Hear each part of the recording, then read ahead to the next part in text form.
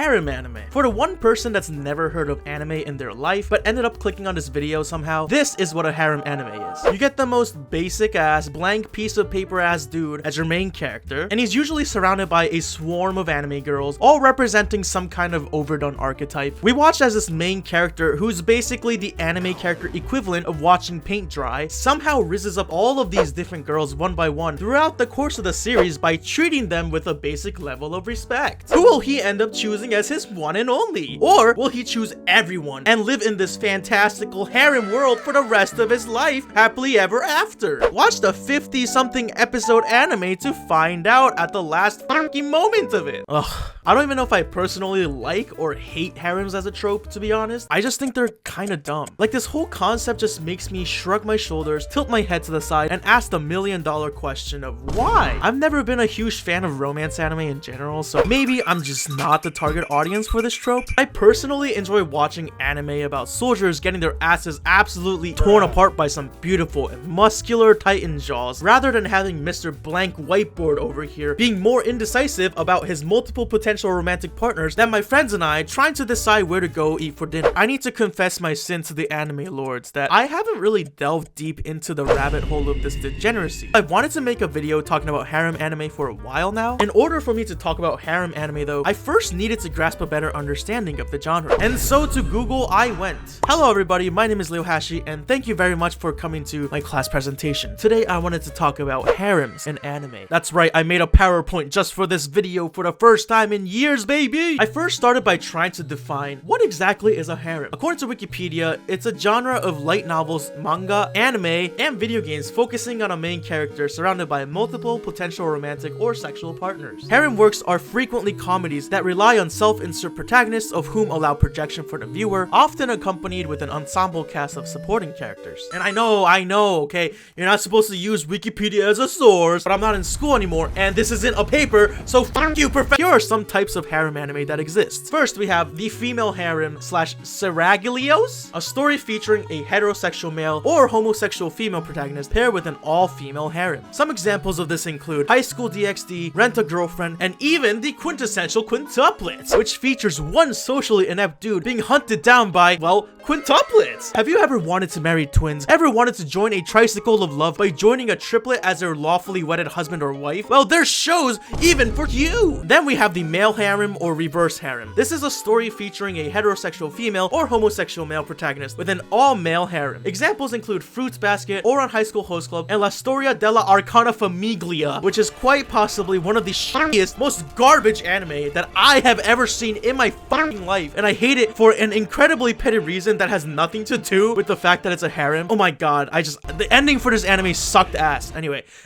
the protagonist is often portrayed as a self-insert everyman archetype. They often have very little characterization other than existing and taking up space like an actual NPC, or being so perverted to the point where I'm genuinely concerned that it might be some kind of terminal disease where they have to be perverted or else they'll die. Harem works frequently put off commitment to any specific love interest for as long as possible, sometimes indefinitely, commonly executed by oblivious or easily flustered protagonists. By leaving the protagonist's desires and choices unclear, viewers with different preferences are able to continue their self-insertion without coming into conflict with source material canon. So if you're the type who likes it when things actually happen in a show where they're watching, then maybe this type of anime isn't for you. But if you have a kink for being eternally blue-balled by these clumps of pixels on your screen who will never actually confess their feelings for each other until the day you die, then maybe you might like these? I don't know. Or you just have a 2D waifu-shaped void in your heart and no 3D girl could ever fill it, and only by buying figures with giant plastic and pillows with images of pixelated ass cheeks to clap can you finally feel fulfilled. Is this what they call a Shakespearean tragedy?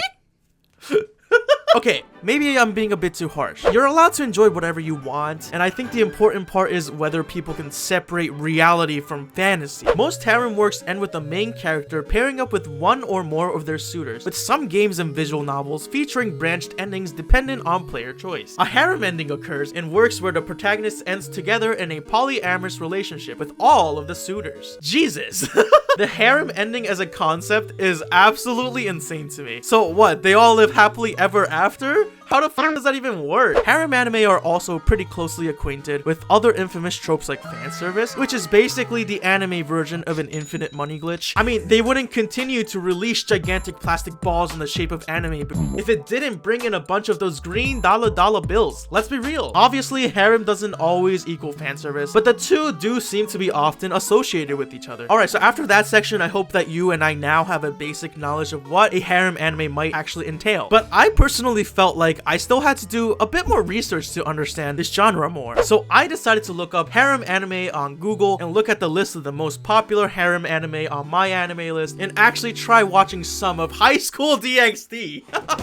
Which is apparently the most popular harem anime on my anime list. If you've never seen High School DxD, I don't blame you. It's the kind of anime that makes it impossible to convince that one friend who has never seen anime that it's not all weird perverted hentai shit. High School DxD is like fan service the anime. Panty shots, unnecessary fan service, a main character with a terminal case of pervert, girls being objectified every other frame of animation. I mean, this show has got it all, man. I told myself that I'd at least watch the first season of this godforsaken show in order to do some research, no matter how fucking painful or brain melting the journey became. I actually ended up watching 13 episodes, which was one more than the 12 episodes of season 1. So hey, I did it. In fact, I kind of over-delivered. And well, suffice to say, I don't think I'll be watching the other 40 episodes left in the series, because although it somehow wasn't the worst anime I've ever seen, my god, was it painful at some points to get through. In fact, I remember when I started to actually watch the anime,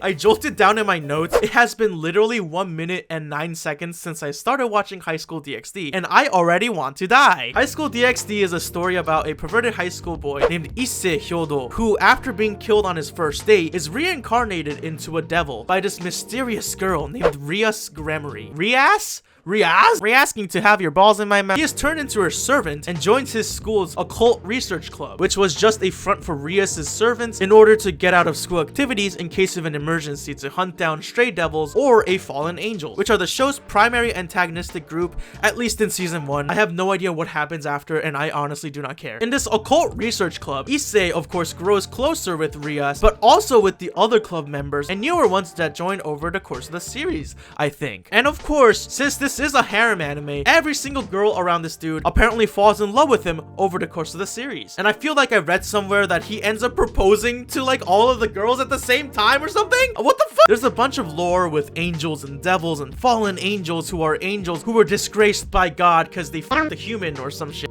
I don't really know. Issei gains some kind of power on his arm, and it turns out to be one of the legendary 13 spectral whatever the shit, and he is a chosen one, yada yada yada. I mean, come on. We all know that none of this lore shit really matters in the end, because we all know exactly what this show is about. It's about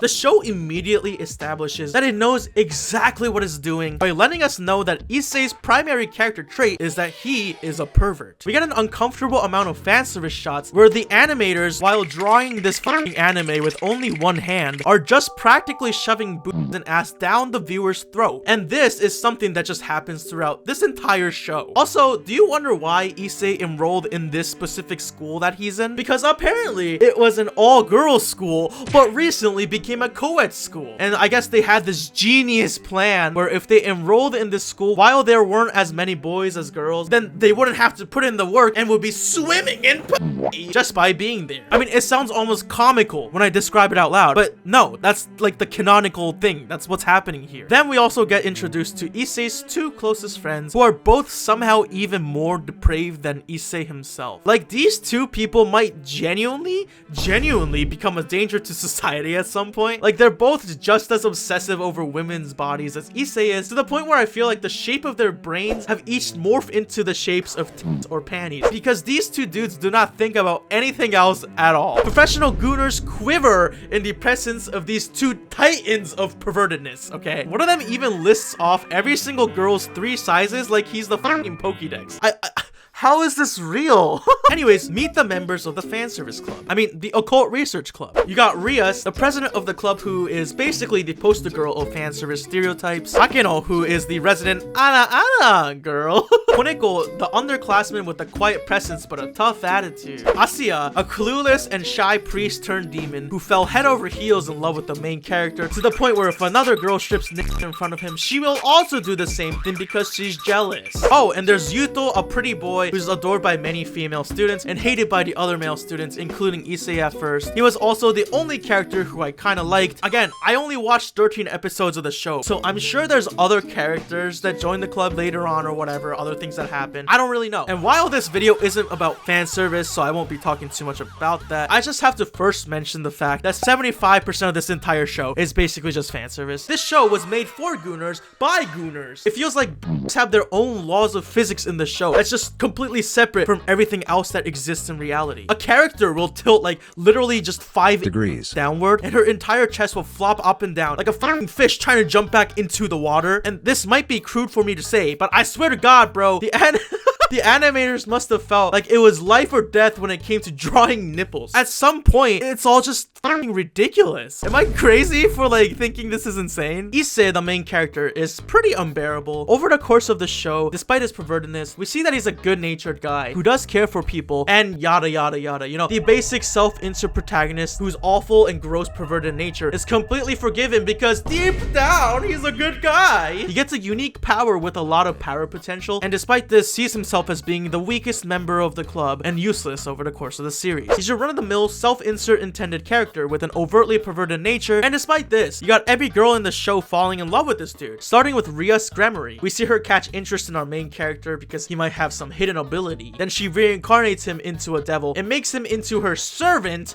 which, come on, has to have sexual undertones for the viewers to enjoy. And then suddenly, he's just waking up to her sleeping next to him, completely naked, without a care in the world. They bond over the course of the series as Issei declares that he fights for her as her servant, and he doesn't need any other reason to keep going. But I gotta be honest, man, this romance was just so out of nowhere that I just cannot even fathom it. It's not even like Issei actually did anything. And Rias as a character also felt not fleshed out enough for me as a viewer to even understand her that well, because the show was too busy sexualizing her half the time to even tell a story about her in the first place. If Issei's only personality trait is perv, then Rias's only personality trait is fan service. We also then see the other girls fall in love with him over the course of the series. Oh, and during this entire story, these girls randomly have their clothes melted off of them in one way or another, while Issei drools and stares at these girls who are already being violated. And later on, Issei actually develops his own magical technique where he shreds the clothing and undergarments off of any woman he uses this move on. I feel like no sane person would see this disgusting, lecherous pest of a human being who literally uses his powerful magical abilities to strip girls naked without any consent whatsoever and go, oh my god, he might have completely violated a bunch of women, but he's such a nice person deep down inside. Oh my god, I want to love him, hello. But I mean, I don't know, people have their own tastes, so who am I to say? I guess what I'm trying to say is, sure, Issei might be a decent person on the inside, but again, some of the things he does and says are so gross that it just makes me cringe, bro. I don't know, man. To me, it just seemed like what a lot of Issei was doing that was considered good was what any decent human being would probably, hopefully do. You know those nice guys who be like, I held the door for you, why won't you have sex with me? You know, like because they do something nice, they should be rewarded with companionship and love. It seems like someone like that wrote this series. Okay, so yeah, High School DxD is basically every single negative stereotype that people might have about anime all rolled into one egregious package. My experience sitting through 13 episodes straight was pretty rough, and it's a ride that I'm definitely not willing to go back on after this video. But I have also seen other harem animes before when I was much younger. I've seen through the entirety of Oreimo, an anime about a high school boy who rejects literally every other girl that falls in love with him in the series in order to pretend marry his biological sister, which is a show that I've talked about in other videos before. I've also seen this anime called The World God Only Knows, which was an anime from the early 2010s. It's about a high school student named Keima Katsuragi, who is an avid player of gal games, which are video games that involve interactions with anime-styled pretty girls. He's known on the internet as the god of conquests for his legendary skills to be able to conquer any 2D girls in in games. Honestly, I don't know how proud I would be for being known as the Riz God of 2D girls. Technically, can't anyone be that? Just look up a walkthrough on the internet. Anyways, at the start of the series, Keimo receives an email offering him a contract to conquer girls, and thinking of it as an invitation to a game challenge, he accepts. Suddenly, a demon from hell named Elsie appears. She is a spirit hunter who asks Keimo for help in capturing evil spirits that have escaped into the human realm. These evil spirits hide themselves inside the hearts of girls. Elsie says that the only way to exorcise these spirits is by conquering the girls' hearts. And oh, does he conquer them all. They don't call him the god of conquest for nothing, I guess. I remember I did enjoy this show when I watched it in middle school, but I'm not sure if it's something I'll enjoy if I try to watch it again today. Either way though, I will say the opening themes for this anime were all absolute fucking bangers, and it breaks my heart to know that none of them are on Spotify. Well, that about wraps up my personal experience with watching harem anime, and my conclusion is, well, it's not really my thing.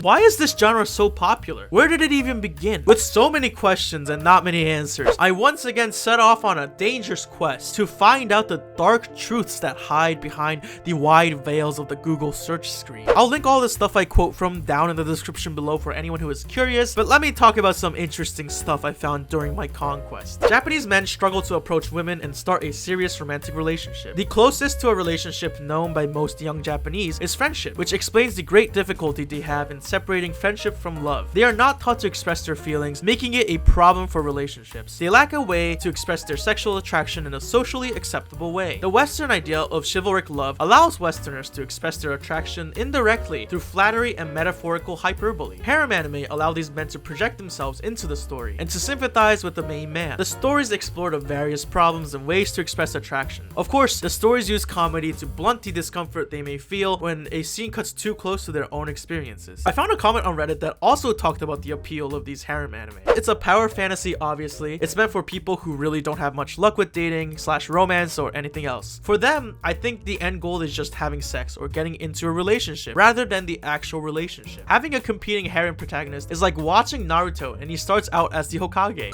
Wait, I'm kind of confused about that analogy, but interesting. The bad luck angle plays with the target audience a bit. It can't be the protagonist's fault they're single. No, the universe is conspiring against them. So the biggest reason is probably self-insertion. Most of what happens in the harem anime that I've seen are full of unrealistic situations that just scream fantasy fulfillment whenever they happen. To a certain extent, I can understand the appeal of an anime like this. Someone might feel frustrated about their dating life or maybe a lack thereof. We've all felt lonely at times, especially in today's society where the internet might serve as a constant reminder of that lonely feeling to some people. And I understand wanting to escape that lonely feeling too. Someone might feel comfort in being able to self-insert themselves into the shoes of a harem anime protagonist and suddenly being wanted by everyone else around them. Drowning in that 2D anime girl, let's see if you know what I mean. Jesus Christ, I am so sorry. My honest opinion is that while I can understand wanting to escape that reality, I also think using this kind of anime as an escape will only really do more harm than any good. Let's be real. 99% of what happens with the harem trope is unrealistic,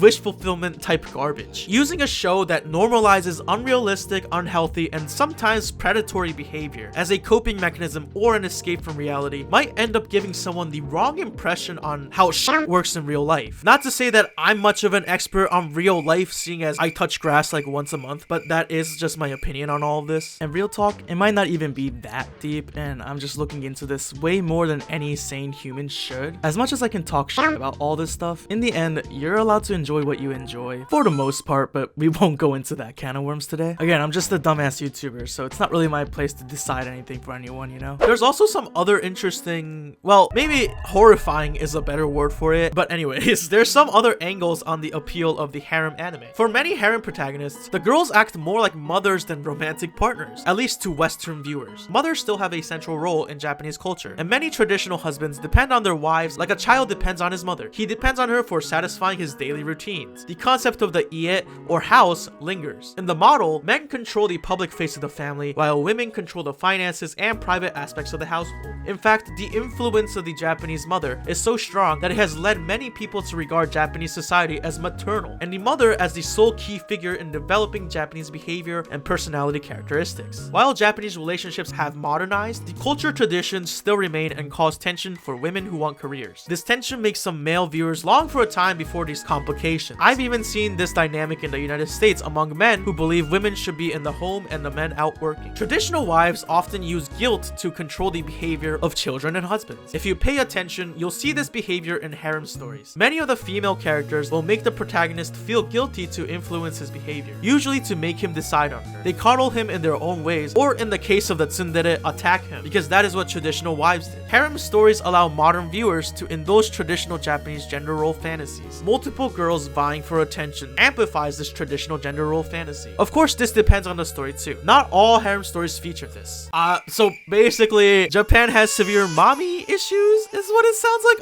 Oh dear god. From the perspective of Japan and Japanese society, there is definitely a cultural aspect as to why this is so popular. Historically, the traditional role of women in Japan has been defined as the quote-unquote 3 submissions. Young women submit to their fathers, married women submit to their husbands, and elderly women submit to their sons. Men were considered the heads of the household, and women were dependent on the men. Japan as a society was and is very hierarchical, but women were historically considered to be of a lower status than men. Over time, though, this has changed, and these traditional ways of seeing society and gender roles have begun to diminish. But culture and traditions don't just change overnight, unfortunately. I mean, the language of Japanese itself has different ways of saying the same sentence for different people with different levels of respect. This sort of hierarchy is literally ingrained into the language, and through that, society. But of course, not everyone agrees with the traditional views on gender roles and wants to be independent from that, which in turn causes a clash to occur, and society goes kaboom! And a random man watching a harem anime nuts all over his computer screen while imagining to be the servant of a 2D pixelated girl with red hair and boobs with a life of their own. Look, in a way, I feel like I know what I'm talking about, but in another completely different way, I guess I have absolutely no f***ing idea what I'm talking about. I just think I sound intelligent, and that makes me feel cool, okay? So please indulge me, make me feel like a genius, thank you. So anyways, society in Japan is slowly changing, while traditional viewpoints of the quote-unquote submissive woman still lingers within society. And bam! In the 1970s, a manga called Urusei Yatsura, or Those Obnoxious Aliens, was released. The anime airs from 1981 to 1986, and was released in a bunch of countries outside of Japan too. The story of Urusei Yatsura follows Ataru, a high schooler whose single notable talent is chasing after the ladies. When a group of aliens invades Earth, they play a game to determine the planet's fate. If a randomly selected human, which naturally turns out to be Ataru, is able to defeat their champion Namu in a game of tag, the invasion will be called off. Moreover, if he wins, Ataru's childhood friend Shinobu promises that she will marry him. During the game, Ataru manages to steal Namu's bikini top, tricking her into flying at him to get it back. Catching her, Ataru shouts triumphantly, "Now I can finally marry her!" Misunderstanding this as a proposal, Namu accepts on the spot and immediately moves in with him. From there on out, the story continues to follow Ataru and Namu as various attractive aliens try to steal Ataru from Namu or vice versa. The Urusei Yatsura anime became immensely popular. In fact, it was the first title to inspire fan-written translations and was essentially responsible for creating the basic structure of every harem anime to follow. But Urusei Yatsura walked so that Tenchi Muyo could run. Released in 1992, Tenchi Muyo was the anime that popularized the harem genre to an even bigger scale. The series also helped pave the way for the eventual success of many similar titles such as Saber Marionette, Martian successor Nadeshiko, Handmaid May, Steel Angel Kurumi, Love Hina,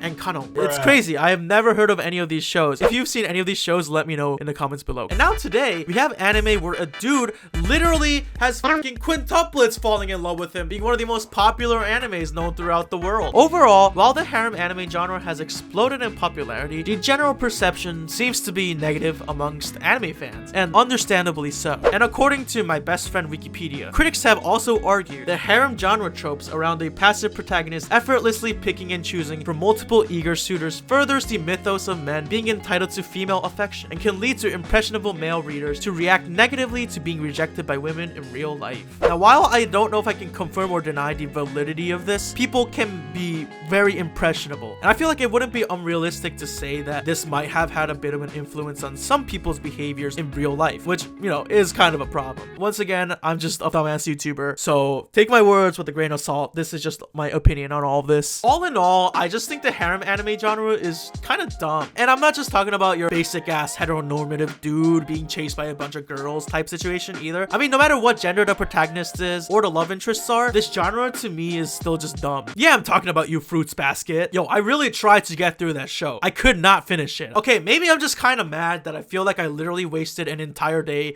watching High School DxD, okay? Like, those are hours that I will never get back in my life, okay? Help. Rent a Girlfriend. Recently, I made a post on my community tabs asking for anime that you guys hate and that I'd watch and review the most upvoted one. I have never been more horrified to see that Rent a Girlfriend was the most upvoted one with an insane 70 upvotes.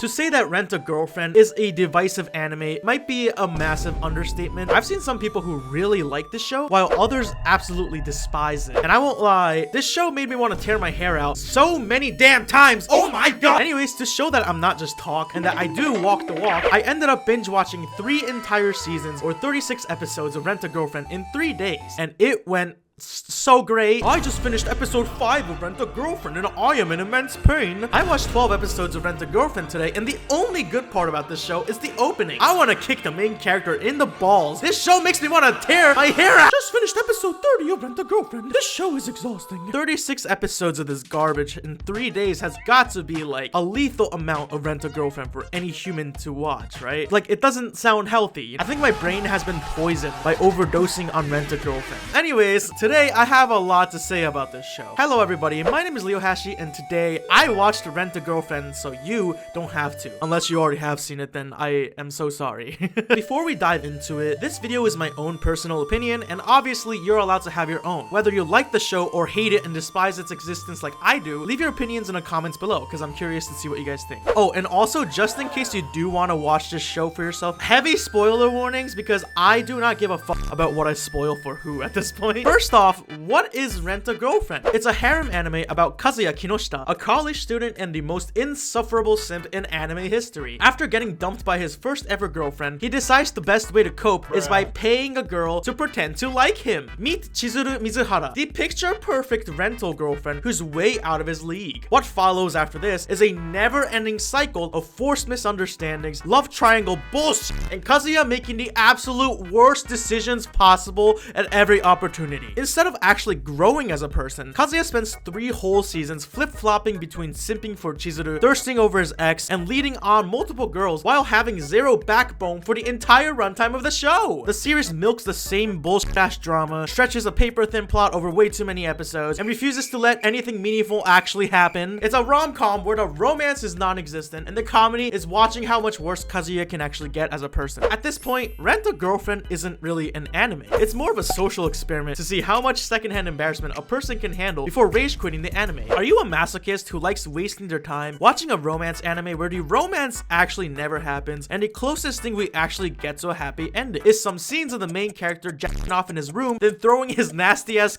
rags on the floor? Then this show is the show for you.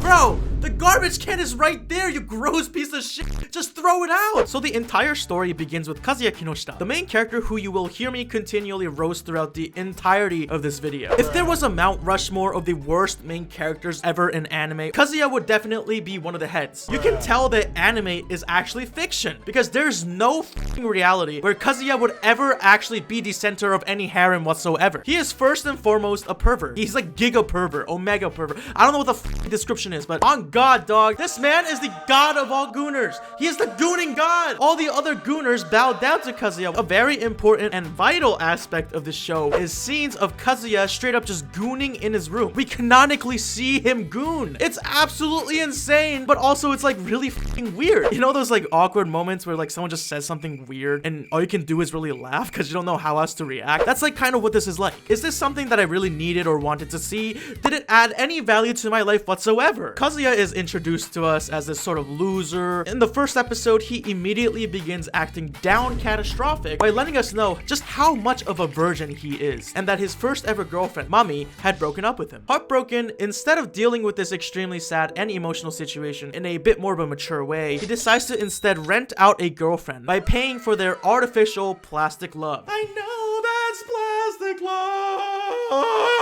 We're then introduced to Chizuru Mizuhara, or real name Chizuru Ichinose. She's the main heroine of the show. Heroine? Dude, I still don't know how to say that word. You know, the one girl that the main character ends up with at the end of the show. And she's basically the face of the show and the one people recognize. During their first fake-ass date, Chizuru is very friendly to Kazuya, clearly putting on an act as the ideal girlfriend. Although the date ended and the two never expected to meet again, it turns out that by some twist of fate, they actually go to the same college, and not only that, but they're next door neighbors? Oh my god, what a coincidence! At first, I thought Chizuru was like whatever, basic ass, fan service ass, tsundere ass girl who acts fake as hell and wears a mask like Dream, but slowly opens up to Kazuya as he continues to rent her over the course of the series and pays her an insurmountable amount of cash like a tier 3 Pokemon sub. But then you realize that beneath all of the fan service and the raunchy angle shots of various parts of her body is a tragic character with an even more tragic case of terminal tsundere. Anyways, crazy and fun twists and shit happen, and Chizuru is forced to pretend to be Kazuya's girlfriend because Kazuya is too much of a fucking little coward to actually be honest about anything. When his two closest gooner friends bumps into him with Chizuru on their fake date, the two friends are extremely jealous as Kazuya, instead of being honest about it, decides to say that she is his actual girlfriend. And this is an act that continues on with more people, eventually culminating in Chizuru being introduced to Kazuya's family as his actual girlfriend, and vice versa, you know, Kazuya being introduced to Chizuru's grandma, Sayuri, as her actual boyfriend. But because now they're way too deep into the lies and everyone believes that they're a genuine couple, they feel like it's too late to actually tell the truth about the relationship. And so they decide to continue the fake relationship to fool everyone else around them. And fun and wonderful hijinks happen as they meet more fun and quirky girls, all in one way or another becoming affiliated and somewhat obsessed with Kazuya. We get to also watch as Kazuya and Chizuru become closer to each other as their fake relationship begins to bleed into each other's personal lives as they slowly but surely catch feelings of love for each other in a beautiful story of slow burning romance. Oh, wait, sorry. Did I say it culminates into a relationship? I meant to say it will never fucking culminate into anything worth jack shit because this ain't a fucking slow burning romance. It's the slowest goddamn burning romance in all of existence. It's so damn slow, you start to forget there's actually a romance anime beneath all of this dog shit. This show is just a constant, never-ending form of blue balls in the shape of anime. You are fed the same type of garbage over the course of the series, episode after episode, only to end up in the same exact spot where you started. And it definitely does not taste good at all. Although Kazuya might be the main protagonist, Chizuru is clearly the center of the story. I mean, Kazuya's story is basically just simping for Chizuru. We learn about Chizuru through Kazuya's eyes and his exhausting inner monologues. We see him basically admit to himself and all of us that he's fallen head over heels in love with Chizuru pretty early on in the series. We also see that Chizuru is also clearly starting to develop feelings for Kazuya, but she continually denies it to the point where it just gets really irritating, and the entire show becomes about their relationship while also trying to be a harem at the same time. Here's the thing about Rent-a-Girlfriend. It's a harem anime where the final result is made painfully obvious from the beginning. We all know that Kazuya is going to end up with Chizuru, and sure, the other girls might like Kazuya too, but none of them matter because the story is basically just about Chizuru and Kazuya, and everyone else is just kind of a plot device. Why do we need all of this artificial, made-up drama between these characters when ultimately, well, none of it's gonna matter anyway? It just feels like a stupid waste of time at some point to continually watch Kazuya get closer to these other girls when you know that none of these relationships will actually ever happen anyway because he's going to fucking end up with Chizuru. Like who cares? And honestly, Chizuru and Kazuya as main characters and the main romantic ship, they kind of suck. But in that very special, ironic way, they truly do belong to each other. Obviously, they're going to end up together, so we're basically just getting to watch this absolutely torturous process of the slowest burning romance, and we'll finally get to see a confession in the year 2125 at this rate. Gosh, can't wait! Let's talk about Kazuya first. Kazuya has absolutely no backbone whatsoever, and this never seems to change throughout the entire show. He is shown to be extremely insecure about himself and basically sees himself as a giant loser and a lesser being than everyone around him. We constantly hear his inner monologues throughout the show, and these inner monologues might be one of the worst parts of this whole entire series. It is fucking exhausting listening to this guy whine about the same type of bullshit for 36 entire episodes straight without missing a single beat. I swear, he has an annoying inner monologue in like every single episode of the show. He is basically the anime version of the phrase, "How can I make this all about me?" Kazuya feels like a self-insert character for someone who never actually wants to change or improve themselves. He's a character who time and time again shows us that he's all talk, but he can never actually walk the walk. He will always inner monologue about getting better, working harder, or how much better everyone else is than him, especially Chizuru. He constantly has has these woe is me type of monologues in his head where it's always just about him. It's always about how he's never good enough, or how he's always a bother to everyone else, how he's a problem and no one wants him around. And while these are feelings that I can personally relate to having felt at some point in my personal life as well, it's really fucking annoying when he does this. Like every time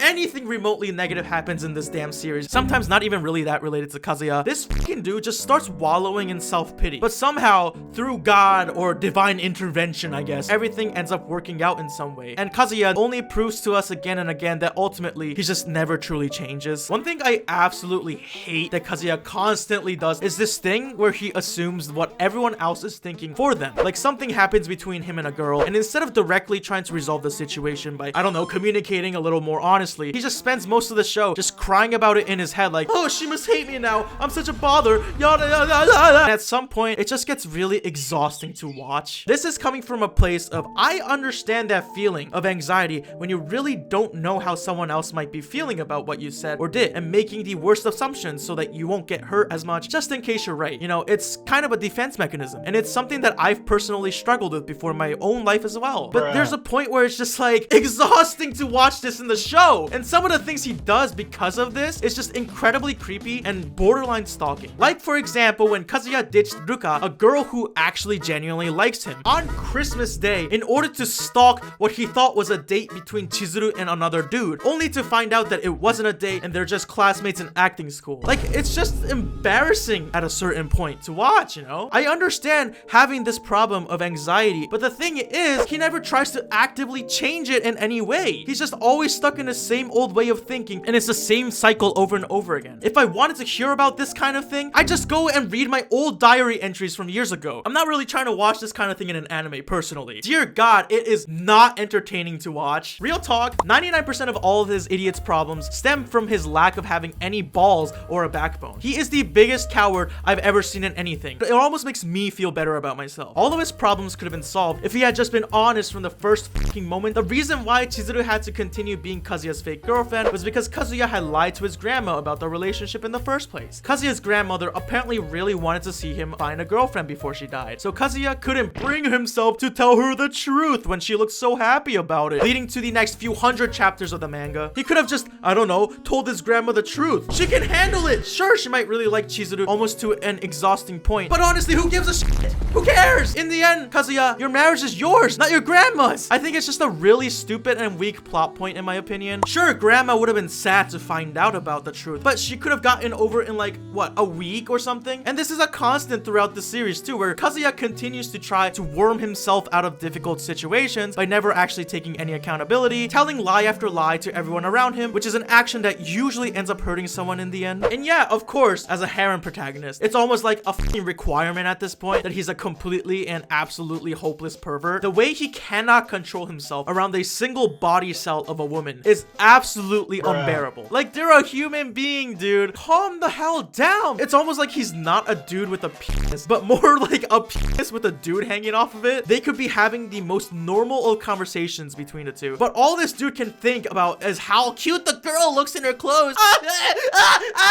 It is so dumb. Yeah, if his inner monologues aren't about wallowing in his self-pity, then it's usually about a girl's body. The amount of times Kazuya has described the girls in his inner monologues feels almost criminal at this point. He has this way of describing different parts of women's bodies in different, very descriptive, unique, and colorful ways, like the Japanese Shakespeare. This shit is way too overdone and quickly gets really annoying, okay? It is exhausting hearing this dude's inner thoughts about how good or cute Chizuru looks, okay? Like, we get it. You think she's hot. Like, it makes me wonder, do you really want her for her personality? It feels like this man only sees this girl for her body and really nothing else. Even during moments like when Chizuru is going through a life-altering event where she's losing the literal last blood family member she has left alive, he cannot help himself. But imagine Chizuru without any clothes on. That's just like the default state of his brain at this point, bro. And after Chizuru's grandma tragically passes away, bro's out here trying to cheer her up after her grandma's death, but is still getting distracted by her ass. Can you not do that for 1 second, man? Please? Also, remember how I told you that he's the Gunner god? Well, look at his room! What the fuck is wrong with his room? There's always his Gunner gunk depositories. Kazuya seems like he's not the only person to blame for his behavior. Have you seen the way his family treats him? If you haven't seen the show,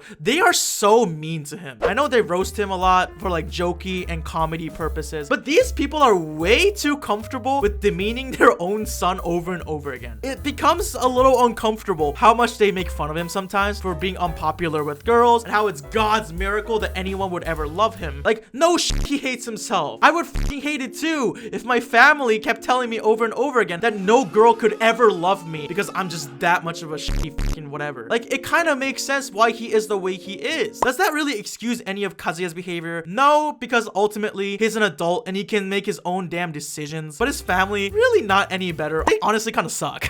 He ultimately becomes a giant simp for Chizuru, and it's almost like he starts worshipping her as a goddess rather than an actual human being. He canonically struggles to send a basic text or even add this girl on a messaging app after a whole year of knowing each other. Like, he's absolutely crashing out over like, oh my god, should I add her as a friend online? It's been a year, dog. She's a damn human, not a deity. Just add her, bro. The way he puts her on a pedestal is so insane to me. The way Kazuya thinks and acts throughout the show, this is how I used to act back in middle school. To a certain point, I can kind of sympathize with some of his actions, if any, but there's only so much self-pity bullshit I can handle before he stops being sympathetic and just starts becoming annoying. We don't actually see him try to actively change or better himself. Everything just happens to work out for him in a way where he doesn't truly need to change. If I want to watch someone repeat the same cycles over and over again, I'll just go to YouTube and look up Amberlynn Reed, okay? That's a very obscure reference, but anyway. Kazuha is just a trashy main character. I think he was funny sometimes, but that was more because his voice actor was really good. He is infuriatingly stagnant as a character, and let's be real, a lot of storytelling, you know, involves character development, and we have none of that here. And while I don't think Kazuya is truly evil or malicious, he still sucks ass. Like, sure, we see him being portrayed as a good guy, but he's only a good guy to Chizuru. He's a selfish little snot-nosed asshole when it comes to the other characters. The way he treats Ruka is not how I'd imagine an actual good guy would treat any human being, really, but I'll talk about that more later. Now it's time to talk about Chizuru and how much I can't stand her either. I say this truly and from the bottom of my heart. Chizuru and Kazuya truly do belong together because they are both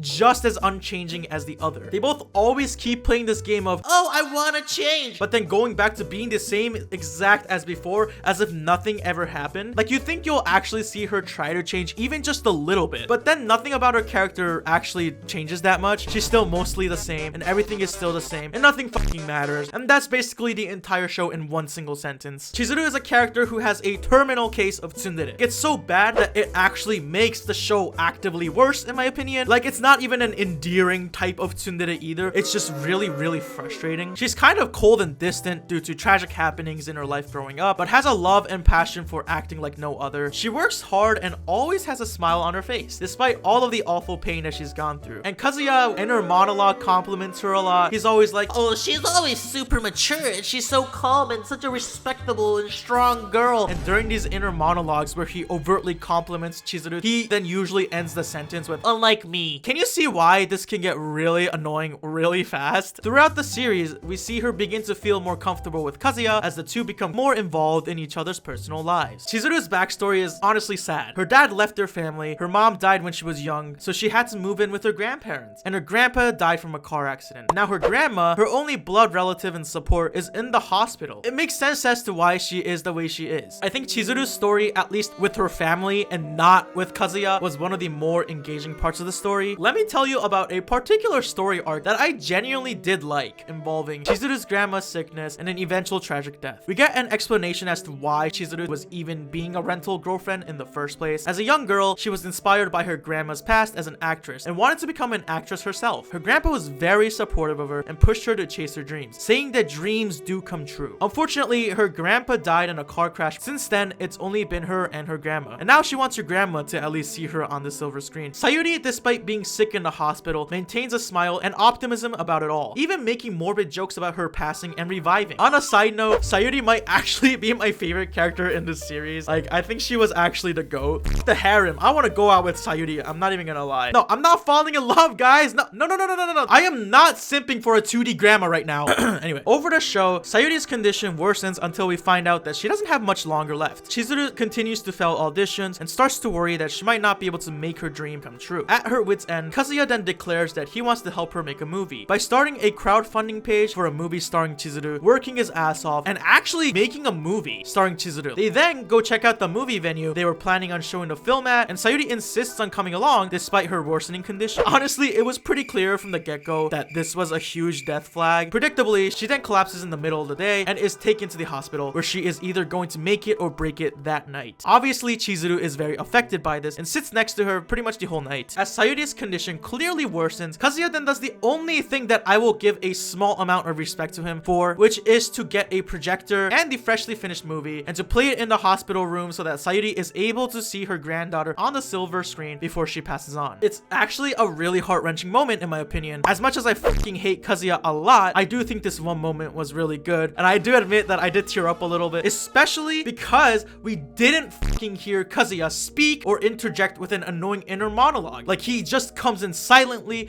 does his shit, and leaves the two alone. And I'm just like, why can't he be like this for the rest of the fucking show? Anyways, we then get to see Sayuri and Chizuru's last interactions with each other as Chizuru bawls her eyes out, and I also admit that I cried like a fucking baby during this scene, okay? TV shows can make me emotional, okay? Even if they're shitty. And like, this girl is losing her last family member in the world. I feel like it's kind of hard not to feel a little bit of sympathy. I personally think this arc was kind of good and really tragic. I was surprised that I was even this affected by this garbage ass anime. I don't know if I'm giving Rent-A-Girlfriend too much credit, but I actually did like this arc. It's just too bad that this show is a harem anime, so none of this fucking matters in the end anyway. Despite going through so much at once though, Chizuru continues to smile through the pain, as I'm sure many of us also do. And even after losing her last living family member, she continues to stay strong, not letting her smile falter no matter what. But of course, eventually, like any other human, she reaches a breaking point, and we get this scene of her crying her eyes out on Kazuya's chest, and I'm just like, oh my god! Finally! Some character development for both characters? Maybe the relationship will take a step forward? Oh my god! To be honest though, there was a certain point where I went from feeling bad for Chizuru to feeling just as exhausted with her as I was with Kazuya. And this was after this entire fucking story arc. The next time the two are together and Kazuya tries to bring up the night before, Chizuru literally just cuts him off and pretends like it never happened while talking about something completely different. I get being tsundere. I get hiding your emotions or acting strong or whatever the fuck this is, but at some point, it's like as frustrating as Kazuya's issues of never changing. Like, sure, she shows signs of crushing on Kazuya behind the scenes, and so we as a viewer know how she feels about certain things, I guess, kind of, but not really. But as far as Kazuya knows, she could still just see him as a client and a complete stranger, and he wouldn't really know the truth, I guess, because she like goes out of her way to refuse to show any genuine emotion around anyone. This entire relationship between the two is a constant one step forward, two steps back. Time and time again, we see a small tease of an actual relationship forming between these two, only for the show to say, go fuck yourself, and basically make everything the way it was in the first episode. I get that these behaviors happen, you know, people do act this way, but dog, I'm trying to watch a fucking show and be entertained, okay? Not eternally being blue ball. Holy mother of God. Unfortunately, this incredibly dramatic and sad arc about family and death is overshadowed by the show going back to the same old shitty annoying ways as before. Like I said, this show takes one step forward and two steps back. This arc with Chizuru's grandma and the effects it had on Chizuru and Kazuya was one step forward, but then they decided to take two steps back by continuing to play this ambiguous game of will they, won't they? Fucking hell, man. I at first thought that Chizuru was a pretty well-written character, you know, with the tragic backstory and dreams of acting and whatnot, but after this whole fiasco, I take it all back. These two are as unchanging as each other. They're a perfect match, okay? Whatever. And the saddest part is that despite all of this, Chizuru still feels somewhat more like a plot device than an actual character at times. I feel like I could tell you a lot about her, but also tell you nothing much about her at the same time, because it feels more like a bunch of sad plot devices put together in the shape of fan service to make a really compelling character without any actual depth. I don't know if what I just said makes sense. It's like a bag of chips. From the outside, it always looks full, but when you open it and all the air comes out, you realize that they scammed the shit out of you and only like 30% of the bag is actually chips and the rest was just air. And that's what Chizuru's character feels like to me, except I guess instead of air, it's more like fan service.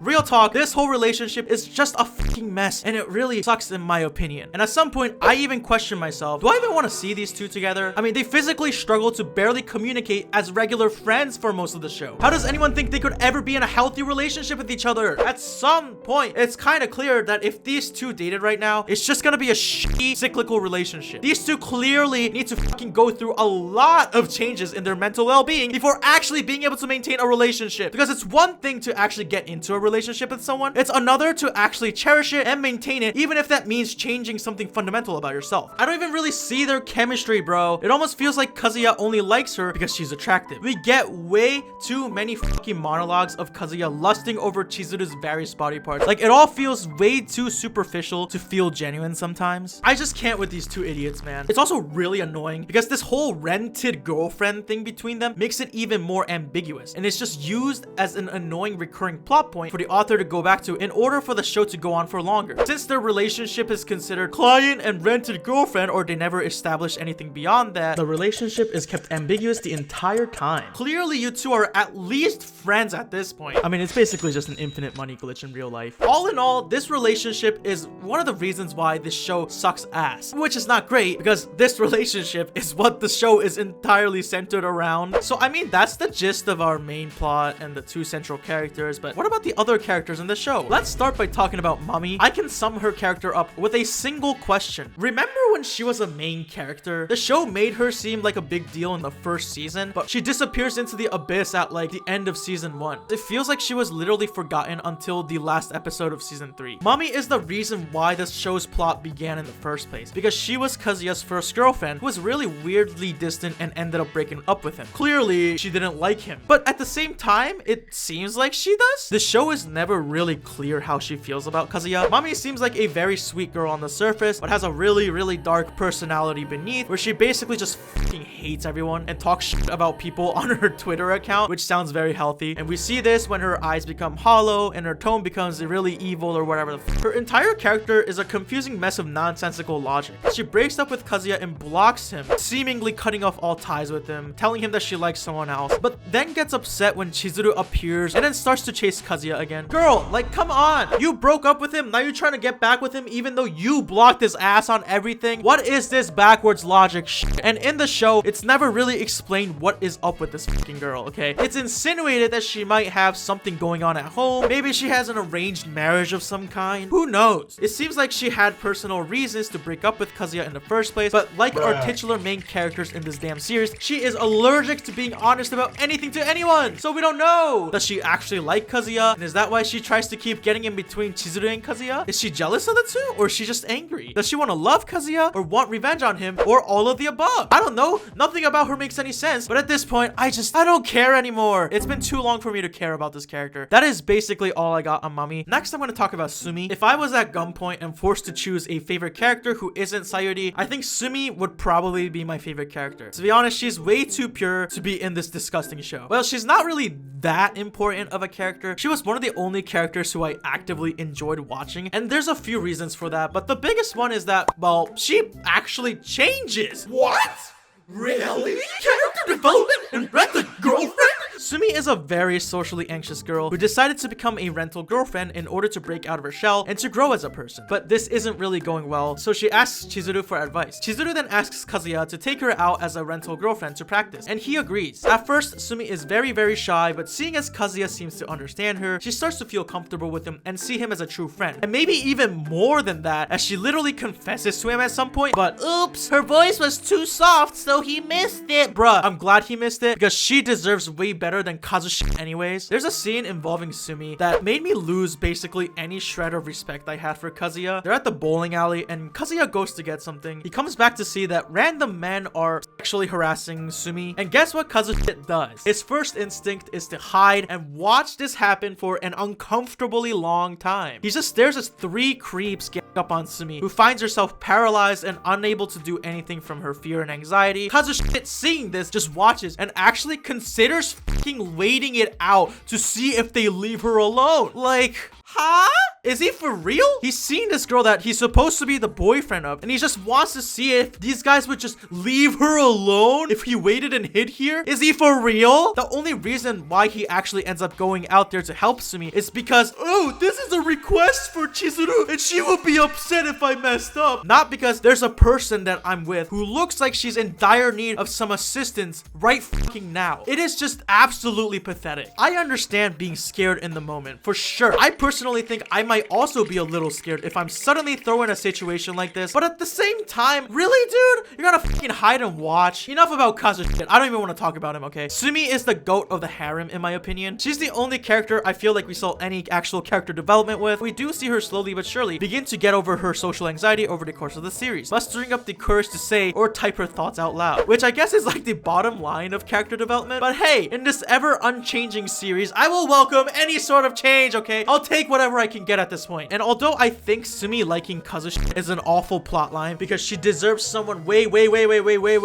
better than this fucking asshole, I also think I enjoyed their chemistry most out of all the characters. I mean, Sumi's kind of a simple character, I feel like. She's someone who Kazuya can turn to when he's unsure of something to do, and the two seem to share a genuine friendship that I feel like can't be said about a lot of the other characters. There was one moment where the two end up sharing tears about either of them being unable to do anything to help Chizuru while she was going through the loss of her grandma, which I admit really did catch me off guard. The episodes with them together weren't constantly full of unneeded bullshit drama. A lot of it was just wholesome fun times, other than the moments where Kazuya, you know, inevitably sexualized her in his inner monologues. But whatever, that's just Kazuya being Kazuya. I'm trying very hard to give it a fair assessment, y'all, okay? All in all, I appreciated Sumi's presence in the series. Why out of everyone does she like Kazuya? Huh? And I'll briefly talk about Mini. I don't really have that much to say about her, to be honest, because she only appeared starting from season 3, but she gave me a much needed reprieve from all of the other bullshit that the show would constantly shove up my ass. Mini felt like the first glimmer of hope that this stupid ass romance between Chizuru and Kazuya would actually go anywhere worthwhile. She actually said shit like it was and was way too blunt at times. She directly calls out Kazuya and Chizuru for liking the other and even tries to orchestrate opportunities for them to get closer to each other. I won't even lie, she's a gacha gamer. She's honestly me. She's super quirky, calls Kazuya boss. I mean, it was a much needed comic relief character. Other than that, I don't really know much because I only watched up to season 3. I do actually like her character, if only because as someone who has spent money on gacha games before, I finally feel represented. And there's other characters I could talk about, like Kazuya's grandma, who is low-key kind of insufferable. I thought she was funny at times, but most of the time, she felt way too extra about a lot of things and was kind of imposing her own desires and wants on other people. And then there's Kazuya's gooner friends, who are just as, if not even more depraved than Kazuya himself. One of them is just kind of annoying and dumb, and the other one I just feel bad for. And if you've seen Rent-a-Girlfriend, then you know that I've been saving a certain relationship in the show for last to talk about, because I truly think that whatever bullshit anyone can say to tell me that Kazuya is a good person truly dies with this relationship. And it's his relationship with Ruka, who is someone that genuinely, for God knows why, likes Kazuya for who he is. The way Kazuya treats Ruka throughout the show is absolutely unforgivable. It was the one thing about this show that actually made me feel kind of angry while watching it because of how stupid this whole subplot between these two was. First off, Ruka is basically a plot device in the shape of an anime girl. Straight up, she is not a person or a character in the anime, but a breathing, living, walking plot device. Ruka comes out of nowhere and suddenly wants to date Kazuya without much of an explanation. She even rents out one of Kazuya's friends in order to go on a double date with Kazuya and Chizuru in order to get closer to Kazuya. She constantly checks her heart rate throughout the series, and I'm assuming that this has something to do with why she's so in love with Kazuya to the point of like genuine concern, but it's never truly told to us by the show, at least in the anime so far. And if there is a reason as to why she's so in love with him and like this heart rate has to do with it, I'm gonna be honest, it is way too late for me to even give a shit, because regardless of what the reason is, the way he treats her throughout the series shows that she just deserves way better than this piece of shit in the first place. She falls in love without much explanation. He agrees to let her be his trial girlfriend, and Ruka clearly does like him for who he is. She clearly wants to be his actual girlfriend for one reason or another. One of the greatest unsolved mysteries of our time. Why the f does she like this piece of shit? To be fair, Ruka does do some unhinged ass shit throughout the series to make this relationship into a reality, going as far as crashing family meetings with Kazuya and Chizuru and trying to worm her way into Kazuya's family's graces, or coming up with insane plans to sleep over at his place, or learning where he works at and getting a job there to spend more time with him. I don't think Ruka is completely innocent either, because some of the shit she does is a little ridiculous, but at the same time, Kazuya just treats her like trash anyway. Ruka's entire personality is basically, I'm gonna make Kazuya into my real boyfriend. I don't even really know if she has any hobbies, where she goes to school, what the f she studies, whatever, all this stuff. All she is just a plot device that's meant to produce artificial drama where there really shouldn't be any. And throughout the show, Kazuya is just super shitty to her, man. He always acts like he doesn't want to be there with her, acting super cold and super distant. Or when she is talking to him on the phone about her life, he's not even listening. He just responds with one word, completely disinterested in the conversation. And even on her birthday, not getting her anything for a gift, despite them technically being in a romantic relationship. It's almost like he treats her as an inconvenience or like an item or like a pest, and clearly doesn't like her back in the same way that she likes him, yet continues to string her along, even almost actually asking her out to be his girlfriend until Chizuru came back around and he immediately took it back. No shit, she's gonna just keep being fished back into love with you if you keep saying that kind of shit. Save her some time and energy and just fucking break up with her, man. Tell her how you truly feel. You're in love with Chizuru. You can't be with Ruka. And this is a problem that Kazu can solve in like 2 seconds. I'm sorry, I don't like you back in that way. I only see you as a friend and I don't think that's ever going to change. Done. Boom. Problem fucking solved. Sure, she'll definitely be sad, but I think it's more fair to not waste her fucking time and energy on your stupid, pathetic ass than not. This dumbass Kazu bitch cries about not having a girlfriend from the beginning of the show, but then spends the rest of the show literally treating a girl who genuinely likes him and wants to be his girlfriend like trash because his pathetic ass fell in love with a girl who he fucking rented in the first place. This is insane, bro. Time and time again, he has played this game of push and pull with poor Ruka, knowing that she genuinely actually likes him for who he is and that she is basically the girlfriend that Kazuya has wanted since the beginning of the show, but he just can't give up on Chizuru, which is fine. You do you know, you like who you like. But if you know that, then fucking cut Ruka off, right? It's infuriating when there's scenes of Ruka literally crying and actually being hurt, and this dude is just like, well, anyways, oh my god, Chizuru has nice ass. There are moments in the show where Ruka, whose love for Kazuya is almost treated as a joke, but then there are also moments where she's clearly hurt by something Kazuya did or said to her, and then he always gives this like wishy-washy apology and continues to put this girl through bullshit, then gives us this whiny ass self-pitying inner monologue of, oh my god, Ruka is such a good girl, how can I play with the feelings of such a good person? Bitch,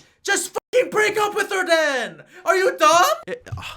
Unbelievable. Again, the weird fucking love bullshit happening with Chizuru, Kazuya, and Ruka can all be solved just by fucking communicating honestly. The minimal level of communication. But these characters are incapable of doing so, and it's incredibly infuriating to watch. I get doing this for like a season. I cannot stand this for more than 3 fucking seasons. Ruka and her stupid subplot with Kazuya is easily the worst part about this whole series. It does make the show genuinely hard to watch. All in all, Ruka deserves better. I don't even really know if I like her character or not. I think Kazuya should either have dated her from the beginning and broke it off with Chizuru, since they weren't even actually dating anyways, or told Ruka that he's not interested in her at all, while he goes to spend thousands of fucking yen to go out with a girl who is being paid to fake like you. Ruka deserved better from both Kazuya and the writer, bro.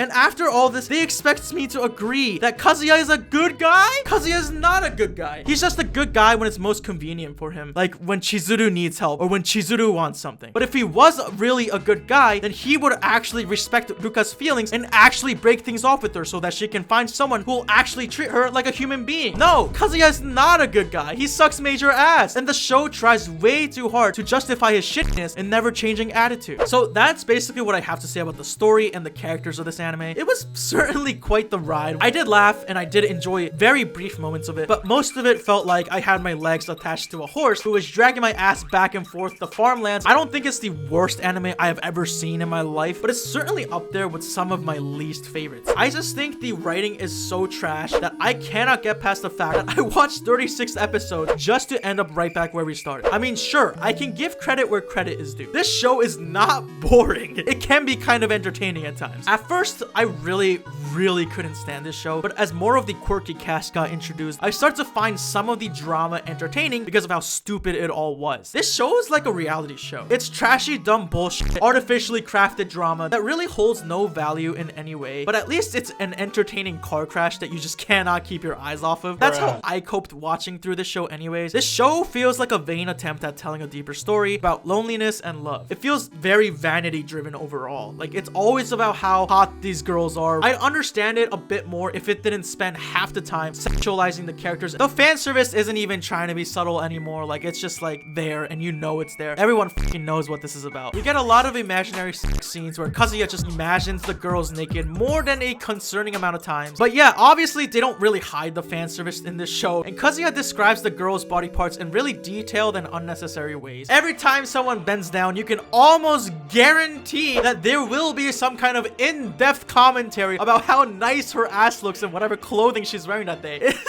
This the same old bullshit, okay? Let's be real. It's one of the reasons why this show is not taken seriously by people. Almost like this show is more about the fan service rather than the actual story behind it. I did come across an infamous chapter of the manga while doing a bit of research into the series. Chapter 218. This chapter has become infamous and a bit controversial, with many readers criticizing the author over his, well, unique storytelling choices. Apparently, this chapter was right after Kazuya actually tried to confess to Chizuru, but then Chizuru cuts him off and runs away from him. So, you know, there's Kazuya being pathetic as ever, which just shows that literally nothing has changed even after where the anime left off. But then there's also literal pages of Chizuru getting straight up fucked by this other dude, and the chapter ends up with Kazuya getting hard in the pool. Imagining Chizuru getting destroyed by another man while crying. Confirmed Kazuya is a what the fuck has happened to this series, man? The author is telling the world that he is indeed a which, hey, more to power to you, but also, damn, that's a lot of bravery, buddy. Anyways, I won't talk too much about this chapter. I just think it's super silly. Even the premise of the show itself is literally about paying money to rent someone to give you fake plastic love. You know, I'm gonna judge the book a bit based on the cover type of thing. I mean, I don't know. Renting a girlfriend because you're lonely isn't something I would personally do, unless this video gets like 1 million views and like 20,000 likes. Then maybe I'd consider renting a girlfriend or boyfriend and filming the experience and posting it on here. And as much as I don't intend to look down upon anyone who might participate in such an activity to cope with their loneliness in today's world, because I truly do understand that feeling, I also cannot imagine how I can feel happy if I try to buy fake love for myself. I do want to talk about the author Reiji Miyajima and his, well, interesting tendencies. For one, when asked if any parts of Kazuya reflected his own personality, Miyajima stated that they both have trouble dealing with emotional pain. Like Kazuya, there are things that I cannot endure no matter the effort, like dealing with pain, Miyajima said. I say what I want through Kazuya. As a result, readers tell me the story is funny and relatable, and that helps me emotionally. And while this is interesting and all, I guess we can kind of tell what this man is into based on more recent later chapters of the manga, if you know what I mean. Apparently, there was a lottery for one lucky fan to spend a day with a life-size figurine of Chizuru, and a dude actually did end up going on a date with this life-size anime girl doll, even uploading a picture with her. No matter what you might think of him, hey, if he's happy, I guess I won't really say anything about this. Then Mr. Miyajima over here responded with his own image tweet with Mizuhara, writing, "I've been on a date. No objection," in Japanese. Now, this could be trolling or a way to promote his series, but also apparently he has a tendency to portray Mizuhara as his actual girlfriend in his real life, almost being kind of possessive about her. I don't really know. I mean, apparently this guy also has an actual wife and kids, so that sounds like quite the family life. I don't know. I'm gonna be real with you. I have absolutely no idea what the f is actually going on, but I'll leave you to be the judge of that information. And while this show does suck ass in my opinion, I do think there are interesting things to discuss about loneliness in the modern day and how it might contribute to the popularity of a show like Rent a Girlfriend. Obviously, enough people watch this show if they continually keep making new seasons of it. Now, this next part of this video is gonna get a bit sappy, and I might be opening up a little bit about my personal feelings. So if you're not really into that, well, my bad, I guess. Personally, I cannot understand the concept of renting a girlfriend or boyfriend. I would feel really sad if the other person I was supposed to be dating didn't genuinely like me back. I don't know how someone could be happy by renting out hollow and unrequited love, but who knows? Everyone is different. I think we live in a world where, despite the internet existing, people are feeling lonelier than ever before. I mean, it's really easy to see this. From a single Google search, that'll just pull up a bunch of articles talking about higher levels of loneliness being reported year after year. I'm sure in many places throughout the world, the loneliness epidemic continues to spread like a virus. And yeah, people want romantic relationships. I mean, it's human after all. Wanting love and to be loved is well, human. And I mean, at this point, it's pretty much common knowledge that Japan's birth rates are going down. People don't want kids, or they're just not dating as much as before. A large portion of young adults, particularly men, have reported to never been on a date. Factors like a demanding work culture, social pressures, and just difficulty meeting potential partners all contribute to the loneliness epidemic in Japan. It's to the point where the government is planning on launching an actual dating app to combat this issue. No wonder a show like Rent a Girlfriend would be so damn popular, because it fulfills a feeling that so many people want, yet feel like they can never actually get or experience. People are feeling so lonely that they have to turn to artificially crafted forms of love in order to cope with it. And there's just something genuinely sad about that to me. Not in like a pitying way, I know I sound sarcastic a lot, but it is genuinely sad. It's not just Japan either. People are feeling lonely worldwide. I mean, I felt lonely, and I'm sure you felt lonely. We try to find a way to cope, to deal with that sort of unexplainable emptiness you feel inside. Feeling lonely sucks, but I'd rather be lonely and single than in a relationship with a fake partner. I just feel like I'd feel even lonelier on a date with a rented girlfriend, knowing that she has no actual feelings for me, but rather is just doing this out of financial obligation. Actual love is not a financial transaction. At least I like to believe so. I think a big reason why I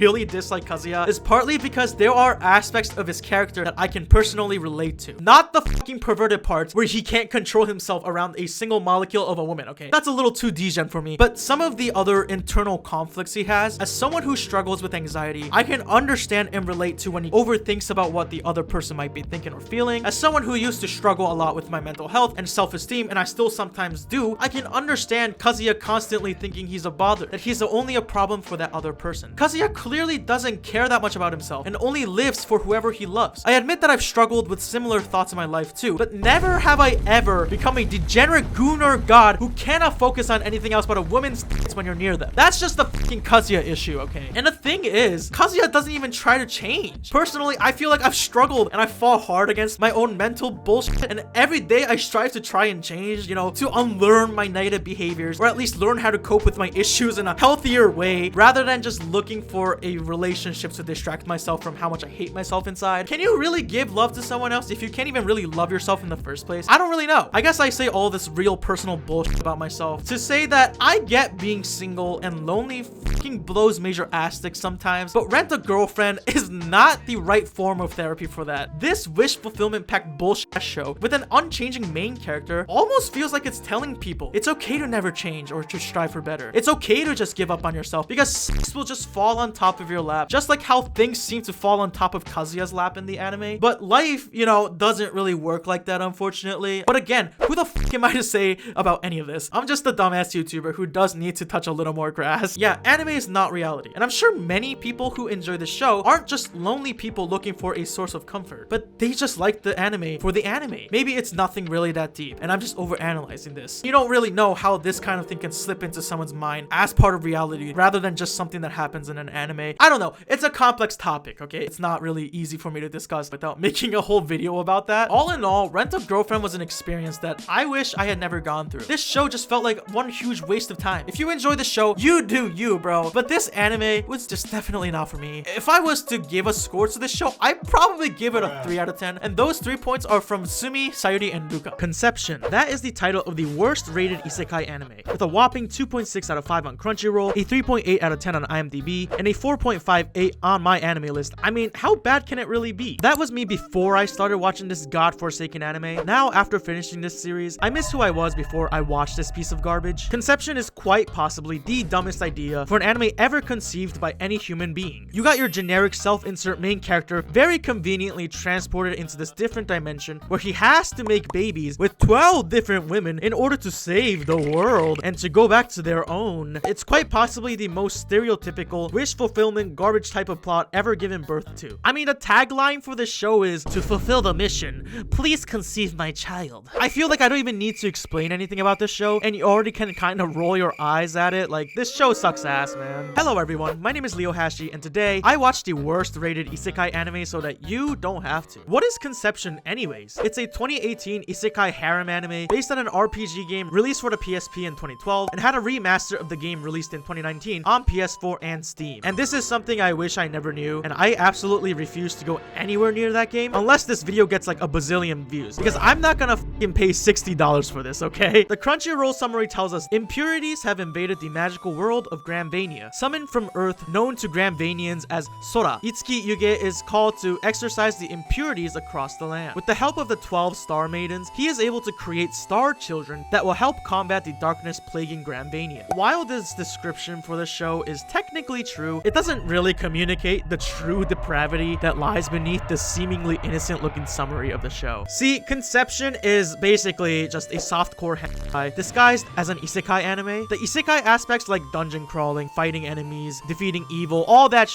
is basically non-existent. 90% of the show is level writing trash, 5% of it is an actual isekai anime, and 5% of it is things I wish I never had to see in my life. As an isekai anime, it sucks ass too. The lore of this world is so stupidly convenient. Like, oh, he has to do these bonk bonk rituals or this entire world will explode. Man, I really didn't want to have all this sex, but man, I guess if I have to save the world, like, gosh darn it. And everything else about the lore of this world feels so extremely generic. It's like someone did a Mad Lib and they just used whatever resulted from filling in the blanks. Are Mad Libs still a thing, or am I getting old? I think the easiest way for me to explain this trash would be to just explain the first episode in detail, because honestly, I feel like as y'all learn more about the premise of the show, you'll quickly realize and understand that the rest of the show is stupid, unwatchable garbage right away. So episode 1 begins, and immediately the first frame is literally a shot of the silhouette of someone's ass cheeks. Then cue more shots of silhouette ass and titties. This is the first moment of this entire show, and let me tell you, it really does set the tone for this entire anime. We see our main character Itsuki Yuge being called to the rooftop of his school by his childhood friend slash cousin Mahiru. The two's relationship with each other, to be honest, is still extremely unclear to me, because in the show Itsuki explains that she's his childhood friend that he's lived with since he was young, since his parents died, which is some more generic harem type shit. But then you go on to Conception Wiki, where it clearly says that Mahiru is Itsuki's cousin. So like,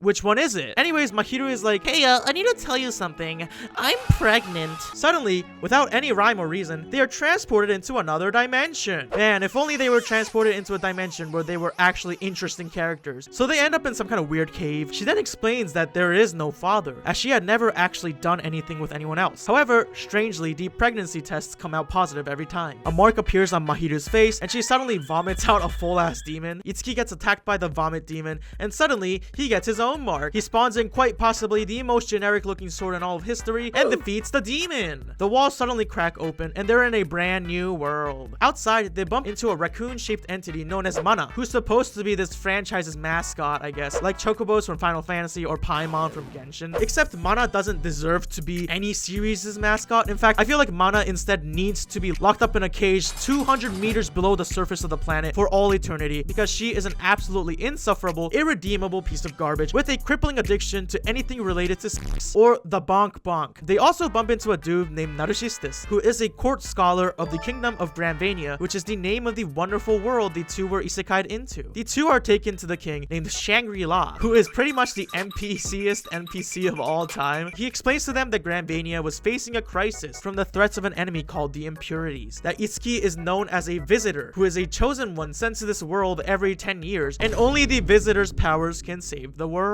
There are also certain chosen ones known as maidens, and Itsuki, as the visitor, has to perform a ritual known as the love ritual in order to conceive star children, stellar beings with the abilities to fight these impurities who live within a labyrinth. This mysterious labyrinth must be explored and conquered by Itsuki and the star children in order for the world to be saved from impending doom. Only after saving this world would Itsuki and Mahiru be allowed to transport back home. I'm gonna tell you right now, none of this bullshit matters. I don't even think the creators of the show gave a shit either, because sometimes they can't even be bothered to explain the actual lore to us, and they instead just tell us to go check out their fucking website for more information about the lore. Why am I watching this damn show then? What the fuck? Mahiru then falls unconscious and is taken to a doctor. While she rests, Mana and Itsuki talk, and Mana begins to show her depravity pretty much almost immediately. And let me preface this here first. I do not want to get demonetized, so I will now be officially replacing the word sex with bonk or bonk bonk or some other kind of euphemism, because that's how many times I'm gonna have to say this fucking word, because Mana's entire existence is just about that. Mana only talks about bonking, only cares about bonking, only indulges in forms of media related to bonking. She will dry hump a tree and actively waste the viewer's time while doing this stupid, depraved bullshit. Anyway, this conversation between Mana and Itsuki ends with Mana being like, oh my god, you're so lucky that I'm beautiful and I'm helping you, TXD. And Itsuki begins to smile deviously, and Mana's like, hey yo, hold up. I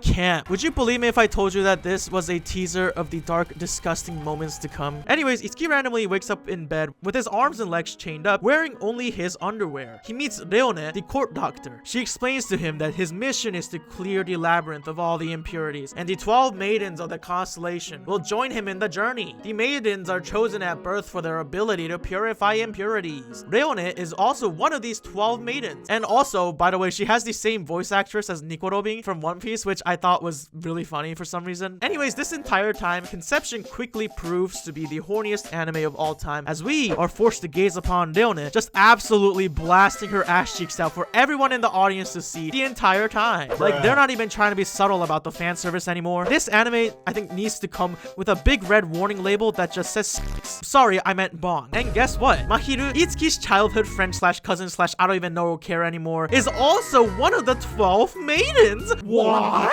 Wow. This explains her pregnancy. It turns out that the thing she threw up was an impurity, and all those who are chosen as priestesses expel any impurities from their body. The symptoms are sometimes just like pregnancy. Wow, what a crazy reveal. Who cares? Suddenly, Mana comes in and says, the priestess has another important task called the love ritual. The priestesses can't directly fight the impurities, but instead, they can give birth to your star children who will fight in their stead. We then get a monologue by Mana that goes on for way too long, repeatedly and heavily insinuating that Itsuki will be having full-on baby-making bonk moments with all 12 maidens throughout the series, so that he could give birth to 12 star children that will be accompanying him to the labyrinth. Like, nah, for real, bro. What the fuck is this garbage? How convenient. Mahiru is a maiden, and Itsuki needs to practice anyways. So this is a great opportunity for the two to perform a love ritual. We get some really awkward moments of the two being all like, oh, we have to do this so we can go home, you know, for the sake of the world and the mission. Mana then explains that the maiden actually won't be going through the same pain as a regular pregnancy, as apparently the star child will literally spawn in from thin air as a love ritual is being performed. Like,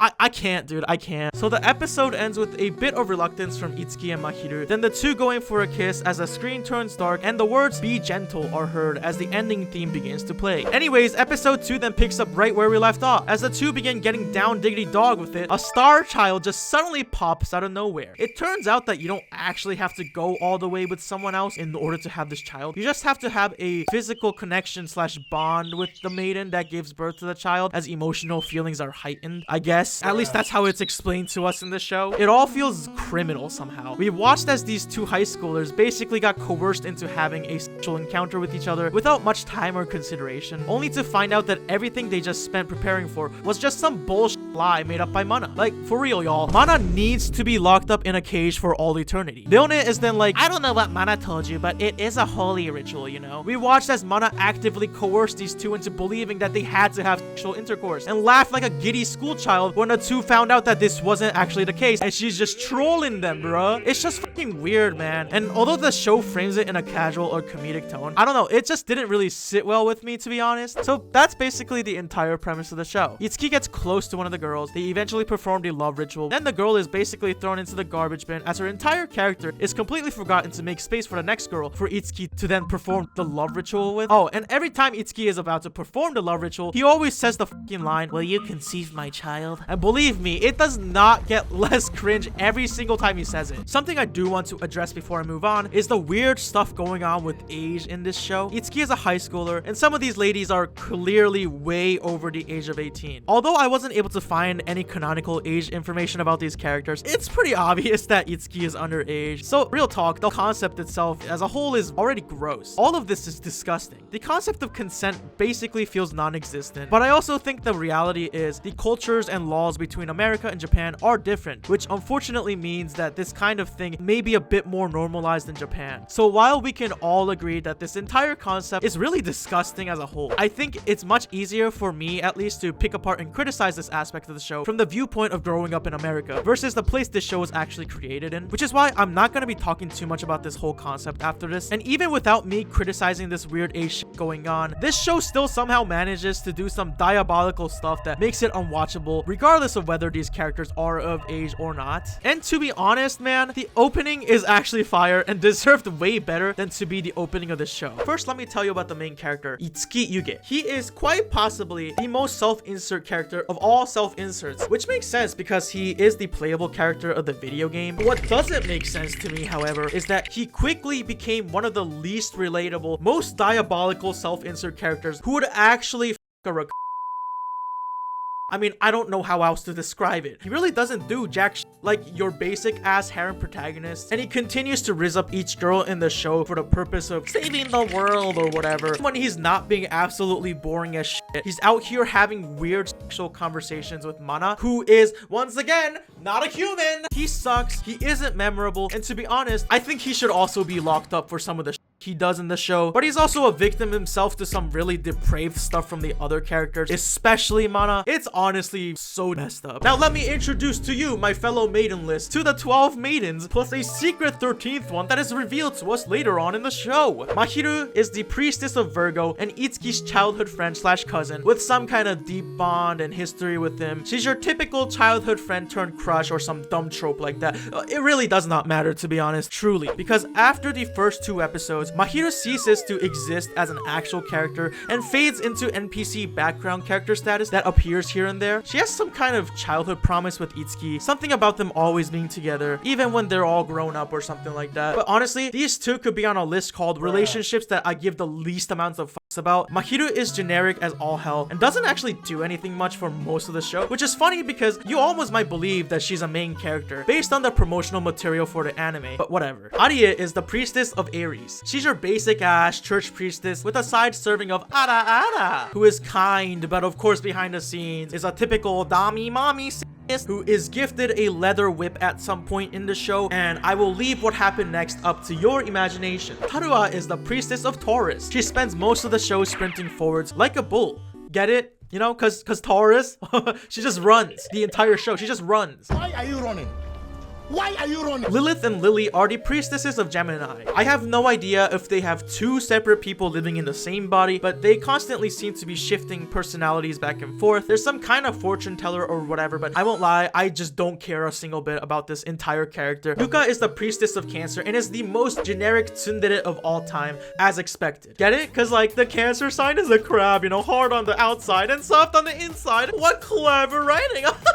Mide is the priestess of Libra and some kind of researcher, and because she's a researcher, you know, she's curious about everything, you know, wants to learn about everything, including lovemaking and bonking, yada yada yada. You get the fucking gist of it. Leone is the priestess of Scorpio and basically just Dr. Dami Mommy. Her entire personality is 90% being sexualized, 9% actually being a doctor, and 1%, oh, I have a dead brother, by the way, which is like a throwaway plotline that's mentioned a single time in the entire show before never being brought up ever again. And this is one of the issues with Conception as a whole. They try to add these tragic backstory elements to some of the characters, but just because a character has a dead family member does not make them a well-written character. And this show is very guilty of this kind of thing multiple times. Farron is the priestess of Capricorn, a traveling dancer who is now stuck at Grand Vania because of her new job as a maiden, and she's really salty about it. She's also somehow the most irrelevant character in a show full of irrelevant and forgotten characters. It's impressive, actually. So there's a part in the show where the star children aren't strong enough, so Itsuki has to try a legendary and mythical ritual that has been passed down in the stories for generations, known as the double love ritual,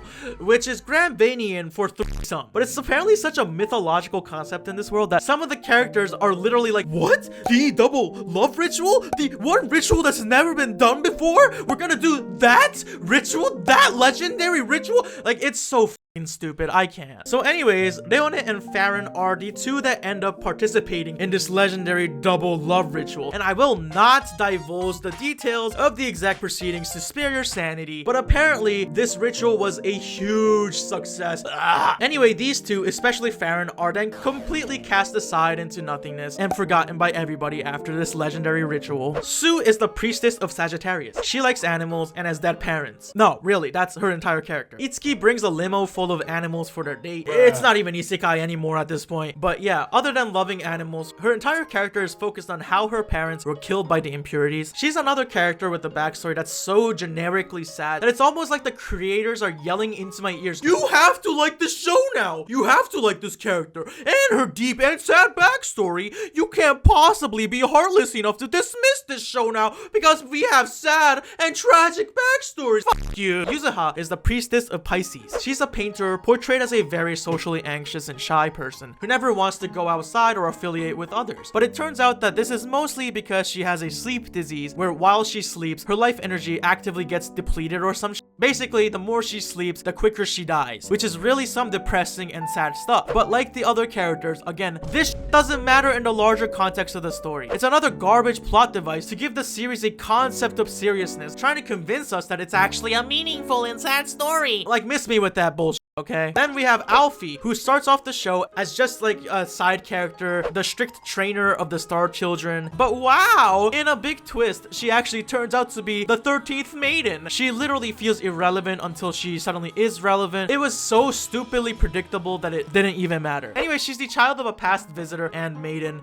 effectively making her a star child, but she no longer has the powers anymore. I don't know. All of this shit just does not matter. Next, let me tell you about Colette. Colette is the priestess of Aquarius and was possibly the only character whose story arc I actually somewhat enjoyed, but then of course was inevitably ruined by the sexualization of a character by the show. Because of course, it's a requirement for every character in this goddamn show to be sexualized in some way, shape, or form. She was low-key my favorite character in the show, but that's not a very high bar, let's be real. Colette is a baker who took over her grandpa's bakery after he fell sick and wasn't able to maintain the store anymore. Although her bakery isn't doing too well, she dreams that she'll be able to succeed, make her grandpa proud, as well as make her customers happy by enjoying the bread she makes. Finally, right? You think we got actual wholesome going on, bro, and Itsuki isn't being a sexual deviant with her, but he's actually helping her with her business, and it's really nice while it lasts, to be honest. It's like a brief escape from the nightmare that is the rest of conception. There's a moment where Colette gets harassed by the higher-ups of a competing bread company who has been driving business away from Colette's bakery. But this whole confrontation ends up with these two clowns being bullied out of the store by the Star Kids, who was just innocently pointing out the absurdity of their entire existence. Like, I hate to give this show any credit, but I did think this scene was pretty funny. But of course, this show will quickly remind you what you're actually watching. No, there will not be any wholesome moments with Colette's business succeeding. Yes, there will be moments where Colette is sexualized. In the next episode, Colette starts kneading a piece of bread that is literally in the most phallic shape possible. Very subtle. Then she just straight up bakes a piece of bread shaped like cock and balls, like she just opened up a bakery called Spaghetti. Huh, that sounds vaguely like somewhere I used to work at.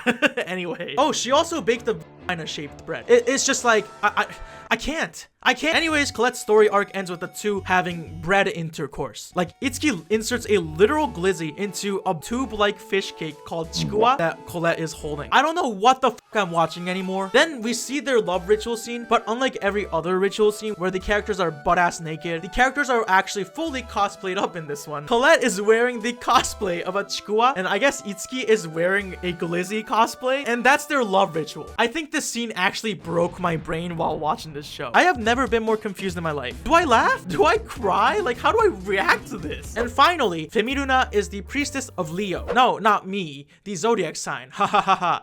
Sorry. She's the heiress of a great family estate and a literal victim of Stockholm Syndrome. Let me tell you about the dumbest and quite possibly the worst subplot of this entire anime, and that is Femiruna's story arc. Femiruna's family is actually the owner of the rival bread company that was harassing Colette's bakery, which leads to Itsuki asking Femiruna directly to help them out with that situation. Femiruna says that it's out of her hands, but then she suddenly trips backwards and bashes her head into the side of a table, knocking her unconscious. Mana then tells Itsuki to basically abduct her so that he doesn't get executed or some dumb f***ing reason. Anyways, we get this absolutely nonsensical episode where Femiruna is basically locked up in the storage room of Colette's bakery, pretty much as a kidnapping victim. I guess the plan is for Itsuki to force her to try Colette's bread so that they can convince Femiruna to help out with the situation. situation. The issue with this plan is that Femiduna actually doesn't eat the bread at all because she believes that it's been poisoned or something. Why? Because, well, she has no idea what is going on. She believes that she's actually been kidnapped. And Itsuki continuously keeps coming into the room with this brown bag on his head, which somehow muffles his voice and words beyond any normal human comprehension, almost like an actual kidnapper from a horror movie. Obviously, this leads to the dumbest misunderstanding in all of history because Itsuki keeps telling Femiduna to try the bread, but Femiduna, because she can't understand a single word Itsuki says to her, and also because, well, she's afraid for her damn life, doesn't eat anything at all. Eventually, Femiduna is found almost starving to death. Itsuki then takes the brown bag off his damn head, like, why won't you eat the bread? And for some reason, this makes Femiduna fall in love with him, like, oh my god, he cares about me. The weird part is, after this reveal, she still spends all her time locked up in the storage room, as if it's like normal everyday life. It's so weird and uncomfortable. She stays there for a while longer because why? And after all this, Femiduna is like, I'll conceive your star child. Like, what the actual fuck is this? This is such a garbage story arc, bro. The entire concept is just weird. It's not entertaining. It almost feels like it's making light of actual kidnapping victims. This story arc is literally a crime and a poor girl developing Stockholm Syndrome, all packaged in a really garbage way where it's supposed to be this light-hearted arc. It just makes light of the entire situation frame by frame, line by line. It's not just a throwaway one-off joke or something like that. It's an actual plot point that they expect us to believe is okay. And yeah,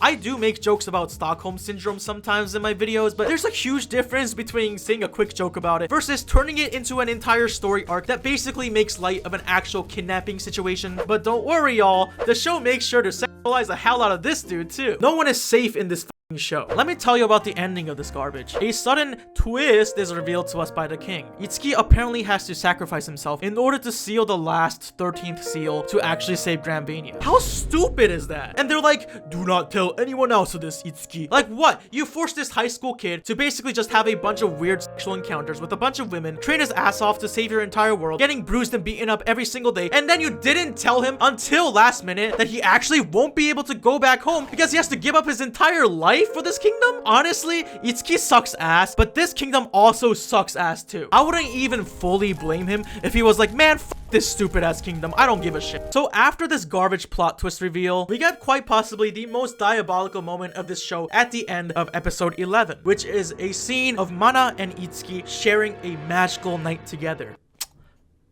Yep, we don't actually see what exactly they did, but it's heavily insinuated that some things went down, okay? And it's really fucking gross. I genuinely cannot tell if the creators are just trying to tell a really unfunny joke with all of this, or if they're on god dead ass about this interaction. There are few things that piss me off to the extent of genuinely not giving a fuck about a show anymore, but casual bestiality for the sake of comedy or whatever is pretty high up on my list. Look, I'm someone who's willing to joke about some out-of-pocket shit. You know that if you've watched any of my videos. But I feel like when I make a joke like that, I know when to stop. There's a certain limit to these things. But this show just full throttles these kinds of out-of-pocket jokes to the point where they just stop being funny and become very uncomfortable. But yeah, by the time the last episode started, I didn't even care anymore. I just wanted this garbage to be over. And guess what? Episode 12, the show finally remembers that it's actually an isekai anime and has one of the most generic ass garbage final showdowns an anime has ever shown me before. It is a joke. After feeling conflicted about sacrificing himself and deciding to finally do so, suddenly Itsuki is like, nah, f this fate, I'm gonna fight till the end. Very conveniently, it turns out that there's actually another method to saving the world without Itsuki having to sacrifice himself. If every maiden forms a true bond with the visitor, then some kind of magical power will be unlocked and it's extremely powerful, and maybe that can beat the final boss, blah blah blah blah. So you're just wasting my time. You're wasting my time and everyone else's damn time. You literally spent an entire episode telling us about this sad truth that Itsuki has to sacrifice himself, only for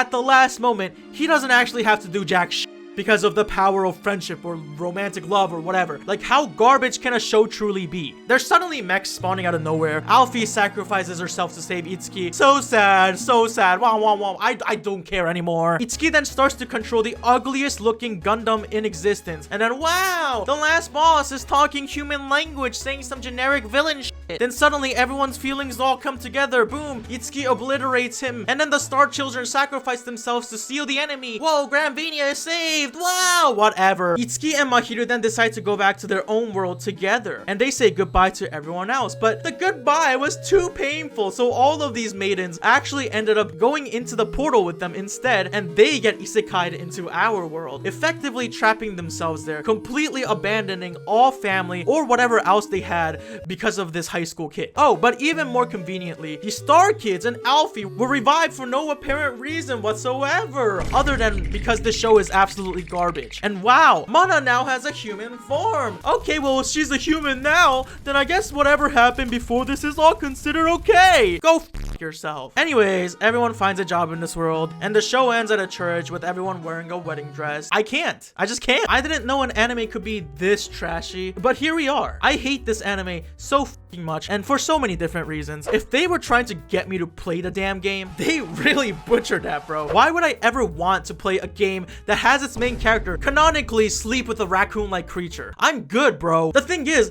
I genuinely don't understand if they want us to take this anime any seriously, or if we're supposed to be watching it from a satirical standpoint, because this show is basically supposed to be promoting the game Conception. It's gotta have some kind of actual like promotional meaning behind it to get people to actually take interest in this product. But why would anyone ever want to play a game after watching an anime that feels almost illegal to witness at times? It's not even a good show. As an isekai, it literally stops being an isekai until the last episode. As a harem, it's just too full of stupid ass jokes that make it hard to take it any seriously. I mean, not like harems could be taken any seriously in the first place, but even less so after this. And the whole love ritual concept is just so stupid, man. The romances and the girls are literally just plot devices that get thrown into the trash once their story arc closes. A lot of the show just starts feeling sequential, like A, B, C, and the pacing is just really weird. It skips past a lot of what seems like kind of important plot points, all in the name of getting everyone to have spiritual bonk bonk with Itsuki in the span of 12 episodes. In one episode, there's something like a school festival type event taking place where everyone sets up their own booths. At some point, Mahiru and Yuzuha set up a lunch stand to sell lunch boxes, but when sales slow down, well, guess what? Feminina comes in clutch by replacing the stand with a bunch of panties. And now there's an activity where you try to stuff as many panties in a brown bag in a certain amount of time, and everyone's like taking it super seriously and competing like it's a game of Valorant or something. Like, what is this, bro? For a show that's trying to ask me to pay $60 damn to play their stupid ass game, this is not helping me take the show more seriously in any way. But don't worry, guys, at least this show is inclusive. We finally have a harem anime that doesn't just sexualize its women characters, but it also sexualizes all of the male characters and even beyond that too. Wow! Bottom line, this show is a mishmash of bullshit. It's a show that tries to condense an entire video game into 13 episodes and suffers heavily because of it. The characters that we spend the most time with are insufferable, diabolical deviants who need to be locked up, and the show's very casual use of as an entire subplot is really just a testament to show that this show has absolutely no limits to how low it will go to try and entertain and entice you. Is this supposed to be funny? Am I supposed to be taking it seriously? Because it's not funny, and I can't take it seriously at all. And before I end this review, let me talk about the absolute worst part of not just this anime, but Conception as a franchise. Mana is described as a fairy, but is actually an impurity that was given consciousness, who was about to be executed but was saved by the king and thus began to serve him and the kingdom. That's supposed to be Mana's sad and tragic deep backstory, but truly, and I mean this from the bottom of my heart, I don't give a shit. She could have the saddest backstory, and I will not give a single shit, because Mana is one of the most insufferable, worst beings ever created in the history of the entire universe. Mana straight up needs to be locked up in a maximum security jail because she is the most disgusting character ever, and she actively makes the viewing experience worse every time she appears. She takes the concept of jokes and runs it into the ground, penetrating the entire earth to the point where it resurfaces on the other side of the planet. She only talks about sexual stuff whenever she opens her annoying ass mouth, usually ending up harassing at least one person in the process. And throughout the show, she actively coerces and forces other characters into sexual encounters with each other too. In the first moment we meet her, she reveals to us her superpower of sniffing out virginity. That's right, she can literally smell your virginity, which is what she does to Mahiru immediately immediately after she appears. She's been in the show for less than 1 minute and she's already sexually harassing someone. Mana is portrayed as this quirky and cute little mascot who is the perverted comic relief, but she is absolutely not a comic relief. She is, well, first off, straight up a criminal and an actual nuisance, not just to the viewer, but canonically to the characters too, as she actively sometimes makes things worse for Itsuki. One example is when Itsuki went out with Yuzuha, the shy painter girl, for the first time, and Mana was watching them from atop a tree. However, Mana simply just could not resist herself from dry humping the tree, which makes the child point and ask his mom about it. Yuzuha then mistakes this as the kid making fun of Itsuki, and she begins to cry and runs home. Like, because Mana couldn't resist humping something for 2 damn seconds, she ruined Itsuki's date somehow and actively got in the way of the main story to save the kingdom. Like, do you see how stupid all this is? Mana also actively sexually harasses and assaults Itsuki, who is a high schooler, throughout the show. It's downright criminal. One of the most diabolical moments happens in the second episode of the anime, where Itsuki and Mana go to a weapons shop. As they talk about the weapons, Mana asks Itsuki if the weapons turn him on, and then Mana begins, well, for a lack of better words, feel him up. I'm not gonna go into any more specifics, but it's a very, very uncomfortable scene where I genuinely cannot tell you for the life of me whether they're trying to make a joke here or not. I don't know. It's just like, what the hell? During Itsuki's date with Sue, the animal lover girl, they end up having another double love ritual, but this time it's with Sue and Mide, the researcher lady. And you know, this researcher lady doing experiments and stuff, she brings a vial of experimental liquid, which ends up making everybody who gets affected by it super down bad. You get the gist of it, right? You get where this is going. But here's the thing. Remember how I mentioned that Itsuki brought a limo full of farm animals to the date? Well, they also apparently got affected by this experimental liquid, and I will not divulge any further, but let me just say it involves Mana and the animals. And I'm just like, in what dimension is this supposed to be entertaining in any way? Was it supposed to be funny? I feel like this bullshit crossed the limit of what a joke is a very long time ago. And again, episode 11 ends with Mana and Itsuki doing God knows what, bro. I don't want to know. Cancel this damn show, bro. Get me the fuck out of here, okay? I wish I had not watched this garbage. It's all just so trashy. Mana is straight up the worst type of character. She is portrayed as this goofy, mascot type comic relief character whose entire joke is that she's a complete sexual deviant. She will cross everyone's boundaries and completely eradicate the concept of consent, and will actively harass and assault characters, and will non-stop only talk about sexual topics. It doesn't matter who's around. It could be kids, it could be whoever the it does not matter. And all of this is framed in a way where it's supposed to be funny, and just Mana being quirky or goofy or an icon, you know, whatever, mascot. And look, if you watch any of my videos, then you'd know them. I do make a good amount of gross jokes, I'm gonna be real with you, because I do think it can be funny, but I also think there's a limit to that type of humor. At some point, the joke stops being funny when it's just constantly being told over and over and over and over and over and over and over again, or if it's the only bit a character has for their supposed comic relief moments. And to be honest, Mana was never even funny to me in the first place. Someone please just lock her up. Anyways, yeah, that was my experience watching the worst rated isekai anime of all time. I think this anime is easily one of my least favorite anime ever. I would usually give some kind of score, but I don't even want to score this garbage, bro. I'll score Conception a yikes out of 5, okay? No one should ever watch this. School Days. What happens when you take a harem anime, stuff it chock full of some of the most unlikable and twisted high schoolers in all of history, and completely take away their abilities of basic communication? You get School Days, one of the most polarizing and controversial anime, known for having an extremely dark twist ending that sideswipes the viewer with the power equivalent to one of those inhumanely muscular dudes from Baki. So I asked my channel members to choose the next anime I should watch, and School Days unanimously won. And this anime might be the dumbest thing I have ever seen in my life. And that's saying a lot, because if you've been on my channel for a while, you know some of the horrendous creations that disguise themselves as anime are some of the most incoherent and stupid things that I've ever had the displeasure of watching. And yet, School Days, a seemingly innocent story about a high schooler discovering romance and love, stands atop this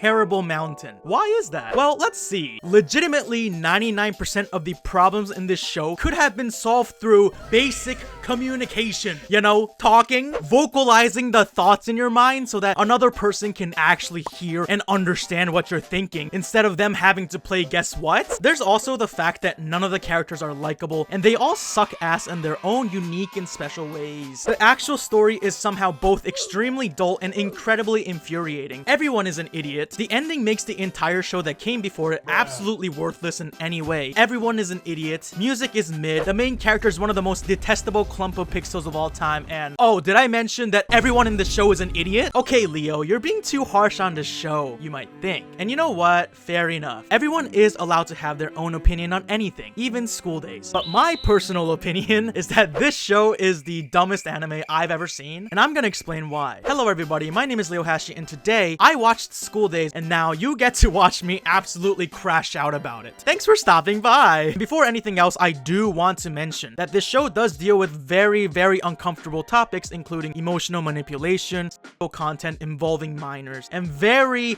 violent themes. So just a heads up for anyone who might be affected by those themes. School Days is a 2007 harem anime based on a visual novel of the same name. The story follows high school student Makoto Ito, and his journey to find true love is what I wish it was, but it's actually more of an absolute nightmare clown show that takes place in a circus disguised as a high school, and we basically follow Light Yagami from Death Note if he was a gooner, absolutely destroying the lives of every single person around him, including his own. Obviously, a huge aspect of the show is the absolutely out of left field ending that culminates into Makoto being viciously unalived by a real-life iron sword from Minecraft, and then everything else super wonderful and colorful that comes afterwards that I won't describe in detail just yet because I have demonetization phobia. Before anything, I'm gonna say this now. This video is based solely on the anime. I have no idea what happens in the visual novel or other forms of media relating to School Days, and to be completely honest with you, I have absolutely no desire of knowing what happens in those. Feel free to leave a comment about it below though if you want. I'm sure many of you have seen this show way before I have. I've heard about this show in passing before, but I never actually bothered to watch it until now, and to be honest, I missed the person I was before I watched this show. I don't even think I hate this show to the point of vitriol. I think it's more like this show is so stupid to me that I can't even take it seriously enough to hate it with that much passion. Now let's start breaking down why I think this show is dumb as hell. First off, one of the biggest things that I'm going to address about this show is the fan service. It's no secret that I complain about fan service a lot on this channel, and usually I would do it while making a stupid joke or two about angles and physics and whatnot, but this show was so egregious, so criminal, that I can't even really joke around about it. The fan service in this show is absolutely disgusting. First off, everyone in this show is in early high school. They are very clearly not adults. Despite that, this show takes every opportunity to present you with the raunchiest, over-the-top angles of these very young characters, and it's very nasty. Why do we have so many fan service angles and other shit that I don't even dare to describe in detail because they are all minors? You can't be doing this shit to minors, for real. It's not even just the fact that the fan service is happening because, well, it happens in a lot of animes, unfortunately. You've seen me complain and make fun of fan service any chance I get on this channel, but for this show, it's just the sheer frequency of it happening that makes it so hard for me to even joke about it. Hell, they even make some of this stuff part of the plot or a character's backstory. Watching this show made me feel like someone's gotta be locked up in jail, on God. School Days isn't just a stereotypical anime full of these infamous tropes. School Days is the stereotypical anime. This is the type of anime that makes people who've never seen anime go, ew, anime? You mean that weird Japanese cartoon stuff with a gross and weird happening? So yeah, the fan service in the show is some egregious shit. And this is reason one of why I think School Days is such a dumb show. How do you expect me to take a show that overtly as minors any seriously? There is no artistic merit to this kind of bullshit. Anyways, from here on out, I won't be talking about these topics unless it actually comes up as part of the story. Honestly, I think Drake would love this show. Anyways, with that out of the way, it's time to delve into the story and characters of School Days. I usually recap these shows episodically, but for this video, I'll be doing it a bit differently. First, I'll have to introduce y'all to the characters that will end up playing a part in the story, and then we'll be exploring the relationships and conflicts that come up between these characters and the fallout of those events until we get to the inevitable ending. Alright, so first, let's meet our cast of wonderful and lovable characters that are all absolutely very mentally stable and really nice to each other. Let's begin with the main character of the show, Makoto Ito. Makoto is a high school student who starts the show as a generic harem protagonist, you know, a gooner who can't even get a single word out in front of his crush without completely butchering every sentence kind of guy. But he ends the show as a villain who just uses the girls around him and tosses them out like they're pieces of trash. He starts the show off as one of the most bland, bland, most whatever main characters in any show. We don't know shit about this dude. We don't know his hobbies, his interests. We don't know anything else other than the fact that he's just a gooner, evidenced by the many magazines with images of women in skimpy clothes shoved under his bed at home. However, over the course of the show, he basically just becomes Gooner Kira, you know, from like Death Note, as he begins to show sociopathic tendencies and not giving a shit about actual emotions behind relationships, only caring about smashing and clapping as many cheeks as possible. I hate Makoto. I'll just say it here and now. This dude sucks ass, and I wanted to punt him across an entire football field while watching this show. And as we go through the story of School Days, you'll come to understand more and more why I absolutely despise this soulless piece of trash. Next up, let me introduce you to the two main love interests. The first main love interest is Kotonoha Katsura. She's a high school student who's in a separate class from a lot of the other characters, and she's also the class representative for the student council. She's a shy and soft-spoken girl who seems to have trouble communicating due to social anxiety and various traumas that she suffered growing up that makes her repress pretty much everything. She is someone who definitely needs to be in a relationship with therapy before a relationship with any other human being. She's known in the school for, well, being pretty and I don't even want to say it. She's known in the school for being pretty and being more developed than other people. Let's put it like that way. And that's literally one of the main aspects of her entire character. While we don't find out much more about her history than, oh, the other kids used to make fun of me in elementary school because I was more developed than the other kids, which is something that I'm sure actually happens to people, unfortunately. But with this show specifically, it's so hard to take this backstory seriously when they spend 50% of the show literally, you know, her, but whatever. It's nasty, but it's part of the show. She's at first someone who's pretty easy to sympathize with and feel really bad for, but by the end of the show, it's easy to see that she's probably the most twisted character in the entire show, and that's saying a lot. The other main love interest is Sekai Sayonji, a classmate of Makoto's who decides to sit right next to him throughout the year. She's an outgoing and outspoken girl who is an expert in wearing a mask, just like Dream. No, seriously, it's really obvious throughout a lot of the show that she wears a smile just to seem like she's okay. But a lot of times, she's absolutely not okay with whatever is happening in the show. Although at first she seems like a very supportive friend, it quickly becomes evident that she isn't as selfless as she seems as she begins to contribute to the drama and problems of the show herself until she herself faces an absolutely horrific ending to her tragic story. And now let's go through the minor characters that all end up playing some kind of role in the story. Taisuke Sawanaga is a classmate and friend of Makoto's who just needs to learn how to shut the fuck up. Sorry, I meant he's a classmate and friend of Makoto who is somehow even more of a gooner than Makoto himself. Basically, every time he's on screen, he's absolutely fawning over girls. That's basically his entire personality. He's a character who you'd think would stop showing up at some point, but he keeps showing up in the show and contributes absolutely nothing except being creepy and causing more drama. Setsuna Kyoura is the class representative of Makoto's class and Sekai's best friend. Seemingly level-headed and calm, she spends most of the show looking out for Sekai before completely f***ing her best friend over in more ways than one, and you'll find out more about this as we go on. Hikari Kuroda is another classmate of Makoto's who is honestly so whatever that I won't even bother describing her personality or what she even does, because truth to be told, I don't even f***ing know. She just exists and she ends up contributing to the show drama. The one notable thing is I think she says what I found to be the dumbest line from the entire anime, but we'll talk about that later. Nanami Kanroji is a classmate of Makoto's and a member of the basketball team. She's actually barely involved in the main conflicts of the show, already having an established boyfriend since early in the series, but I'll mention her because she does like one thing related to the main drama of the show, and by the end, she herself is an unfortunate victim of a completely horrible event. Otome Kato is a classmate of Kotonoha's, and she's honestly a terrible person, which, okay, that's not saying much because everyone in this show is terrible, but every time we see this girl, she and her group of bullies are just constantly harassing and bullying Kotonoha, who is defenseless and alone pretty much most of the time. She also apparently likes Makoto since middle school and whatever, who gives a shit. It does come up later though, but she sucks either way, I don't know. Then there's Kokoro Katsura, the younger sister of Kotonoha, who exists in the show. I mean, she does exist. Just know that she exists, okay? Alright, now that we have the main chess pieces all lined up and ready to go, let's dive into the nightmarish story of School Days. Welcome to the second semester of Sakakino Academy. We see our main character, Makoto, spot Kotonoha at orientation, just kind of staring at her. Later on, we find out that that they actually take the same train line back and forth from school. Due to frequently seeing her on the train, he starts getting interested in her, even though he's just wearing headphones and staring at her the entire time. I mean, sure, it is creepy to just stare at her, but it's not like he's committed any questionable behavior. Oh, never mind. He just snapped a picture of her without her knowing on his phone. What a wonderful start. Apparently, there's a legend where if you take a picture of the person you like and make it your phone background and nobody finds out for 3 weeks, there will be love, which definitely something to believe in for sure. I mean, I know so many healthy relationships that started out with one of them secretly snapping a photo of the other and making it their phone wallpaper without even talking to them once. Anyway, Makoto gets to his classroom and our other main love interest, Sekai, sits down next to him and sees the picture of Kotonoha on his phone, and she asks if this is about the urban legend. He vehemently denies this and the two scuffle about it, while Setsuna, Sekai's best friend and the class representative for the student council, observes the two in silence. Later on, Taisuke, one of Makoto's friends and classmates, talks to him about Sekai and screams, I like all cute girls! as he just drools over just thinking about girls and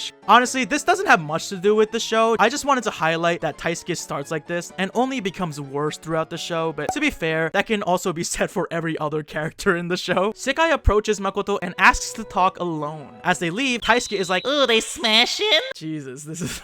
God. On the school rooftop, Sekai tells Makoto that she befriended Kotonoha during PE class. Apparently, Kotonoha is quote-unquote so cute that she can't make any friends and everyone leaves her alone. Turns out, Makoto is also apparently popular with the girls. Hearing this, Makoto gets angry at Sekai, paranoid that she told someone else about the photo he took, and pushes her against the fence. She says that it hurts, which snaps Makoto out of his rage, and Sekai says that she didn't tell anyone else. Wow, guys, Makoto seems like a really stable and kind and caring individual.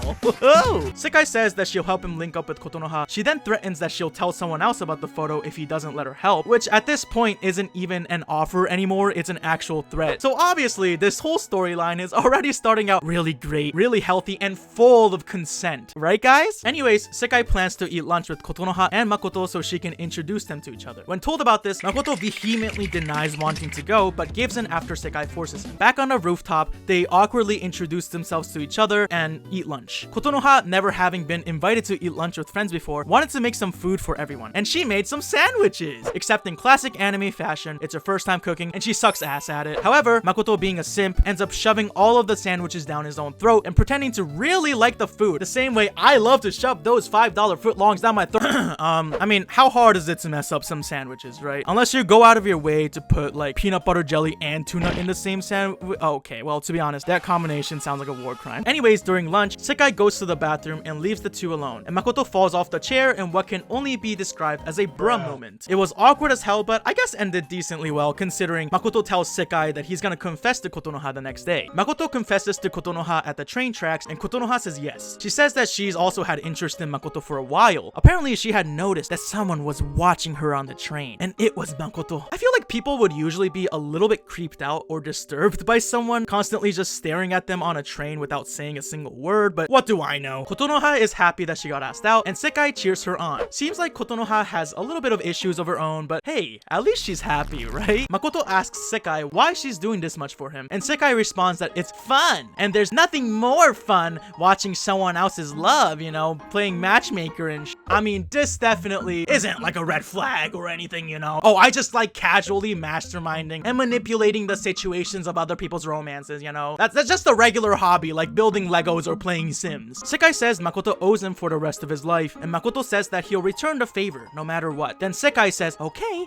this is the favor, and she kisses him on the lips out of nowhere. Jesus Christ, man, it's only episode 1 and this is already a fucking mess. Sekai's basically like, hey, let me set you up with this girl, and then after that goes well, let me kiss you on the lips to make everything weird and confusing. She then runs into the train and says, good luck on your date, right after kissing this dude on the lips, which I feel like that can't mean anything other than romantic feelings, right? But what do I know? Sekai then begins to cry on the train. Now it's time for the first date. Makoto is reading a dating guidebook as Kotonoha approaches him, because I guess he's supposed to be that much of a clueless version or whatever the character trope is. This date goes really awful. It is painful to watch. On the date, we see Makoto literally open up and read a magazine full of women in bikinis. On a date! What? Bro! Hello? What kind of nasty ass demons gotta possess you to literally consume basically what is softcore porn? graphic material while you're on a first date. I can't. Makoto is also an expert gamer who spends time playing a fighting game while forcing Kotonoha to watch the entire time. He also gets her a bunch of shit, like too much to the point of being overbearing. Kotonoha gets harassed by an older businessman. Makoto steps in, but he's shaking and quaking. I would be kind of critical of him here, but to be honest, at least he stepped in to defend her though, even if he was hitting bricks, because I've seen some shows where the main character hides when he sees the girl he's on a date with being harassed. Kazuya from Rent a Girlfriend. As the date ends, Makoto goes in for a kiss while making this ugly ass horse looking off face, but the train door closes on him before anything happens, and he is taken away by the forces of nature. Although to be fair, if I was on a first date and this was the face they made for a kiss, I might also hesitate too, okay? I mean, what the f is this, man? The next day, Sekai yells at Makoto at school, telling him that it sounds like he was just leaving Kotonoha behind during the date and doing whatever he wanted to do. Makoto then brings up the kiss that Sekai gave him before the date, which sends Sekai into a panic. She says that they're just friends, and the kiss was just a greeting, and the kiss for Kotonoha was real? Girl, you can't just kiss someone on the lips and call it a greeting. I'm not going fucking insane, right guys? Like that's just like, that's not how this works. Anyways, Sekai gives Makoto movie tickets, so Kotonoha has an actual good time on the next date. Later on though, Setsuna calls Sekai out for the tickets because it was originally supposed to be so Sekai herself could invite Makoto to the movies, but Sekai just laughs it off. So clearly, she likes Makoto herself, but for some stupid reason, decides to completely disregard her own feelings to set him up with Kotonoha. I don't know, I guess it's a nice thing to do, but considering how the rest of the show goes, I think it would have just been smarter to confess to him first. But anyway, she tends to put on a mask, you know, like Dream. Okay, I've made that joke like 200,000 times. I still think it's funny. She's always smiling even though she's not happy, and we see her dream mask is beginning to slip off a little bit now. Meanwhile, Makoto vows to kiss Kotonoha on the next date. It's time for the second date. At the movie theater, they see a few options they need to choose from. Kotonoha seems like she wanted to watch a zombie movie, but Makoto ended up misinterpreting her signs and ending up choosing a romance movie instead, which seems to bother Kotonoha. And it also bothers me because I'm just sitting here like, why didn't she just tell him that she wanted to watch the zombie movie? What? Like, I'm sorry. Like, I understand I did say she has social anxiety, she struggles to communicate, blah, blah, blah, but this is dumb as f. It's a movie, man. Come on. During the romance movie, there are awkward, flirty moments between the two, but then suddenly, wham! Scene in the movie. Watching this inspires Makoto to strike today, and he hypes himself up for a kiss, as the movie has a full-on, oh my god, as the movie just straight up turns into not a movie anymore. Makoto begins to freak the f out, imagining a bunch of He's thinking to himself, Kotonoha is just embarrassed. She still wants it. Makoto convinces himself as he holds Kotonoha's hand, and she freaks out about how he's holding her hand. Makoto goes in for the fated kiss, but then gets slapped by Kotonoha. Oof. After the movie, the two awkwardly sit at a cafe. Makoto apologizes and explains that Sekai said Kotonoha was just embarrassed, which is why he went for the kiss. He also tells her that Sekai got them the movie tickets. Kotonoha then says, "You and Sekai are pretty close, aren't you?" And she becomes extremely quiet and depressed. They sit pretty far apart on the train back home, and Kotonoha apologizes before leaving the train, leaving Makoto confused as to what just happened. The next day, Sekai yells at Makoto in the back of the classroom, calling him stupid, and she keeps calling him stupid. Makoto says that he has no idea how Kotonoha feels. Sekai explains that she's just not used to boys, and she's delicate, while Makoto went way too far, way too fast. Makoto then cites the guidebook of romance he's been reading, you know, one of them love manuals. I mean, how useful are those things really? I'm curious if anyone's actually read them, but anyway, Sekai tells Makoto to apologize and make up with Kotonoha. If he has time to read the book, spend that time to actually get to know her, which honestly, facts. Let's take a step back and recognize that Makoto and Kotonoha at this point are still pretty much strangers to each other. The only reason why Makoto likes her so far is because he's attracted to her looks, while the only reason why Kotonoha likes him is probably because she's sadly never been given this kind of positive attention before, instead just getting bullied and ignored by everyone else around her. I'm not the mathematician of romance, but if you ask me, this equation can only lead to a very happy, healthy, and fulfilling relationship, right guys? Makoto goes to Kotonoha's classroom to apologize, but gets approached by Kato Otome, a girl who used to be close to him in middle school. As she talks to him, she ends up taking up all his time, and the bell rings, and Makoto is unable to actually talk to Kotonoha until after school. When Makoto asks Kotonoha to talk, she says there's a student council meeting, and she's actively avoiding talking to him, and Makoto says, "I won't do anything like that again. I want to try again. I want to learn more about you." Kotonoha doesn't say anything back to this, and she just runs away to the student council meeting. And honestly, yeah, maybe I'm being a bit too much of a petty petty bitch, but wow. Everyone in this show is starting to become unbearable real fast, man. If y'all can't even communicate on a basic level, then I don't see how this relationship will go anywhere for anybody. After the student council meeting, Kotonoha walks out of the school and bumps into Sekai. Kotonoha says that she's taking the bus to go home, and Sekai calls her out for not wanting to take the train because Makoto is at the station. Sekai keeps telling Kotonoha that Makoto is dumb, and she says that you should tell him if you don't want anything to do with him, which is true. You should tell him that, especially after y'all already went on a first date. Nobody is a mind reader for real. Anyways, Kotonoha responds with, don't call him dumb.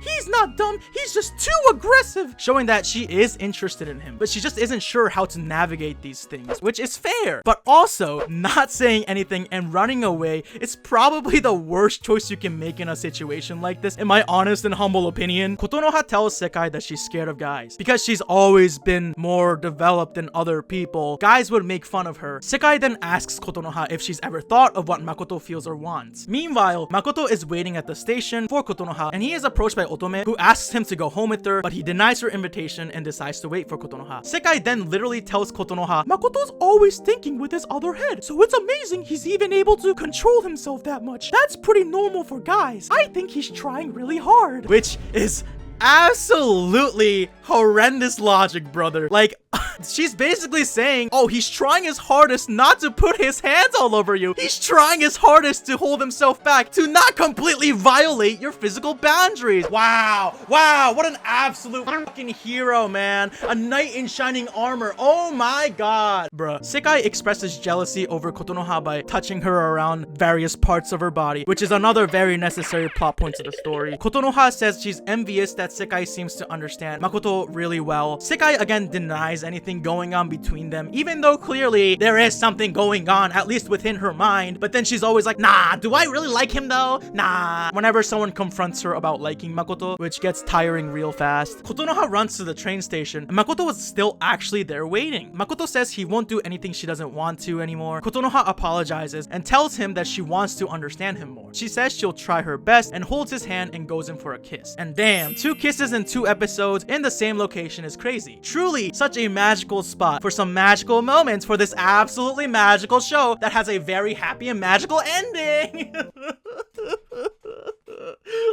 Anyways, they're dating now. They're officially boyfriend and girlfriend, even though they don't understand each other at all or know anything about each other at all. Because as we all know, the basis of every successful relationship is knowing absolutely nothing about the other person before you start dating them, you know? I'm sure there's cases where that's worked out, but I feel like that's as rare as winning the actual jackpot of the lottery. It's not something you should bet your entire future on. Makoto calls Kotonoha, but Kokoro, her sister, picks up the phone instead. Kotonoha takes the phone back, and Makoto is like, I guess I'll call your sister Kokoro-chan. Anyways, back on the school rooftop, Kotonoha and Makoto are eating next to each other on a bench, while Sekai just eats on a separate bench. Wow, the deep symbolism here is very apparent. Turns out, Kokoro wants to meet Makoto after that phone call from earlier. Kotonoha, after returning to her classroom, gets berated by other classmates, including Otome, because she went somewhere else for lunch and they were assigned to do extra work or something because of that. They figure out it's a boyfriend, and they interrogate her about what he's like, and they're like, oh, so your boyfriend's more important than the school committee? Then they just leave her with a huge packet of work. Wow, I mean, everyone in this show is terrible, but this group of bullies is probably one of the most unbearable units in the entire show. Kotonoha and Makoto meet up at the train station, but Kotonoha is obviously sad. Makoto, noticing this, says that she can tell him anything if she ever needs to talk about something. Kotonoha then asks, we are dating, right? Then the two go in for a hug on the train, but I don't know if it was like a half hug or something, but Kotonoha runs out of the train without saying a single word, leaving Makoto clueless. God, this show is killing me with the non-verbal non-communication between everyone. Anyways, another classmate witnesses this. I forgot exactly who, but Sekai gets a text message saying, hey, something happened between the class 4 girl and your boyfriend. Sekai calls Makoto and gets mad at him. Sekai tells him that if he keeps pushing only the things he wants to do, she'll just get mad. Sekai tells them to apologize. Makoto says fine, and then he just cuts the call. And to be honest, I hate Makoto with a burning passion, but this is the one time where I felt like Makoto actually didn't do anything wrong. He was just noticing that she was sad, and he said that they could talk. I understand that Kotonoha has a lot of trauma and a lot of other issues, but it looked to me like she initiated the hug first in that situation too, so I don't really get why Makoto is the one getting in trouble this time, but whatever. Just defending Makoto makes me want to puke, so let's move on. The next day, Kotonoha doesn't come on the train, instead taking a bus to school to avoid Makoto completely. And at this this point, it's just exhausting to me. Look, I understand the struggles of communication. I know I've been saying it like it's so easy, and it's not. I get it. Communication can and is difficult sometimes, and trauma can make it really hard to open up even about simple things. I get it, but I'm sorry. If you can't even communicate the minimum level any human should be able to communicate with someone else, you are not ready for a relationship. I'm just saying. The bell rings and Sekai tells Makoto to apologize as she leaves to go eat with other people. Makoto is like, wait, but I need you with me. Help me. Like, bruh, it's your relationship. Do it yourself, man. What the fuck? He heads to the rooftop and Kotonoha ends up coming up a little later. Makoto asks if Kotonoha is still angry about yesterday, to which she responds, don't worry about it. Makoto says, oh, hey, I can come over today to meet your sister. And Kotonoha is like, that's a little too sudden. What about Sunday? Makoto, despite being told not to be overbearing, is continuing to be overbearing, like, oh my god, what? I bet, let's do a Sunday. I bet, let's do a Sunday. All right, bet. Oh my god, let's bet, let's do a Sunday. Meanwhile, Sekai's friends all say that Makoto is bad news, and she probably should avoid him. They also start talking about the school fair coming up, a talk I genuinely could not give less of a shit about, but it is an important plot point for later on, so I'll bring it up now. Later that night, Setsuna visits Sekai at work, and I don't know if Sekai is supposed to be a bartender, but her outfit is extremely revealing and kind of yucky, considering she is a high schooler. Setsuna asks her, are you really not dating Makoto? And Sekai is like, no, there's nothing going on, nothing! Nothing going on! By this point, this girl is the embodiment of that one meme with the crying guy wearing the smiling mask. Makoto goes to Kotonoha's house and it's fucking massive! Kokoro calls Makoto Oni-chan already. They have a good date together, I guess. I don't even care anymore. Kokoro asks Makoto why he calls her sister Katsura, which is her last name, and she looks away in silence. Because until this point, Makoto was calling her by her last name instead of her first name the entire time. Later on, he asks Kotonoha, is the way to call someone that important? And Kotonoha is like, it is! He then starts to call her Kotonoha, her first name, instead. She then calls Makoto Makoto-kun as the two begin to laugh and they say, it finally feels like we're a real couple. Jesus, y'all, aren't they supposed to be in a relationship already? And they only finally started to call each other their first names? This relationship is absolutely cooked. As they wait for the train, Kotonoha asks Makoto to close his eyes. She then goes him to kiss him on the cheek. Makoto looks shocked by this. At home, Makoto calls Sekai, telling her about how the day went. Apparently it went well until the show smacks you with the first giant plot twist. Suddenly, out of nowhere, Makoto is like, honestly, I'm getting tired of spending time with Kotonoha. I remember when I watched this, I was like, wait, what the fuck is happening? What? This suddenly came out of nowhere, considering this dude was like a bumbling idiot until now, and suddenly he's showing like Kira from Death Note vibes. Meanwhile, at the Katsura residence, Kokoro asks Kotonoha, did you kiss Makoto yet? To which she doesn't respond, and Kokoro is like, I guess you have. Another day, Makoto talks to Sekai on the school rooftop saying, I thought having a girlfriend would be fun, but I can't put my finger on it. Sekai then asks, you guys are having fun though, right? Makoto's like, I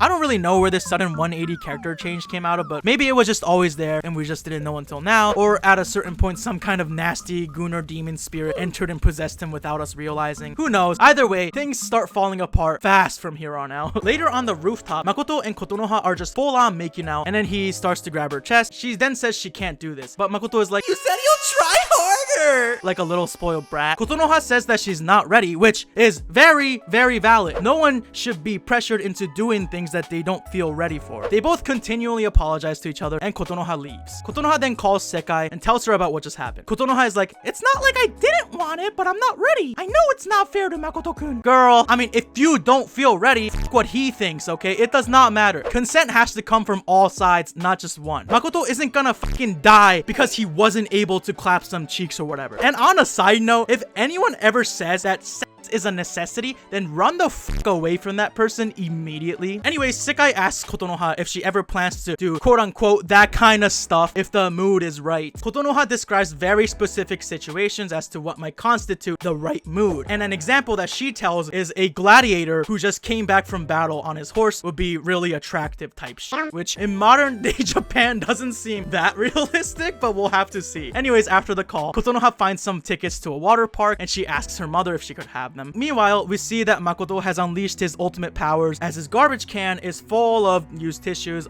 He's obviously reminiscing on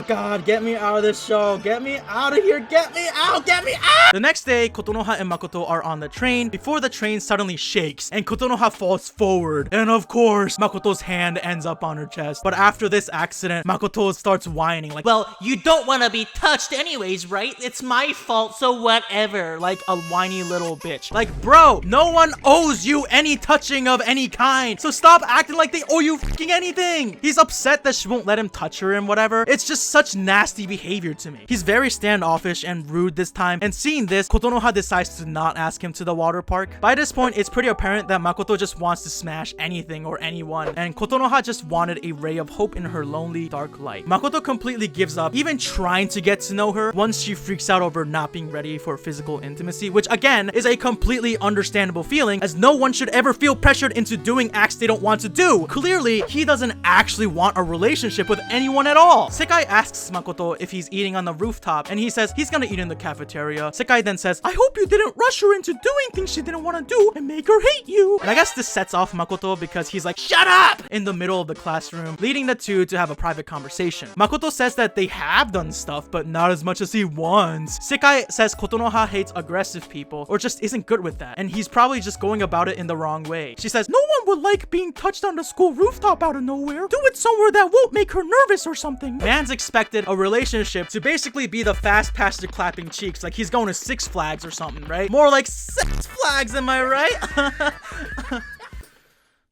Sekai then drops the most insane offer of all time. She tells him he can practice with her? What is happening? Huh? A special crash course, she says. What? Hold on. What? I need a moment. What? Huh? At first, Makoto refuses this offer, and Taisuke intervenes, asking to go to Makoto's house to pick something up. And Makoto does try to use this as a sort of excuse to get out of this weird, completely out of nowhere offer. But Sekai actually gets really upset about this and forces Makoto to go along with this plan, which obviously blurs the line of consent very heavily. The two go to a park. Sekai is like, I'll teach you how to do things, but if you really try something, I'll scream. They go to kiss each other, but are spotted by a bunch of kids who are like, Ooh, they're gonna kiss. So they end up going to karaoke to get a private room, but there's a camera in the room. Sekai ends up handing Makoto some keys, which turns out to be the keys to the school rooftop. While all this insanity happens, Kotonoha sits in a classroom back at school, waiting for a response from Makoto. Makoto and Sekai return to the school and go up to the rooftop. Sekai is like, come at me, bro, it's training anyway. And I'm not gonna describe the details of what exactly they practice, but it goes pretty far, like way more than just practice. I mean, to be fair, this whole concept of practice is basically already cheating, considering he is in a relationship with Kotonoha. So all of this is just completely wrong and stupid to me, but this is now a standard in school days. Anyways, as he does stuff, he tells her, Sekai, I want you. He then really goes in, pushing her down on the bench as she tells him to stop, but then she tells herself, oh wait, it's just training, this is fine. As he goes into unbutton, he gets a text notification which causes him to stop, and this may have been one of the most uncomfortable anime scenes that I have ever seen, in multiple ways than one. For one, again, they're in high school, so it's like weird how far this is going in terms of animation. And also, clearly, there was a moment where Sekai straight up told him to stop, and Makoto in fact did not stop. I mean, let's be real, this whole training thing in general is beyond fucked. First, Sekai pressures Makoto into this situation emotionally, but then she also tells him to stop while he keeps going. Like, this isn't even just a messy moment, this is a full-on consent disaster, where everyone is being gross and predatory in different ways. And the show plays these things off as if it's just part of the spicy drama when it's really not. Makoto asks if they could continue training another day, but Sekai says, no more training, you'll have to do the rest with Kotonoha. This is insane. Like, this is absolutely insane, right? Christ almighty, Lord help my poor soul. Honestly, Sekai seemed like a pretty nice person at first, but then she kind of switches up like, oh, your girlfriend doesn't want to do anything physically intimate because she's not ready yet, which is a completely valid and understandable situation. Well, what if you practice having sex with me? Oh god. What the fuck is this, bro? Like, right, okay. What an absolutely wonderful solution to an already complex issue. Afterwards, Makoto bumps into Kotonoha, who asks him if he saw her message. He says that he didn't. They apologize to each other, and Kotonoha now invites him to the water park. Sekai witnesses this from another block and looks sad. And of course, the water park episode has a criminal amount of fan service in it. Don't worry, we also get like a crotch shot of Taisuke, who is again an underage dude. Basically, nobody in this show is safe, regardless of who you are. This show will find a way. way. Anyways, yeah, everyone ends up going to this water park on the same day, and we find out that Hikari, one of their classmates, has a crush on Taisuke, who is just the most exhausting character in this episode. Oh my god. He's basically just screaming so everyone can hear, like, Oh my god, women! Ah, I love it! School swimsuits are great, but there's something about bikinis that are so... and just absolutely slobbering over this shit like a rabid animal. Kotonoha holds Makoto's hand, to which Taisuke begins to freak the fuck out. It seems like Taisuke has interest in Kotonoha, but he wasn't aware of the situation between her and Makoto. When Hikari, who actually has a crush on him, asks Taisuke to teach her how to swim, he's just extremely nonchalant about it, not even realizing that she might be interested in him because he's too busy just fawning over Kotonoha's looks. Makoto helps Kotonoha out with how to swim, but of course she trips in the middle of it and he ends up catching her. They're hugging, blah blah blah. You know, the detail on this is insanely uncomfortable as usual. Sekai sees this and looks upset. However, later when Kotonoha is elsewhere, Makoto talks to Sekai. Makoto is like, was I good during training? I need to practice more, and grabs a part of her, to which I physically recoiled as I watched it happen. He compliments her swimsuit and the two get into a bit of a verbal scuffle about sizes and whatnot before Makoto says, I think I like joking around like this with you, Sekai. and Sekai responds with, no, you're dating Kotonoha, right? They eat lunch and Kotonoha brings her world famous peanut butter and jelly tuna sandwiches again. I don't actually know what's inside of them, but that's what I imagine it to be. Kotonoha is being more and more open with Makoto, clearly warming up to him, but he's pulling back a bit more now. Taisuke then says out loud in front of everybody sitting there, I thought you were dating Sekai! And Kotonoha denies this and says that she's dating Makoto instead. Obviously, this is all super fucking awkward. Makoto looks dejected, Kotonoha looks very happy, and Sekai looks super pissed. Later, when Kotonoha asks him to take him to the deeper end of the pool to practice more, Makoto just says, you should be fine on your own now. Like, what the fuck is this switch up in attitude, bro? The others call Sekai out for being wishy-washy or being unclear on what's actually going on, since they thought she was actually dating Makoto. Obviously, Sekai just continues to be like, no, we're just...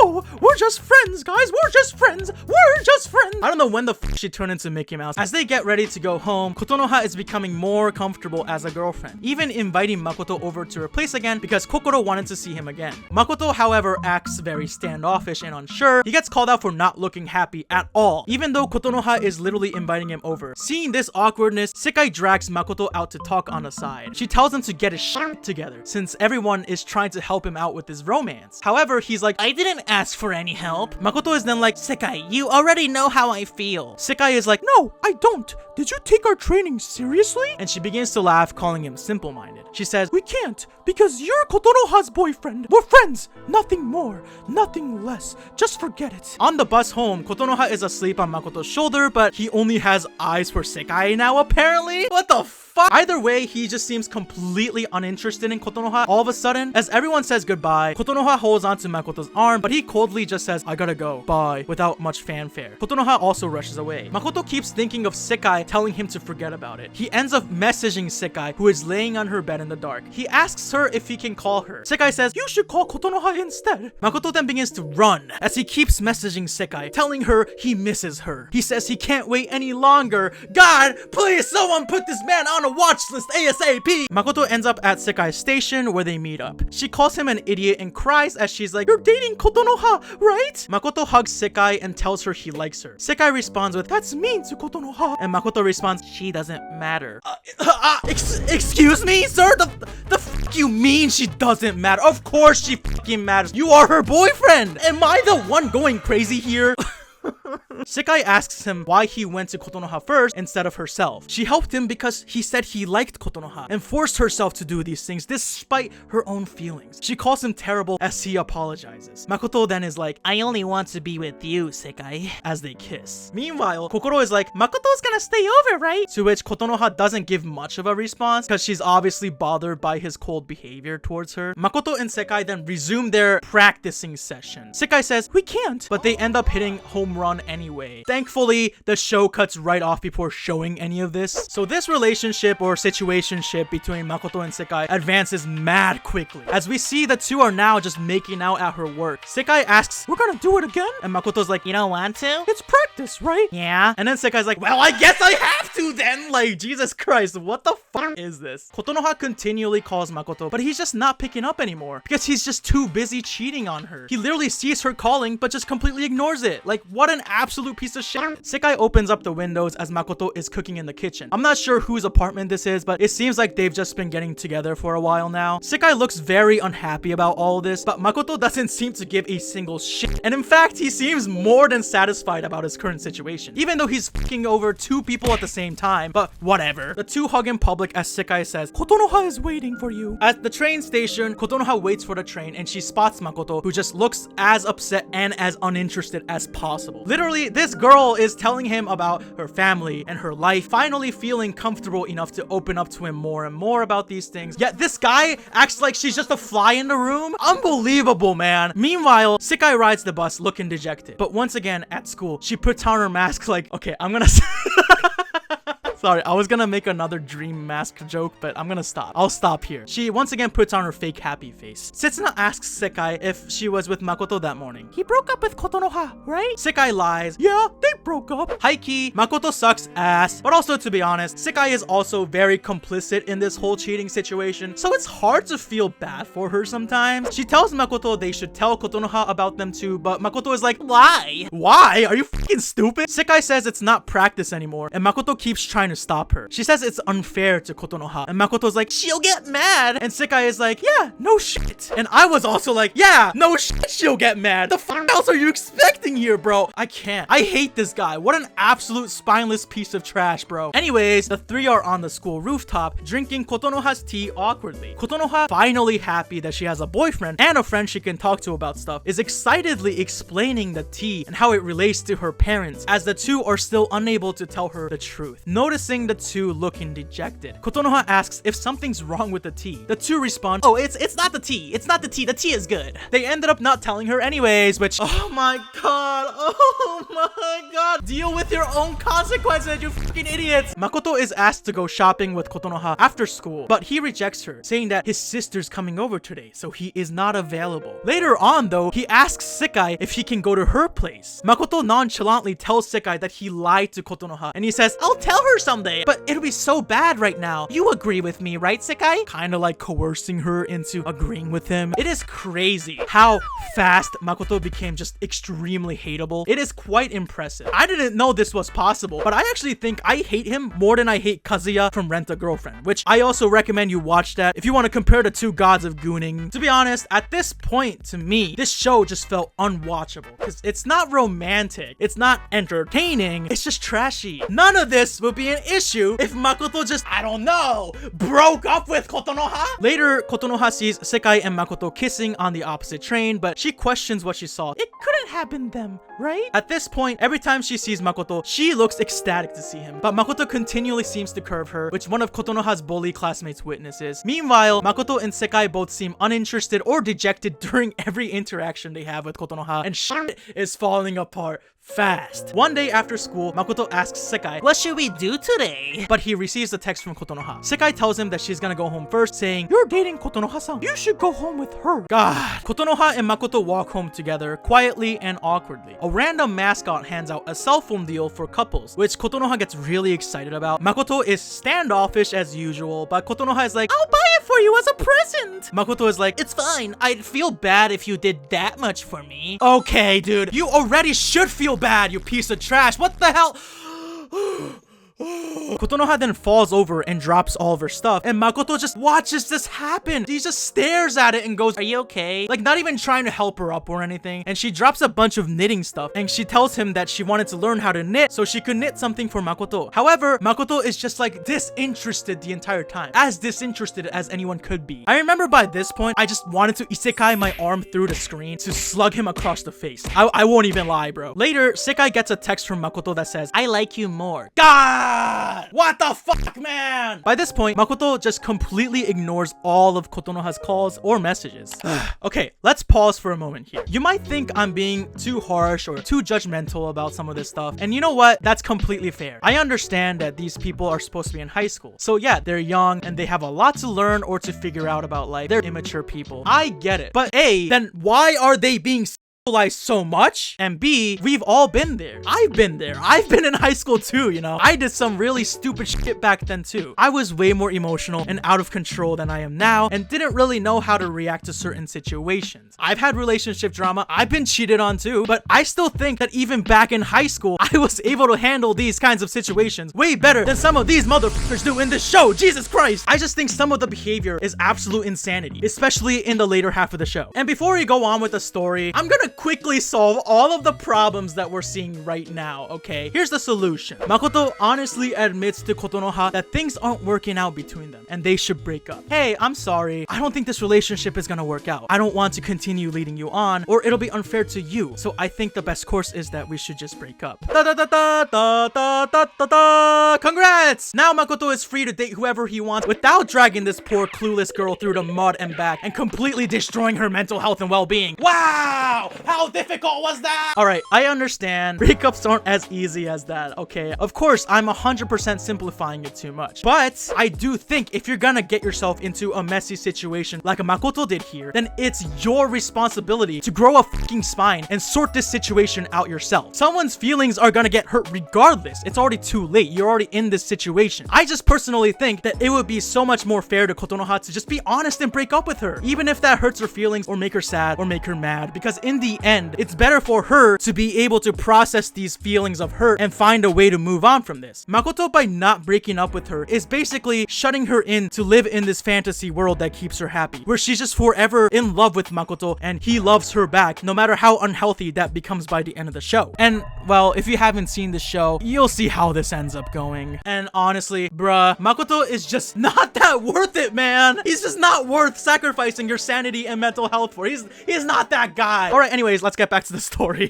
Kotonoha's mean classmates, including Otome, are talking about boys and confessing on whatever, and Kotonoha continues to look at them. I guess because she overheard their conversations, including the fact that Otome also has a crush on Makoto as well. Kotonoha keeps apologizing, but they keep like gaslighting her and accusing her of bothering Makoto when he doesn't want to be bothered. And guys, I just don't get it. Someone explain to me what the appeal of someone like Makoto is. It's not like he looks like Jungkook from BTS. His personality isn't anything to write home about. He just exists. He just exists there. So what is happening here? Divine intervention? Kotonoha responds to the bullies that she's Makoto's girlfriend and that he asked her out and they're dating. She says that nothing will happen just because Otome keeps attacking her over Makoto. Finally talking back to her bullies a little bit. Nice, I guess. Makoto gets a text message from Kotonoha about being busy during lunch, so she's unable to eat lunch with him. When he sees this, he immediately forwards the text to Sekai as a sign of let's get together and do stuff. This guy is fucking unbelievable, man. He holds Sekai's hands as they both walk out of the classroom. On the rooftop, Makoto is like, just a little bit, it's fine, right? As Sekai is like, we can't, we shouldn't. But then anyway, Sekai confesses her feelings of love to Makoto on the rooftop as Kotonoha approaches the door and overhears this confession. She also hears Makoto say, I love you back to her, which, oh dear God. At this point, the tone of the show kind of shifted completely. It went from messy high school romance to something way darker. Like when Doki Doki Literature Club starts as your basic ass romance visual novel, and then the next moment, a girl literally unalives herself kind of vibe change. Meanwhile, the mean girls in Kotonoha's class seems to be planning some really nasty shit behind the scenes involving the school fair. Dun, dun, dun, dun. Makoto continues to be a selfish little ass bitch ass pussy ass fucking loser fucker as he actively avoids Kotonoha now, despite again never actually breaking up with her. She still thinks they're in a very romantic relationship together, and she's telling herself, I have to try harder. Girl, what do you mean? Bro, this dumbass dude is not worth trying harder for. I can't. Anyways, the planning for the school festival goes into full force. Makoto is forced to help out with the student council, but he's worried about it since Kotonoha is also part of the student council. Setsuna begins to call him out on his wishy-washy bullshit and forces him to come along. Makoto entering the student council classroom literally just avoids Kotonoha even in the same classroom. Later on, Setsuna forcibly takes his phone and blocks Kotonoha's number, saying that it's for Sekai. And yet another amazing decision by a very smart character in this show. The bullies in Kotonoha's class are setting up some kind of video camera for their school festival booth, which does not seem like it's a good thing, and spoiler alert, it's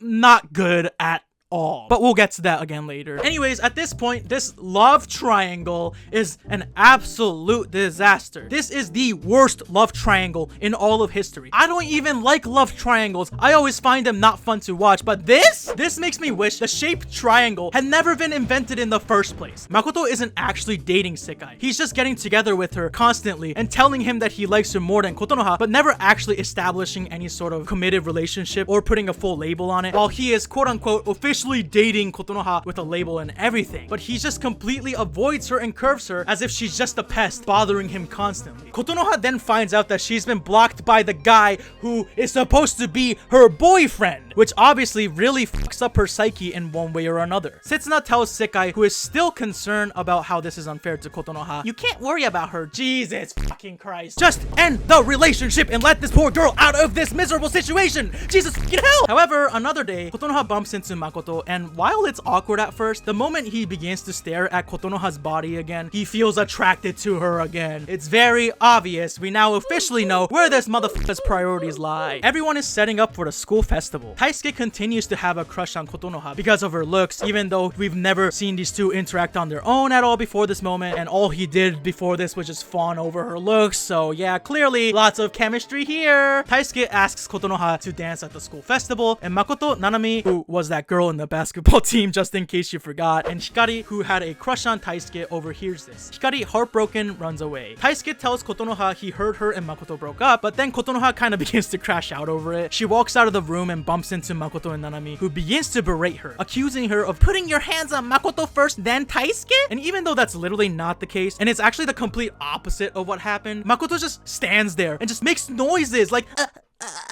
and doesn't even try to explain the situation or defend Kotonoha in the moment. He just lets her cry and run away. It's not... What?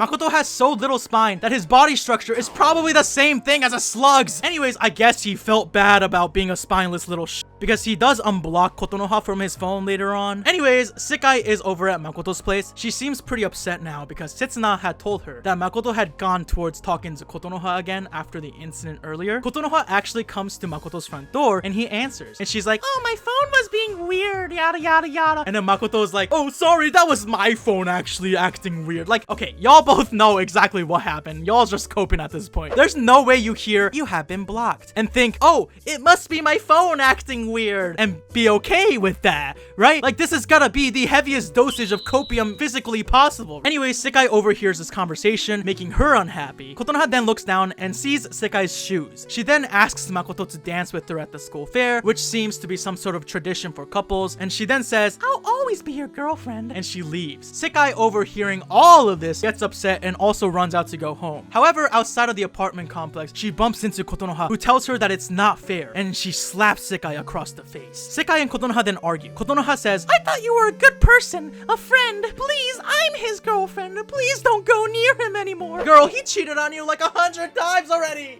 He's really not worth it.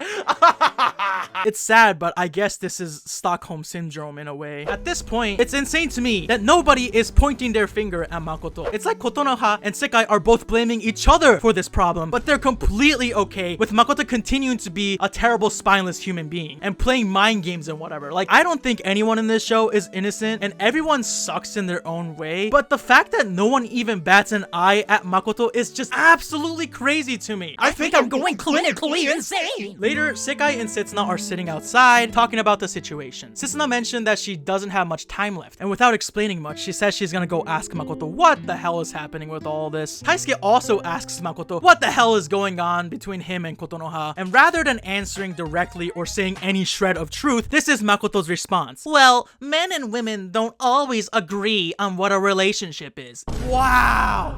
What a terrible cop-out non-answer. I can't. I'm broken inside. I'm fucking broken. Setsuna is now vehemently against Kotonoha and Makoto spending time together. She confronts Makoto about the situation, who responds with, "It doesn't matter to you." Setsuna responds with, "It matters to me because I'm Sekai's friend. Which one do you like?" "Well, at first I liked Kotonoha, so I dated her, but now I prefer to be around Sekai." And I'm just like, okay, I understand. Then fucking break up with Kotonoha! Hello? I know I sound like a broken record at this point, but seriously, the answer is right in front of you. It's right there. Setsuna tells Makoto to go check on Sekai, who was not at school that day. Makoto goes to see Sekai at her place, and they talk about what happened with Kotonoha and how she knows about their cheating now. Sekai talks about how they shouldn't be doing this and it's wrong, and Makoto responds, "No, it's not!" And I'm also sitting there screaming, "Yes, it is, Makoto! It is a bad thing you guys are doing!" Anyways, Makoto goes in for a kiss and throws her on the table. This is the worst! This is just the worst! At this point, Sekai knows that this is wrong, but she also feels very emotionally reliant on Makoto now, so she's unable to really do much about that. Anyways, after this, Sekai comes back to school the next day, wearing her fake-ass smile as usual. Kotonoha ends up running onto the same train as Makoto, and she's very lovey-dovey with him now. And of course, being the person he is, Makoto gets all excited seeing Kotonoha's parts, and she literally tells him, "I'll let you touch them raw!" When I can't be making this joke, I'm sorry. And then she's like, "Well, I'll let you do things when Kokoro isn't home if you dance with me at the school festival in exchange." Girl, this is insane, right? Like, I'm not going crazy, right? And of course, Makoto agrees to dance with her while only staring at her body. This guy is unbelievable. I swear to God, he has made more eye contact with the rest of Kotonoha's body than her actual eyes. Makoto, as he leaves the train, says, "I suck." And for the first time in the show, I felt a brief moment of peace inside, because thank you for acknowledging it. Jesus Christ, yes, you do suck. You suck major ass. Not that it matters, because this self-reflection doesn't change his behavior whatsoever anyways, but still, at least he said the truth for once in his life. The day of the school festival arrives. Makoto's class is running a maid cafe, while two other classes are also doing cafes, but both with very unique themes. One of them is supposed to be a little sister cafe, which sounds absolutely disgusting, and a zombie cafe, which actually sounds genius. I would love to go to a zombie themed cafe. It sounds like a cafe to die for, am I right? They'll infect you with the chill vibes, am I right? God. I wish a zombie would just bite a chunk out of my ass. Kotonoha's class runs a haunted house, but there's also a quote-unquote break room for couples to use for intimacy. What?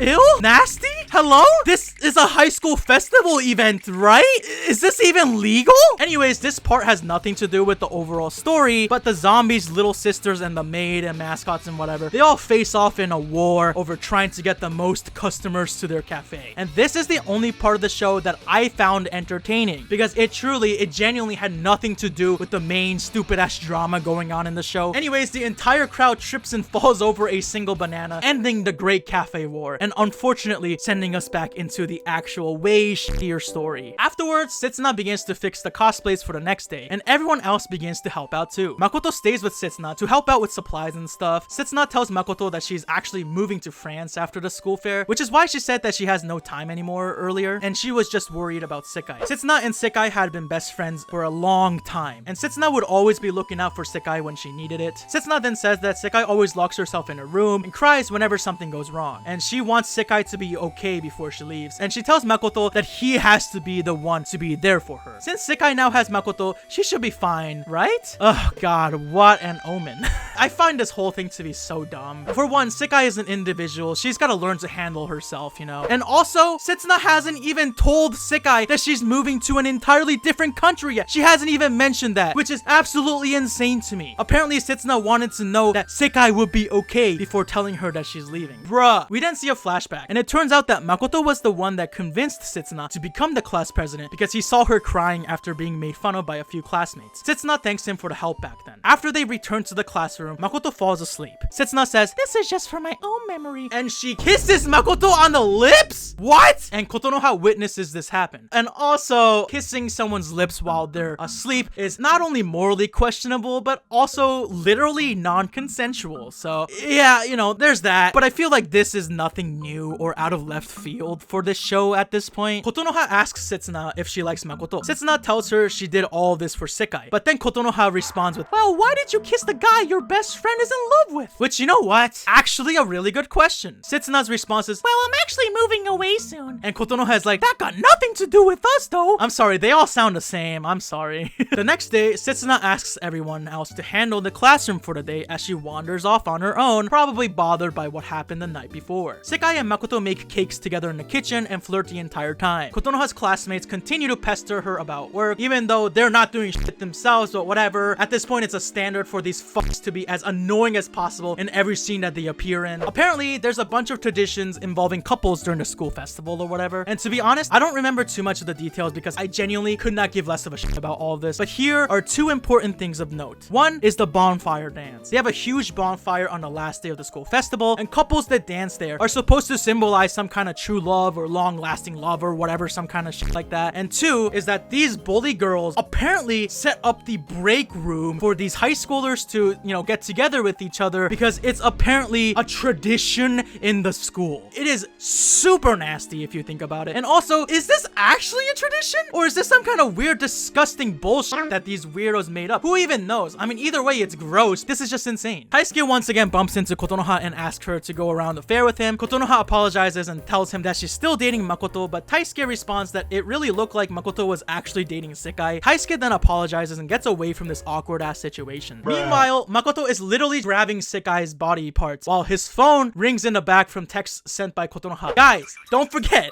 he still hasn't broken up with her, and he still hasn't made anything official with Sekai yet either. During the festival, Makoto wanders off on his own, and Otome, the bully girl who's had a crush on Makoto since middle school, decides to ask him out. The two then go around the fair together, talking about their history and whatnot, but honestly, who even cares? Out of every romance in the show, this is the one that I think I care the least about. Later, she asks him to dance at the festival. Makoto is like, you should ask someone you like, and she's like, That's why I'm asking you. However, Sekai comes to get Makoto right before the confession and drags him back to the classroom. Honestly, I personally would not want to be dating someone who I always have to be worried if they'll cheat on me or not, but whatever. Kokoro also comes to the festival and says that My older sister's really excited to dance with you at the bonfire. and Sekai is also there and also hears this. Remember guys, way back when Makoto promised Kotonoha that he would dance with her at the bonfire in exchange for other things, you know. Back in the kitchen, Makoto and Sekai talk about the dance. Sekai asks him, you'll dance with me, right? Even though he already promised Kotonoha earlier, so... Oh dear. Kotonoha's bullies begin harassing her, saying, I heard you broke up with Makoto. He didn't even come see you. He's too busy going around the fair with another girl. eventually demanding her to bring Makoto in to prove that they are actually dating. Otome is upset that she couldn't ask Makoto out, and she bumps into Taisuke. They discuss Makoto and how Kotonoha rejected Taisuke earlier, and Otome here gives what I personally find to be the worst advice given to anybody in this show. This is what Otome says. So you let the fact that she's dating Makoto stop you? Are you even a man? With girls, even if you're turned down the first or second time, you have to keep pushing them. And I'm like, girl, hold on. Full stop. Straight up, worst advice I've ever heard. No means no. And that's just how it should be. It is insane. God, I can't even... This is anime from 2007. What a time to be alive. Makoto checks his phone to see that Kotonoha had sent him 20 messages so far, and he runs to go find her, but he's stopped by Otome, who ends up confessing to him on the spot. The two end up going to the nasty-ass break room, one that comes with a complimentary bucket of used tissues. And if you really think about it, no one's actually sanitizing that room ever. Ugh. Yeah, anyway, she pushes him down on the bed and they end up hitting a home run. As this is happening, the other bullies continue to pester Kotonoha about, Oh, he was never your boyfriend, was he? and Kotonoha almost begins to actually cry, which makes them leave her alone. And I'm pretty sure the entire time, Makoto and Otome are getting together in the break room. God! Anyways, the dance is about to begin. The big bonfire is lit in the school grounds. Who is Makoto gonna dance with? As Kotonoha desperately looks for Makoto, she walks into his classroom to see Taisuke. Taisuke tells Kotonoha that Makoto already left with Sekai and that Makoto had betrayed her. Taisuke then takes this opportunity to confess to Kotonoha in the same moment, and he goes in to hug her, which ill. During this gross hug, Taisuke is like, I love you, Kotonoha. and Kotonoha just looks absolutely dead inside, like her soul just left her entire body, and now she's just a walking zombie. She'd be perfect for the zombie cafe at this point. Meanwhile, Mako Trash and Sekai dance together in front of the bonfire, signaling the solidification of their relationship with each other, or so so Sekai thought. Sekai asks him, I'm your girlfriend, right? And Makoto doesn't respond. Oh dear. Turns out that Taisuke actually got together with Kotonoha that night. Honestly, really sad. I mean, at this point, Kotonoha must have felt so broken and betrayed that she just went along with whatever happened that night. And after this terrible situation, she comes outside and she literally just sees Sekai and Makoto kissing in front of the bonfire, which I'm sure absolutely destroyed her entire being. Again, I really don't think it would have gone this disastrously if Makoto had just, I don't know, broken up with her ages ago. Starting here, Kotonoha begins to completely unravel as a human being. I think Kotonoha has always had a lot of mental health issues. She clearly doesn't have friends. She's constantly harassed by her other classmates. The first light of hope she sees is Sekai and also Makoto. Her actions and obsession with Makoto does make sense in that aspect. But even still, man, she needs help. First off, get the fuck away from Makoto because this man is clearly not doing your mental health any favors. Anyways, the next day, Kotonoha walks into the train to see Makoto. Makoto apologizes to her and says that I couldn't make it to the bonfire, which is one of the shittiest lies in all of history. Like, man, if you're gonna lie, at least try a little harder, right? I'm not condoning the behavior. It's just like, what the hell is this lie? But it turns out this was enough for Kotonoha because she instantly perked up and felt way better returning to her normal self after hearing this. Like, dead ass, bro. She needs therapy before a boyfriend, on God. Taisuke is in a very good mood after how the night before went, but then when he talks to Kotonoha, she just seems extremely uninterested and uncaring. Taisuke invites her out to Christmas dinner, but Kotonoha says that she's still dating Makoto and she can't go out with Taisuke. She says that Taisuke means nothing to her and that they should just ignore whatever happened the day before. Taisuke then runs up to Makoto, very confused and upset. He confronts Makoto on whether or not he's actually cheating on Kotonoha with Sekai. And of course, Makoto denies it. Makoto calls it a misunderstanding and there's nothing between him and Kotonoha, even though he's never actually broken up with her this entire time, so it's literally still all his fault. He just refused to take any accountability. Kotonoha's bullies continue to harass her, but she continues to deny that she was broken up with. Otome, however, seems strangely standoffish this time. Kotonoha then tries to end this conversation, but the other girls trip her and laugh at her like, I'm sorry, there's just nothing entertaining about watching these little shitty demons disguised as anime girls emotionally torment a girl who has no other friends in her class while she also gets manipulated and screwed over by the worst anime main character of all time. It's not my type of entertainment. While cleaning up the school festival mess, Setsuna asks Makoto about Kotonoha and whether or not he likes her. Makoto tells her he already broke things off with her, which again is a lie. And then he's like, she asked me out yesterday, but I didn't go out with her. You fucking moron! You didn't fucking end it with her! That doesn't count as breaking things off! Setsuna tells Makoto to promise her that he'll only look at Sekai because Setsuna is literally leaving the next day. And guys, remember, she still hasn't even told Sekai yet about how she's literally leaving the country. Jesus Christ! Her character is dumb too! He promises Setsuna everything is over between Kotonoha and him, but then right as he says that, Kotonoha walks up to them. Makoto ends up helping Kotonoha out with her cleaning and tries to say goodbye, but Kotonoha stops him and invites him out to hang out the next day. However, Setsuna tells her no because he's busy with Setsuna. Makoto finally says, yeah, we shouldn't see each other anymore. People are gonna misunderstand. Kotonoha responds with, what are you saying? They're making you say this stuff, right? Sekai is making you do this! Kotonoha then threatens to expose Setsuna's earlier kiss to Makoto to Sekai. As Kotonoha is about to tell Makoto about that incident, Setsuna just goes in to kiss Makoto right in front of her and says, and this is what's happening between us. Kotonoha is like, what about Sekai? And Setsuna responds with, what's happening between us is none of your business. Kotonoha then asks Makoto, what about this morning? And Makoto is just like, well, that was just to apologize. You should just get it already. Kotonoha begins to cry and break down. Makoto tells her that he doesn't like her anymore and walks away from both Setsuna and Kotonoha as Kotonoha just looks completely broken. Here's the thing about Kotonoha. I admit that her lack of ability to communicate clearly was frustrating at times. I found myself getting annoyed about her running away without saying anything because real talk, communication goes both ways. And even if it might be scary, it can't just be one side of a relationship communicating while the other side slowly just runs away. So I'm not saying she's completely innocent and well, after the ending of this show, she has no excuse to be honest. But at a certain point, I did start feeling really bad for her. She felt like an unfortunate victim for most of the show because she was clearly just being swindled around by both Makoto and Sekai, yet Makoto never clearly broke up with her. And yes, Kotonoha could have also walked away from this horrible relationship herself, but we clearly see that she gets bullied a lot and doesn't doesn't have anyone else to turn to, therefore developing an unhealthy obsession with Makoto, and it seems like she doesn't really see another way out of her shitty situation. So of course, she's gonna get mentally messed up from all this, right? And Makoto,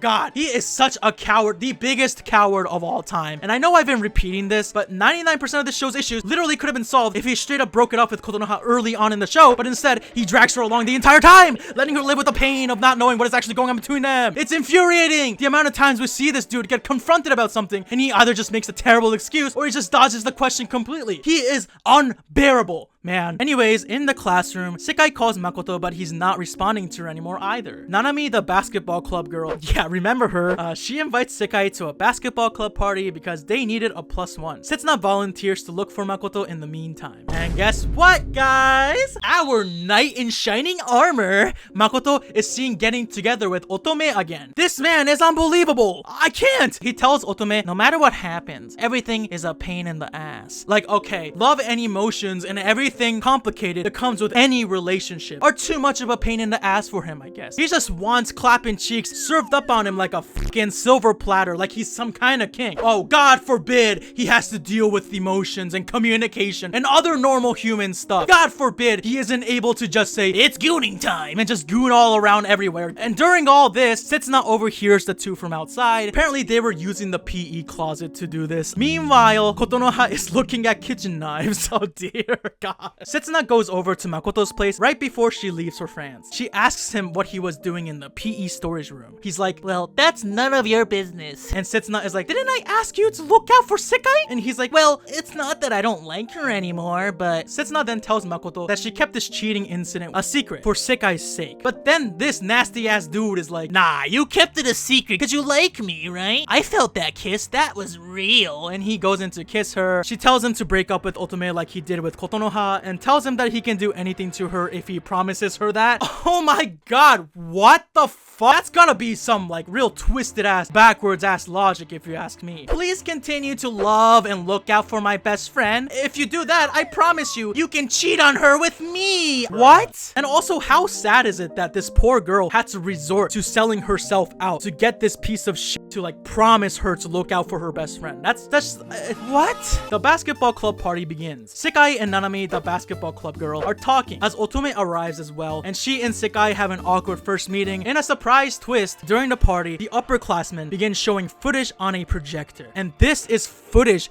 from the break room during the festival, fully capturing everything that happened in that room for everyone to see. Remember that video camera that I mentioned way earlier back when? That shit was set up to secretly record everything happening in that break room, which is actually genuinely a disgusting and heinous crime. What the fuck is wrong with these upperclassmen? They're like enjoying this bullshit, while these poor clueless victims are forced to be exposed in front of the entire school. Nanami, having used the room with her boyfriend, looks extremely distraught, and understandably so. I think out of all the characters, she really didn't deserve the shit that happened to her. Sekai also then sees the footage of Otome getting together with Makoto in the break room before the bonfire dance as well. And before I move on, can we just like talk about this real quick? This entire recording thing is definitely illegal because, you know, it's filming non-consenting minors in illicit ways and then distributing that footage in some way, shape, or form. These upperclassmen have committed a horrific, disgusting crime. It's actually one of the most disgusting concepts that ultimately was only used to advance the garbage romance plot between Sekai and Makoto. It's just clearly one of the nastiest, most disgusting, deplorable things that I've ever seen happen in an anime. And the fact that this is just completely glossed over as a plot point and nothing more makes me genuinely angry. And it's another reason why I refuse to take this show any seriously. Obviously hurt, Sekai begins to call Makoto as Setsuna takes the train to leave forever. Sekai and Kotonoha bump into each other, and Kotonoha asks Sekai where Makoto might be, but when Sekai looks into her eyes, she just looks so dead inside, which shocks Sekai. We now see that Nanami's reputation in the school seems to be in the gutter, as the footage or the rumors of the footage were spread throughout the school. Makoto notices that Sekai is not at school, and Sekai, who had just found out both about Makoto cheating on her and Setsuna moving to another country over text on the day that she left, is understandably very upset and lays in bed depressed. And yeah, it's still hard to look past that she herself contributed to these issues to begin with, but also Setsuna and Makoto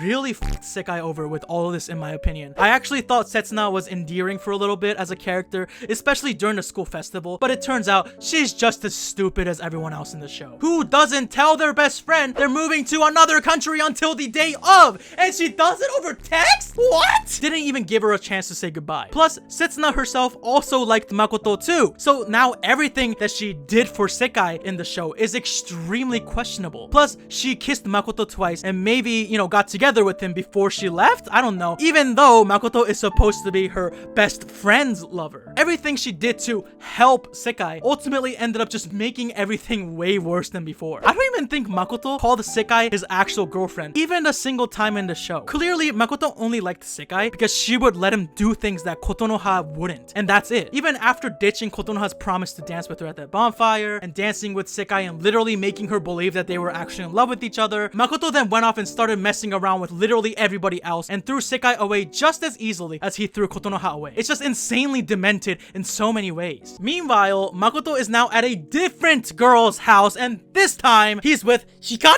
the girl who had a crush on Taisuke? I have no idea how or when this happened, but I guess he's just jumping around now trying to clap all these different cheeks. Hikari then asks Makoto if he's not worried about Sekai, since she has been absent for school for so long that she can actually get in trouble for it. Makoto says, "It's too much work." Gah! What an absolute piece of shit. He just emotionlessly says, "Everything is just a pain." Yeah, everything, meaning all of these problems that you caused. And now that you're seeing all these problems actually come up, you just don't want to deal with any of it? How much of a little bitch ass can you be? I mentioned this way back earlier. Makoto reminds me of Light Yagami, but if Light was a gooner and was 1,000 times dumber, you can't tell sometimes if they're actually sociopathic human beings with no regard for life, or if they're just cocky idiots who just got swept up by having power of some kind.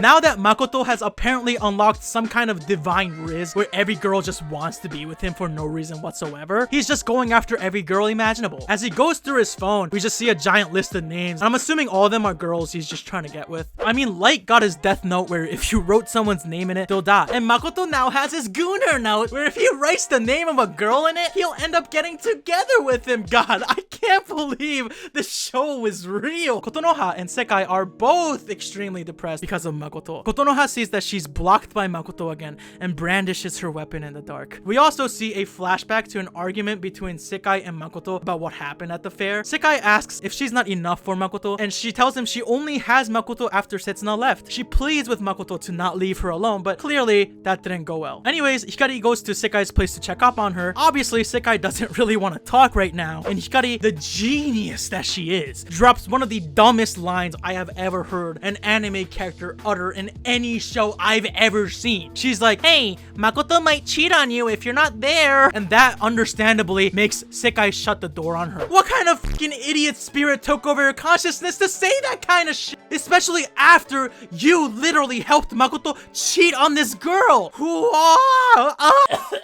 Otome is also looking for Makoto, who isn't answering her phone anymore. I guess Makoto is now playing the game of smash and dash at this point. The other bullies and she argue, and as Otome storms off, the other bullies all begin talking shit about her, which no surprise considering how shitty these bullies are as human beings. Then it's revealed that one of the other bullies also got together with Makoto too, and the other bullies are like, "Oh, we have to play catch up," which, what? Why is Makoto becoming some sort of like god that every girl has to get with? This is so stupid and goofy that it's impossible to take it any seriously. Anyways, all the bullies minus Otome go to Makoto's place to play some catch up, if you catch my drift. Holy mother of god. Kotonoha continues to unravel as she is literally pretending to talk to Makoto over the phone, even though the entire time the phone is saying, "This number is blocked."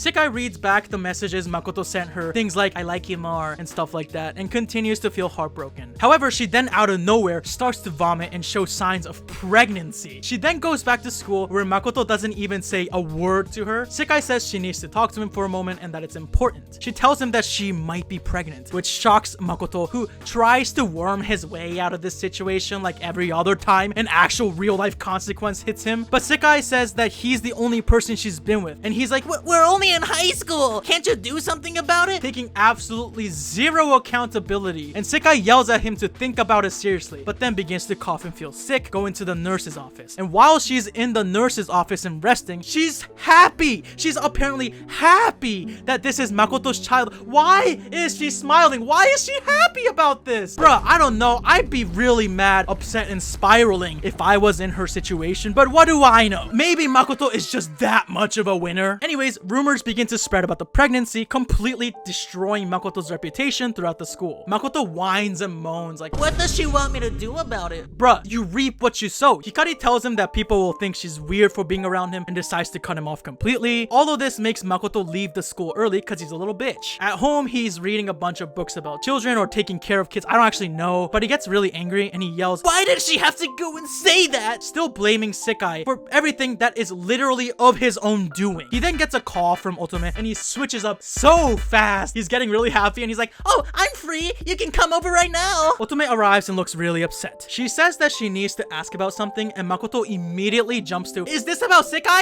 It's not my fault. Otome says, you used to not be someone who would say something like that. You were nicer in middle school. I've had enough. And she goes home, leaving Makoto alone again, cutting him off for good. Thank you. God, as much as I hated Otome, I am so glad she actually told him off to his face. Okay, so now both Makoto and Sekai both stop showing up to school. We see that Sekai is at Makoto's place again, cooking dinner as Makoto goes out to shop for something. I guess the pregnancy is really bringing them together, huh? Kotonoha continues to have less sentience than an animatronic from FNAF as she continues to talk over the phone to no one in front of a big Christmas tree. Dear God, this is just tragic. Makoto, while shopping for Sekai, the girl who's supposed to be pregnant with his kid, he calls Otome, who lets it go to voicemail. He then calls through his entire contact list and no one is answering him. And I'm like, good.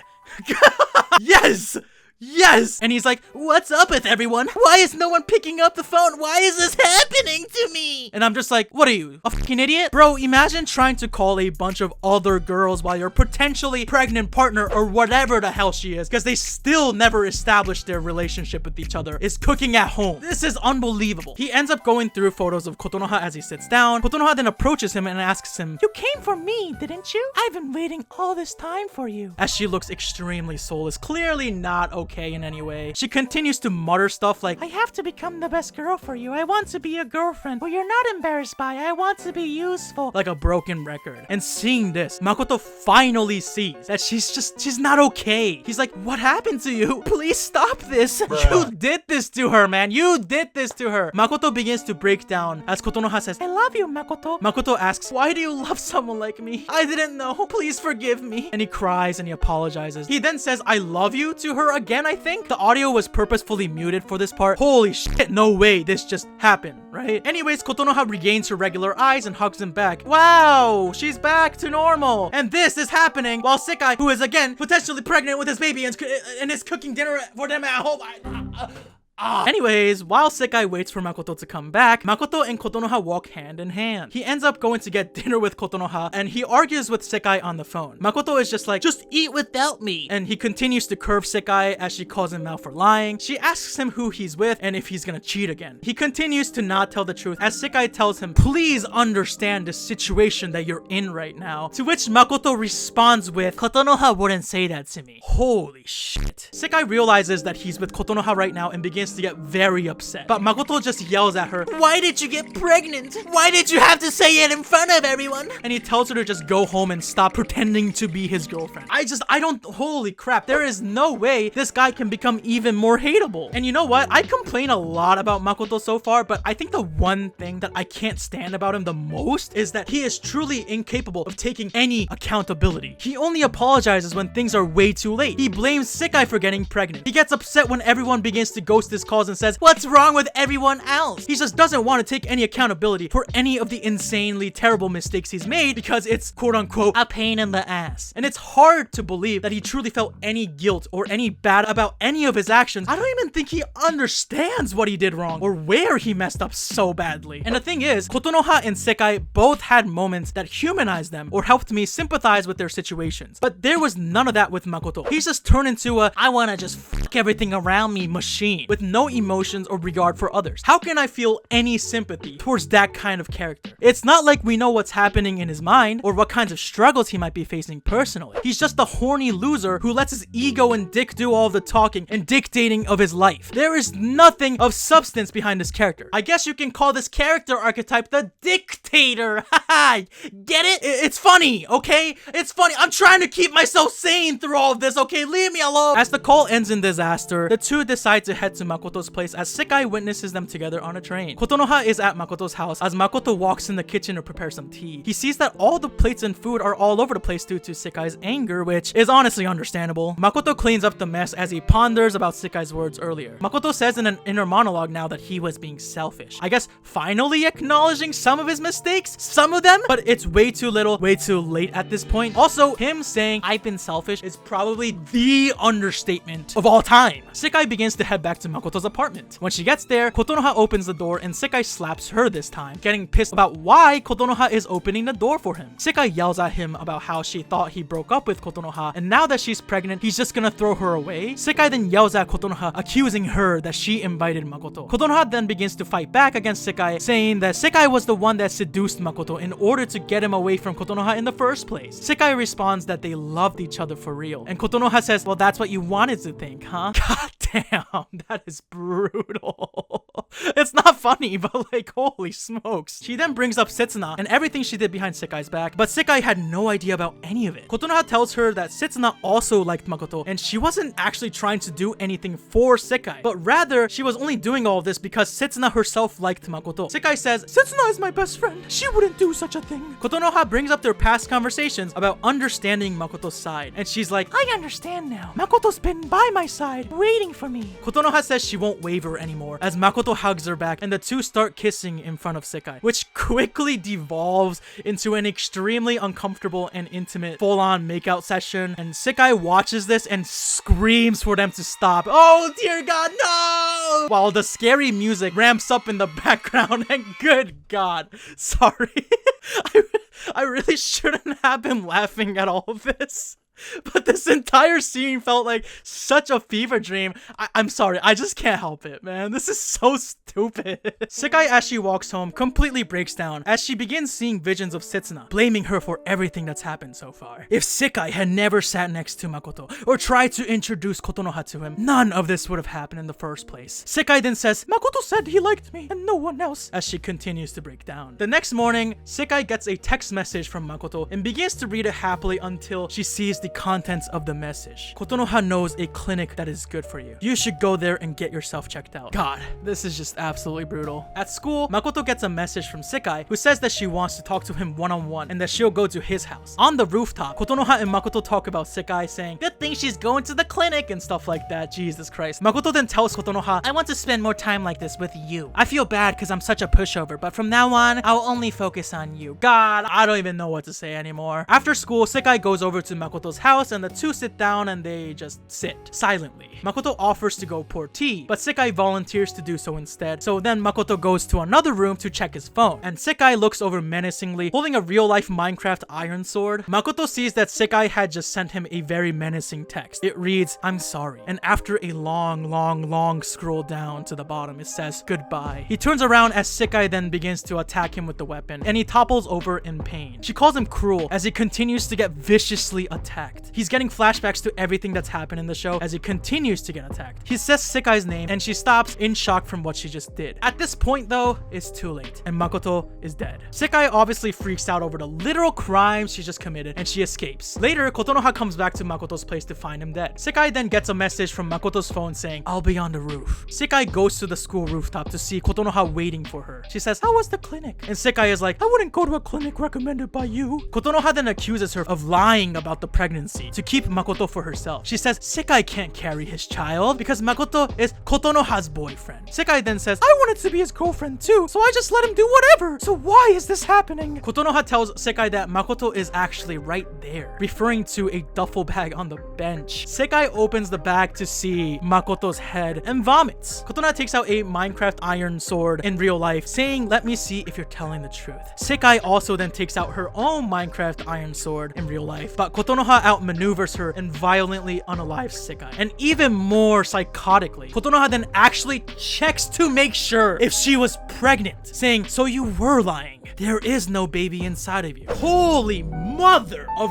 God, this just went from 0 to 100,000 real quick right here, man. What the hell? Anyways, the last scene of this show is Kotonoha laying on a yacht, holding and hugging Makoto's head, smiling. She says, "We're finally together, Makoto," and the show comes to a close.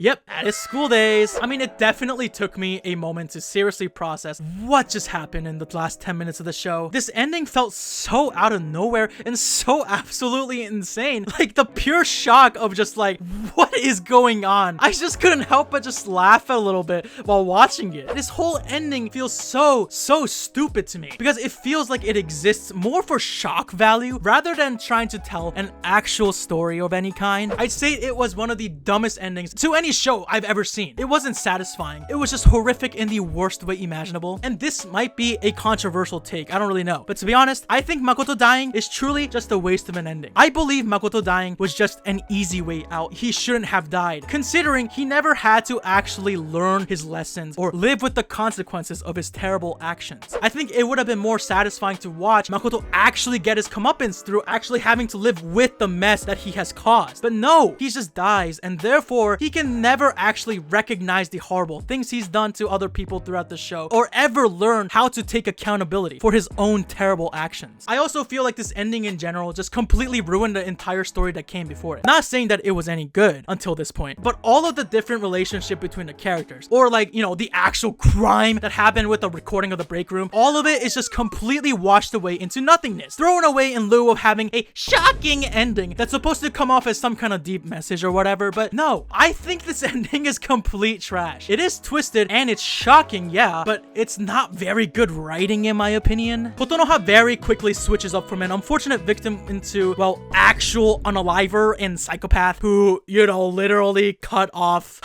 you know what I'm talking about. She violently unalives Sekai and, you know, checks to see if was really pregnant or not. By the end, she's just a full-on yandere. She's just on a yacht hugging Makoto's head. You can't make this shit up. Like, I felt bad for her to a certain point, but this ending completely takes away any sympathy I had for her in the show. I think she is a tragic victim because I do think she went through some horrible stuff in the show, but that doesn't really excuse turning into an insane-ass psycho unaliver who hugs her boyfriend's head in Minecraft. You know what I mean? And Sekai's character is one that I feel very conflicted about. I think her being upset by the end of the show is pretty understandable. She's going through a pregnancy scare. She's getting thrown away by the guy she loves. Her best friend moved to a different country without telling her. And she also learned that her best friend kissed the same guy that she loved. I mean, she was going through it, man. But that also doesn't really mean that it's okay to unalive someone, you know? I mean, she did do that to Makoto. There has to be a bunch of other solutions to her issues that didn't involve taking a life. And also, again, we can't forget that a lot of the stuff stemmed from Sekai's own actions. I think Sekai is both a product and a perpetrator of her own downfall. She played herself trying to play everyone else in the beginning. Plus, we still don't really know if Sekai was actually pregnant or not, since we never did see her use an actual test. I believe that she was convinced that she was pregnant, and I'm sure all of the stress that she was feeling from literally everything that was happening in her life didn't help her either. So I think it really could have been either or, but the reality of the situation is this: she did believe that she was pregnant and therefore acted out of emotional desperation and uncertainty, which that part is understandable. But again, I can't agree with the actions that she took at the end of the show. And honestly, as much as I hate Makoto and I love to slap him across the face 100 times, I didn't necessarily enjoy watching him getting so viciously unalived either. Yeah, he sucks, but that doesn't mean that I'll relish watching him die. He was a high schooler. He was an idiot, and it would make more sense to let him live with the consequences of his mistakes. His death scene was just genuinely horrifying to watch because it was so merciless and just truly one of the most violently depicted anime scenes that I've ever seen, which is saying a lot. I was cheering when people were starting to ghost him and cut him off and like talk shit about him in the hallways because yeah, I think he deserved all of that, but I I didn't enjoy watching him die. On that note, I think Sekai's death was even more horrifying. It's just such a horrifying thing to imagine what Kotonoha did to her at the end of the show. It's just terrible. Let's just say that all three of them were just severely mentally ill and fucked up people, and therefore didn't have the capacity to react rationally to a very tough situation, which ended in this absolute disaster of an ending. I don't know. Like, that's the only way I can rationalize this, right? All I know is that everyone in this show sucks in their own way, and there are absolutely no winners in this anime. I think the story is stupid and pointless. I don't give a shit about Makoto or his desires of romance or intimacy. The characters are extremely unlikable, annoying, dumb as hell, or all of the above. So many of the conflicts could have been solved peacefully and way more efficiently, but these characters are incapable of critical thinking. And sure, they're high schoolers, so they're dumb. They don't know what they're doing. They're still young and clueless. Okay, but then why are they constantly being throughout the show? Make it make sense. And the break room in that entire plotline is so criminal that I don't even know how to react to it anymore. School Days is not a show I can even bother taking any seriously. And I'm sorry if that offends anyone, but this is just how I feel about this show. I don't even want to bother giving this a score. Eiken. This 2003 anime can only be described as diabolical. It takes the already controversial trope of fan service and dials it up to 1000%, and it really makes you wonder what in the hell was in the waters of Japan back then, because oh my god, after watching this trash, I feel like I'm on some kind of government watch list now. This anime does have a story to follow, you know, the typical loser boy is forced into a quirky situation with many different girls around him and ends up winning the affection of the most popular girl who is wanted by everyone, or whatever the hell. But none of it really matters, because the true focus of this anime is the absolutely egregious design choices that I really don't even want to call fan service, because truly there is absolutely nothing to be a fan of in this anime. This show is going to be really hard to talk about without getting obliterated by YouTube policies and whatnot, so I'm gonna have to really beat around the bush when I describe a lot of this stuff. And truth to be told, I don't even want to describe a lot of the stuff that happens in the show anyways, because it involves some really nasty design choices by the artist, who seem to have drawn this anime using only a singular hand. Hello everyone, my name is Leo Hashi, and today I watched Eiken so that you don't have to. Eiken is a 2003 comedy edgy anime OVA that's actually quite short. It's a 2-episode mini-series that follows a schoolboy named Densuke Mifune, who is forced to join the mysterious Eiken Club, and some crazy and quirky hijinks ensue. And by crazy and quirky hijinks, I mean literally every 2 seconds there is another gross visual of very young girls being overtly in ways that can only be described as criminal. Somehow, this short 2-episode miniseries made me roll my eyes and question humanity way more than anything else I've watched on this channel, which is saying a lot. And in fact, I can easily say that this anime sucks major ass, and I absolutely hate the entire concept of this show. The only good part about this anime is that it's so short, so I didn't have to continue losing my faith in humanity, as I kept having nasty ass panty shots or bouncing animations that literally destroy the laws of physics as we know it, shoved down my gullet like an annoying salesman who just won't leave you the f alone without buying their useless product. Before I dive into the story of this disgusting show for you guys, I want to establish something right here, right now, okay? This anime is nasty as hell. It takes place in a school that contains an elementary, middle, and high school all at once, meaning that literally every single character in this show is a minor, and some of them very, very young. Despite that, the anime overtly sexualizes these girls in a lot of really awful and terrible ways that I don't even really want to put into words. And to the creators of the show, it doesn't matter if someone is in elementary school or high school, they will go through the same treatment nonetheless, which is a sentence that I wish I never had to say in my life, but here we are. No joke, there is some kind of ridiculous design choice or innuendo like every 2 seconds, and this anime also takes concepts like sexual assault and trivializes it into a joke, even though there really isn't anything to laugh about or funny about it. And this entire concept is something that I just absolutely hate from the bottom of my heart. It's hard to put into words how disgusting I find this anime, and honestly, I will judge anyone who does actually enjoy this show. Just to make explaining this show a little easier for myself, let me just tell you a few general rules about this this anime. Rule number 1. If something is going to bounce, then it will bounce. And it will bounce and quake and quiver in such an over-exaggerated way that it's like watching LeBron James bounce a basketball up and down while playing in the most intense NBA game. I don't really watch basketball, so I don't know if that describes it well, but I think everyone here knows exactly what I'm talking about. Rule number 2. Every time a character falls, which happens so much in this show that it almost feels like gravity is just doing this shit on purpose, you will, without fail, get some kind of egregious undershot of the person that just fell. This character will also then somehow lose their clothing in a way that reveals their bodies, even if it just doesn't make sense no matter how much you try to calculate the physics of how these clothing are moving. Rule number 3. If a girl trips and falls around the main character, somehow, miraculously, the main character will always end up in these ridiculous positions that can only be described as a how the f does that even happen kind of miracle. There's a lot more insane and stupid shit that happens in this show, but those 3 rules are something to keep in mind as I describe the show, because they just happen over and over and over and over again. Oh my god, dude. I'm so over this stupid garbage. Anyways, let's jump into the diabolical world of Eiken, shall we? The show begins with a shot of a banana peel, which might as well be this show's mascot because for some fucking reason, there are banana peels everywhere in this show. On the street, in the school hallways, in your room, under your bed, up my ass, wherever you might think there is a banana peel. Why? Because these bananas are supposed to be an innuendo for penis.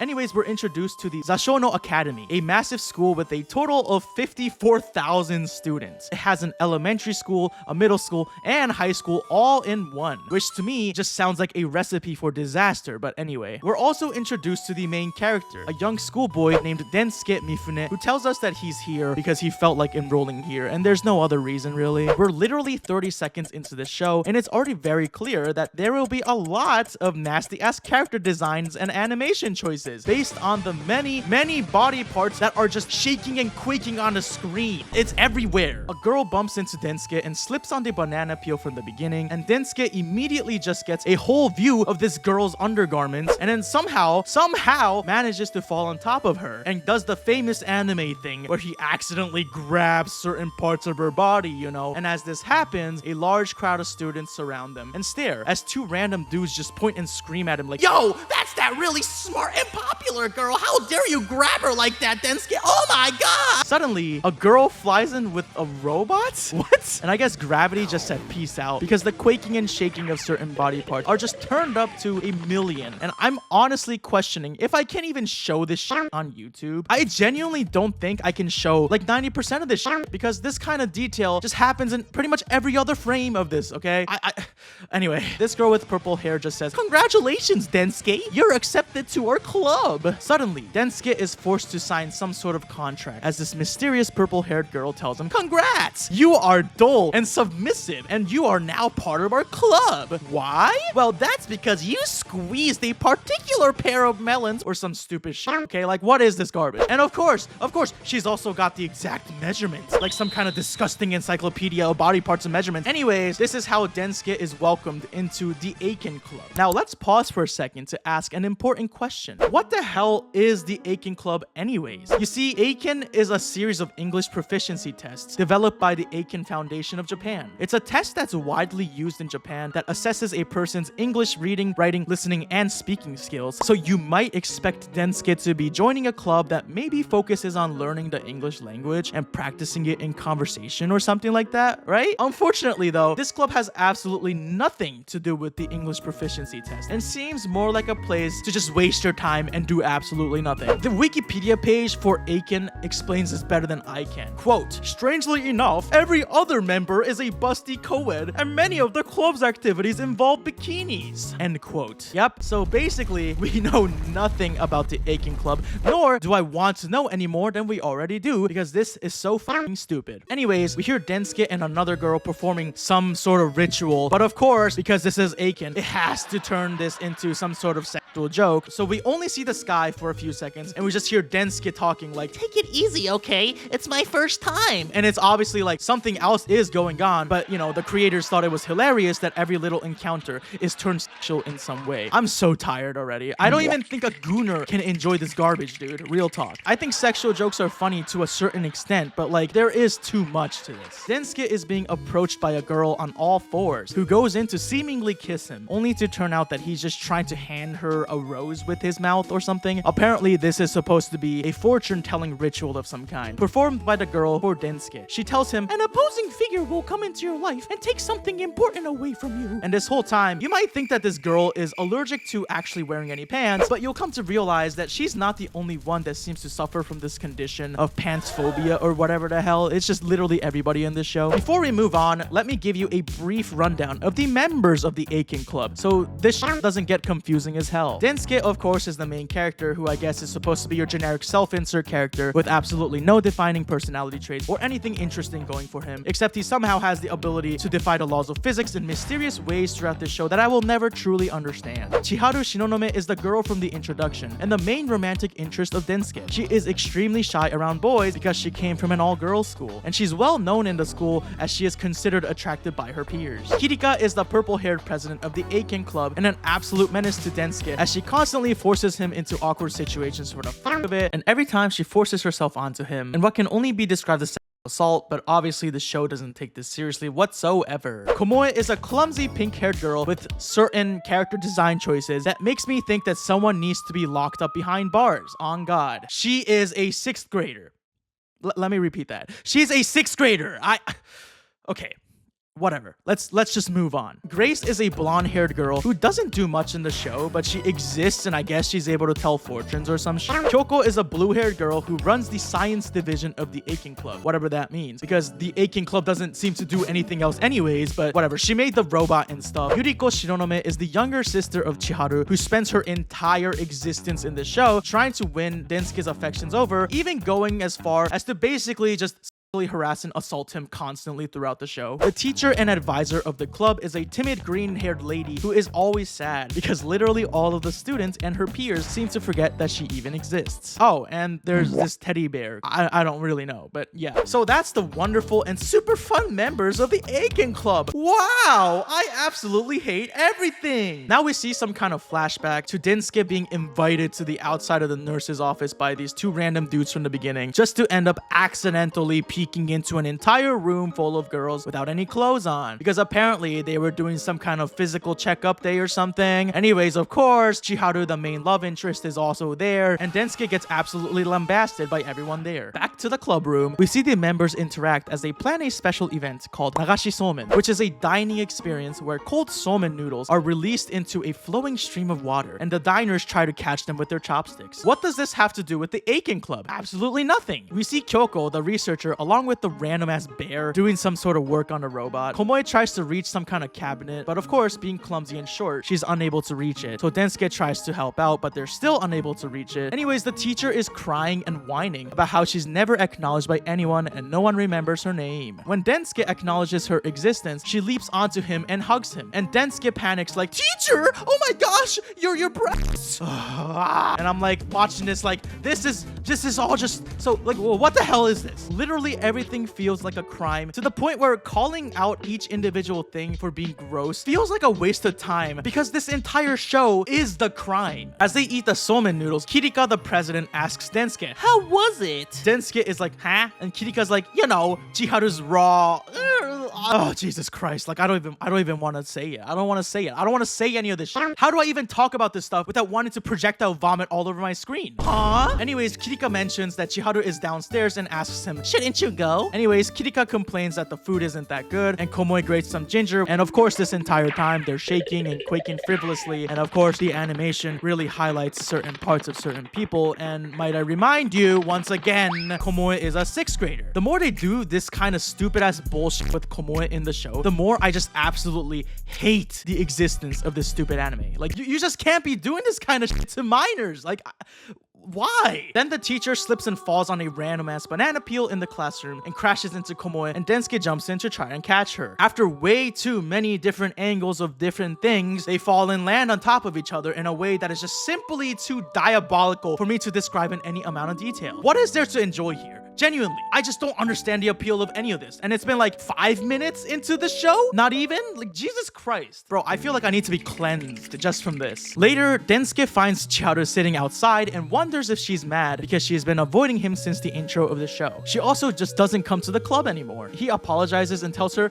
I did see you naked, I'm sorry. And Chiharu responds that she was unable to face him anymore after being seen like that in front of everyone else. But then she grabs his shirt and says, I wish it was just the two of us. The two play in the water for a little bit, and she asks him if he's free on Monday because that day is her birthday. Suddenly, Chiharu's sister, Yuriko, leaps onto the screen and attacks Densuke with her crotch. And then she asks him, Didn't it feel good to be crushed by my They continue to talk about Chiharu's body for an uncomfortably long amount of time until Yuriko does the anime fan service grabbing shit that happens in every other show as Densuke runs towards them, but guess what? He then falls over another random banana peel that apparently at this point just seems to spawn randomly in this world for no reason whatsoever. As he trips, he looks up to see that Chiharu's undergarments had fallen off. She runs away. Oh my god. And then Kirika, the president, then approaches him and tells him, good luck next time. Kirika tells him that he should buy her a birthday present to show off his good side. But Densuke mutters under his breath that he already spent his money on a dead or alive game, which is, you know, a certain type of fighting game. And this makes so much sense, to be honest. Then Kirika says, win the games and make the money. We are then introduced to the 58th Zashono Academy Ultra Games, which is an annual competition where students will challenge each other in a bunch of games set up on a path throughout the school campus. And allegedly, according to random sources throughout the campus, there is a cash prize for the winner. Allegedly. And of course, the Eiken Club decides to participate in this competition as well. Game number 1 is bungee jumping. The students are attached to a rope from a very tall building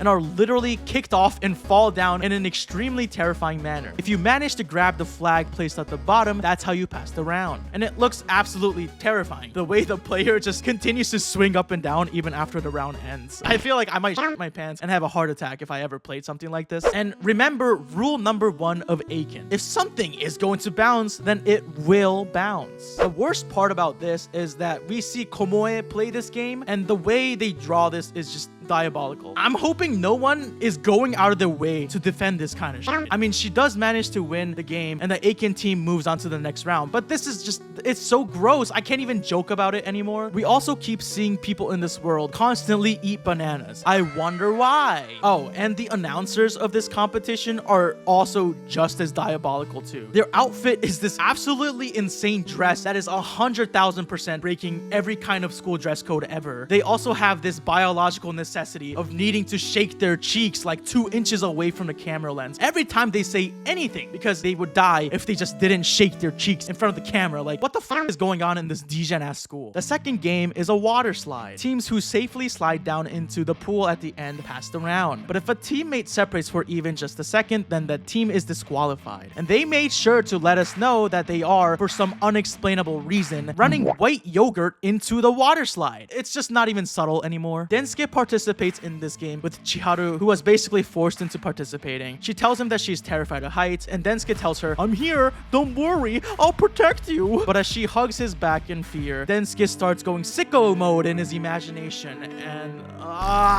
turns out Yuriko, Chiharu's younger sister, is also participating as she sits right in front of Densuke, takes his hands, and forces him to grab her, asking him, am I always your little sister? Huh? What is happening? Who? What? My brain is shattering. My brain is actually shattering. Honestly, there's just so much stupid shit to criticize this show about that it's just exhausting at this point. Obviously, some of the designs of these characters are absolutely insane, but another thing that's also exhausting is the fact that some of these ladies are always forcing themselves upon Densuke without consent for basically the entire show, and that's not okay. This anime treats literal sexual assault like a quirky little joke and doesn't take it seriously at all, but high-key, it's just gross as hell to me. Why Why is it that these girls are constantly sexually assaulting Densuke throughout the show, and why is it treated like it's such a casual thing? There's nothing funny about it. Yuriko then says, I'll make you mine by the end of the game, as the teacher also joins the squad. And of course, as you would expect from Eiken by now, this water slide game is as diabolical as anything else in this show. As the other clubs continue to get eliminated, the Eiken club struggles to hold on and to not let each other go for the sake of the prize money. But of course, this is Eiken, so any logic is thrown out of the window, as somehow Densuke's hands and legs end up in certain insane positions that definitely wouldn't have been possible without getting the team disqualified. And then, get this, his fingers and toes end up in someone else's mouth. And all the while, there are people screaming, it hurts! But of course, because they would be disqualified if they let go of each other, they're unable to do anything. I have no words anymore. What is there to even say to this? Anyways, they end up winning the game, but Chiharu is upset at Densuke. She says, you said you'd protect me, but is upset because of how her clothing was ripped apart by him in the game. How does this even happen? What? I don't know. But anyway, Chiharu then runs away despite her clothing being completely tattered all over. Outside, she is approached by a mysterious blue-haired young man who tells her, it's been a while, Chiharu.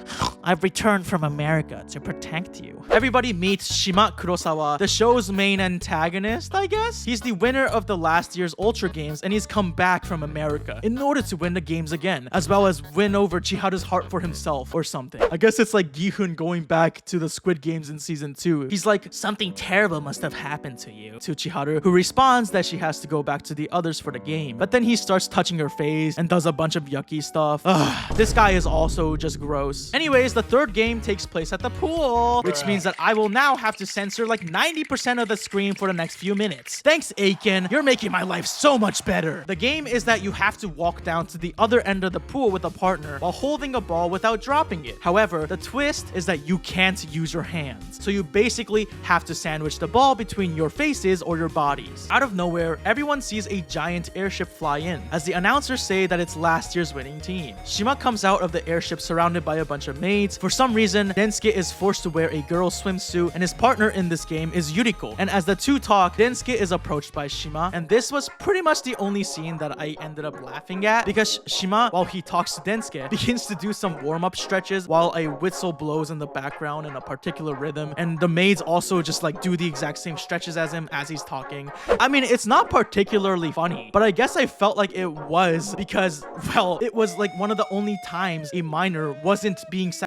for the sake of a joke, which is an extremely depressingly low bar. Shima and Densuke talk, and it seems like the two have some kind of history, but we never truly find out anything as the game begins, and it's revealed that Shima's partner for this game is none other than Chiharu, who seems very uncomfortable with this arrangement. During the game, it's kind of clear that Chiharu doesn't really feel comfortable, while Shima constantly just keeps telling her, it's okay, let me handle it. Shima is winning the competition as he says to Chiharu, please bear with me, as he begins to hug her even more and continues to get closer and closer to her, and this is just extremely uncomfortable to watch the entire time. And I won't describe more after this, but yeah, he gets very touchy with her. Chiharu during this thinks about Densuke and reaches out to him, as we see Yuriko's face is literally around Densuke's like, why are we here just to suffer? Anyways, Shima's team ends up winning first, and Densuke's team ends up getting second place. After this game, Densuke witnesses Shima apologize to Chiharu for going too far. He's like, I wanted to cheer you up because you look so sad. Shima then hugs her and says he just wants to see her smile. And I'm watching this like, oh, okay, so you're cheering her up by literally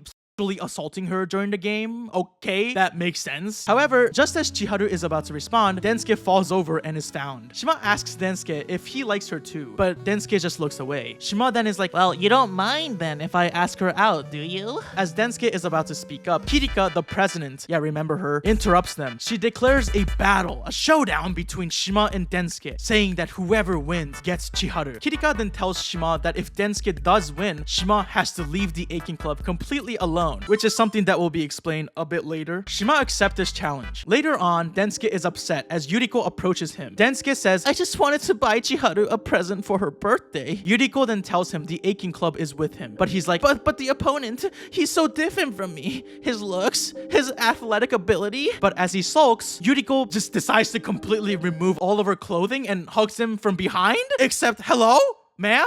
You are literally outside and everyone can see you? What? She's like, Densuke, win the games and make me yours. This isn't okay. Like, this just is not okay. None of this is okay. Meanwhile, as this whole drama unfolds, the fourth game takes place at the seaside. It's a relay obstacle course with 4-person teams. The game begins and the first obstacle is a pool. In the middle of a pool is a bunch of chocolate bananas and you have to keep the banana in your mouth and swim to the next obstacle. Brother, let me out of here. Please let me out of this hell. I want to leave. The second obstacle is to blow up a balloon, and this is too diabolical for me to describe, so I won't. The third obstacle is that they have to swim across a pool on a float, but the twist is that there are eels in the pool. The teacher swims across the pool and makes it out, but then an eel falls out of her swimsuit. Dude, I'm so done. I'm so done. I'm actually done. Please just make this end. Anyways, at the end, Choco, the scientist girl, literally obliterates the competition in the obstacle course by speeding past everyone else with her mecha robot thing as she ponders herself. Why am I doing this for Densuke? So I guess she's also catching feelings for Densuke. Wow, what an interesting plot point. Oh my god. The Eiken team and Shima team are the last two teams as the final stage is about to begin on the hot springs at the summit of an island. Densuke continues to sulk, saying, maybe I shouldn't go. But Grace spawns near him, saying everyone else already went to the summit. She's like, what's wrong? And Densuke's like, I now know what you meant by the fortune from back then. Grace says her fortune telling exists to make him see what's really important to him and tells him to believe in himself and obtain the important things by opening up the future himself, which is a nice message to have and all, but this is Eiken, so I don't care. I can't take anything in this anime seriously whatsoever. Now we see the final showdown between Shima and Densuke. The last game is a race or something. Each team, consisting of one guy and one girl, must slide all the way down the hot spring that runs through the island, and interference between the teams is allowed. Once again, Chiharu is forced to participate with Densuke, and they have to ride a banana-shaped boat. Because bananas! Bananas! I'm going bananas! Chiharu apologizes to Densuke, saying she's still afraid of heights, and Densuke smiles, saying he'll win and buy her a birthday present. But again, as she hugs him, he gets distracted by a certain physical feeling, and bro has to fucking chill, dude. Holy mother of God. Also, the water they're sliding through is brown because apparently it's a hot spring consisting of coconut chocolate, which... Ew? What kind of nasty ass hot springs business are you all running over here? I don't understand this. Wouldn't the chocolate make your skin all icky and shit? Isn't this the opposite of what a hot spring is supposed to do? Why am I even questioning this? Why am I taking any of this seriously? I think I've actually lost my mind. Anyways, the race begins and we see that they once again literally defy the laws of physics and cause a miracle as we see that somehow Densuke is now on top of Chiharu while somehow also having both of his hands on her chest. How? She started with... She started the game behind him. She was behind him. What kind of diabolical black magic do you have to perform to do this kind of miraculous maneuver? What is even happening here? Shima's team also somehow landed on the same banana boat as them. Chiharu screams over and over again, "It's gonna break! It's gonna break!" But I have no idea what she means. Like, what's gonna break? Her arm? The boat? My spirit insanity? Shima yells at Densuke to let go and leave her be. But Chiharu tells him, "You can't quit halfway. You can't stop. Even if it hurts or breaks, I'll be with you. I'll hang on until the end, so please don't let go." Shima continues to yell at him to give up, saying, "People like you are destined to end up losing, Chiharu." Suddenly, he loses his graceful, cocky persona he had until now as his face scrunches up and he throws a tantrum and screams, "Grace's fortune said that though! She said that to me! She said you're gonna lose her!" And then suddenly, his hair just flies off of his head. Chiharu flies off the boat and crashes into Shima as Densuke miraculously maneuvers into the air and grabs Chiharu in order to save her. The game ends, everyone is eliminated, and there were no winners of the Ultra whatever contest this year. And also, it turns out that there was no prize money anyway. But hey, at least the Eiken Club got free tickets to the hot springs, so there's that, I guess. Somehow, at the end, Chiharu and Densuke end up in the same hot spring, even though they both read the signs and whatever. Densuke says, "So, for your birthday?" And Chiharu responds, "It's okay. Just being able to be near you is enough." As all of the other Eiken members watch them from above. It's revealed that Shima has actually been peeping on the Eiken Club this entire time through hidden cameras, which is why Kirika told him to leave the club alone if Densuke won the game. Shima was also apparently trolled by Grace, who told him a fake fortune about how people like Densuke would lose the important things in their lives or something like that, I guess. Densuke and Chiharu look out into the night skies as the ending song begins to play and Eiken comes to a close. And this is the reaction that I wrote down in my notes right after I finished the show. What the fuck is that? Like, what the actual fuck is that? What did I just watch? And why? Why does this exist? Why is this a thing? Who? Huh? What? Nasty. I mean, what else is there to say about this stupid anime? I don't even want to consider it an actual anime or a show, really. It's more just an excuse for some nasty, disgusting people to sexualize a bunch of minors for their own sick, twisted enjoyment. I absolutely cannot understand or explain to you why this show exists or is necessary in any way. I also cannot explain to you what is there to even enjoy about this show. I laughed a single time to a joke that had nothing to do with anything sexual, and the rest of the time, all I could do was just react in shock and disgust as this show treated some of the grossest and worst things to exist in the world as a casual joke. This show is garbage. It's straight up ass. And the fact that I have to censor some kind of visual for most of this video, and I also have to be very careful about how I describe most of the things that happens in this show, probably tells you everything you need to know. All in all, I'm not even gonna bother giving this show a score or even diving deep into analysis of any kind because there's just nothing of substance here. Absolutely nothing. Just a bunch of gross nonsense with absolutely no merit to it. Eiken from the bottom of my heart. I can't. I'm so done. Throughout the history of our wide, vast universe, things have always been ever-changing. Our planet Earth started with a conglomerate of land known as Pangea, but slowly drifted apart and created the continents we all know and live in today. What used to be land where a bunch of enormous reptilian creatures bit chunks out of each other until they got destroyed by a giant testicle from outer space is now a city full of anime girls on billboards and good-looking hosts inviting you in to have a good time with them. Change is a concept that has ruled our universe since the conception of it. And in this vast, wide world full of changes is one thing that never changes, no matter how much time seems to pass. That's right, it's the really cool and wonderful and definitely not a modern form of torture disguised as an anime known as Rent-a-Girlfriend. Now, if you've been watching my content, you know exactly how much I absolutely despise this stupid-ass show and its annoying-ass characters, extremely pointless harem because we all know who the hell the main character is going to end up with anyway, the absolutely unchanging and unmoving main romance between two horrible characters that honestly deserve to be together until the very end, and the never-ending blue balling that the show loves. Last year, I had the absolutely mind-crushing experience of binge-watching 3 seasons of this stupid garbage in 3 days and made a video screaming about how pathetic I think the show is. Season 4 of this godforsaken show was released back in mid-2025, and I avoided it like it was the second coming of the bubonic plague until now. And all I can really say after watching this show is thanks for wasting my time. Now I'm around 288 minutes closer to literally dying, and I feel like all I really gained out of this experience was, well, loss. The loss of my time, brain cells, sanity, and a complete loss of any faith that this show will go anywhere meaningful in any way. This is an anime made by someone who is allegedly a cuckold without actually stating out loud that he is indeed a cuckold. Made for people who enjoy the experience of getting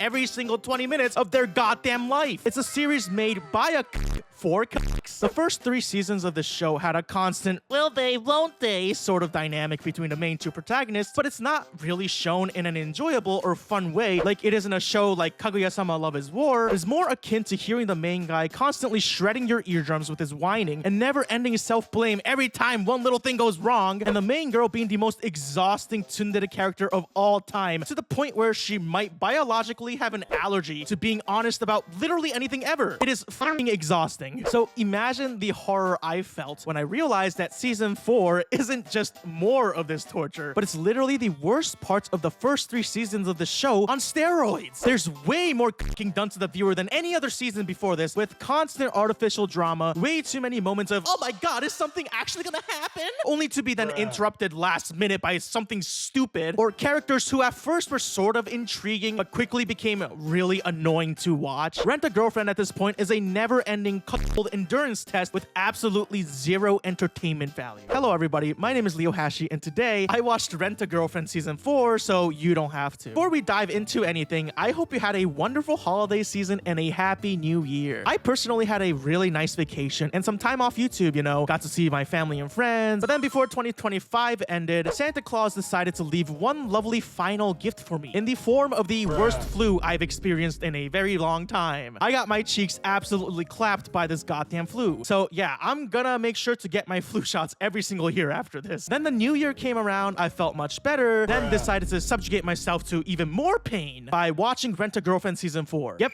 the first anime I watched in 2026 was Rent-a-Girlfriend Season 4. This has to be an omen of some kind, right? To really talk more deeply about Season 4 of this dumbass show and the events that happen in it, I first have to give you a quick recap and refresher of the previous 3 seasons. What is Rent-a-Girlfriend? It's a harem anime starring Kazuya Kinoshita, a college student and one of the most insufferable simps in the history of anime. Bro is an absolute degenerate gooner through and through, and the entire show is told through this annoying ass little fuck-ass bitch's perspective. After getting dumped by his first ever girlfriend, he decides that the best way for him to cope with his cripplingly low self-esteem is by paying a girl to pretend to like him. Everyone say hello to Chizuru Mizuhara, the picture-perfect rental girlfriend, who's way out of his league. But behind this perfect dream mask is one of the most insufferable tsunderes in the history of anime. What follows is a never-ending cycle of forced misunderstandings, drama so artificial it makes Diet Coke look like natural spring water, and Kazuya making the absolute worst decisions at every opportunity given to him by the heavens itself. The two end up being forced to pretend to be in an actual relationship as they lie to every single human being around them, including family and close friends, despite their true status as rental girlfriend slash boyfriend. And that's what the entire drama of this anime revolves around. The show literally could have ended in episode 1 with Kazuya admitting to everyone around him that Chizuru was a rental girlfriend. But now we're on episode 48 and these idiots are still living the same goddamn lie. What is this? Instead of actually growing as a person, Kazuya spends the entire show flip-flopping between being a degenerate simp for Chizuru, leading on multiple girls while having zero backbone for the entire show. For the most part, he never actually solves anyone's problems of his own accord, and things tend to work out for him in ways that can only be described as divine intervention, which is why he kind of never really grows as a character. The series milks the same stupid drama, stretches a basically non-existent plot over way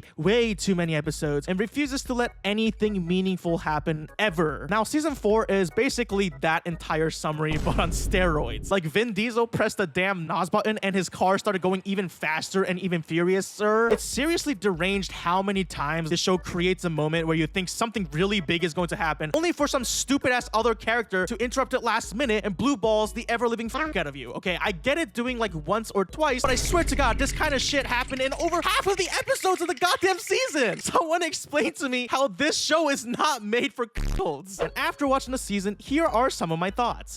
Absolutely nothing has changed. It's the same bullshit as usual. The show can be kind of entertaining in a stupid way when all of this drama clashes together, but that's not saying much. Most of the time, the drama is just kind of annoying because what the hell's wrong with these people? Problem-solving skills are non-existent in the universe of Rent-a-Girlfriend. This season also did not feature the only 2 characters I actually like in the show, Semi or Mini, which honestly made the viewing experience way worse because it meant every minute was an insufferable experience filled with some of the least likable romance anime characters ever. Right after finishing the last episode, all I could think about was how much of a waste of time this season felt like. The entire season is spent teasing this huge story development where Kazuya continually thinks to himself, I'm gonna end this once and for all, and steeling himself to officially confess his true feelings to his rental girlfriend, Chizuru. Now, let's make a bet, everyone. Is Kazuya going to actually confess his feelings, and will something actually happen in the story of Rent-a-Girlfriend Season 4? I mean, the answer is rather obvious, but let's hold off on that discussion for now. First off, I'll talk about the things I actually liked about the season. Honestly, the show is visually very pretty, and the Season 4 opening is actually fire, okay? Both the song and the visuals. Like, I would rather watch the anime portrayed in this goddamn opening than the actual show. Anyways, now let's break down why Season 4 sucks and is a complete waste of goddamn time.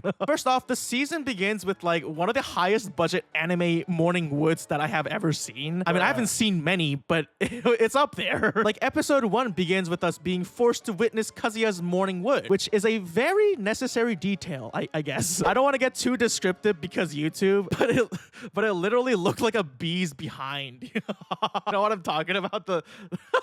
You know, where these stingers at, you know what I'm talking about? And then we get to watch him immediately jack off in his bed. And we got some real high budget penis growth animation, dude. What a wonderful show. Season 4 is mainly about Kazuya finally trying to confess his true feelings of love for Chizuru. I mean, hell, Kazuya constantly internal monologues about how something has to change. Things can't stay this way. I have to tell everyone the truth about how she's a rental girlfriend, how we've been lied to everyone about our relationship. I'm gonna turn a lie into a truth. The slogan of the season should be, I'm gonna ask her out for real. Because Kazuya says that shit like 100 goddamn times. Holy mother of God. They really set this season up as if something was finally going to change. Do you think anything will change? The season mainly is divided into two sections. The first half is basically just establishing that Kazuya and Chizuru might have developed genuine feelings for each other, and Kazuya making the choice to ask her out for real. This part was mind-numbingly boring. The second half is then about a bunch of our main cast going on a resort vacation, leading to an absolute epic clash of the many deranged story arcs into one huge dramatic mess. This part had some entertaining moments and did sort of move some story points forward, kind of, I guess, but still dragged those moments out to the point where a couple might start enjoying the show a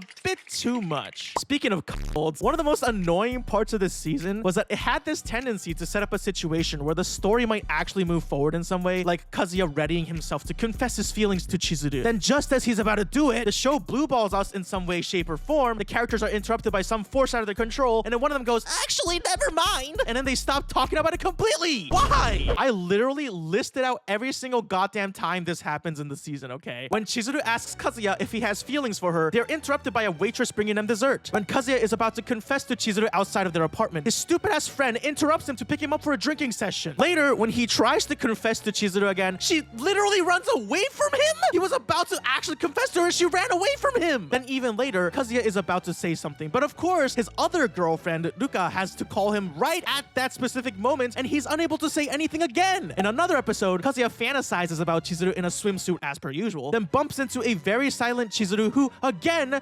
apologizes and leaves without explaining anything. Then around episode 6 or 7... I'm so sorry. Then around episode 6 or 7, when they arrive at the hotel resort, the moment Kazuya actually brings up the question of if he has feelings for her, Chizuru runs to the fucking bathroom, saying, I drank too much tea on the train. And of course, before anything else can happen, Ruka barges into the room again. Then in a rather wholesome moment, Kazuya sneaks out of their hotel room at night to buy some water, and Chizuru ends up following him into the vending machine room. Kazuya, as usual, apologizes to her for causing so much trouble and dragging her into this mess and making her lie so much, blah, blah, blah. And Chizuru responds that this trip is actually refreshing for her and thanks him for inviting her. Then just as things seem like they're about to get good, Kazuya's fucking mom walks into the room! Ma'am, why are you awake so late? And why must you walk in right at this exact moment? I can't with this show, man. And the final confession scene of the season, oh my god, it is egregious, man. But I'll save that scene for later in the video. And of course, what's a Rent-A-Girlfriend season without copious amounts of fan service that makes me convinced that half of the show was animated with only one hand? I won't harp on this for too long because I already talk about this shit enough, but this show, as per usual, does not shy away from the fan service. Almost as if these girls were designed to be commodities more than anything else. Despite the show's attempts at trying to characterize these girls into actual people, they still feel super surface level and are mostly just there to be hot, I guess. The pool episode especially has so many moments of the characters gawking at the girls in bikinis while internal monologuing about how she must be Venus descended upon the earth while staring at her ass through his goggles underwater in the pool. Like, what the fuck is this shit? Kazuya continues his tendency to internal monologue about the girls, especially Chizuru, in ways that can only be described as being akin to a dog slobbering all over a bone that it really wants to chew on. Kazuya wants to bone, man. He is the horniest man on planet Earth, dude. Dead ass. The way he constantly commentates about the girls' bodies like he's a goddamn sportscaster gets really annoying really fast. Like, oh my god, boobs, ass, boobs, ass, boobs, ass. I mean, the one thing I can say for sure is that at least most of these girls are adults, which is really low bar, but you know, there's that, I guess. Well, except Ruka, who is 17 and still in high school. There is a scene where one of Kazuya's friends commentates on Ruka's body, who again is 17, saying her developing body has an innocent sexiness to it. Oh god, what the Look, sure, okay, this takes place in Japan, so culturally or legally or whatever the hell it is, it's different from the West where I grew up, okay? Sure, but I mean, how is this not a gross-ass degenerate thing to say no matter where the fuck you are in the world? There were a few moments throughout the season where I felt like the writing wasn't the worst thing ever, and they actually tried to humanize some of the really annoying-ass main characters. Like, a big example is Kazuya's annoyingly overbearing grandmother, Nagomi. A huge part of the plot of this anime is driven by the fact that Nagomi absolutely and truly loves Chizuru so much that Kazuya couldn't bring himself to tell his grandmother the truth that Chizuru is not his actual girlfriend, but is a rental girlfriend. But he doesn't want to hurt his grandma's feelings. She might be so hurt that she's gonna lose faith in humanity. Nagomi is kind of a dickhead to her grandson throughout the entire show, always looking down upon him and saying how it's like a goddamn miracle that a goddess like Chizuru is dating her worthless grandson. She also is very adamant about Kazuya taking over the family business and finding a wife worthy of the Kinoshita name or some shit like that. Like, no wonder Kazuya is the way he is, man. But this season tries to establish Nagomi as someone who is more caring and introspective than we initially believe, as they reveal that she wants Kazuya to marry Chizuru for his happiness, not for their family name or business. And apparently she constantly prays for Kazuya's health and happiness at her dead husband's grave. Despite this, Nagomi remains overall really annoying to me. I just find this whole plot revolving around the two protagonists having to hide this life from her because, oh my god, her feelings! To be so stupid that it takes away from the enjoyment of watching this show. Nagomi, dead ass, seems like she's more sexually attracted to Chizuru than even Kazuya is, which is kind of an insane level of simp to reach. Nagomi's just like, oh, Chizuru-sama, Chizuru-sama,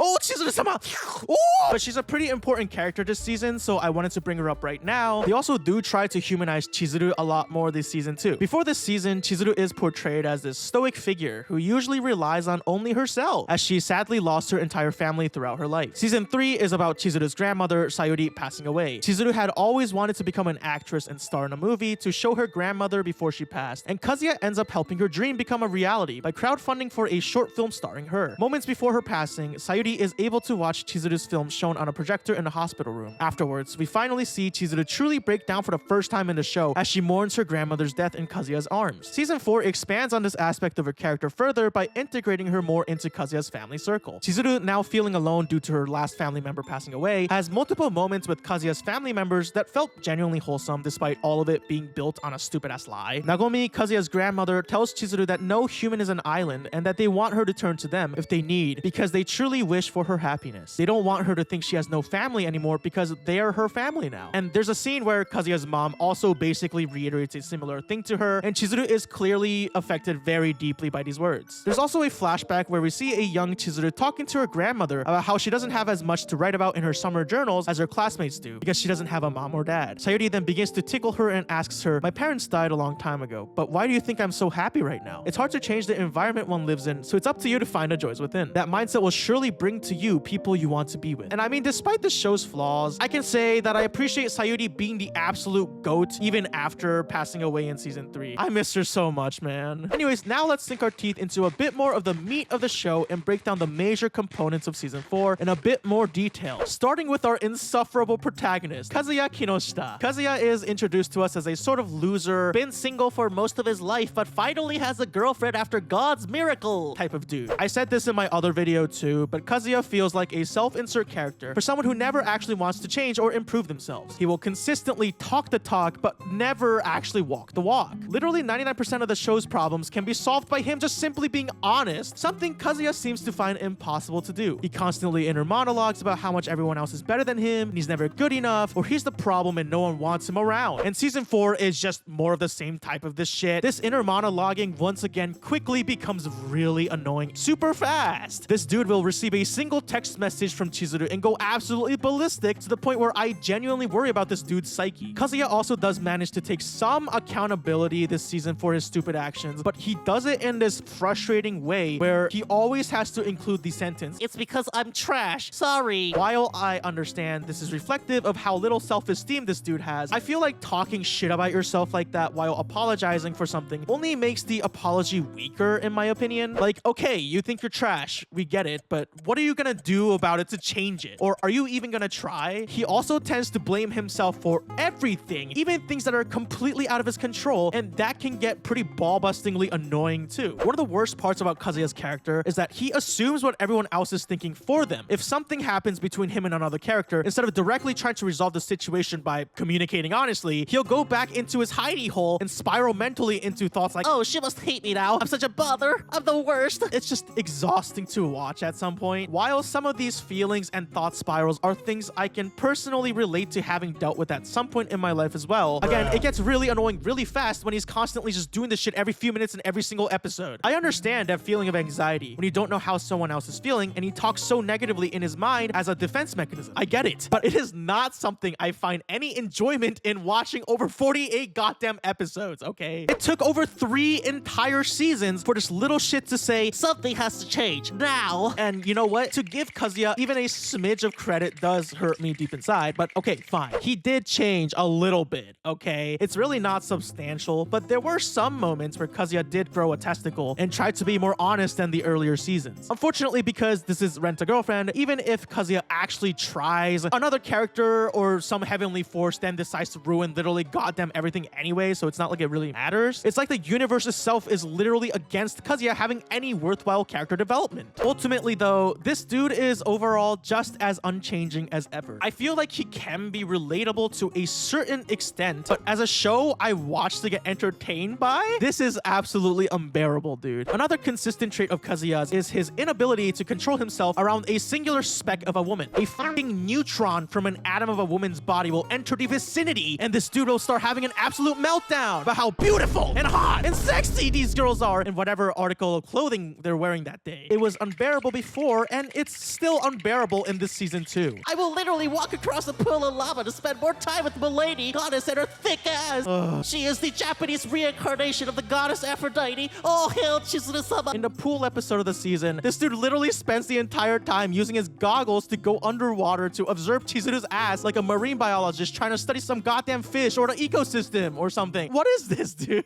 And then of course his degen friends are joining in the activity too. Like what is going on? And you're telling me these girls don't notice these 3 underwater clowns? The show also seems to become a little bit more meta this season because in the last episode, Kazuya says the most accurate description of his own character in an internal monologue. He says, I get it. I know that I'm a clown and the whole world will laugh at me. and I mean, he's not really that wrong about that. Next up, let's talk about the other protagonist who is just as exhausting in her own right. Chizuru Mizuhara is the main heroine of the show, and obviously the one that Kazuya is slated to end up with by the end of the series. Although this relationship won't happen for another decade or so. In fact, Rent-a-Girlfriend could one day be longer than One Piece, and we still won't have any actual meaningful developments between the world's most unbearable Gunner and the world's most unbearable Tsundere. The best way I can describe Chizuru is that she's a tragic character with a terminal case of tsundere in the form of fan service. This case of tsundere is so goddamn bad, it actively hurts the story and makes it harder to want to continue watching because it is so goddamn frustrating. I admit that her story and character is a bit more interesting than Kazuya's is, with her tragic history of losing her family members while young, and a story arc from season 3 involving her grandmother's death was easily the best part of the series, which is a very low bar, by the way. But despite all of the attempts that this show makes in trying to humanize Chizuru as more than just a character designed to sell waifu pillows and figurines, she still ends up mostly feeling like a plot device rather than an actual character at times. She's super boring for the most part, and the only 2 words I can really use to describe her character are stoic and fan service. Season 4 Chizuru is also just as unchanging as ever. Kind of. Okay, fine. Chizuru does also get some amount of character development, I guess, but like Kazuya, it's so minimal that it feels like you just move from the right side of the couch to the left side. Throughout the season, we see that Chizuru seems to be genuinely getting closer with the people around her, including Kazuya's family and even Ruka in some scenes. Her story with Sayuri and loss of family does actually matter and does seem to visibly affect her. And by that, I mean her eyes wiggle a little more than usual to show that Chizuru does actually feel real emotion, guys. Despite this, Chizuru, like her soulmate Kazuya, is just as unchanging as ever. She also constantly declares throughout the season in her mind, I should do something about this, and then proceeds to do literally nothing about this. Throughout the show, she's been hot and cold, hot and cold, hot and cold, you know, like a true tsundere, but it's to a point where I got a goddamn nosebleed from how much the temperatures were changing. And season 4 is absolutely relentless with this trait of hers. Take a shot every goddamn time Chizuru starts to bring something important up, only to then say, nothing,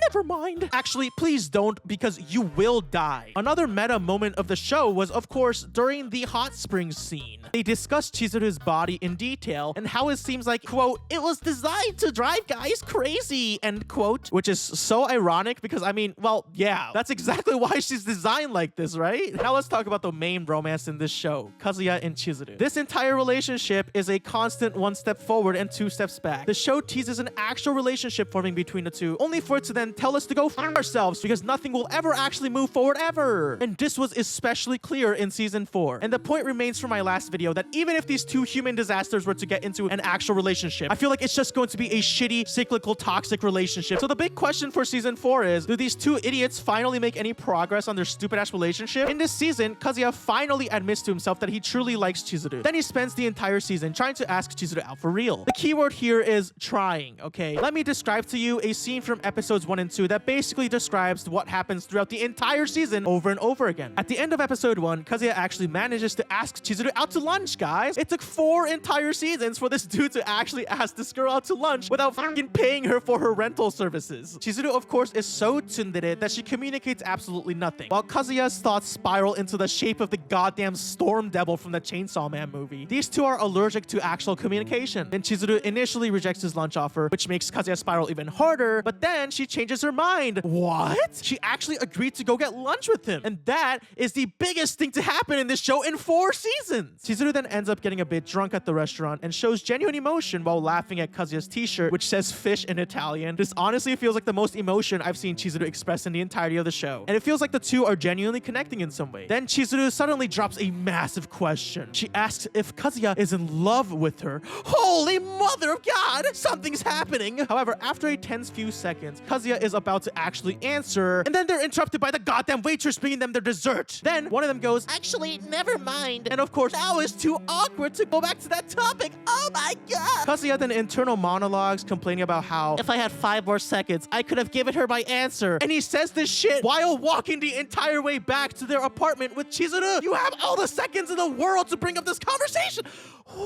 It's just, I can't. And that's pretty much an apt description of the Kazuya and Chizuru cycle that happens throughout this entire season. There's bits and pieces of their relationship progressing, but it's just not enough, man. The show continues to feel like it's dragging a dead horse across the entirety of Pangea. Also, this season seems to kind of confirm that Chizuru has feelings for Kazuya now. There are multiple moments where she's blushing heavily, while her heart beats fast, and other characters start confronting her about whether or not she likes Kazuya. However, Chizuru herself never confirms or denies these feelings ever, a trait born of her unfortunate case of terminal tsundere. Like, girl, we are literally 48 episodes in. I lost my ability to care about your inner turmoil like 2 entire seasons ago. Kazuya is also literally unable to hold it together around Chizuru whatsoever. It's, as per usual, exhausting. Every time Chizuru says a single sentence to Kazuya, he basically shits his pants. Every time Chizuru invites Kazuya to anything, he will and he constantly freaks out about how fucking hot she is. Like, we get it, man. You think she's bad as hell, bro. I don't care anymore. There's a moment during the pool episode where Kazuya and Chizuru go on a water slide together, but oh no, Chizuru's bikini was a little loose and completely fell off. What is the maiden to do? Kazuya, the maidenless hero, notices that she's taking forever to get out of the pool and asks her what's wrong. The maiden tells our hero her predicament, that her bikini had falleneth off her bosom, and as per usual, Kazuya's perv brain goes into Mob Psycho 100% mode. Our hero then makes a brave sacrifice and finds the bikini for her. When the maiden shows troubles of donning the piece of garment, our brave hero asks if he should help her with the strings on the back.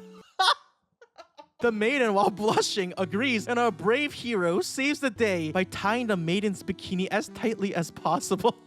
I don't know, man. I just felt like this scene was such a classic anime moment that I just couldn't help myself but share it, okay? Anyways, we'll press pause on this relationship for now and get back to how it all culminates later in the video. Let's pivot from our main heroine and turn to some of the other maidens in Kazuya's story. Let's talk about Ruka Sarashina. I think that the subplot involving Ruka and Kazuya's romance, quote unquote, is so goddamn stupid. I mean, it would be generous to call this situation between these two a romance, okay? Ruka is a 17-year-old high schooler who is a plot device in the shape of an anime girl. She spawns out of nowhere and suddenly wants to date Kazuya without much of an explanation. And this girl is in absolute love with Kazuya and is obsessed with him to the point where it is definitely not healthy in any way. Apparently, the reason why she's so obsessed with Kazuya is because she has some sort of heart condition and being around Kazuya helps her heart beat normally or something. I still to this day don't really understand. And to be honest, I don't really care because no matter what the reason is, this relationship between Ruka and Kazuya is a for forbidding thing that should never have happened in the first place. Kazuya constantly treats this girl like complete shit and leads her on a multitude of times throughout the show. At some point, Kazuya reluctantly agrees to let Ruka be his trial girlfriend, and this leads to a bunch of unhinged actions from Ruka, who desperately tries to replace Chizuru's place in Kazuya's life the entire time. Her entire personality is Kazuya's my boyfriend and nothing else. Okay, no hobbies, no idea what the hell she does during everyday life, where she goes to school. No.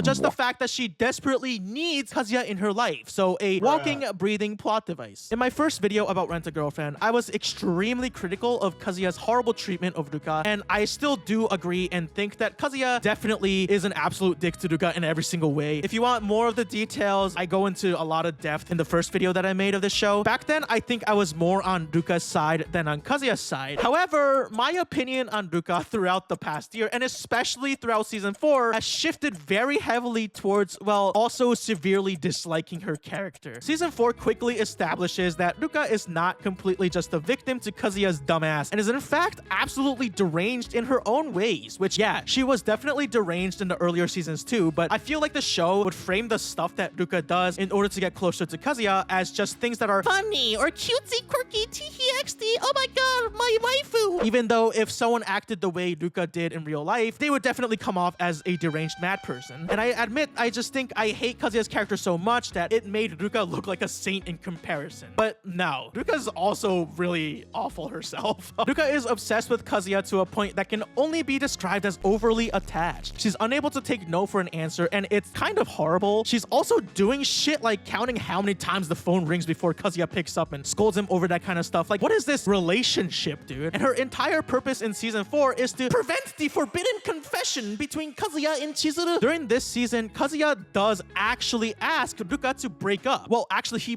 practically begs her to break up with him. Ruka then says that it's obvious that he likes Chizuru. Kazuya apologizes and actually takes responsibility, saying that it feels unfair to continue leading her on like this when he likes someone else, which, wow, Kazuya actually being honest about something? This is the one thing I said Kazuya should do in my last video, to be honest and to break it off with Ruka. However, if Kazuya is an unstoppable force, then Ruka is the goddamn immovable object because she literally refuses to break up with him. She is unable to take no for an answer, saying Kazuya has no idea how much she really loves him. And then later on, she basically forces herself into his apartment and kisses his lips while Kazuya gives off some very mixed signals here. And this honestly made me kind of uncomfortable to watch because Kazuya doesn't really seem to like this very much, you know, it doesn't really seem to be full consent here. And this kind of thing happens multiple times throughout the season, and it's kind of gross if you think about it. Kazuya tried to establish a boundary with her, a boundary that she refuses to respect, and she continues to try and force herself onto him. Even if these two were a canon relationship, would it really be a healthy relationship at all? There's even a moment where Kazuya wakes up to Ruka sleeping very closely next to him, and he goes, I hope she didn't do anything to me. what? Holy crap, dude. Imagine if the roles were reversed and Kazuya was the one doing all this shit to Ruka instead. And she's like, I hope he didn't do anything to me. Like, that's insane, dude. Jesus Christ. The thing is, Ruka at some point actually acknowledges that she does think Kazuya is trash, tactless, and a thick-headed fool, and questions why she even fell in love with him in the first place. But she can't stop herself because this love of hers has grown too much. What? Am I the only one not getting this? And perhaps one of the most insane subplots that really cemented in my mind that Ruka is just as insane as everyone else in this show has to do with a used condom package.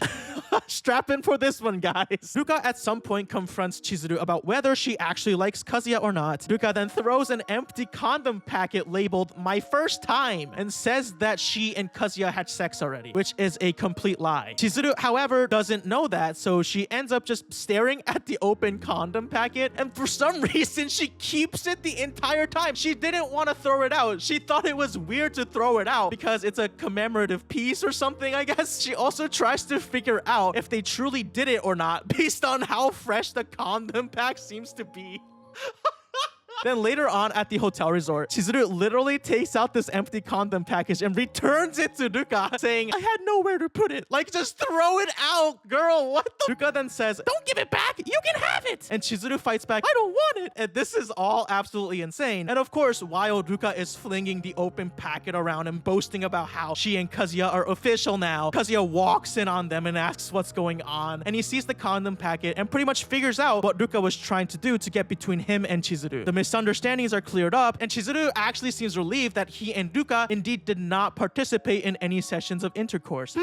I wonder why. Who even gives a shit, man? So I mean, if that scenario doesn't cement Ruka as a character just as horrible as everyone else in the show, then I don't know what else will. Anyways, let's now move on to the supervillain of this season, the Dio Brando of Rent a Girlfriend, Mami. Mami is the reason why this show even started. She was Kazuya's first girlfriend who ended up breaking up with him, leading Kazuya to rent out Chizuru for the first time, and therefore caused the disaster that is the rest of this godforsaken anime. Mami has been shown to clearly be the main villain figure of the show, but that's kind of the only thing that's really clear about this character, because the show is very unclear about basically everything else when it comes to Mami's motivations, backstory, and everything beyond, yo, she toxic as hell. Mami seems like a really sweet person on the surface, but has a darker personality beneath, where she basically shit talks everyone on her Twitter account, and we can see this because her eyes turn empty and her voice turns hollow sounding when she's in her yandere mode or whatever. Honestly, not the biggest fan of this character either. Her entire character so far has been a confusing mess. She breaks up with Kazuya, gets upset when Chizuru appears, and it seems like Mami tries to get back with Kazuya, but then she also blocked him on everything, yada yada yada, and it's never fully explained why she does what she does or what causes her to be the way she is. And while she kind of disappeared from the main storyline for seasons 2 and 3, she came back swinging in full force as the main villain figure of season 4. And guess what? Despite having more screen time in season 4 than in the previous 2 seasons combined, I think I kind of made that up, but it definitely feels like it. I still don't really understand what the hell is up with this girl. In season 4, Mami begins to work closely with Kazuya's grandmother, Nagomi, on some business stuff. However, it's unclear why she's doing this. Is she trying to get closer to Kazuya's grandmother to ruin the lie that Chizuru and Kazuya had been telling everyone? This is a really big part of the season's storyline. The omniscient Mami has found out about how Chizuru and Kazuya are in a rental relationship. What is she going to do? I mean, this could have been interesting like 2-3 seasons ago, but at this point, I just kind of find it annoying how mysterious Mami's intentions seem to be. She's been hate tweeting people since way earlier in the show, and we still have no idea what this toxic girlie even wants. It's kind of hilarious too how she's framed as like the Thanos of Rent a Girlfriend this season. Here's a basic rundown of Mami's villain arc this season. She confronts Chizuru, saying that she actually enjoys working with Nagomi, Kazuya's grandma, which is why Mami feels bad that Nagomi is being lied to by Chizuru and Kazuya's fake relationship. Mami says that Kazuya let it get to his head when they were dating, and then after breaking up, he turned into a stalker. Mami even says, I was worried that he'd kill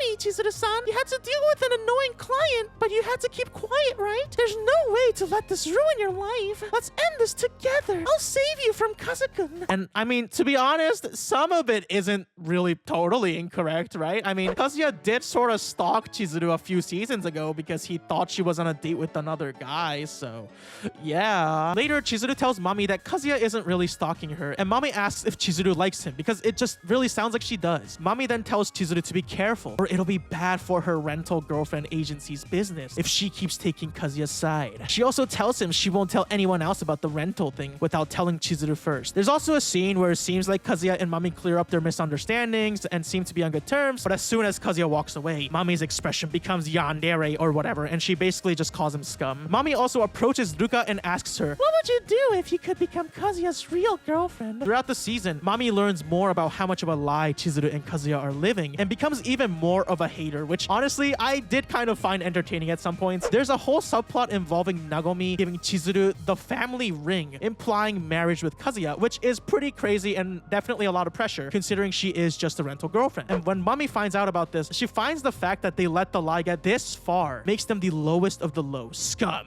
which I can't 100% disagree with. Chizuru and Mami finally have a confrontation during the resort hotel arc, where Mami asks Chizuru if she's gonna marry Kazuya since she accepted their family ring. Chizuru says she came on this vacation to give the ring back, to which Mami asks when she's actually gonna do that. Mami says that they can't keep dragging this lie out, which to be honest, Mami was speaking for the entire audience at this point. Mami grabs Chizuru's hand and says they have to return the family ring and to tell Nagomi the truth now. As they argue, Nagomi walks into the bathroom, overhearing some of this conversation, and Mami covers for Chizuru. Mami then asks Chizuru for an answer by the end of the day. So yeah, Mami, while still kind of annoying, is probably the most entertaining part of the season, simply because, well, she actually makes things happen in this show.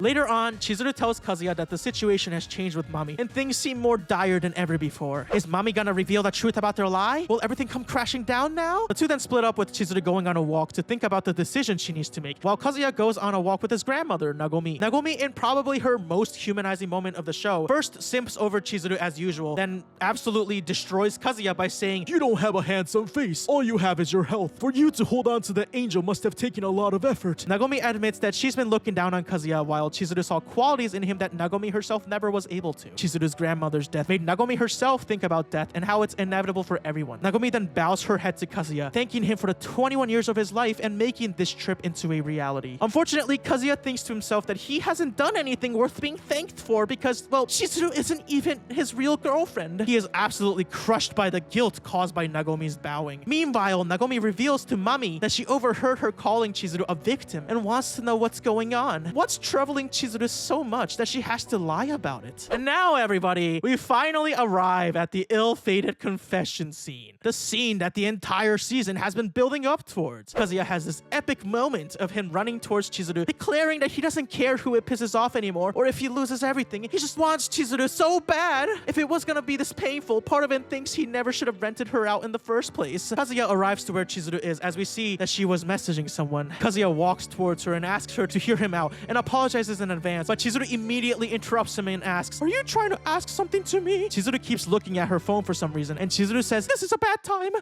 was just about to go," and begins to walk away again. This is the final episode and we're still doing this? But worry not, my friends. Kazuya turns around, grabs her hand, and steals himself, saying he's not done yet. Chizuru begins to blush harder and harder, and Kazuya is finally about to confess his feelings. However, Chizuru gets a shocking text message from Mami, apologizes, and runs away, and Kazuya is left there in shock by himself. And this is where a cuckold would probably reach their climax and unleash a hellish storm upon his planet. I mean, what in the hell is this? Is this a goddamn joke? I just spent 12 entire episodes being hyped up for this one goddamn moment, and you're still going to do this stupid ass, pointless ass, horrible ass bullshit. I hated this show before, but this honestly cemented Rent-A-Girlfriend as one of my most hated shows of all time. But hold on, it's not over yet. We find out that Mami had asked Chizuru to meet up and that she's at her limit now. She has to reveal the truth to Nagomi. She can't hold it back anymore. Chizuru begs Mami for more time, and that was when Kazuya had arrived to confess to her. It was just really bad timing, as per usual for this show. Chizuru and Mami meet at the lobby, and they briefly talk. Mami brings up Stockholm Syndrome and how Chizuru receiving money from Kazuya might be trapping her in this situation. Mami says she tried to look for a way to help Chizuru through all this, and the best answer was just to leave the toxic environment. Chizuru continues to ask for more time to think, but Mami shows her a white envelope and says she didn't ask for her opinion. Mami asks if Chizuru realizes how many people they've involved and how long they're going to keep lying. Mami then says that she's telling Chizuru to do this as a client and asks to rent out Chizuru. Then the title text comes up and the ending begins to play. I mean, they added a little post-credit scene teasing the next season, I guess, like this is the real Avengers Doomsday. Kazuya sits down on a chair and stares at the sky until he says, "She rejected me," and begins to cry. Meanwhile, Mami says this is Chizuru's last chance and they should go tell Nagomi the truth. The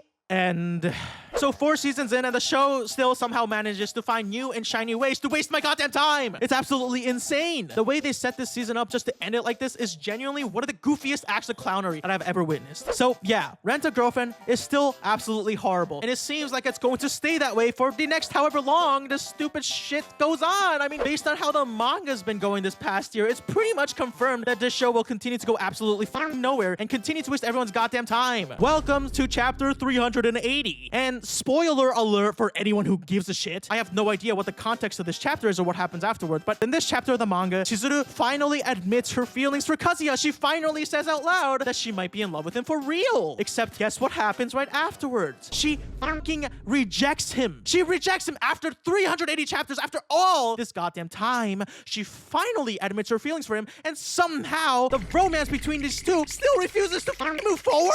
Are you goddamn serious? Rent-A-Girlfriend as a series is just cooked at this point, man. Choosing to watch it is pretty much the definition of insanity. What a stupid show, man. Brothers conflict. Imagine if one of your parents remarried and as a result, you are brought into a brand new family full of new brothers to spend your everyday life with. 13 stepbrothers to be exact. You're just trying to enjoy your new family life and get closer to your 13 new step siblings, only to realize that you have become the Helen of Troy of the household. All of the stepbrothers have fallen in love with you romantically quickly, and conflicts have begun to arise on which stepbrother you will choose to romantically intertwine yourself with. Your everyday life becomes, what are you doing, step-sis? That's the gist of Brothers Conflict, a 2013 reverse harem anime based on a Japanese light novel and otome game series of the same name. If all of this sounds like an exciting scenario for you, then you might just be this anime's target audience demographic. Unfortunately, I'm not really into step-siblings getting stuck in washing machines and stuff like that, so this anime started off on a very strange note and only became even more insane as the episodes went on. I admit that although there were some parts of the show that made me cackle like an idiot, there's also parts where I felt genuinely uncomfortable about what I was seeing on screen, and everything kind of weird and creepy that happens in this show is framed in a way where it's supposed to be super romantic, and although some people might see it that way, I personally was kind of grossed out by pretty much most of the 13 siblings in the show. Also, one of the siblings and supposed romantic interest character is a literal 10-year-old kid, so yeah, there's that. Hello everyone, my name is Leo Hashi, and today I watched Brothers Conflict so you don't have to. Brothers Conflict is a show centering on Emma Hinata, a 17-year-old high school girl whose father recently remarried and as a result ended up moving into her new family's large mansion home. There she meets the Asahina siblings, a family of 13 brothers who all each fill a unique archetype. While all Emma wants to do is have a loving family like any regular human being, these stepbrothers all end up in this weird-ass competition to win their freshly moved-in stepsister's heart. And that's pretty much the entire show from beginning to end. Just watching these stepbrothers quickly fall in love with this very self-insert coded main protagonist. And meanwhile, the show probably wants you as a viewer to pick out who your favorite stepbro is and who you could become more than brothers, less than lovers with.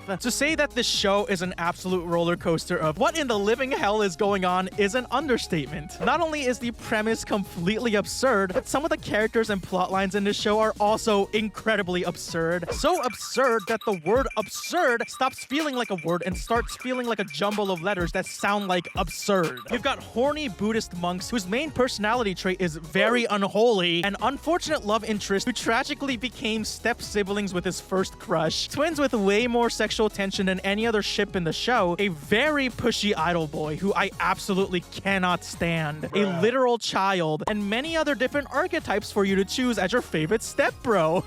My favorite stepbro is this guy, by the way, Yusuke. Dude, imagine falling in love with someone at school only to wake up one day and find out that they have literally been married into your family and now is your step-sibling. Like, what do you actually do in a situation like that, you know? And before jumping into anything, I wanted to mention that this video is only about the anime. I'm aware that this anime is based off of a novel and game series, but I know absolutely nothing about those. I think before really breaking down the different parts of the show, I wanted to talk about some of the stuff I liked and stuff I didn't like. I have to admit that as insane as this show is, it made me laugh way more than it should have. Some of the romantic parts felt so extremely deranged to me because of the, you know, insane 13 stepbrothers all falling in love with one stepsister to the point of kissing her on the lips insanity. And other times it was just genuinely funny, like surprisingly funny despite how stupid it is. I think the characters having actual genuine personalities made their interactions actually entertaining somewhat. The difference between watching this show and watching something like Rent-a-Girlfriend is that in Rent-a-Girlfriend, the main love interest Chizuru is legitimately one of the most boring but also somehow annoying to watch tsundere characters of all time. Like, it makes watching that show absolutely agonizing instead of entertaining in any way. In Brothers Conflict, as strange as this sounds, at least I can name each character and something really weird or dumb about pretty much every single one of them, and that makes me laugh, and I like to laugh. So yeah, this wasn't boring at the very least. And oh my god, the Valentine's Day OVA was probably one of the funniest episodes of anything I've seen while doing this anime stuff on YouTube. I will go into depth about that later in this video, but that episode is absolutely insane. Now let's talk about the stuff I didn't like, and oh boy. So first off, let's talk about reverse harem anime. I've barely seen this kind of anime, to be honest, so if my terminology or explanations are wrong, please feel free to roast and fix me in the comments. I would very much appreciate it. But reverse harem anime is a genre where one female protagonist is the central focus of romantic affection for a bunch of male characters. Pretty self-explanatory, but like every genre of anything ever, reverse harem also comes with a set of its own tropes and archetypes. Again, I'm not an expert on this kind of anime. I watched Ouran High School Host Club when I was younger and dumber, and I liked it a lot back then, but I haven't seen it in years, so I don't know if it's aged well at all, and maybe I'll make a video on that. I've also seen some of Fruits Basket and thought it was pretty funny, but I just couldn't get through it, honestly. I don't know. So maybe I'm just not the target demographic for this kind of anime. I get it. I get that the point of this is to self-insert as the main character and sort of live in this fantasy world where you get to fall in love with the stepbrother of your dreams. But some of the behaviors that these stepbrothers exhibit felt kind of creepy and sometimes very overboard just watching it, honestly. There's some weird power dynamic stuff going on, a main character who's just too nice to say no sometimes, guys who don't understand the meaning of no, like even after getting directly rejected, very over-the-line behavior where consent doesn't really exist anymore. And the show romanticizes all of this stuff in this really weird fantasy scenario. I just don't think some of these behaviors are romantic. And again, I know there's a target demographic for this genre, so if people enjoy it, they enjoy it. You know, who am I to really say anything? But personally, I just felt weirded out or uncomfortable watching some of these scenes. Like the whole step sibling shit, I mean, it's weird as hell, but it's something that I find more funny than anything else. It's more of some of the behavior this show tends to kind of normalize that I'm not really a fan of. And to kind of break down some of the scenes I'm talking about, there's a scene where one of the brothers, Futo, literally drags the main girl, Emma, into a dark classroom and blames her for making all the brothers dance to her tunes, and he'll solve your problem by making you mine. And then he's like, I take what I want. I don't need your permission. And then he tries to kiss her on the lips, and Emma literally pushes him off while saying stop. And Futo says, I'll make you mine for real next time, and then kisses her on the forehead and leaves. And later it's revealed that apparently he left a hickey on her neck, and Emma looked pretty affected by this. Like, she looked visibly upset, but didn't seem to have anyone she could talk to about it because every stepbrother was too busy trying to become more than brothers, less than lovers with her. I mean, I'm not really a big fan of this. And in the scene right after this, well, Emma gets home, again clearly feeling down, and another one of the brothers, Tsubaki, notices the hickey on her neck and asks if she's okay and why she won't talk about it to anyone. And I'm like, nice. I guess he's asking because, well, he cares about her as a person, a human being, not because he's trying to get in her pants or anything. But then Tsubaki starts saying, it hurts me. I meant what I said back then when I said, I love you. I want you to tell me if you love me back or not. Like, what? What are you even talking about at this point? This girl looks upset with a bite mark on her neck, and you're asking about yourself, brother? And then Tsubaki tries to kiss Emma on the lips forcefully right after this and has to be stopped by another brother? And all of this is supposed to be romantic? And then there's the scene where, again, fucking Futo, this little shit, literally struggles against his male instincts to not unbutton the main girl Emma's shirt while she's asleep. And he struggles with these male instincts so much because he truly loves her. And because he truly loves her, he doesn't want to act on his ravenous, wolfish instincts and has to hold himself back from completely violating her. Oh, what a struggle! And somehow this is supposed to be romantic? That's some Omega-verse shit, bro. Like the alpha's trying so hard not to defile his precious Omega that he didn't even mean to fall in love with in the first place. He has to prevent the nodding. I'm sorry if you're like a fan of the Omega-verse stuff, but I cannot, dude. It's fucking insane to me. Now let's begin breaking down the actual show itself. The first line of Brothers' conflict is, I always thought you were a little sister to me. And I think this line does a wonderful job in establishing what sort of weird sibling shitstorm that's about to fall upon us. Every episode then begins with these absolutely beautifully drawn scenes of a few of the stepbrothers confessing their love to the main character, while also talking about how they're too close to be lovers, but it doesn't matter if she's their little sister. They all confess their love anyways, including the 10-year-old kid and a literal squirrel at some point. The squirrel seems to be a legitimate romantic interest in this show, I guess. I can't tell, honestly. And at the end of these intro scenes, after the stepbrothers confess their love, Emma, the main character, says, yes, we are siblings. And then the opening song begins to play. What an absolutely wonderful beginning to the show, huh?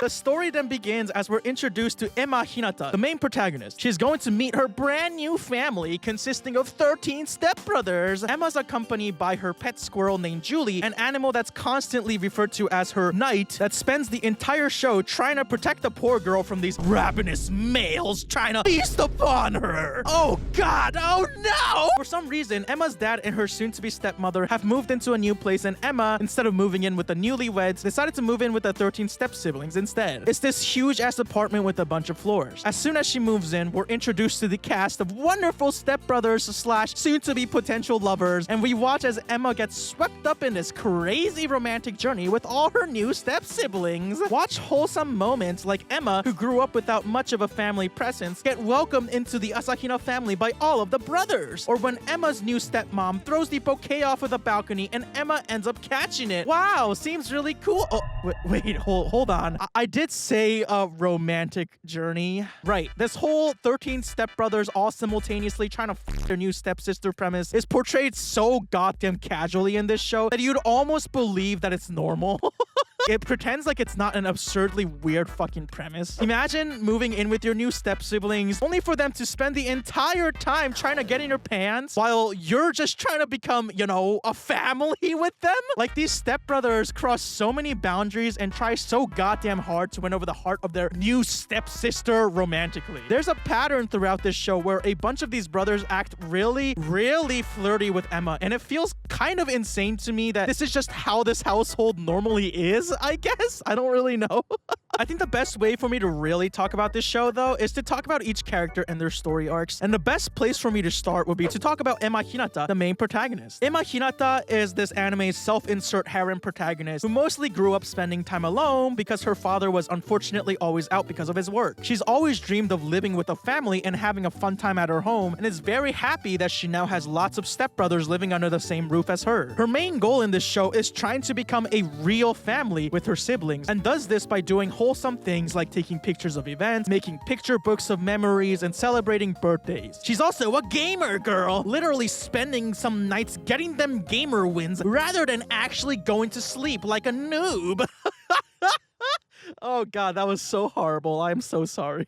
Unfortunately for Emma, all of her stepbrothers end up falling in love with her one by one. A lot of them end up confessing their feelings for love for her, all the while Emma tries to tell them that she loves them as brothers but hasn't seen them as romantic interests. Despite this, the stepbrothers tend to do things like hug her, kiss her on the lips and whatnot, and it's ambiguous as to whether or not she welcomes these things or doesn't like these things but is too timid to say no. The show frames these advances from the stepbrothers as romantic, and it's hard to tell whether or not they want us to cheer on this girl to find a love of her life or feel bad for her because all she wants to be is a regular family with everyone. Emma herself is framed as this timid girl who suffers from low self-esteem. Not to say I'm any professional psychiatrist or psychologist or anything, and also this is a show, not real life, but Emma basically apologizes for literally everything throughout the show, even things that aren't even her fault. She also seems to have a hard time saying no sometimes when she's put into situations where a stepbrother begins to make romantic advances on her, but at the same time, whenever a character does some quote-unquote romantic shit to her, she begins to blush very hard, so it's hard to tell what the show is trying to tell us about her sometimes. Like, does she like it? Does she not like it? I don't know. I feel like this part of her character seems to get taken advantage of a lot throughout the show, where some kind of weirdo behavior happens around or to Emma, but she doesn't really question it because she's just happy to have a family now. I get that she's supposed to be a self-insert character. I did try to insert myself as Emma, you know, I try to insert myself in her shoes while watching the show, you know, and if I were her, I would probably just hate being in that fucking house where every one of my new step-siblings were trying to get in my bed. That shit's crazy, bro. Later in the show, Emma has a story arc where she finds out that she's actually adopted. Her father had been her stepfather this entire time. This obviously makes her very understandably upset, and she doesn't go home that night, and she ends up confiding in a stepbrother who doesn't live with the rest of them. And somehow, this encounter ends up turning into that stepbrother kissing her on the lips as proof that she's wanted by someone. She then finds out the truth about her real parents in a dream, where her pet squirrel, Julie, turns into a handsome man and explains that her real parents sadly died when she was very young. Then, before she wakes up, this squirrel/human thing tells her that he loves her, and she later gets an image of her actual parents sent by her father, or I guess stepfather at this point, and wow, her parents look the same as she saw in the dream. Wait, does this mean the squirrel turning into a human is also real? What is going on? I know all that sounded like like word vomit. I hope it was understandable, but the show is kind of insane. She then moves on from this all rather quickly by the next episode, where she decides to face all of her emotions to become a real family with everyone once and for all. There's also one wholesome moment where the brothers all take her to her biological parents' grave and offer their respects for her, and Emma thanks her parents for giving birth to her and that she's happy now. As a scene itself, yeah, I admit it made me feel a bit of a tear coming up, and I do appreciate the show at least trying to give this self-insert character some backstory and characterization of her own, I guess, but I don't know, man. Honestly though, at the end of the day, I just feel bad for Emma in this show. All she wants is an actual family, but literally all of her stepbrothers are falling in love with her romantically. And it's not like Emma herself has too much control over the situation she's in either. I just think if this was in real life, it would be more horrifying than funny, and it's hard not to feel bad for Emma, especially considering her backstory and her desire to just have a normal family. Next, let's talk about Julie, Emma's pet squirrel and companion who has been in her life since she was born.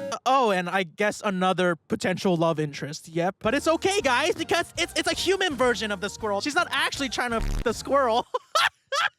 Julie starts off as a sort of comedic relief and cutesy mascot character. He's somehow able to communicate with Emma because I guess they have some sort of connection, and to everyone else he just sounds like a regular squirrel squeaking and squawing. Except in a twist, one of the stepbrothers is actually able to understand Julie, and this brother and Julie decide to form the Emma Protection Squad because of all of the dangers constantly prowling around her. Oh, all these males, gotta fucking protect her from the males. Honestly, at first I found Julie to be really annoying, but I think Conception, the anime, gave me a really bad impression of mascots in harem anime, because the mascot in that show was one of the worst abominations to ever be summoned into this universe. But Julie is not that horrible, at least. 90% of Julie's dialogue is basically him yelling about the danger of living with 13 males. These ravenous males must be taken to war.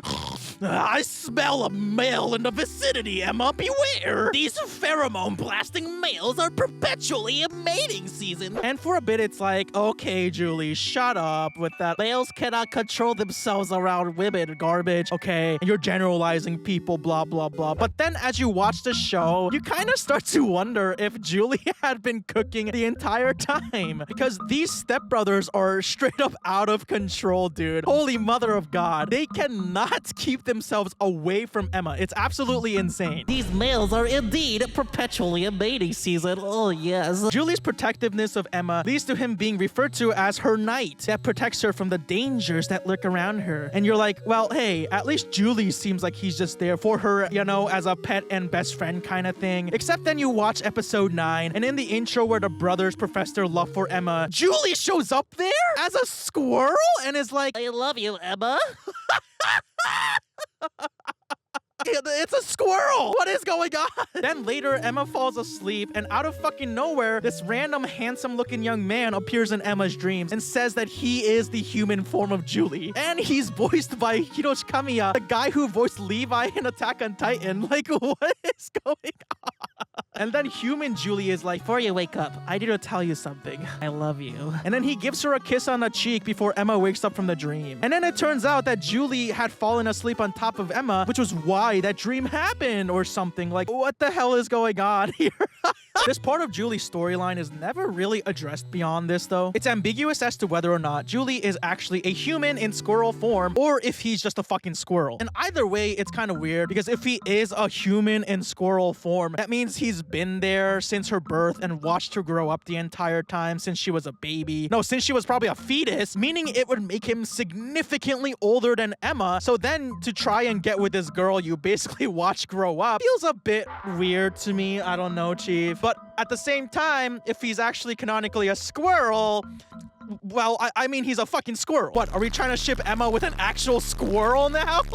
Anyways, Julie feels significant to the story, yet also somehow feels extremely insignificant at the same time. What a weird-ass character, man. Now it's time to dig into the real meat of brothers' conflict, the actual 13 stepbrothers. I'll be going through each Asahina stepbrother at a time, from youngest to oldest, starting with stepbrother number 1, Wataru Asahina.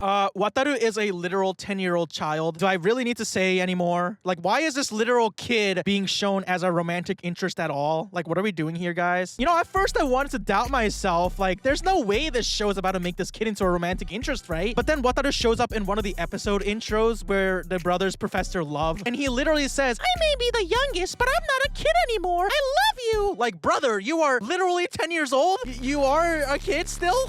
Huh? Obviously, because he's a kid, I think they did dial down any actual plot point or significance of this character. Like, there aren't any actual story arcs involving him and Emma where it leads to it getting really weird. But at the same time, there are definitely moments throughout the show where it's strongly hinted at that this kid is also apparently a potential romantic interest for Emma. There's a scene where the family all go to a festival together and Wataru takes Emma's hand and runs off with her. And as the brothers watch, one of them says, wow, it looks like the 13th son is the most aggressive. Basically saying that in this competition to win over their stepsister's romantic love, the youngest son, the 10-year-old kid, is also taking part in this weird-ass competition for his stepsister's romantic love. I know I've said all of this so many goddamn times already, but what are we doing here, guys? There's another scene where Wataru gives Emma some presents, which are redeemable coupons. You know, shit like an actual kid would give to their parents, like help out for 1 hour coupon or wash dishes for 3 nights coupon. And then Wataru gives Emma a 100 smooches coupon. And I mean, it's like, why are we setting up this kid to be a romantic interest character, guys? I just hope I'm misinterpreting all of this, but knowing harem anime, I don't know, man. Anyways, moving on to stepbrother number 2, Futo Asahina. Futo is a 15-year-old idol with a really self-centered and bratty personality, and my absolute least favorite character in this entire franchise. The more I watched this show, and the more this little shit showed up on screen, the more I could only just roll my eyes and fight the urge to just turn the fucking show off right then and there. He's introduced to us as this asshole who demeans Emma every time the two speak, calling her things like a total idiot and an outsider, and pretty much immediately messing around with her by saying, I didn't realize you were so beautiful. Can I forget we're siblings for just one moment? And then as Emma has no idea how to respond from the shock of her sibling literally professing his love to her, he's like, Oh, just kidding. You really are a total fucking idiot. and at first he's just a dick to Emma, and it's low-key kind of funny. But then their relationship quickly turns from kind of comedic to extremely uncomfortable. Futo very early on begins to show his dominating personality, saying things like, As punishment, you're gonna do stuff for me in your room. and calling her submissive and fun to torment. He's very pushy, extremely pushy, and forces himself onto Emma pretty much every single time they're together on screen after episode 2 or 3. I mean, I already mentioned specific scenes earlier in this video, so I'm sure you know what I mean, and I don't have to repeat them. But it's kind of awful to watch, to be honest. He literally has to be either pulled away from Emma or has to sweat profusely while holding himself back so he doesn't end up violating her in her sleep. I'm sure this character is an archetype that exists because there are people who have this sort of fantasy, and I get that, I guess. But as someone who's just not really a fan of this type of behavior, I found this guy to be absolutely horrible. The show does try to give Futo some more humanizing moments. Like, for example, he's genuinely passionate about acting and impresses Emma as they watch some movies together. And by the end of the show, Futo begins to show a softer side towards Emma by genuinely expressing his support for her rather than acting snotty and being a dick to her. Except then, right after that, he once again tries to force himself onto her by doing one of them kabedons and trying to kiss her on the lips before being stopped by another stepbrother. It's just like insane to me. I just despise this little shit, and I'm sure you can see why based on the scenes that I cited from before. Now let's move on from my least favorite stepbrother to my favorite stepbrother. Stepbrother number 3, Yusuke Asahina. Yusuke is a 16-year-old high school student and might be the most tragic character in the show. He was Emma's classmate and friend, and she was his first true crush, the boy next door or whatever you'd call it. But one day, he wakes up to learn of the horrific news that the girl that he is in love with has not only become his stepsister, but has moved into the same roof as him. Oh no, whatever will he do?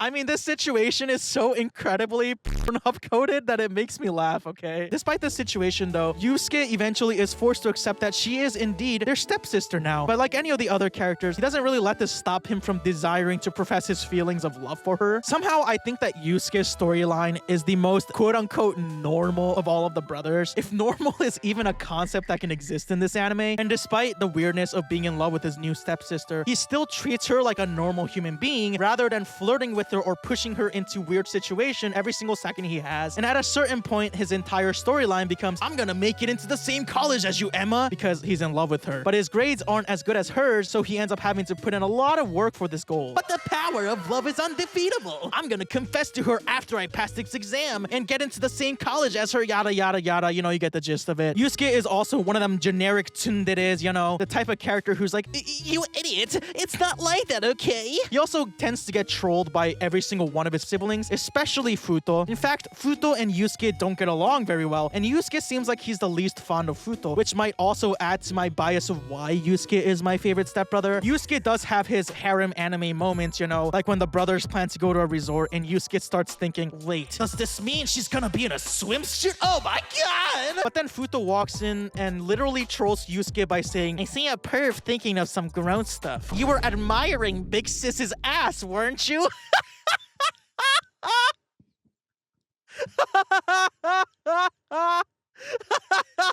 What an absolutely insane statement to say about your stepsister, Futo. Jesus Christ. And then obviously Yusuke's like, what are you talking about? You know, classic tsundere reaction. I mean, to be fair, if anyone asked me that, I'd also be like, what the fuck are you talking about? I just appreciate that out of all of these weirdo stepbrothers who spend the entirety of their screen time flirting with Emma, there's just one who seems way more normal than everyone else. Sure, he has a crush on Emma, but I mean, technically, he liked her before they became step-siblings, and even if the situation is weird, he keeps his boundaries intact for the most part. Stepbrother number 4 is Iori Asahina. He's an 18-year-old high schooler that attends a different school than Emma. The easiest way to describe this dude is, who? Iori appears like a total of 4 times throughout the entire show. He appears in episode 1 for like 3 seconds, says like 3 words, and then disappears for half of the show, and then makes a few appearances in the latter half of the show. He's probably the most boring stepbrother out of all of them, and in fact, I can say he's practically non-existent. His one personality trait is flower. He takes care of all the flowers in the house, and he loves flowers. Such beautiful flowers, wonderful flowers. And all of these flowers have different meanings. He gives Emma a red rose during their first actual conversation in episode 5. How romantic. And then around the end of the show, he leaves a certain flower at her door that means wishing you good luck. But then later on, it's revealed that this flower has a hidden secret double meaning. The true meaning is, I will risk everything to love you. What is this shit? What is Yuri is pretty much like a piece of blank paper with a drawing of a flower on it. He literally is the least relevant step sibling. So let's just move on to the next one. Brother number 5 is Subaru Asahina. Subaru is a 20-year-old university student and a passionate basketball player. He's one of the first step siblings to catch feelings for Emma, and all the way from episode 1, these two are sharing these oh no step bro moments when Emma walks into a bath only to bump into a shirtless Subaru, which flusters her, and this is like right as she moves into like, oh no, step bro, sorry.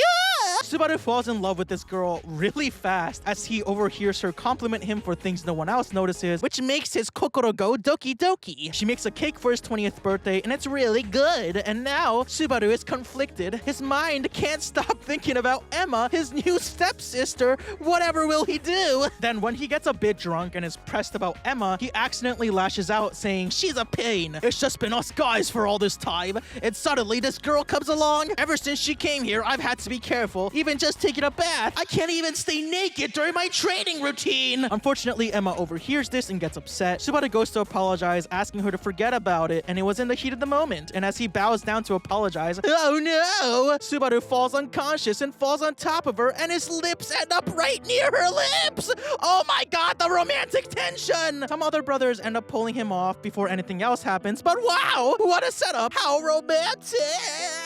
Because of his feelings for Emma, Subaru begins to suck ass at basketball and is eventually taken off of his starting lineup. This sours his relationship with another one of his older brothers, Natsume, who is someone I'll talk about more in depth later, but the short of it though is that Natsume, his older brother, seems to put a lot of pressure on Subaru when it comes to basketball, to the point of berating him for even celebrating a win. Subaru's struggles of loving his stepsister is affecting his psyche so much that he's unable to concentrate on literally anything else. Eventually, he begins using these feelings for Emma as his motivation to play better, even declaring to Emma that he's going to get back on a starting lineup, and when he does, he wants her to come watch him play. Through the power of true love, he manages to get himself back onto the starting lineup and invites Emma to watch. On the day of the big game, Emma and Natsume watch as Subaru, through the power of true love, truly locks in and plays like he's the god of basketball. And during the last 10 seconds, the game is close and it's down to Subaru's play. Oh my god! And Subaru manages to score during the last second and wins their team the game! Wow! The power of love is real, guys! Anyways, after this game, Subaru goes to hug Emma and thanks her, saying he owes it all to her. He did his best because she came to watch him play. Then Subaru straight up asks, "Are you in a relationship with anyone?" When Emma says no, he says, "I want you to stick by my side forever.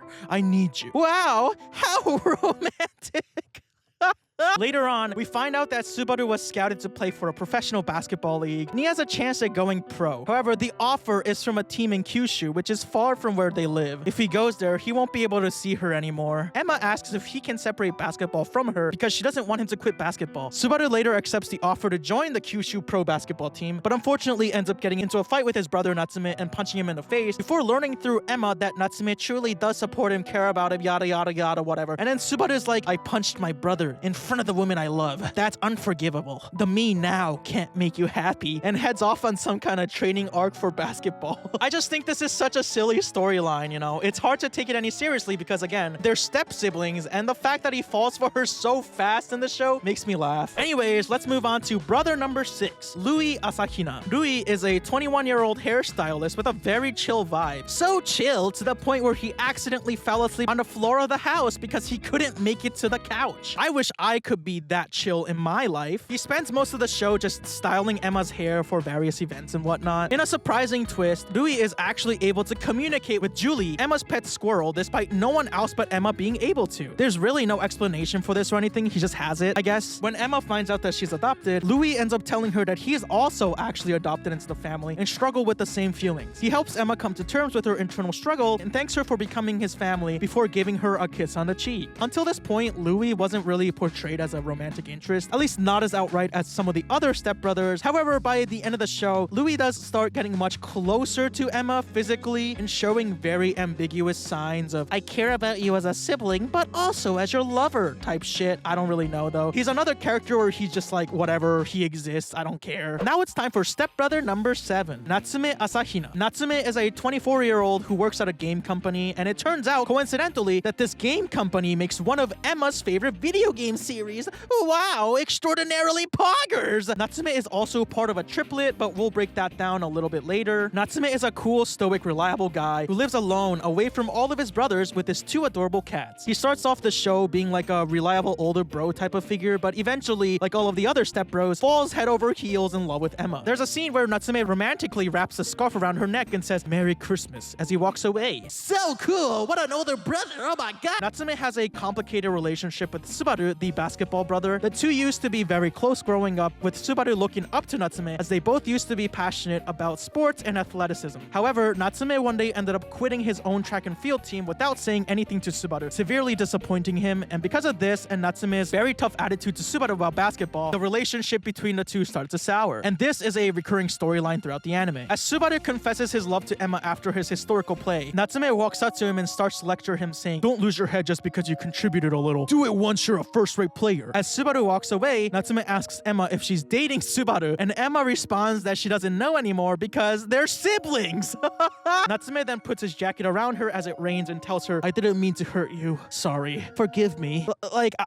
I genuinely cannot wrap my head around this entire scene. Like, what is going on? When Emma learns that she is adopted, Natsume finds her outside not wanting to go home, so he invites her to his apartment instead of just standing in the rain. He ends up being the first person Emma confides in about her adoption situation, wondering if she's someone that her real parents didn't need. As Emma says she doesn't want to cause more trouble for anyone anymore and starts to leave, Natsume chases her, hugs her, and says, "You're not someone no one needs. I won't let you go," and kisses her right on the lips. He tells her to have faith in the brothers, and everyone cares about her deeply. He asks if she's not mad about the kiss, and she says no. He says he wouldn't give her a half-hearted kiss, and although he knows it makes things complicated for her, he is crazy about her. He then goes in for another kiss, but stops himself, saying, "I don't want to give you an unfair kiss." This is absolutely insane, brother. And then, oh no, the next day, he walks out without a shirt on and he's so hot. Oh, yummy daddy. This all eventually culminates in a fight between Subaru and Natsume. Natsume finds out that Subaru made it to a pro team from Emma, and despite not being told by Subaru himself, smiles and says, I guess he's working hard. He also tries to tell Emma something, but decides not to. As he drops her off and watches her walk away, Natsume suddenly hugs her from behind saying, sorry, I just can't do it. I can't not talk to you. I don't know if this is the right thing or not, but ... However, Subaru arrives and tells Natsume to get away from her and punches him in the face. Subaru is like, what were you gonna do to her? And Natsume is like, it's fine. I've been wanting to say this anyways. I love you. Subaru then says, I won't lose to you, the one who ran away from everything, and runs off. And I can't. I don't know. When it comes to this character, I just don't feel really too comfortable with the sort of power dynamic I feel like exists here. I mean, Emma confides in Natsume, who is a 24-year-old man, and her older stepbrother about something that literally changes the perception of her entire life. And he uses this as an opportunity to make out with his stepsister? It just doesn't really sit right with me, especially because the show frames this entire thing from a very romantic viewpoint. Again, maybe I'm just not the audience demographic for this. Anyways, let's move on to stepbrothers 8 and 9. Tsubaki and Azusa Asahina. These two are twins and their stories are very intertwined, which is why I decided to present them together. First, let me clarify the lore here. So Tsubaki and Azusa are twins, but these two and Natsume are actually triplets. Tsubaki and Azusa are identical twins, while Natsume is a fraternal brother from a different egg. And that's how the show explains it. I'm just regurgitating whatever the shit the show said. First, let me briefly tell you about each identical twin. Tsubaki Asahina is a 24-year-old voice actor with an extremely flirtatious personality and is one of the most pushy characters when it comes to really trying to get together with his stepsister. The first interaction between Tsubaki and Emma is him approaching Emma and hugging her real tight and saying, this is a hug meaning nice to meet you. And his twin brother Azusa ends up punching him and apologizing for him. Then Tsubaki spends the entire show flirting with his brand new stepsister the entire time. When Emma bakes a cake, he's like, I can eat a lot of this cake since it's full of your love. I think it'd make me super happy if you fed it to me, or would you rather I fed you instead? Tsubaki also seems to really push boundaries, as he's another stepbrother that multiple times forces himself onto Emma, and it's framed in this really romantic way. Again, I'm sure this flirty, pushy, cutesy boy is an archetype that's enjoyed by some people, but I am not in that audience demographic. On the other hand, Azusa Asahina is a 24-year-old voice actor with a much more calm demeanor than his identical twin. He was inspired to become a voice actor by Tsubaki. It's a bit hard to describe Azusa because he's sort of like the chiller one that balances out his more outgoing brother, but as a character of his own, Azusa is kind of boring, to be honest. He doesn't actually have much of a personality. Unlike his identical twin, Tsubaki, Azusa doesn't constantly force himself onto Emma the moment she moves in, and is sometimes the one that actually stops Tsubaki from continuing to press himself onto Emma. However, Azusa also falls head over heels in love with Emma just as much as Tsubaki, and the twins enter their own conflict on not giving her up no matter what. This just all feels insane saying out loud. Anyways, these two identical twins 100% definitely have the most sexual tension out of any ship in this entire franchise. The way these two interact with each other sometimes, it would not have surprised me if at any point they just started straight up making out with each other, dude. In the first episode of the show, there's a scene where Emma overhears the twins talking about something serious. She hears Tsubaki say, when I'm with you, my heart starts hammering and I get restless and I get irritated when you're being friendly with other guys and stuff. I love you.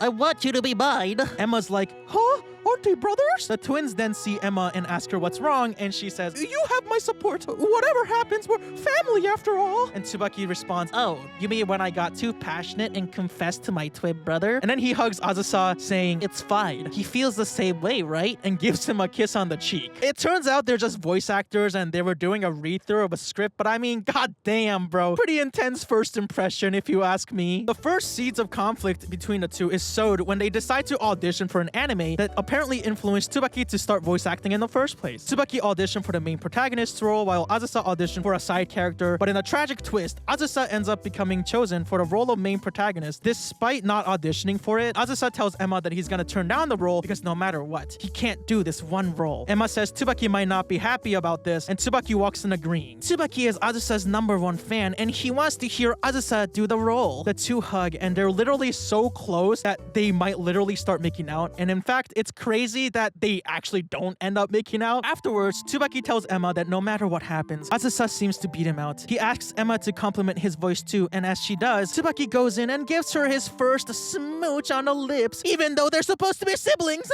Oh my god! Tsubaki tells her, for a depressed boy to get back on his feet, the thing he needs most is a kiss from a cute girl, and kisses her on the lips again. And despite all of this, Emma seems to be perfectly content with still living in this house with his stepbrother who literally kissed her on the lips. Later on, on, as Emma organizes a photo album given to her by Azusa, Tsubaki walks in and sees a photo of young Azusa in the album. He asks Emma, You're treating this picture with a lot of care, almost as if it's a picture of your boyfriend. Emma says it's literally just a family photo, and Tsubaki says, Are you sure about that? I need you, okay? I know I was selfish and I hurt you, and for that I apologize. I apologize for the kiss too. and then he takes it all back saying, Just kidding. Teehee. Those were lines from the script. and then he tells her that he won't apologize for anything he did because he's serious about his love and he's gonna prove it to her, and then kisses her on the lips again. And the two end up on the couch somehow with Tsubaki on top, and he says, I love you. I'm never letting anyone else have you, and kisses her on the lips yet again. Azusa then grabs Tsubaki off of her, and the two begin to argue. Tsubaki storms off as Azusa asks Emma if she's okay, and she says yes. Azusa then says, I have no right to lecture Tsubaki. I'm the same as him. AKA, he's also fallen deep into his love with his stepsister, bro. This is so stupid. I just cannot. There's also that one scene I described earlier in the video where Futo pretty much violates Emma at the school festival, and she gets home sad, and instead of asking if she's alright, Tsubaki gets upset because his own feelings get hurt after seeing a hickey on her neck. Tsubaki, upset, then goes in to kiss Emma on the lips yet again until Azusa had to step in and tell Tsubaki to stop doing that because it clearly makes her uncomfortable. The two argue, with Tsubaki accusing Azusa of liking her too, and that's why he's stopping them. And this fight is suddenly stopped when Azusa falls unconscious out of nowhere and has to be hospitalized. Tsubaki is extremely shaken by this event and begins to blame himself for it, falling into a slump. It turns out that Azusa had developed meningitis, but if he's treated, he'll be fine. The best he can do is get well as quickly as possible. Meanwhile, Tsubaki, who is now getting calls to play the protagonist role that Azusa was chosen for, continues to ignore the calls for a while, but is convinced to accept the role now that Azusa is unable to. At the hospital, Azusa asks Emma how she feels about Tsubaki. Emma says, I see him as an older brother. Azusa says, well, what about as a guy? Emma says, I've never thought of him like that. I'm grateful that you stopped him that night. Azusa responds, I haven't done anything that's worthy of praise. Tsubaki was right. I was butting in. I love you. Not as an older brother, but as a man. Azusa then hugs Emma as she blushes before pulling away and saying sorry. He knows she's troubled by all of this, and yet he can't help himself. And the two stand there with the wind blowing their hair, and it's weirdly hilarious for some reason. The twins finally reconcile when Tsubaki visits the hospital, and there's a very sexual tension-charged moment where they hold hands and say stuff like, I wanted to see you. They apologize as they stare into each other's eyes, and again, it would have just been no surprise if these two started making out and climbing all over each other in a hospital bed at this point. Azusa then declares that he won't lose to Tsubaki anymore no matter what, especially when it comes to Emma. He says, I won't apologize anymore because I love you more than anyone else. Kisses her on the forehead and says, there's no hurry, but I'll be waiting for an answer. Like, what is going on with these twins and their absolutely burning passionate love for their goddamn stepsister? This is absolutely insane. I'll talk a bit more about how things resolve between these clowns and also everyone else in the family by the end of the show later on. But for now, let's move on to brother number 10, Hikaru Asahina. Hikaru is a 26-year-old menace to society. I have no idea what he does for work or anything else really about his life, except the fact that he likes to cross-dress and he looks hella bad doing it. The reason why I say he's a menace to society is because he tends to kind of sneak around and spawn in during the most scandalous moments of the show. Around the end of the show, it's revealed that this absolute madman actually has a fucking spreadsheet titled Brothers Conflict, where he tracks the odds of which stepbrother is going to end up fucking the stepsister. This is absolutely no joke. It's a real thing that this guy spends his time doing.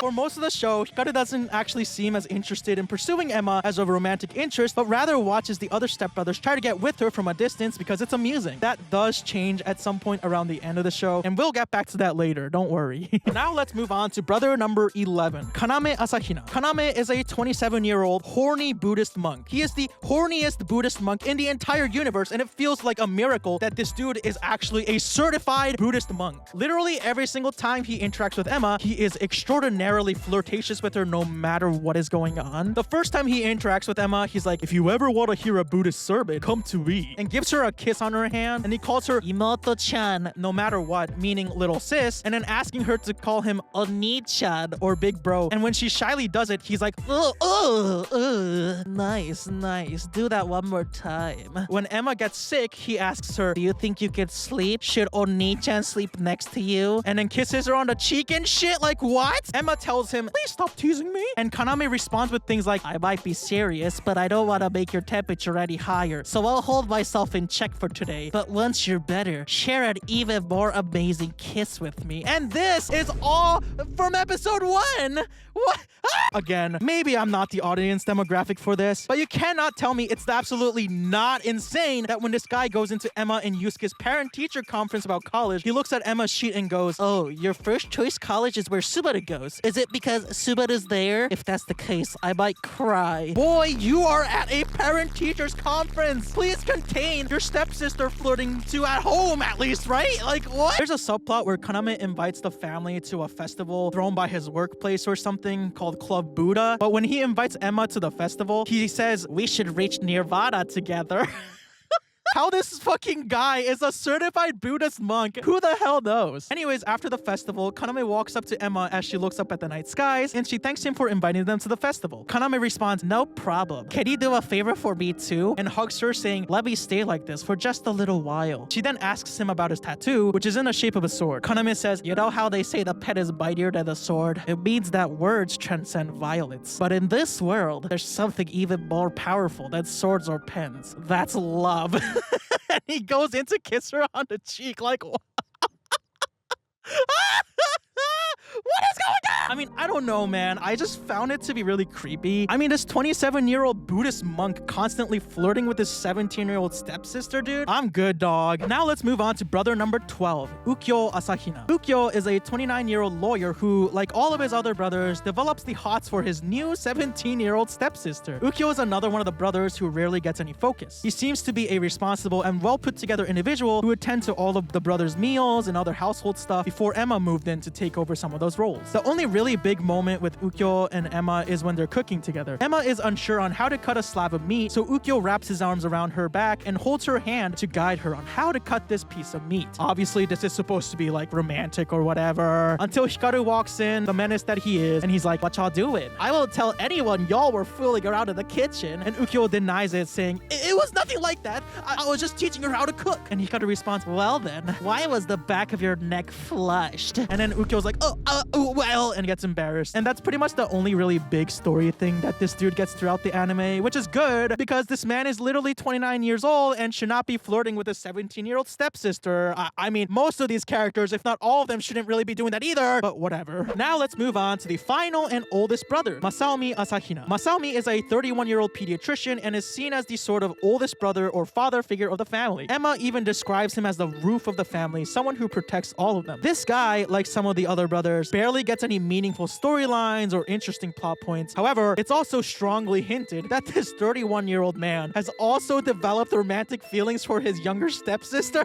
There's a scene where Masaomi is pondering to himself, when Emma's father isn't there, I have to be her father figure. But that might be a bit of a problem. It's never outright stated, but I think it's very heavily insinuated that it's a problem because he fell in love with his younger stepsister. Oh man, what a conundrum. And so yeah, those are the members of the Asahina family, the many stepbrothers for you to choose from as your favorites. Now, I wanted to go over how the story ends in the anime by telling you briefly how each step-sibling's relationship with Emma concludes. As the end of Emma's high school life approaches and entrance exams intensify for college, so do the various romantic confessions from the various stepbrothers in Emma's life. They all say that they want an answer, but it can wait until after the exams, and they're willing to accept any answer she gives them. As it turns out, some of the brothers have to leave the house for a while to work on their own stuff. How does this romantic story end? Wataru, the literal 10-year-old child, tells her, I'm gonna work hard, become a big CEO, and become a man worthy of you, sis! What the hell is this kid even saying? I mean, I guess it could be a kid being stupid and saying stupid shit, but I do wonder if this series is really trying to set this kid up as a love interest even until the end. Absolute insanity. Futo, the pushy idol bitch, texts Emma to turn on the TV. We see that Futo is doing a live concert and tells Emma congratulations for graduating and that he doesn't belong to anyone, but he'll make her feel that she wants to become his. Ugh. Thankfully, someone turns the TV off and we don't have to see this little shit anymore. Yusuke, the tragic best friend crush turned unfortunate stepbrother, sees that Emma had passed her entrance exam and made it into the college and ends up hugging her really happily before returning to Tsundere. Unfortunately, it seemed like Yusuke wasn't accepted until the day of their graduation ceremony, where he gets a surprise letter saying he was accepted as a backup. Wow! Now Yusuke is extremely glad that he didn't give up on his goals, and now he's never gonna give up. Iori, the flower brother, asks Emma to water the flowers as he's leaving to study abroad. abroad. He tells her to take care of these flowers called forget-me-nots and asks her to not forget him and says, I hope we can greet each other with smiles one day.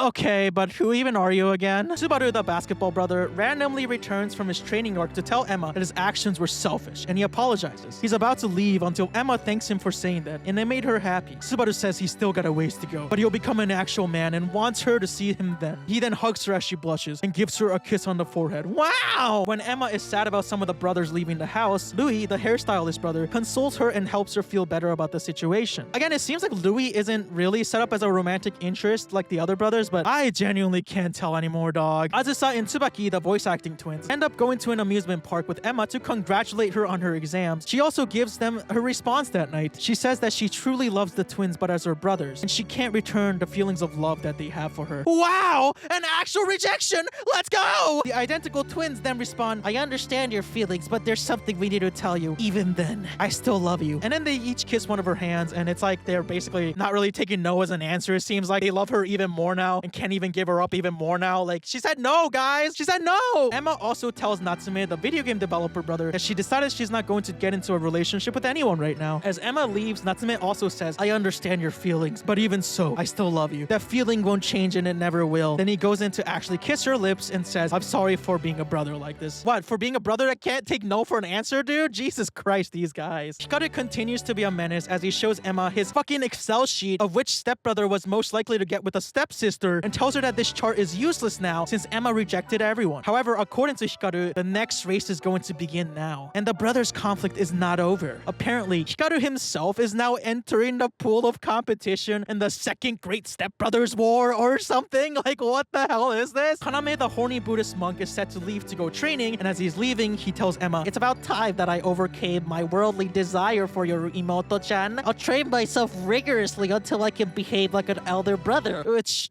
okay, cool, I guess. What the fuck, dude? He asks Emma to call him Oni-chan one last time, and as he walks away, Emma says, goodbye, Oni-chan! And I'm pretty sure Kaname probably nutted a little bit in his pants hearing that at this point, dude. Ukyo, the lawyer, doesn't even really get a final sort of confession scene or anything like that, from what I remember. Finally, Masami, the pediatric doctor and oldest brother, as he talks to Emma, he takes out a lollipop and says, here, and as he puts it in her mouth, he says, a reward for a good girl. What is going on here? Am I getting gaslit? And is this not actually as weird as I think it is? Anyhow, the anime comes to a close with Emma saying that she's sure she'll be able to become a real family with everyone. Become real siblings. The end. What a lovely romantic story we just experienced, right, guys? Before closing this video out, though, I wanted to tell you about probably my favorite episode I've seen of this show, the Valentine's Day OVA. The episode begins with all the stepbrothers realizing it's Valentine's Day, and they all have an intense stare-off as Julie asks them, what's wrong, pervy brothers? Turns out, everyone wants chocolates from Emma, and eventually they decide to each give Emma chocolate to show their true love for their stepsister. And of course, the important part is that she has to choose only one chocolate out of all of them, because romance! The characters then begin to cook their chocolate for Emma, and some of the stuff that happens in this part is just like, what the hell, dude? And another scene proving my earlier point about these identical twins, Tsubaki gets melted chocolate on his hands and goes, oh my god, Azusa, I got chocolate on my fingers. Lick it off for me. And Azusa looks over and sighs, this boy. And then the scene hard cuts right away from it. Come on, I don't know about you, but my imagination ran wild after this, bro. We then see a bunch of the character scenarios of how they'd give Emma their chocolate, and it's absolutely insane. We see like a bunch of characters' visions of how they do it, and it feels like we're going through each of the step-siblings' infinite Tsukuyomi illusions or some shit, dude.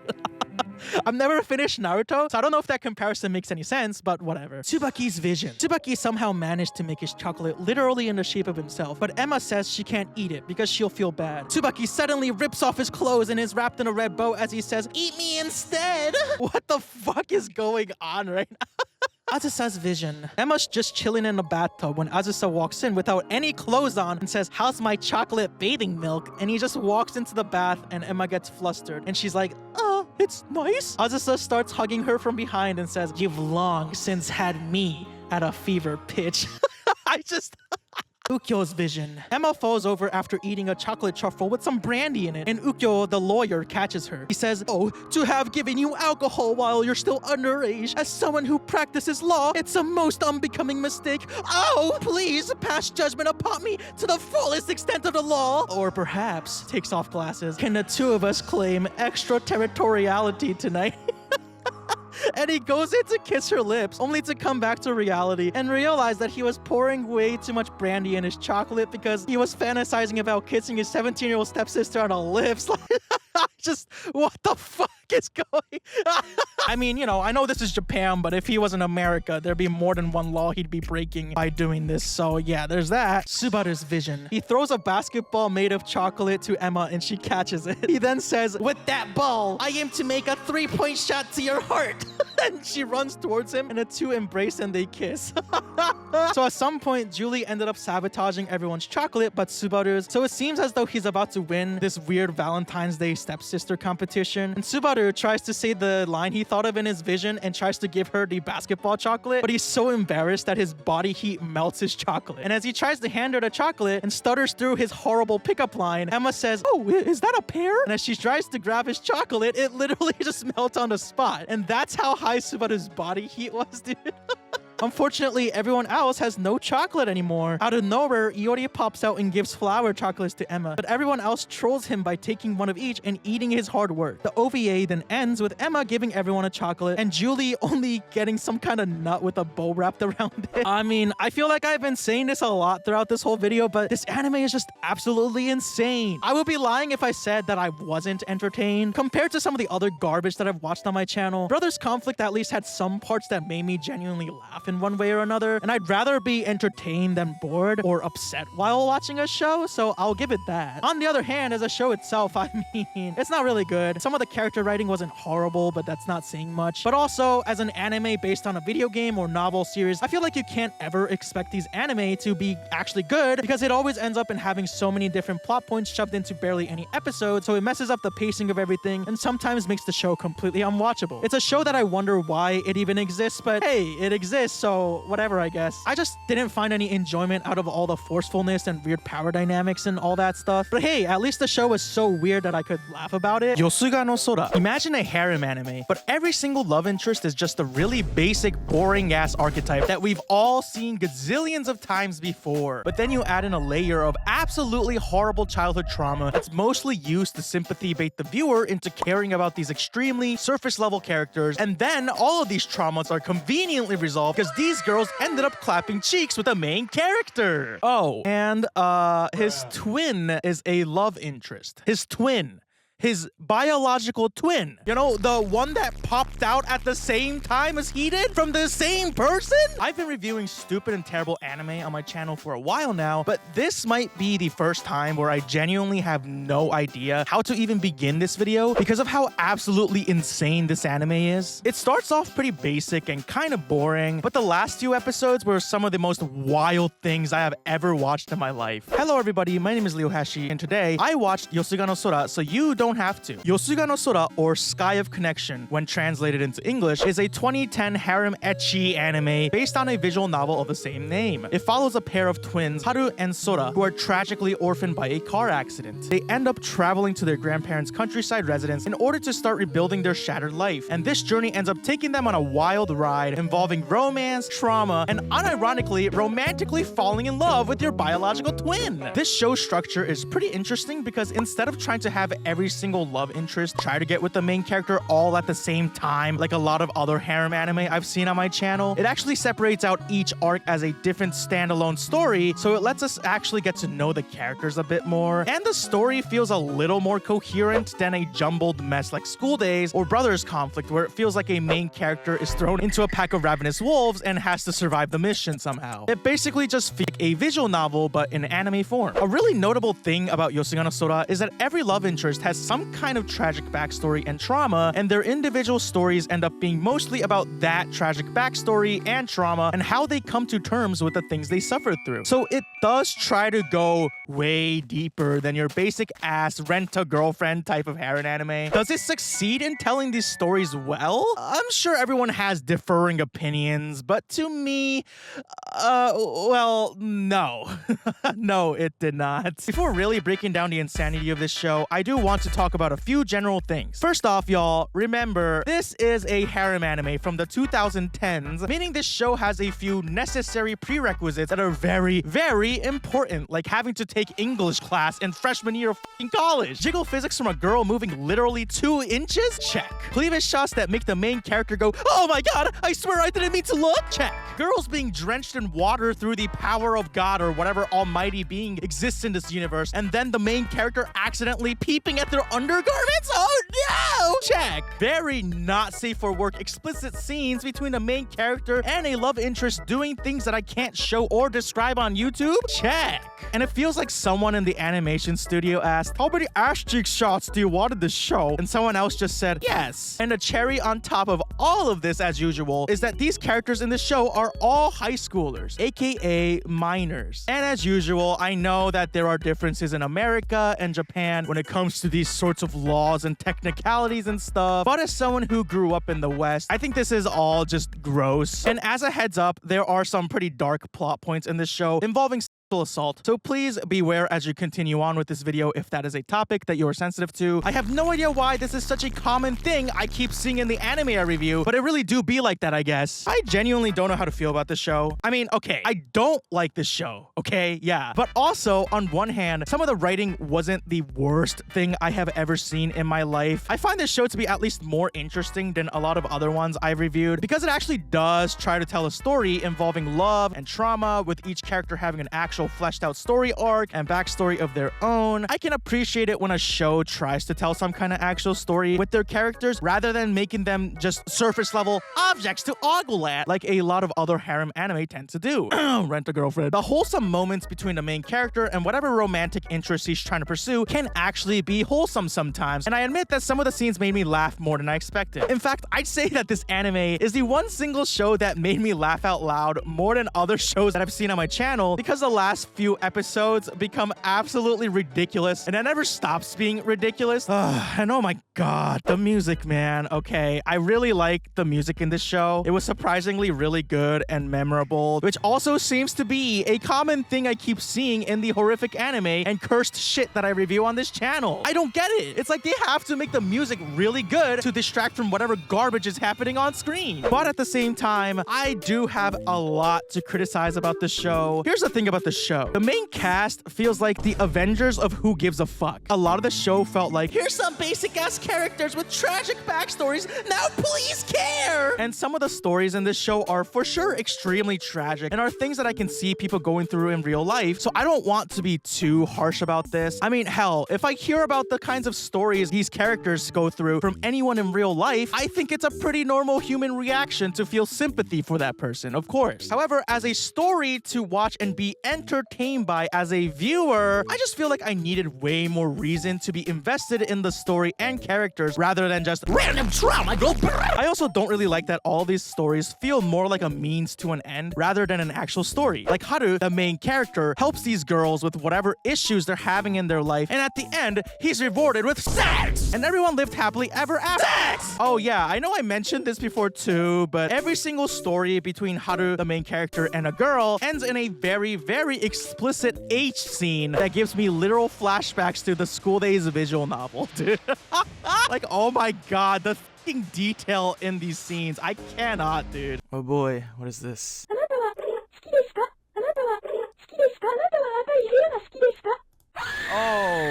Okay. That was really cool. No, I didn't almost shit my pants, okay. And again, because these characters are all high schoolers, it only added to my complete discomfort while watching this show. There's also one storyline that I really didn't like at all. Actually, I think I kind of hated it. The writing felt really backwards and super dismissive of an actual assault victim. And there's one really egregious scene that I genuinely think was so unnecessary and honestly super disgusting. Something that I cannot believe people chose to animate, but we'll talk about this more in depth later in the video. Maybe this is something that not not everyone will agree with, but this show feels like a giant indicator of how Japan views mental health and trauma. I mean, Japan's understanding of mental health is, well, behind, to say the least. At least that's my perspective as a Japanese American who has admittedly gone through my own fair share of therapists in my life. It feels like the show portrays a character with severe trauma, then tries to solve that trauma through a simple high school romance, and of course, sex! Sex solved everything!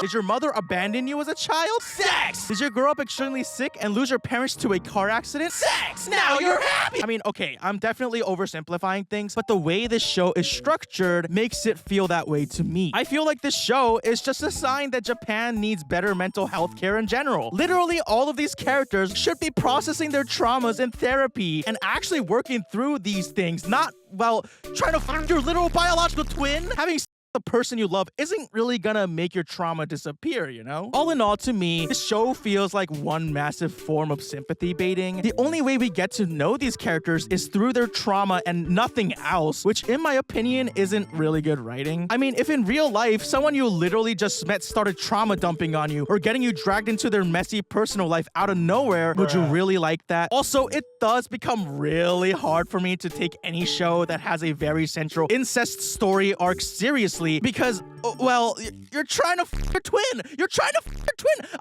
I'm going to judge that. Like, what? The show's like, society says it's a taboo. Don't do it. Incest is bad. And I mean, it's not really my place to say who's allowed to love who and whatnot. But at the same time, if you're seriously wholeheartedly trying to dog down your twin, your biological twin, then I am 100% going to be judgmental and not take the story seriously whatsoever, you know? Like, I'm sorry. I just can't take incest seriously as a concept, okay? With all that out of the way, it's now time to really jump into Yosuga no Sora. Let's first start by setting the stage of the story. The anime begins as we see a pair of twins on a train. Meet Haru and Sora Kasugano, twins who are, well, definitely regular twins who definitely don't feel some type of way about each other. These two tragically were orphaned as their parents were killed in a car accident and are in the process of trying to rebuild their shattered life as they travel to their grandparents' countryside residence. I guess this is the Alabama of Japan or something, you know? Since these twins are really trying to dog each other down. God damn! Okay, obviously that's a joke. I'm sure Alabama is a really nice place without family members trying to fall in love with each other romantically, but I just had to take the easy shot there, okay? I'm sorry. Haru, the main protagonist of the show, feels like the words self-insert materialized into the form of an anime boy. He's a very mild-mannered guy and, dude, I'm really trying my best to come up with more ways to describe this character, but there's just nothing. There's nothing. He's just a self-insert character through and through. Meanwhile, Sora, his twin sister, has more of a bratty or spoiled little sister personality with a little tsundere flavor as the cherry on top. I am not a fan of either of these characters, but I'll talk about them more individually as the video goes on. Anyway, as these two try to find their way to their residence, the harem of the story is established. As the twins walk down a long stretch of road, a car passes them, and inside the car is a maid and a daughter of a rich family holding a violin. And as soon as the maid spots Haru, she turns to the other girl, jiggle physics galore, and is like, wow, that dude was so hot! He was so my type, right, milady?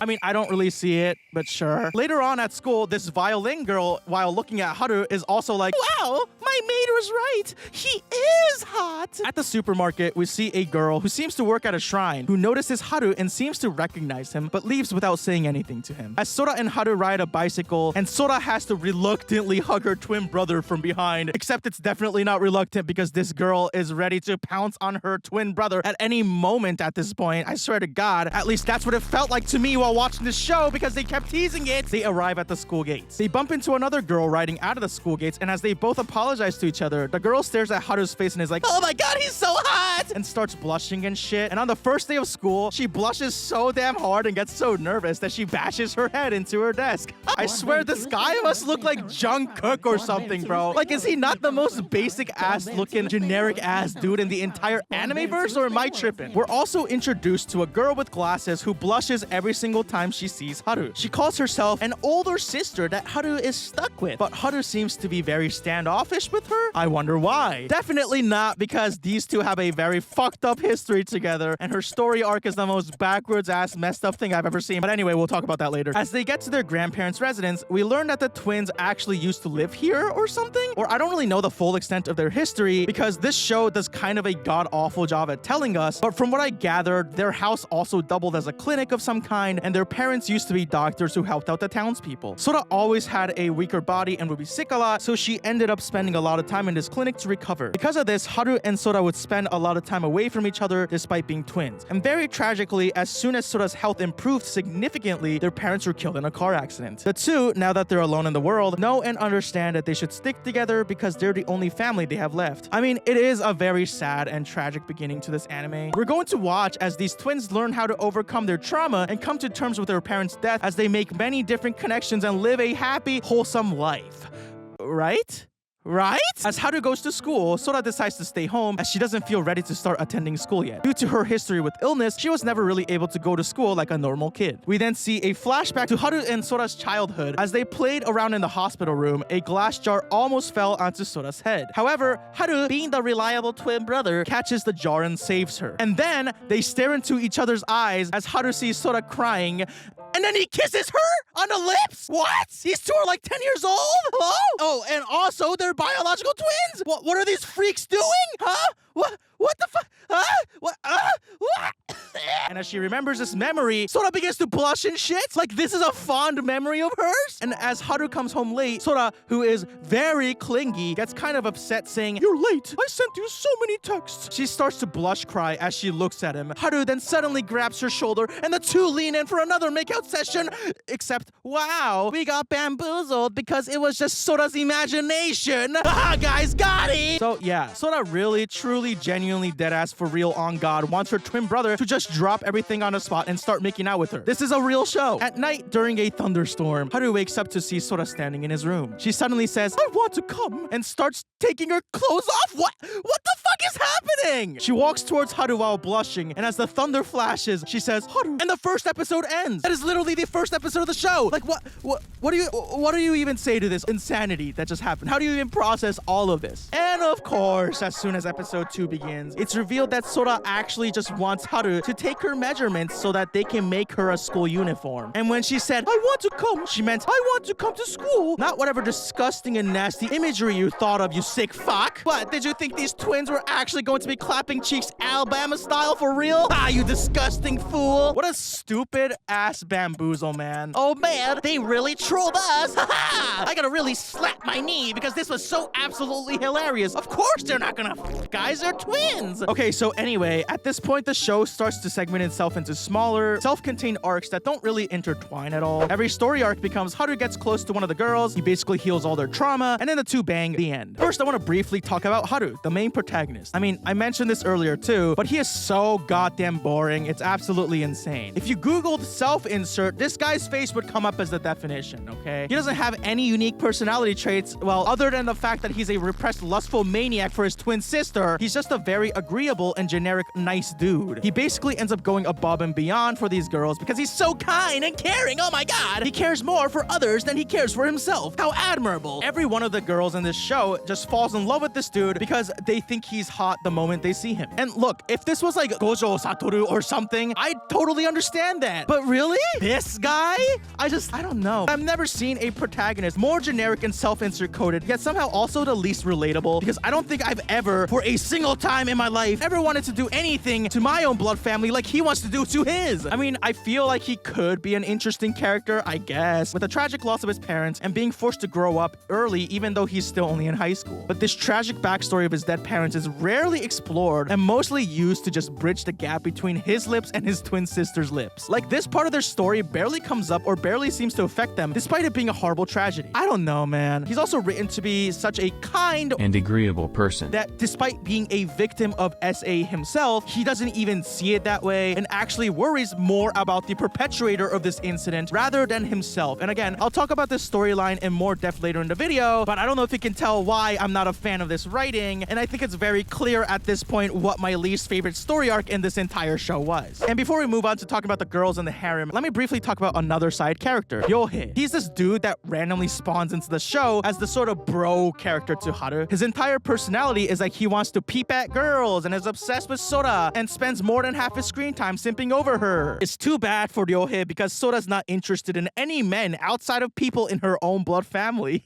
He's not that important of a character and serves more as a comedic relief for the most part. Every time the topic of Sora comes up, he just cannot help himself. The moment he sees Sora for the first time, he's like, wow, Haru, amazing! And gawks at Sora to the point where she hides behind Haru. He then says, Sora should sit maybe diagonally in front of me so I can check her out all day. again, not very important, but just wanted to mention that he exists because he does come up a few times. Now it's time to move on to the actual romantic interests and their storylines. First up, meet Kazuha, a daughter of a rich family and a player of the violin or viola or some kind of string instrument, and Akira, a very bubbly and happy-go-lucky shrine girl who works and lives at a shrine. Akira lives alone at the shrine without any parents, and her backstory seems to be a mystery as multiple people tell Haru to back off when he tries to find out more. Their stories are very intertwined, so I have to introduce you to them together. I won't even lie, dog. These two storylines had me snoozing half the time. I don't want to seem like I'm being disrespectful because their stories do involve some serious stuff, like broken family relationships, but at the same time, after witnessing the absolute insanity that was the first episode, these storylines just felt so generic in comparison. Like, I'm sorry, okay? If you show me a pair of twins full-on kissing each other on the lips, my attention is going to be more on that story arc rather than any actual non-blood family-related story arc in the show. Anyways, Kazuha the violin girl and Akira the shrine girl both start off as Haru's classmates. They seem really close as we see Kazuha the violin girl scold Akira the shrine girl a lot for not taking care of herself as much as she should. At some point during a pool cleaning day, Akira ends up destroying all of her classmates as she shoots a water hose at everyone else around her. Unfortunately, Kazuha, who was unable to participate that day, is also hit by the water. Haru goes to check if she's okay, and Oh no! They're both embarrassed because her bra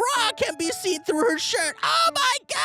anyways, Akira takes Kazuha to the girls' locker room to clean up as Haru notices that Kazuha had dropped her phone on the ground. He tries to return it but is unsure how to because they are in the girls' locker room. As he stands at the door, he hears some real sus shit and some noises behind the door. And it sounds like they're literally clapping cheeks in there. I mean, it turns out it's just Akira digging her fingers into Kazuha's ears, but Haru's imagination goes absolutely wild. However, in a shocking twist, Kazuha calls Akira One-chan or Big Sister, which absolutely shocks Haru. This is where the story path begins to split between the two girls, so now we'll just focus on Kazuha, the violin girl. Kazuha's kind of really boring, to be honest. She's a rich girl, she plays instruments, she's kind of a tsundere but in a more dignified way because she's a rich girl. She's also tough on Akira and seems kind of scary. But Haru thinks she's a really nice person because he's been watching her the whole time or something. I don't know, man. It's hard to describe some of these characters when they just feel so surface level, other than the fact that they're severely traumatized by something. As Haru walks home wondering what was happening behind those cursed locked doors of the girls' locker room, Kazuha ends up catching up with him and asking if he was eavesdropping. And Haru's like, Well, I mean, as long as you're happy together, you know, you can do whatever you want. and Kazuha's obviously like, Okay, bro, you literally have the wrong fucking idea. It's revealed to us that Akira is actually Kazuha's sister as they share the same father, but they have a different mother. Kazuha believed that her father threw Akira out without any support, which is why Akira lives alone at the shrine. Kazuha had decided that she'd do anything for Akira because of this. We then watch as Haru and Kazuha bond over time, you know, like sharing an indirect kiss to a ramen bottle. Oh my god, so scandalous! Later, he holds her hand and says, Won't you play your viola for me next time? and she's like, I don't have any confidence, but someday. oh my god, so romantic! And as they prepare for a summer festival together, which is a recurring and important event throughout the series, he ends up getting distracted because, oh my god, his eyes look down and he couldn't help but just look at her cleavage! And Kazuha's like, What's going on here? and the other old ladies and dudes are like, well, you're pretty, so you can't blame him for being mesmerized.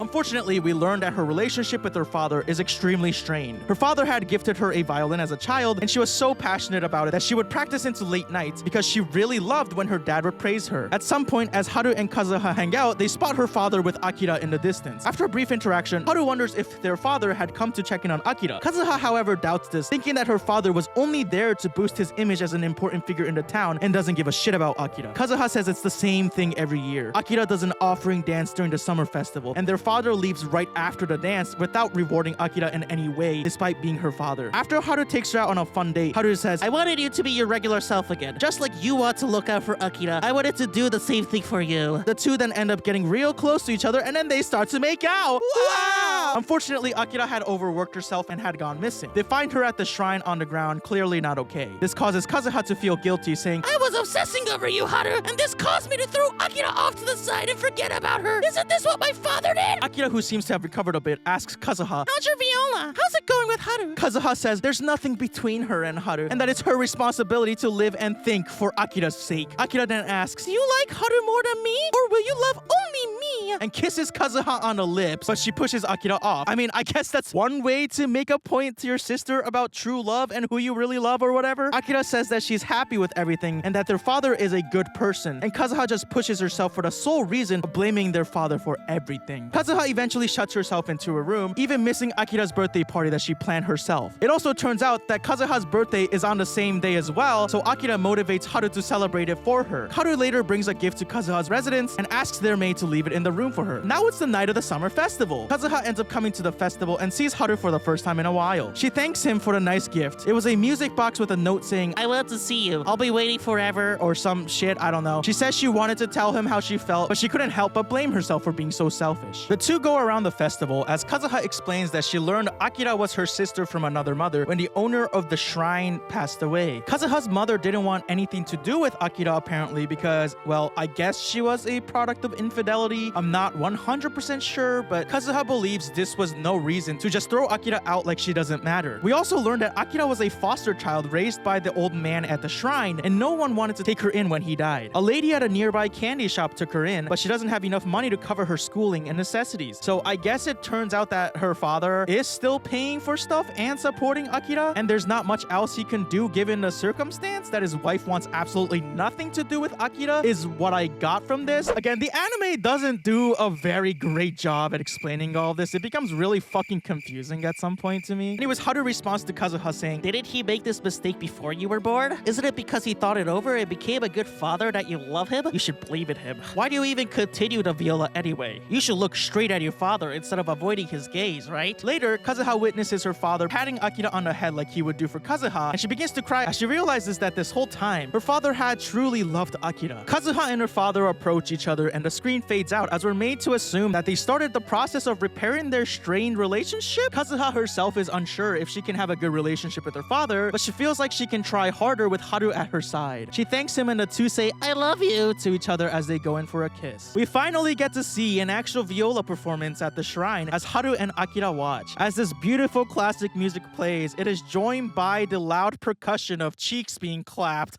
We got a very sudden flashback to Haru and Kazuha having sex.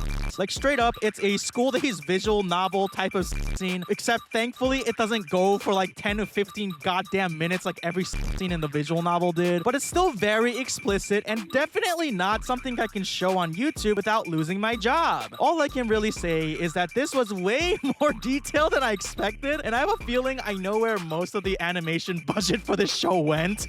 As Haru daydreams about their earlier rendezvous, Kazuha stops playing the viola and asks, Are you daydreaming? She then tells him, I'm glad you heard my song, as this storyline comes to a close. Before really giving my thoughts about Kazuha's storyline, I first think I should tell you about the next storyline as well, which involves Akira, the shrine girl. So Akira is a very bubbly girl who's the archetype of, you know, hiding everything behind a smile and continuing to smile despite actually being sad, but she can never show anyone else that she's sad. There is an explanation as to why she's like this, and it is a very sad backstory, but I'm also just not the biggest fan of this archetype personally. We learn early on that Akira lives alone at the shrine and she doesn't have any parents with her. The one guardian figure she has is a lady who runs a candy shop nearby as they eat dinner together frequently. When Haru tries to investigate what's up with Akira's history, he's told multiple times to leave the topic alone for some mysterious reason. Anyways, Akira's storyline rewinds to the point where Haru's trying to return Kazuha's phone to them, but doesn't know how to as he stands outside of the girls' locker room. We see the shocking twist that reveals the two girls' status as siblings, but this time, Akira comes out of the room and realizes that Haru had heard the truth about their situation. Akira explains to Haru pretty much everything that we already learned from the previous storyline. Akira continues to be her bubbly, happy self despite the sudden shocking reveal, and as Akira jumps off a ledge, of course, Haru gets a full panty shot and gets embarrassed. Oh my god! Later, it's revealed that Haru actually does know Akira from their childhood, as they had spent a summer festival together. We see that Akira had a necklace given to her as the last memory of her mother. As the two kids look for cicadas, Akira ends up falling off of a tree and losing her pendant in the forest. They were never able to find that necklace, and it turns out that she doesn't have any other mementos of her mom. But it's fine! Akira is a bubbly and happy-go-lucky girl. Everything's fine! As they say goodbye, though, Haru runs back to see that Akira was indeed not fine and was very distressed when left on her own. Remembering this causes Haru to begin acting up. He goes to school early and sees Akira make the same distressed face as she looks at a happy family in the distance. However, as soon as she notices Haru, Haru, she begins being her bubbly self again. Haru asks her, We met a long time ago, right? and Akira says thank you and hugs him, happy that Haru remembers her. She says that she's been waiting all this time. Wow, how romantic. Anyways, Haru then begins to try his best to make Akira happy. He dresses up in full Indiana Jones garb as he takes her on a search for the pendant despite it being years and the land literally doesn't exist anymore because of a landslide. He tells her that he wants her to keep smiling forever, so he'll never give up, causing Akira to cry and say, I love you, under her breath. Later, as Haru takes a bath at the shrine, Akira suddenly also walks into the bath and joins him. She says that whenever the old shrine owner, the man who took care of her before he passed away, would take a bath, she would say, Yahoo! And join him as a kid, and it reminded of her past. As they share a quiet, peaceful bath time, Akira suddenly says, Here I come! And goes into the bath with him. But because it's embarrassing to be face to face, she ends up sitting on his legs instead. Okay, I mean, sure. She said she used to sit on the old shrine owner's lap like this too, but then as she sits down on Haru's lap, she's like, Whoa, what was that? I felt something hard. And Haru's like, well, yeah, I can't help it. And Akira then says, Are you interested?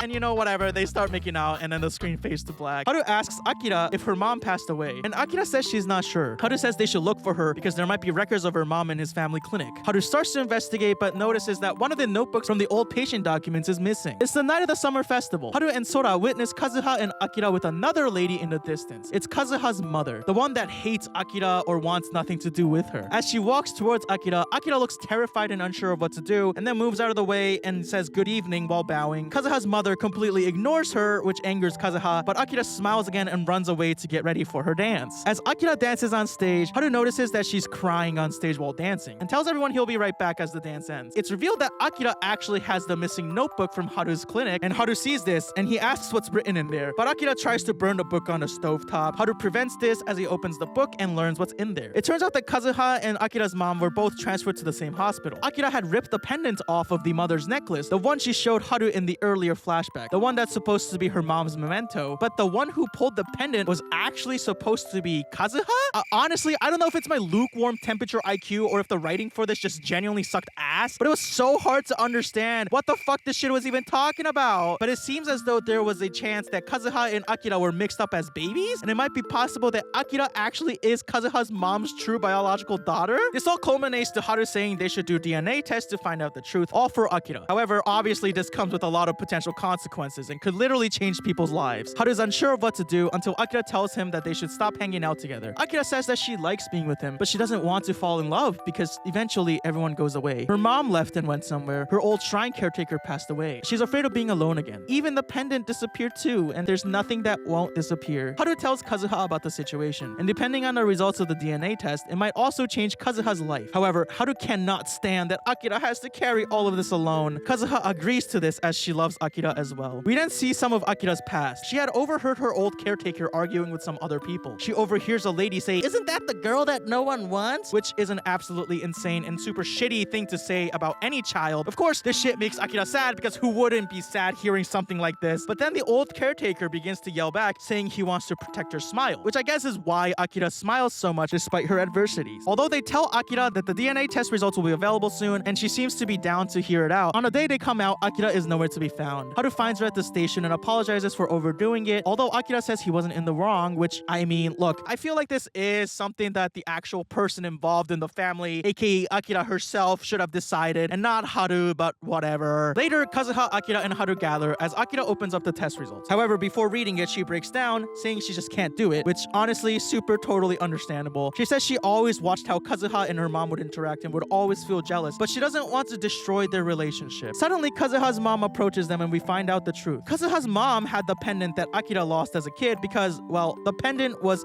hers. Someone had returned it to her because her name was engraved on it, and Akira was unable to just read it back then. She says that because Akira's mom wouldn't really play with her baby, Kazuha's mom ended up picking her up one day because she was just so adorable. This was when Akira ripped off Kazuha's mom's pendant. Unfortunately, Akira's real mother ended up passing away soon after, so Kazuha's mom gave Akira the pendant because she wanted Akira to have the memory of a mother, even if it was a lie. Akira opens up the test result, which reveals that it is a negative test. Kazuha's mom is indeed Kazuha's mom. Kazuha's mom explains that she learned the truth of how Akira came to be, aka her own husband, I guess, cheated on her or something, and this ended up causing Kazuha's mom to turn her back on Akira. She knew that it wasn't Akira's fault, but she was unable to face the truth, and she wonders if she can start finding the feelings of love and care like she did back then. She puts the pendant on Akira and apologizes for everything that happened up to now. Akira cries and thanks Kazuha's mom as the two embrace. Later, Akira thanks Haru for everything. The two say they love each other, and as they go in for a kiss, it suddenly cuts to Akira without any clothing on, and the two are having That's right, it's here! The obligatory victory scene! We've conquered a trauma final boss, and now they can have I think the funniest part of this entire scene is just the fact that despite having nothing else on, Akira made sure to wear the pendant while the two clapped cheeks. Like, it just feels incredibly hilarious to me that after all of this very sad and tragic backstory and the resolution of messy family matters, this pendant during sex is supposed to serve as some kind of symbolism for how Akira conquered her past or something. I don't know.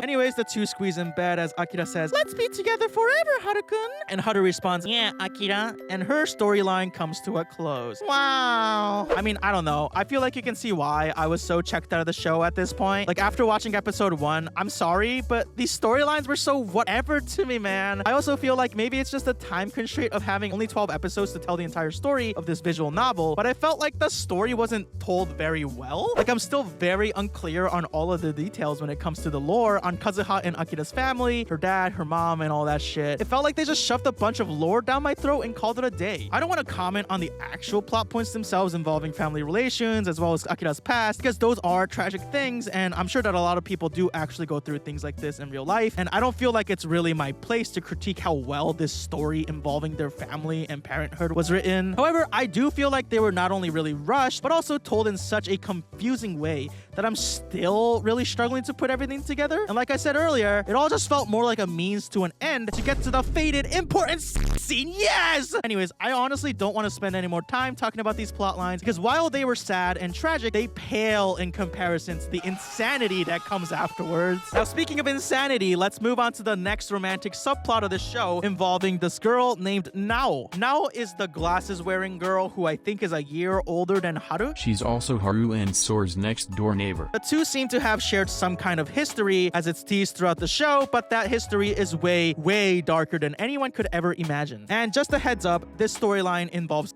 assault. Nao's storyline is easily my least favorite one in the show, and one that I felt had probably the most issues, which feels insane to me to say out loud because somehow this storyline felt more egregious to me than the one involving actual biological twins intermingling with each other in intimate ways, because at least that was consensual. The story with Nao rewinds all the way back to the events of episode 1. We're introduced to Nao early on in the show, and she seems to know Haru from the past, but things seem a bit tense between them. We then see a flashback where Nao is crying at a bus stop as she tells Haru to go away from her multiple times. Despite this, Haru ends up getting very close to her and saying, "You're cuter when you smile, Nao-chan." Back in the present, Nao and Haru share a few awkward conversations, while Sora shows signs of seeming very angry as if she's not the biggest fan of Nao. However, it seems like Nao does seem to hold some feelings for Haru, and at some point, it seems as though everyone around them tries their best to get them together. Ryohei takes Haru up to the school roof and invites him to stare at the girls cleaning the pool through a pair of binoculars until Haru is like, "You can't be staring at Nao-chan like that." And Ryohei's like, "Huh? I didn't say anything about Nao, dude." Bro literally exposing himself at this point. However, when Ryohei comments on Nao's abdomen area that looks like a particular kind of large round fruit, we get the strangest briefest flashback to a scene of what seems to be Haru and Nao getting intimate in the past. Remembering this makes Haru quiet down and leave without saying much for some reason. Meanwhile, Ryohei tells Nao that Haru seems to have feelings for her and she should just go out with the prince that you never thought you could see again. However, Nao says that Haru hates her, and this is impossible. As we see the obligatory bath scene for Nao, we get a brief flashback to what truly happened in the past between the two. Nao's parents used to argue all the time back then, and at some point, Nao became way too overwhelmed by her turbulent home life. This caused her to run off to Haru's house, and the situation ended up with Nao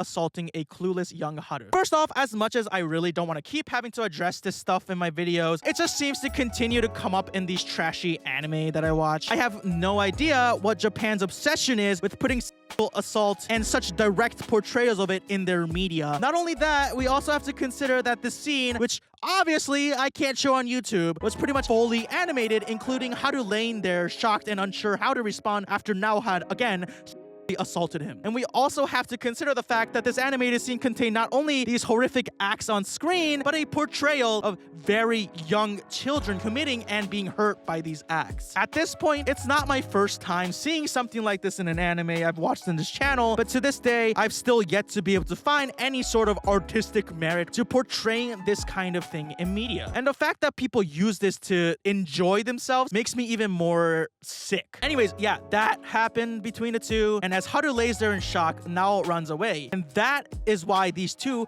have this weird, awkward tension between them. Back to the present, Nao and Haru end up talking and spending more time again due to various circumstances, until Nao ends up at Haru's place to help out with Sora's school uniform. As the two say they like being around each other, they are about to make out, but Sora barges into the room and interrupts, and leaves without really saying much to Nao. Their friends also continue their silly little hijinks to try to get Haru and Nao together. This eventually ends up in the two being tricked into going to the school pool on a Sunday, which ends up with Nao teaching Haru how to swim. Oh yeah, a big thing about Haru is that he doesn't know how to swim. See, he's such a boring character that I literally forgot this about him, but this is something that comes up later, so just remember that. Later, the two end up in the girls' locker room. Suddenly, a staff member's like, is someone there? And I guess they're not supposed to be there because the two end up hiding in a large box together until the staff member leaves. Wow, bonding moment. They laugh so much that the box breaks. Oh no! And then Nao falls on top of it, and of course, he gets a full view of her chest. Oh no! Being in this position reminds them of their previous encounter, which causes Nao to back off and apologize. She explains that back then, her parents would argue in the house all the time, and that's why she ran to his place and the incident happened. Well, to be clear, the assault happened. Haru then responds that he actually didn't dislike it back then, but was just very shocked because it was his first time and was unsure of how to respond or react that day. He says that they can move on from this starting today, now. The two then kiss and whatever, I don't know. This whole conversation really didn't sit too right with me, but let's keep going. Meanwhile, we see Sora type in a computer over and over and over again, just one sentence. Nao sickens me. Yeah, she really hates Nao, dude. Haru promises Nao that he'll tell Sora about the two and make it work. Good luck with that, bro. Sora continues to completely dodge and show her disdain towards Nao as she attempts to bridge the gap between them as well. One night, as they look through a photo book of their memories as children, Nao gets sad that the pictures stop at some point. Haru responds, we should just fill it with more memories then. They then end up kissing each other on the lips and start getting giddy with each other. Meanwhile, Sora is in the other room and she smells some delicious curry and goes to check it out until she starts to hear some noises? Is that moaning? What is going on? She suddenly opens the door and can only stare in shock as the two are railing and they're like, Sora-chan! After this, Sora angrily kicks Nao out of the house and angrily yells, acting like you're my sister and then forcing yourself between Haru and me like nothing. It's just like that summer. You're trying to steal Haru again. It's revealed that Sora had actually witnessed these assault years ago, but didn't know what was actually happening since they were young. She just knew it was something bad. Sora angrily tells Nao to never show herself in front of Haru again. Nao begins to completely avoid Haru at this point as Haru hears from Ryohei that Nao was never the same ever since that one summer day, referring to the day where she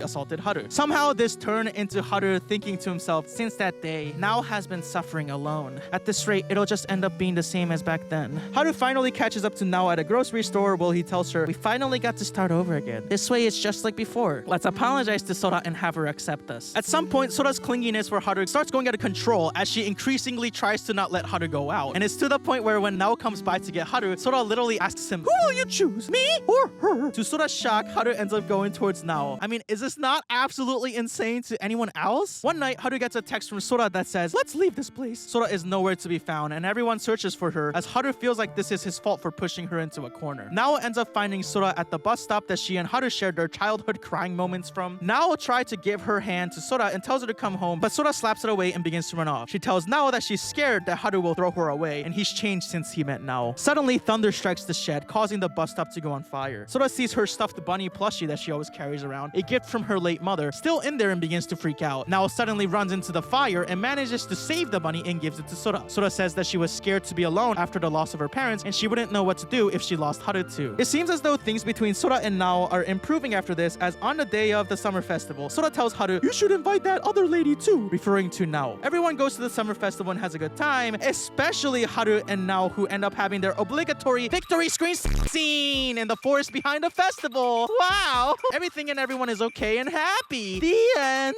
At least it's the end of Nao's story. Wait, what? Okay. So first off, there is a few things that I just cannot comprehend about this entire story arc. A, is Sora angry at Nao because she wants to defend her twin brother from someone who violated him and potentially caused him lifelong trauma? Or is she angry because she's jealous of the fact that her twin brother that she loves romantically is spending time with another girl that's not herself? I mean, the answer becomes very clear after watching the show, but while watching the show, I was just in shock at how ridiculous it all is. I mean, Sora's priority is to bang her brother rather than worry about him hanging out with the person that traumatized him potentially. Like, what? It's like no one in the show considers that event a assault when clearly that's what was depicted on the screen, and they only care about romancing with Haru-chan or some bullshit, which is absolutely insane to me. And B, is this not ass backwards to anyone else, this entire situation? Like, I don't even know how to unpack this. First off, Haru is a victim in this situation while Nao is the perpetrator. Sure, Nao was going through some awful shit back then too, but I don't think that or anything really is an excuse for literally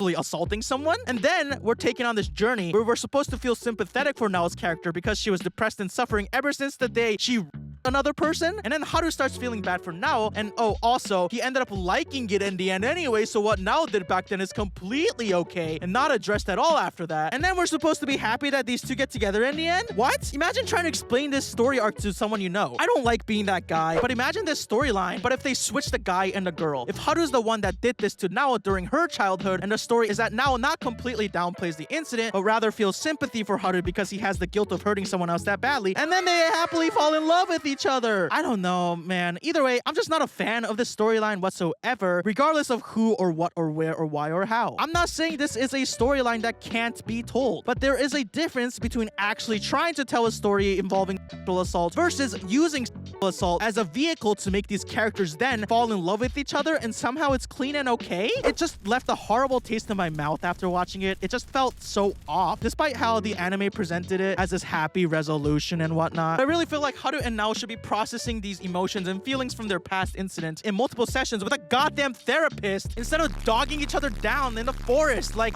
maybe I'm the one that's ignorant, but I really hated this story arc, man. It just sucks. I don't know how else to really put it. Now, before we move on to the real meat of the show, which is the last few episodes involving Sora, let me briefly talk about some other characters that aren't important at all but showed up. Remember that Kazuha, the violin girl, has a maid? I mean, yeah, I forgot too, because she shows up like 3 times in the main story, and she mainly has like a little funny post-episode storyline, you know, the little chibi anime series they tend to do after the ending of an episode in a lot of shows. But honestly, I literally could not give less of a fuck about all of this or this character, so let's move on. Oh, remember the class president character, you know, the one who's just smitten by how hot she thinks Haru is and falls in love with him because she thinks he's so hot? Yeah, I mean, she pretty much disappeared for like 95% of the series and then comes back to play a pretty important role in the last storyline, so I'll just make sure to remind you guys that she does indeed exist. Now, it's time to move on to the storyline that I'm sure most of you are waiting for. The storyline involving the romance between Haru and his biological twin sister, Sora. So I'm sure you can kind of get a gist of what Sora's like based on what I've described so far. But again, she's this bratty sort of little sister or archetype character who's also sick with a case of severe tsundere. I'm sure that's what had her bedridden when she was young.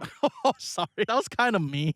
She spends literally 90% of the show being bored or jealous of Haru from the shadows while making it as obvious as possible to the audience that she does indeed want to bang her twin brother. Sora's storyline begins with Haru and Nao reconciling from their past and wondering if they should tell Sora about their relationship. Haru decides that he won't tell Sora just yet because it's kind of embarrassing, and the two say bye. We then see a sudden flashback to their childhood. Haru's mom prepares dinner as Sora comes home from the hospital for the first time. For some reason, Haru starts to blush while he looks at her, and then Sora turns into her present day form and then starts to go into kiss Haru on the lips, and then Haru wakes up from this dream while sweating profusely. What is wrong with these fucking twins, bro? While measuring Sora's body to make her school uniform, Haru accidentally touches her chest and she's like, "You just touched him." And he's like, "No, I didn't." Sora responds, "But you want to?" Haru panics and responds, "Don't joke like that, you idiot." But then after this, Haru begins to fucking spiral out of control. He's like, I need to calm down. I'm going out with Nao-chan. I'm dating Nao-chan, but what are these uncontrollable feelings I'm having for Sora? Oh no!"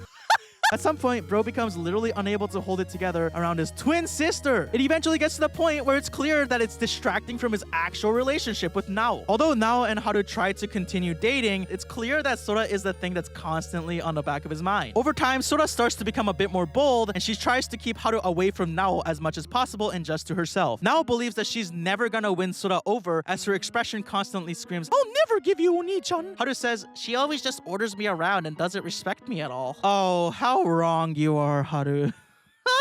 At night, Haru suddenly hears Sora call out his name. Wondering why, he peeks into her room and sees her, well, enjoying herself while saying Haru, her biological twin's name. She's like, "I love you, Haru. I love you so much." And it just keeps going. And for some reason, Haru, seeing this, begins to cry and break down at the door while peeking in and watching his biological twin sister. Nao and Haru end up going on a date, but Haru is so distracted by what Sora was doing before, and as the date comes to a close, we witness the second worst scene of this entire show, as the tables turn, and this time, Haru is so overtaken by the feelings of, "I wanna bang my twin sister, but I socially can't," and ends up grabbing Nao, dragging her to a love hotel, and throwing onto the bed and trying to force himself on her. Obviously, I'm not gonna show it, but yeah, we get another one of these assault scenes, so I don't know. Everyone just fucking sucks in this show, I guess. Like, everyone just sucks. Thanks, man. I love being forced to witness multiple instances of assault while watching anime. It's my favorite thing. It's my favorite thing. Obvious sarcasm aside, I mean, it has to be somebody's favorite thing because it happens way too much in these trashy anime, man. Jesus Christ. As Nao tells him to stop while crying, she ends up pushing him off and backing off. Haru apologizes as Nao asks if he really loves her. Haru responds that he doesn't know. We then see Haru in the library doing some important research as the class president, if you guys remember her, approaches him and just asks, "What you reading?" And Haru's like, "Oh, you know, history books, research. I learned there were incestuous marriages in old Japan and Europe." While the screen highlighted words from the book like incest or taboo. I mean, you just cannot make this shit up, brother. The class president's like, "That kind of relationship exists in manga and shows, but it would be awkward in real life, right?" And Haru responds, "Yeah, totally." Haru gets home to find that Sora has developed a fever so bad that she's sweating and can't stop. Oh no, I guess the twin brother now has to take her clothes off so he can wipe her down and take care of her. Oh my god. Haru keeps saying Sora's name over and over again as he wipes her down, and later that day, Haru wakes up to Sora kissing him on the lips and saying, "I can't endure it anymore. When you touched parts of me while wiping me down, it felt so good. I really tried to fight this feeling, and when I woke up, you were by my side and my heart started to race. I can't hold back anymore. I love you, Haru. I love you more than anything."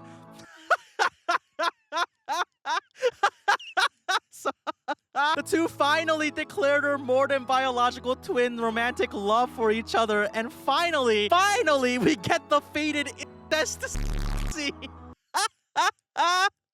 That's right. This show features a legitimate biological twin in scene, which even for my channel, I don't actually think this has happened before. What the is this Alabama shit, brother? I feel like I'm living in Alabama just watch this goddamn scene, brother. Hey, yo, why do I suddenly feel like I want to Anyways, the two start getting very close, noticeably so, even to the point where their friends start noticing how close the two have been acting. Some might say they've been too close. She even starts trying to cook for Haru and doing all this household shit like they're an actual married couple. At some point, the class president approaches Haru and asks if he's not being too intimate with Sora. Haru at home thinks about his prior conversation with the class pres until he notices that Sora had literally spawned underneath the table right next to his legs. She says, "You seem depressed, so I'm gonna cheer you up." And Haru says, "No, someone told me it's too intimate. It's weird because we're siblings." Sora says, "It's not weird. We're just special. Unlike normal siblings, we were separated for a long time." And then she begins to give a glizzy gobble so amazing that it makes Haru stop thinking about that conversation and start saying, "Oh, you're amazing."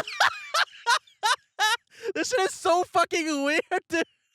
When people say hey, I feel like this is the type of shit they think of. The twins arrived to school late because they were too busy hooking up with each other. And as soon as school ends, Haru dashes out to meet with Sora and they go home. The class president witnesses this, and later, as she locks the classroom up, she notices a cell phone ringing under the table. It's Haru's cell phone. When they get home, Haru and Sora literally begin dogging each other down at their front door.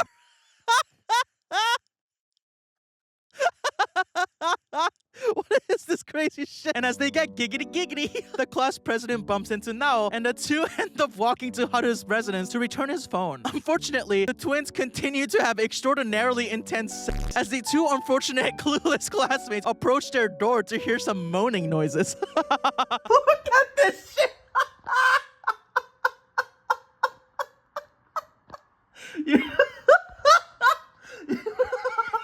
Oh my god, this is crazy. You know what's happening behind those doors right now? And these two are just discovering the horrors that hide behind this house.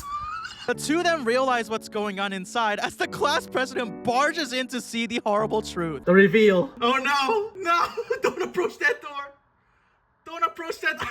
She knows exactly what's going on. No, don't open that door. Don't open that door. You crazy.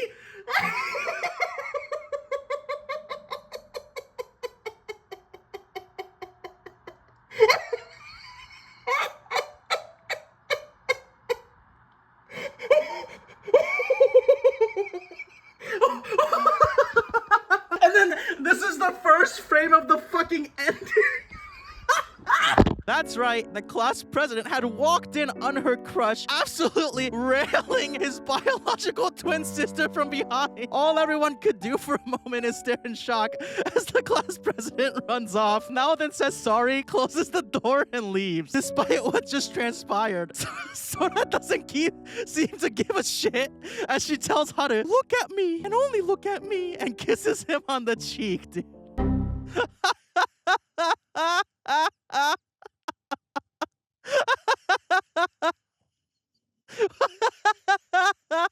It's such a dumbass show.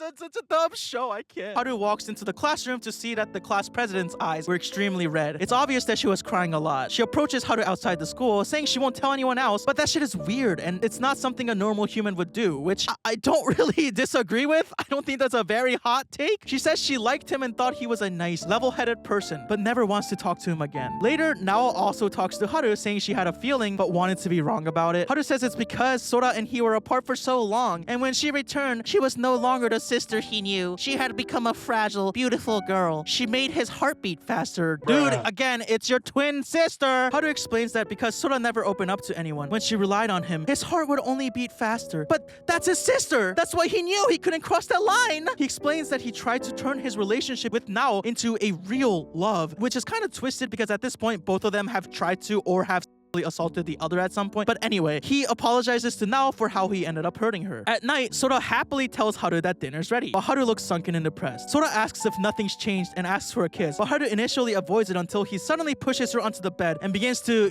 do stuff. And then Sora begins to smile, saying, "It's okay, my brain's out. If you want to do so, then please do." Okay, so Haru, however, begins to cry. He says they should stop doing all of this, which upsets Sora. He's like, "It's because we're siblings." Sora says, "Why can't siblings kiss? Why can't siblings have sex? Are you afraid that no one will accept us? I don't care about that. I know we have a lot of problems coming up, but I want to deal with them. I'll even have your children." Haru responds, "Reality isn't that simple." Sora responds, "Then forget about that reality." Haru then slaps Sora across the face while saying, "Don't say that so casually." Sora then angrily walks out of the room. I mean, what the fuck is this argument, dude? At the dinner table, Haru explains that he got a message from their uncle telling them that he's coming back to Japan, and he's talked with their aunt. They notice that Sora and Haru are low on money, so they both agree to each take one of them in, meaning that the twins will be separated. Haru says this is for the best, but Sora walks out after breaking a bunch of shit. Haru wakes up during the night to a message from Sora saying, "I know I'm your sister, but I want to kiss you and do things with you, but this is just causing issues for you. Sorry." Sora is now missing, and Haru goes on the search. Nao ends up joining him on the search and later reveals that Sora had told her, "Now we're even," referring to the incident back when Nao essayed Haru. I mean, I don't understand what the hell this is about or how any of this is sane or okay to get even with someone who SA'd your twin, I guess, but we are already so beyond the point of rationality that I don't even know what else to say at this point. Haru then remembers a certain lake that was mentioned earlier in the series and runs there to find Sora in the lake and calls out for her. Sora yells, "Don't come here," and keeps running away from him until she loses her footing in the water, and Haru also tries to catch her. And if you remember from earlier, Haru doesn't know how to swim, and I don't think Sora does either. The two struggle as they both sink into the water, and Haru wonders if he's going to die and apologizes to Sora, but thinks maybe this is for the best. If they can both go to a distant world with no one else around, he then embraces her as the two continue to sink into the water. Haru later wakes up with Sora on top of him crying, saying she thought he was dead and he'd never wake up. She continually apologizes as Haru says it's okay, and he was afraid of the path ahead of them. He doesn't know what to do at this point, so they should search for the path that allows them to express their feelings together. He doesn't care what the others say or how much he might suffer. He just wants to make Sora happy. The two make out again and say I love you to each other. Also, for some reason, they are both now shirtless. We see the cast of main characters other than the incest twins meeting up and saying it's been a while, as it's revealed that Haru had sent them a text about how he and Sora made it to their destination, a city overseas where a craftsman who worked with their parents lives. So I guess they moved away and they're doing their best to become happy now? Funnily enough, the class president completely refuses to even hear the message, which I don't really blame her, to be honest. As everyone reflects on the twins, on a train, these freakazoid twins then begin to make out and straddle each other and shit as the show comes to a close. What an unbelievably stupid ass show. Like, I don't even know how to process literally all of this. I think the slogan of the show should be, fellas, is it wrong to f your twin? Now, the ending is pretty ambiguous in that there is a theory where the twins actually died in the lake and they went to the afterlife, and that entire conversation at the end was after they died, and the friends are actually reminiscing on them after their deaths. But according to canonical material from the visual novel, this theory is most likely untrue. And honestly, I personally want to choose not to believe in this theory because to me, it would be such an unbelievably stupid fucking ending. I just like the headcanon more that these two decided to follow their incestuous ways and try to find a society that would accept their love, because that is much more entertaining to me than just having them die because no one accepted their incestuous ways. Either way, what an absolutely stupid ass show, man. Look, if people like this show, they like it, and you're free to disagree with anything or pretty much everything I've said in this video. But if you click on a video on my channel, you're gonna hear my opinions and thoughts. And my opinions and thoughts is that I am truly unable to take a show any seriously when it involves some kind of incestual relationship. How can I? It's just so coded, like stepbrother, I'm stuck type shit. I don't even really care to do any sort of deep analysis or share my opinion on this entire Sora and Haru storyline except the words fucking stupid, because I just feel like there's not much there to explore anyway. I feel like a story of these twins learning how to move forward in their lives after the tragedy of losing their parents is an interesting setup to what could be a great story. But I feel like Yosuga no Sora instead completely takes away from the tragedy of the twins losing their parents and instead uses this event to fuel the main romance between Sora and Haru as well. Sora is scared to lose Haru because she lost her parents and doesn't want to lose anything else, which is super valid, but then she ends up just trying to f him the entire show. Like, what is this? I don't know. Again, I'm definitely not the audience demographic for this type of show, but I feel like Yosuga no Sora is a show that's 100% a product of its time. I can see people finding it to be good or whatever back then, when the choice of good anime was much less vast than what it is today. But now that we do have a lot of anime with incredible stories, well-written characters, and romances that don't come out of nowhere or build themselves only on top of trauma, or it's not just siblings trying to f each other, it's easy to see how Yosuga no Sora falls behind in so many ways, even though again, I will say it did try something, and that's all I can really give it credit for. All in all, not a fan of this show. Diabolik Lovers. Imagine one day your father ends up sending you off to live a new life at a very spooky mansion, only to realize that it's currently occupied by a group of absolute freakazoid vampiric brothers who call you their sacrificial bride. Your everyday life then turns into an absolutely nightmarish hell where these thirsty-ass vampire boys lust over your absolutely delicious thirst-quenching blood to the point where most of their efforts go into trying to guzzle your blood in the most violating ways imaginable. They'll drink from every orifice of your body using their sharp-fanged teeth while whispering sadistic sweet nothings into your ear. They want to drink your blood!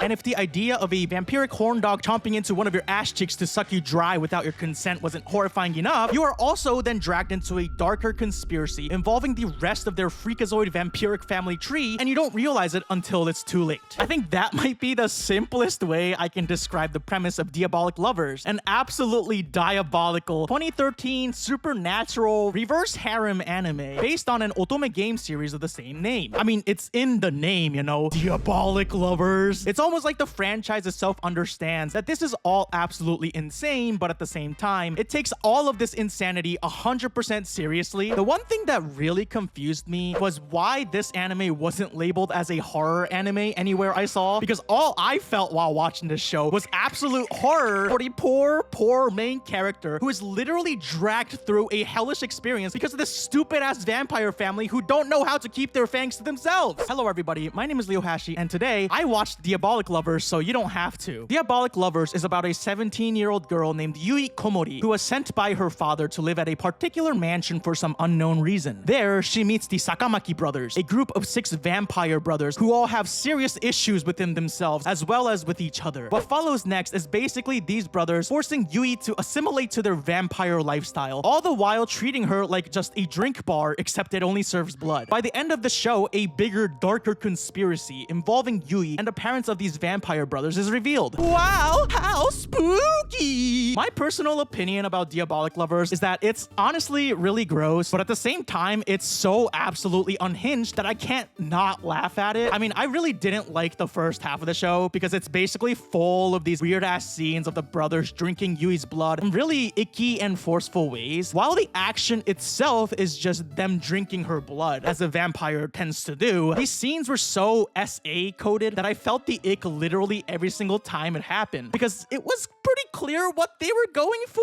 with these scenes. Like, these brothers basically take away Yui's consent every time this happened and continue to do what they want to do, even despite Yui constantly objecting to it. One of the main features of this show is that there are a lot of these weird-ass scenes where a vampire will spawn into wherever Yui is, say some sadistic shit like, "You're a worthless container. I want to hear you scream and squirm. I want to see your face contort into horrors no one's ever seen until you die. You're my little bitch. I'll make you feel pleasure like you've never even felt before." And then they push Yui onto something as she cries and begs for them to stop, and then they start biting into a part of her body and drinks her blood. Then they're like, oh, holy shit, your blood is of the finest quality. It makes me feel so boiling hot just drinking it. I want to keep you for myself, and you're not allowed to say no.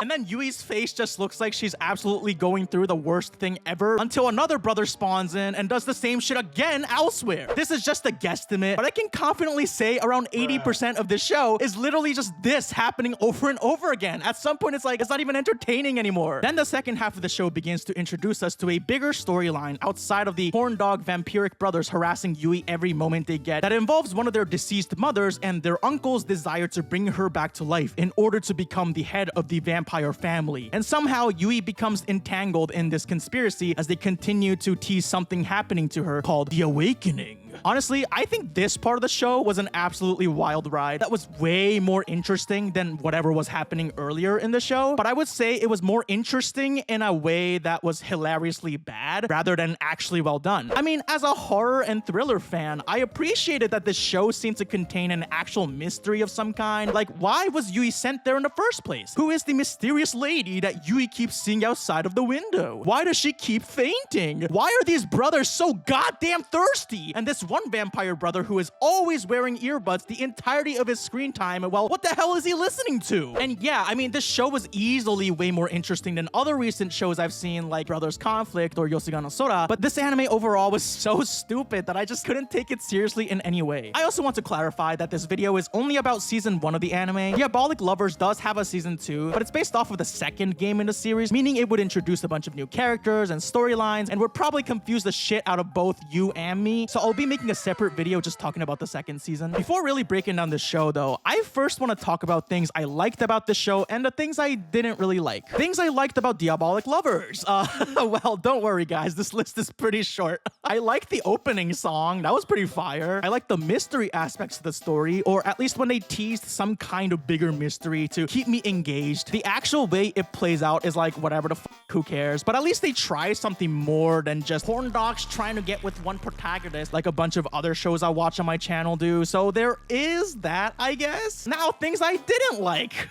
Oh boy. One thing I really didn't like about this show were the goddamn characters, man. More specifically, the entire freakazoid vampire family line. What is wrong with these egotistical maniacs? These fuckers are so conceited that it was just annoying at some point to watch. The brothers all look down upon Yui because she's just a human and enjoy torturing her emotionally. And they are very quick to completely insult her and tear her apart because she's just a mere mortal. Know your place, mere mortal. Some of them spend half their screen time just screaming nonsense and getting mad over the pettiest shit at Yui, while others just constantly harass her and make her as uncomfortable as possible every moment they get. And well, these brothers' issues gotta stem from somewhere, right? Well, meet their absolutely horrible parents and relatives who are not only just as egotistical as their children, but sometimes worse and horribly abusive to the point where I don't even blame some of these brothers for absolutely hating their parents. Like, one of these horrible mothers would literally threaten her child to drown him underwater and leave him to die if he didn't get perfect grades or something? Like, okay, I don't endorse the action of obliterating your mother from the planet, obviously, but I also don't completely blame this dude for snapping at her at some point. Like, if you treat your kids like shit, then no shit, they grow up hating you. Why is this dumb bitch so shocked? What? The craziest part about this is that once the second half of the show begins and these horrible assholes are introduced, somehow they make the sadistic brothers look likable and sympathetic just because how horrible these families are to their goddamn children. While I do appreciate that each of the brothers does get sort of a backstory and there is a lot to explore there, and they are way more than just Sexy objects to ogle at 24/7 live stream. like the entirety of Rent a Girlfriend. And yes, I will keep saying that in almost every video. These brothers also do some real questionable stuff that makes it really hard to feel supportive or like any of them. It's just hard to watch this show without feeling bad for the main character Yui, who will 100% spend the rest of her life with an absolutely immense amount of Vampire X SA collab flavor trauma because of the horrible things that she goes through in this show. I mean, look, as with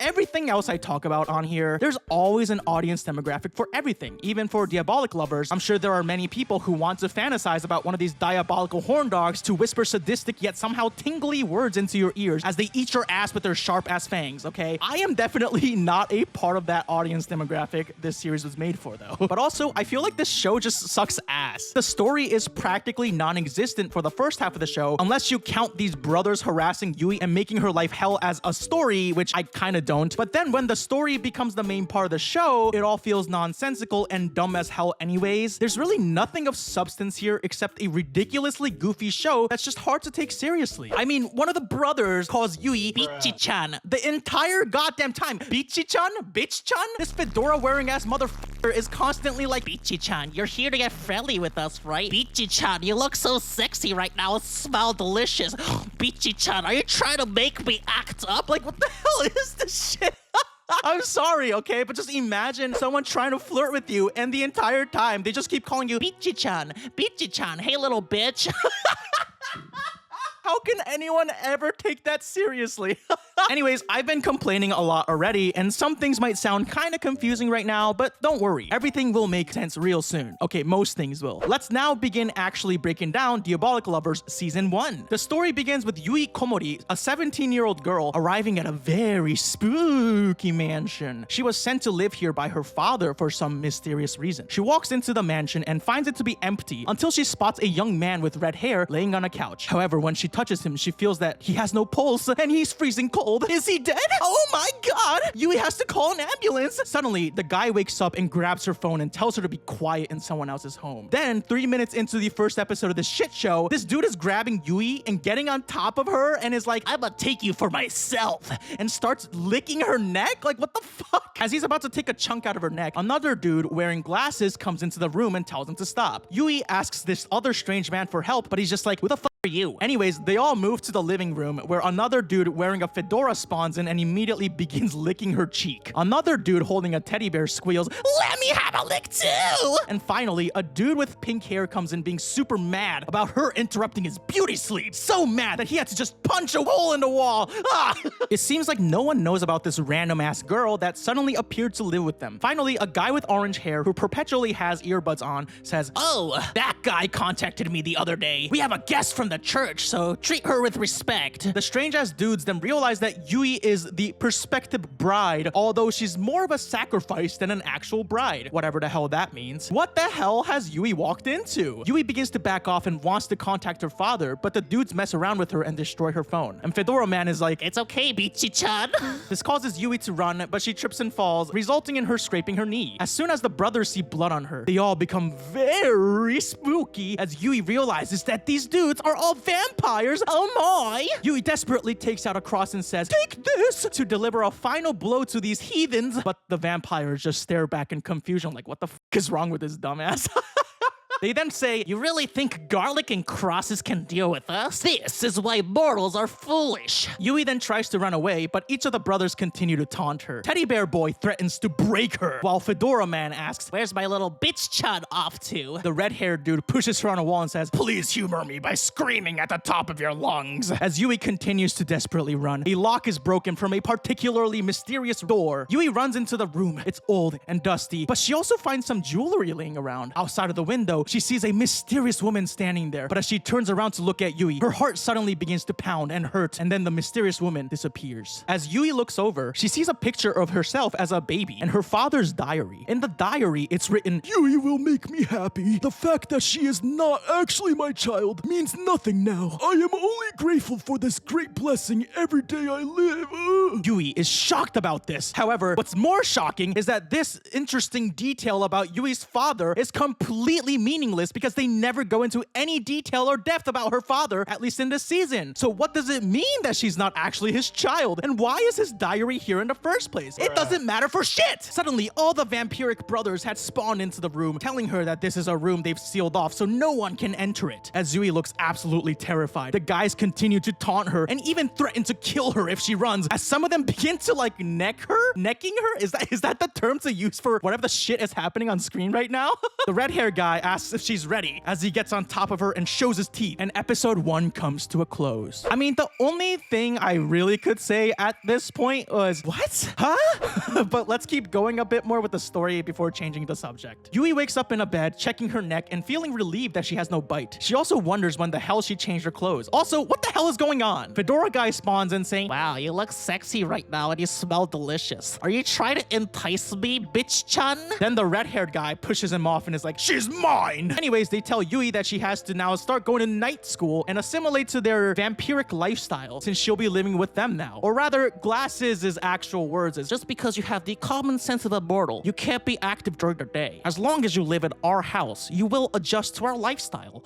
If you really don't like it, you can leave. and Yui whispers underneath her breath, "Well, you said if I ran, you'd kill me." And Glasses gets real mad, saying, Excuse me? then threatens her to change into the uniform. Yeah, man, I love watching this poor girl get absolutely lambasted and treated like shit by all of the other characters around her. It's so much fun. As they all ride a limo to school, the brothers are all very silent. Yui wonders if they just don't get along well at all, despite being brothers. The brothers then give her 100% cranberry juice because it helps with weak blood. They say that she must fully become aware that she is their prey and drink that juice daily so that they can continue to feast on her blood. Meanwhile, we see a mysterious green-haired dude in the forest heading towards the mansion. Who the f is this? Later on, Yui manages to find her father's diary again in the same room, but opens to see that the entire book is completely blank now. Oh my god, a mystery's afoot? Well, not really, because, like, again, this notebook really doesn't matter for shit. Or maybe I'm just misunderstanding it and they said it somewhere in the show and I just have no idea. Someone please let me know, please, because this show didn't do a great job. Anyways, that's pretty much how the show starts off, and at this point, for a while, the show breaks into smaller parts with mostly individual interactions between Yui and a vampire brother. And by interaction, I mean one of the vampiric brothers pushes Yui onto some kind of platform and then bites into a part of her body and drinks her blood as she cries and tries to resist, while we also see brief flashes of the brothers' tragic pasts in order to make these freaks into sympathetic characters, which did not really work for me, man. Before breaking down each of the brothers, though, let's first talk about the main character of the show, Yui Komori. This poor girl, dude. This is gonna sound really shitty, but the only word I can really use to describe her character is victim. She doesn't have much of a personality, as per usual for these anime based off of visual novels, because she's supposed to represent the player or the viewer, and we're supposed to experience the show through her lens. Except experience the show through Yui's lens presents an absolutely horrific nightmare, where she has absolutely zero agency or ability to consent to anything that's happening to her. She gets constantly f***ed over by literally everybody in the show over and over and over and over again, and there's no way she ain't gonna have lifelong trauma after everything she's gone through. And even during the second half of the show, where the story actually becomes a story, Yui continues to get f***ed over by the vampire family, even having her own body taken away from her at some point. Other than being a victim to these horrible things, she herself is just a sort of passive self-insert character. The only thing I know about her is that she's from a church and she's a very devout believer and continues to believe despite all of the horrible things that happen to her. Then there's the standard self-insert character stuff, you know, worrying about everybody else, still giving these brothers the time of her day despite, well, them being absolutely horrible to her. I don't know, man. It's not even like I think she's a good or interesting character, but I just feel so bad because she goes through it, man. Someone please get this girl some therapy because I think she needs it. Anyways, with that out of the way, let me now tell you about the diabolical Sakamaki brothers and some of their wonderful interactions with Yui, starting with Shu Sakamaki. Shu is the eldest brother of the family. He has bright orange hair and always has earbuds in to show that he doesn't give a crap, guys. He could care less about the stupid shit happening around him. Ugh. I think the only thing I care to know about this guy is what the hell is he listening to behind those earbuds? Huntrix? XG? 24/7 lo-fi hip-hop beats to bite your victim to? Shu just seems so done with everybody and everything around him and is a very my pace kind of guy. Most of the time, he wants really nothing to do with anyone else and just wants to be left alone. He's described as a deadbeat and spoiled rotten by another one of his brothers, Reiji, the one wearing glasses, and the two's relationship seemed to be extremely strained for some reason. At some point during the story, Yui goes in to take a bath, only to notice that Shu had spawned into the fully filled bathtub with all of his clothing still on, including his earbuds. Are those things waterproof? He tells Yui he's just taking a bath, and Yui's like, but you're still dressed. She responds to her, then you undress me. Didn't you come in here hoping to see me naked? Jesus Christ, this poor girl. As Yui says, I only came in to take a bath. Shu says, you wanna take one with me? You're blushing. Shu, being so goddamn nonchalant, slides deeper into the bathtub, and Yui's like, oh no, he might drown in the bathtub. So he grabs his hand to rescue him. We then see a brief flashback to Shu's past. He remembers when another human asked for his hand. Then we see a flash of a village burning down. Shu then says someone's name, Edgar. Now, it's not really clear in the show, but I'm assuming that he once had a human friend named Edgar, but he was tragically killed when his entire village was burned down by something. I mean, this show does an absolute garbage job at actually clarifying a lot of these backstories, so forgive me if I'm wrong about anything, and please feel free to fix me in the comments below. Shu comes back to reality as he pulls Yui into the bath with him, both with their clothes still on. Shu says, let me drink her blood. Yui is shocked and upset, having believed that Shu wasn't like any of the other brothers. He wouldn't torture her like his younger brothers would. Shu then tells her, don't make a mistake. I'm a vampire. I'll show you a whole new world, and bites into her neck and begins to drink her blood. He then says, oh, your blood is so hot. I could get burnt. You're getting excited. What a dirty girl you are. Your temperature is rising now that fangs are at your throat. As Shu finishes his drink, he tells her, think twice before you reach your hand out to me again. Later, another brother notices Shu's bite marks on Yui's neck and challenges Shu to an epic battle of darts. Shu, however, doesn't want to play because it's too much work. However, Reiji, the guy with glasses, absolutely lampoons Shu with some real sharp words saying, oh, I see. Shu shrinks back from any challenge. If you look up the word spyless in the dictionary, you'll find a picture of him in it. He can't do anything without help. A good-for-nothing deadbeat. And this barrage of destruction was enough to motivate Shu to get up and accept the challenge of darts. The winning prize? Yui! That's right, these brothers are now playing a game of darts to see who wins the grand prize of Bichi-chan! Of course, Yui gets absolutely no say in this as she's forced into this as well. Anyways, it looks like Shu is about to win. He's about to take the shot. Oh my god, he's about to do it. And he did it! Shu made the shot! A crazy play in it! Shu then walks past everyone as his prize is presented to him. Here's your prize of one Bichi-chan. As Yui is pushed onto Shu's back, he turns around and tells her, to me, mortals are just something to feed on. Don't even dream of messing with me. And walks off. So yeah, that's pretty much all I have for Shu's character. I mean, why do I even care? He seemed more chill than the others at first, but of course, that illusion was shattered real quick, and he proved himself to be just as degenerate as the other brothers. Will this get any better? I'm sorry to tell you, but no.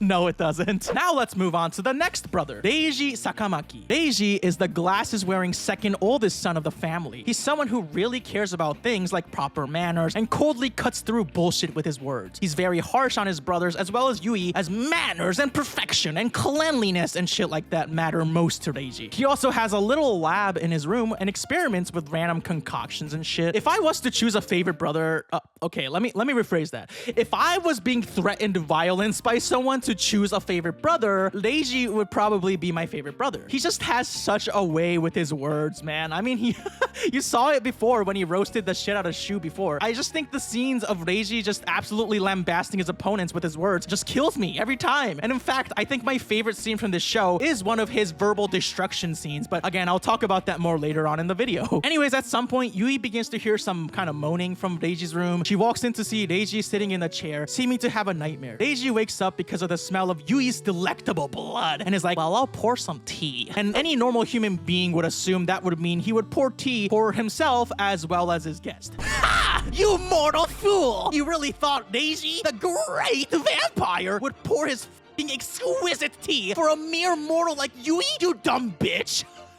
So yeah, the dude only pours himself tea, and then he tells Yui, Did you really think I was gonna make you tea? Do you even know who you are or know your place? Please stop being so conceited. like, holy shit, Yui just can't catch a break from these guys. Oh, well, actually, Deiji was so nice, he was like, I will allow you to enjoy the aroma of my tea. thanks, man! Yui then brings up Shu's name, which fills Deiji with hate. I wonder why he hates his older brother so goddamn much. We then see a brief flashback to a younger Deiji watching Shu outside of a window with another mysterious woman, but this isn't really explained until way later. In fact, don't worry, I'll try my best to somehow make this weird-ass family tree and their horrific history make a little more sense once I finish talking about all the brothers. Deiji then says she'll give Yui a special tea, which I 100% would not trust in any way, considering this dude whips up special concoctions for fun in his own room, but Yui takes a sip and immediately drops the cup, breaking it. She also begins to struggle as Deiji says it's not something that'll endanger her life, but he doesn't like how it affected her, and he has to remake the tea again. And he makes her drink what seems to be some kind of antidote. As Yui coughs and falls over from this, Deiji says, It's impolite to cough like that. Things that have been broken must be fixed immediately. as Yui picks up her hand to see that she has a cut, Deiji grabs her hand and says, Just like this broken teacup, I have no interest in things with imperfections. However, you infuse the air with such a sweet aroma.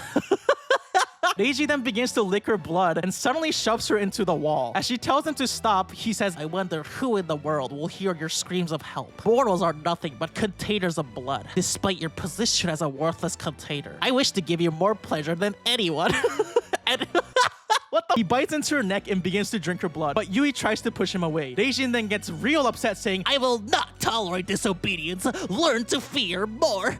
I will wrap the bandage around your injury so hard your hand will fall off. I wonder what kind of screams you'll make. It makes me happy just thinking about it. You'll suffer, and finally, crying and screaming, you will die. Oh my god. As Yui falls on the ground, we then suddenly see another flashback to Deiji's past. It's a woman on the ground, bleeding and dying. It's the same mysterious woman that was with Shu in the earlier flashback, and she's saying that she was able to witness Deiji's true abilities with her own eyes. She had always held on to the hope that the one to kill her would be Deiji. She says she's satisfied as she dies, and Deiji gets upset, saying, You would die smiling in the end? No, I will not allow it. I have no intention of giving you, my mother, a peaceful death. How could I be expected to allow such a thing? Present day Deiji then says, I won't allow this. So yeah, it turns out that Deiji had killed his own mother, which, you know, sounds crazy, but again, we'll talk more about this family tree later in the video, but goddamn, dude. Once again, if I was threatened with some kind of violence and had to choose a favorite brother, it would be Deiji. He's a complete asshole. Let's be so for real. I mean, they all are, but also because he's such an asshole, it makes some of his arguments with other characters so entertaining to watch. Next up, we'll talk about about Ayato Sakamaki. Ayato is the red-haired third son of the family. Ayato is a very energetic and narcissistic dude with a love for mischief. His arrogance knows no end, as he always refers to himself as yours truly or something, and he's always like, be glad that I'm giving you the privilege of feeding your blood to me. You know, that type of guy. Also, he literally calls Yui pancake the moment he meets her. I mean, the subtitle said pancake, but in Japanese, he literally called her chinashi, which directly translates to something like bliss or bliss. Like toothless from fucking How to Train Your Dragon. What an absolutely insane nickname to call someone, you know? But hey, that's Ayato for you, man. Ayato's the first brother that Yui encounters in the show, and he immediately gets on top of her and tries to suck her blood the moment they meet. He then spends the rest of the show really trying to make Yui his own. Although throughout the story, it seemed like Ayato was the one brother who actually developed genuine feelings of care or something for Yui. But again, this show sucks ass at telling us really anything, so who fucking knows? I also think Ayato has the most scenes where he shoves Yui in some kind of way into some kind of compromising position and then begins to violate her by sucking on her blood. Literally on the first day of school, bro demands that Yui cut class, make him some takoyaki, and then as Yui tries to clean the room and get back to class, Ayato's suddenly like, I've been holding back since yesterday. Let me suck. Yours truly is going to take all of your first experiences, which, Anyway, as he sucks on her blood and she cries, he's like, your tears, your painful face, these really do it for me. Reiji stops him as he says, I cannot believe you are doing this at school. Yui faints from this, so Ayato takes her home, and as she wakes up, Yui tells him to stay back, but Ayato says, you don't understand still. You are at the mercy of yours truly. Stop quibbling about everything I do!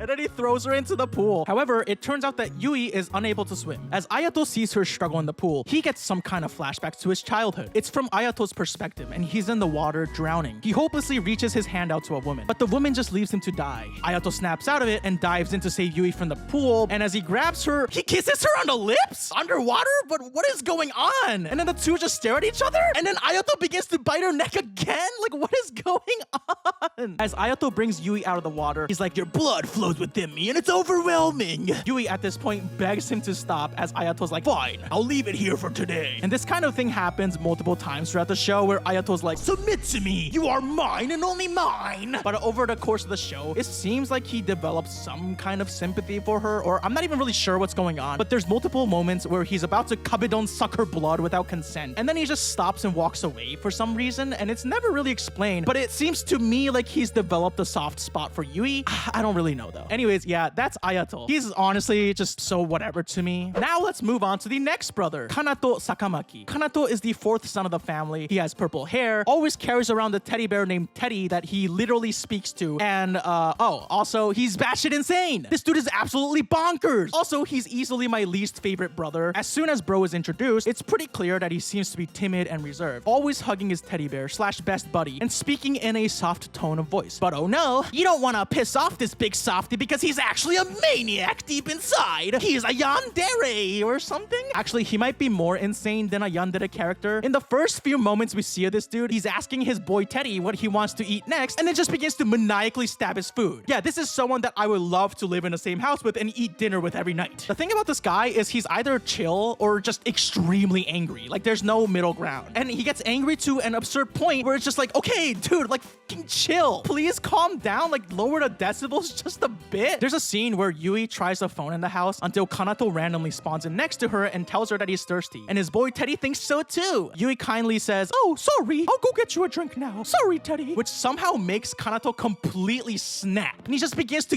yell at poor Yui. He just barrages her with verbal assault. It's insane. He's like, don't talk to Teddy like you know him. I am the only advisor he needs. Yui then brings coffee to Kanato, only for him to knock it out of her hand immediately, and he continues to yell at her, I only like sweet things, nothing bitter like coffee. What don't you understand? When Yui tries to say that's no reason to knock the coffee on the floor, he gets even angrier. Don't talk to me like that. You're immortal. You're worthless and have no right. When she tries to apologize, he screams, you don't even feel bad. Why do you apologize?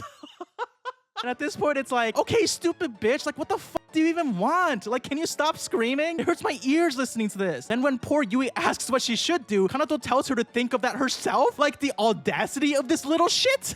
Lord almighty, I would just love to be in the same room as this guy 24/7. There's another scene where Kanato takes Yui to his mother's grave. He tells Yui to put some roses at the gravestone, but as Yui begins to leave after, Kanato once again begins to absolutely freak the out and completely ruins the flowers that Yui left on the grave. As Yui begs him to stop, he yells at her, "Don't order me around, you mortal! What do you understand about me?" Yui trips and he begins to laugh at her, saying, Look how pathetic you look. Now crawl around in the dirt and cry like the pathetic girl you are. Then I may forgive you. He then calls her cute and gets on top of her as he tries to bite her neck. Yui begs him to stop and Kanato suddenly says, "Oh, if mortal women aren't given a kiss before being pleasured, do they become angry? What a pain." Then he kisses her on the lips as she tells him to stop, and I mean, we're kind of crossing the boundaries of consent at this point. And then he bites around her abdomen area and just drinks her blood. Like, what? Probably the most horrifying moment of Yui and Kanato's interactions is when he takes her to a place that he's fond of. They end up walking into a hall filled with wax figures of very realistic looking women in wedding dresses. As Yui stares at the eerie figures, Kanato says that he thinks Yui would look beautiful as a silent corpse, asking if Yui wants to become a figure right now. Yui obviously doesn't want to become one of his sick, twisted figure collections, and she begins to run, but of course, Kanato pushes her up against the wall. He says he likes her frightened expression and begins to kiss her and shit, deciding that he'll sew her mouth together and give her glass balls for eyes. Holy shit. He then again bites into her neck and guzzles down on that goddamn delicious pure-ass blood of hers. Yui asks if these figures are actual people, and Kanato responds that they were the sacrificial brides of the past and says Yui will be more comfortable soon. Fortunately, Ayato spawns in and stops Kanato from doing whatever horrific activities he was trying to do with Yui. Well, you might think Ayato did this for Yui's sake, but then Ayato says, "Don't make the mistake that I helped you." And of course starts to bite her neck again, but he actually stops himself this time. I mean, this poor girl just cannot catch a break. Yeah, I'm sorry, I hate this guy. I don't know, he freaks about one thing, and then when Yui does something else, and he freaks out about that too, and at some point it's like, okay, like what the do you want her to do? Bro is unhinged as hell, and I think he would be an incredibly entertaining villain in an actual horror story. But this is supposed to be some kind of twisted reverse harem where somehow, some way, he and Yui are supposed to end up in a relationship or something? Imagine being in a relationship with this dude. Jesus Christ, man. Now with that out of the way, let's move on to the next brother, Raito Sakamaki. Raito is the 5th son, and he's always seen wearing his signature fedora. He's a very flirty dude who literally throughout the entire show calls Yui Bichi-chan. Like, I genuinely cannot take this dude seriously in any way. I'm sorry if anyone actually liked this character, but I think he's just so extremely cringe, dude. I mean, Bichi-chan? Bichi-chan? What a stupid ass. This is crazy for me to say because every single brother in the show is like this, but Raito is one of the most forceful when it comes to pursuing Yui and trying to constantly harass her and suck her blood. He also feels like the one that crosses the boundary between just sucking her blood and actual SA activity the most out of all the brothers. There's a scene where Yui accidentally sees Raito confess his love for someone on the rooftop. However, he then notices Yui and says, "Bichi-chan, it's bad to eavesdrop. I think you need to be punished." And as he shoves her into a wall, he's like, "Where would you like it, Bichi-chan? I'll guess where you're most sensitive," as the screen shows her legs. I mean, what the fuck is this? As he begins to suck on her blood, she pushes him off and runs out of the mansion to a telephone box outside. As she desperately calls her father at the telephone box, it turns out that somehow Raito had picked up the phone. He says he knows all about her as she looks across the street, and Raito is standing there with a phone. I mean, this is some creepy ass stalker shit, isn't it? It gives me Perfect Blue vibes. If anyone has seen that movie, it's a horror movie involving a creepy ass stalker, and that movie is pretty fucking scary. Quite possibly the most unholy moment of the show takes place in a church. Yui gets to the church as she asks God if this is another ordeal given to her. Raito appears, saying God won't answer anything, and pushes her onto the altar as he says, "I'll now expose the lust that lurks inside of you." He then asks if she wants him to start from the top or the bottom, while Yui says you can't do this at a church, but this only excites him even more. He then begins to take her clothes off as he says, "I'll see the places you've been too embarrassed to show anyone else, and you'll be mine." But he begins to kiss her leg and bites into her thigh and drinks her blood. As he does this, he tells Yui that the one who offered her up as a sacrifice was the very church that she had faith in. Yui then begins to believe that maybe her father was involved in this entire nightmare as Raito continues to suck her blood. I mean, okay, at this point, I feel like you could have said, technically all of this is just these vampires drinking her blood, right? Horrifying and painful? Yeah, but it's not like full-on SA, except this one scene is like, okay, come on. Like, this is getting real close close to that zone, and it was very, very uncomfortable to watch compared to pretty much everything else in the show, which is saying a lot. Also, his hat must just smell like absolute shit. Bro never takes it off, and he's supposed to be like, how old? I don't know, vampires are immortal though, so I mean, you know, imagine how that hat must smell.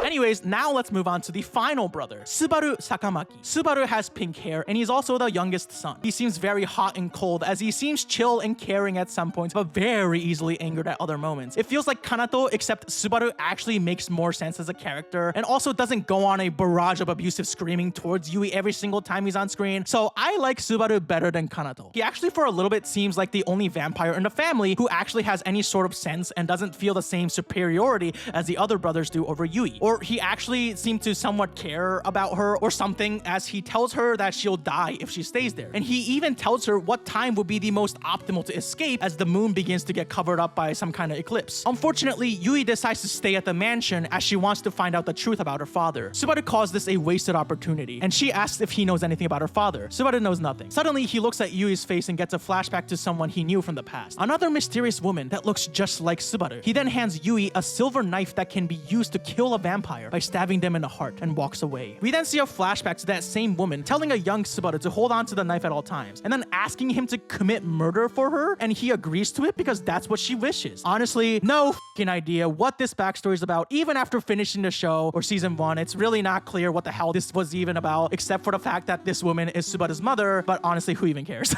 Unfortunately, you might think that Subaru is a caring, or at least more caring guy than the other brothers, but he is a part of this gross-ass vampiric bloodline, so he also ends up being, you know, dominant and wanting to suck her blood. He'll show up more later in this video, and I do think Subaru is interesting because he seems to be the most humanized character out of all the brothers, but at the same time, this is Diabolik Lovers, so you know what to expect. Anyways, that's a brief overview of the wonderful and lovely Sakamaki brothers, as well as the first half of the show. Now we'll be going into breaking down the second half of the show, where it at least tries to tell a story rather than just have Yui constantly being emotionally tortured from every angle. At some point, we see on the news that there's a politician named Togo Sakamaki, a man who shares the same last name as the brothers. Raito says that this man is their father, but he only sees him as an object of hatred. Suddenly, Yui says the name Carl Heinz and just falls unconscious for some reason. This part of the lore isn't really explored too much, but it turns out that Togo Sakamaki, better known as Carl Heinz, is the head of the Sakamaki family. And the wiki lists him as the vampire king or something, which I didn't even know until I googled this dude. I don't remember if the show ever explicitly stated that this dude was the vampire king, the king of all vampires. And while this whole reveal might actually sound interesting compared to literally anything else that we've seen so far, they barely even explore this part of the story, so whatever, let's just move on. Meanwhile, the random green-haired dude walks into a hidden chamber in the locked room of the mansion, and we see that he's looking at some kind of dress. Turns out this guy is named Richter, and he is the uncle of the Sakamaki brothers and Carl Heinz's brother. He seems to be planning for a mysterious event called The Awakening, and Yui seems to be very important in this event. There's an episode where Yui sees the mysterious woman from before standing outside the mansion, and as she turns to look at Yui, she smiles. Yui then randomly faints, but then gets up in a trance-like state. Suddenly, she finds herself at the mansion again, except now she seems to be in the past? And this is where we sort of start to understand why the brothers are the way they are, why some of them seem to hate each other so much, and why some of their parents seem to be the object of their hate. So it turns out that Shu and Reiji, the two oldest brothers, are born from the same mother. Yui spots a very young Reiji sitting next to his mother and reading a book as Shu comes up happily to them holding a dog. He says that his friend Edgar gave him this dog. However, the mother cruelly commands the butler to take the dog away, which upsets Shu and he runs off. Meanwhile, Reiji tries to impress his mom by telling her that he memorized the entire book he was reading, only to be completely ignored by this horrible mother. We don't really see more of their history, but it's assumed that this complete difference in treatment, where Shu gets all the attention while Reiji was completely disregarded, is why the two brothers don't get along, and also would make sense as to why Reiji was the one that ended up killing his mother. However, despite Reiji's hate towards his mother, she only seemed to be happy that Reiji was the one to take his life. I mean, what a demented ass family, dude. Meanwhile, Ayato, Kanato, and Raito are apparently triplets. Yui spots the three as children playing around the mansion until Ayato is called over by the lady that Yui Yui saw earlier. This lady is named Cordelia, and she is the mother of Ayato, Kanato, and Laito. She's also absolutely horrible. Like, she's a horrible human. Well, she's not a human, she's a vampire, but you know. And my least favorite character of this series. She tells Ayato that it's time to study, and Ayato asks why the others get to play, but he can't. Cordelia says that he's different from the others, and then she starts to get really pissed off, calling him the successor, and asking him if he knows what that means. Ayato sadly says, I must become number one. I must become better than anyone. Cordelia then asks, and if you fail? Ayato responds, that means I'm not mother's child, so I'll be sunk in the bottom of a lake. Cordelia then says to him, that's right, you are worthless to me unless you're number one. Kids like that have to sink at a cold lake all alone where no one can help them. Unless that's what you want, go to your room. Ayato then runs off. I mean, come on, right? Like, what a terrible person, or vampire in this case. And it's also shown that Cordelia treated the other kids very differently, as she lovingly calls a young Kanato her songbird and asks him to sing a song for her. Like, I'm sorry, I've literally only seen her in this one scene at this point in the show, and I already hated her. Finally, Subaru, the youngest, is from a completely different mother from everyone else. Yui spots a young Subaru looking up at a tower where he sees a woman, his mother, locked up behind a barred window. Yui notices Subaru drop a knife on the ground. It's the same knife he gave Yui. So this is also very unclear, but I guess Subaru had his mom taken away from him or something, and he couldn't protect her or something.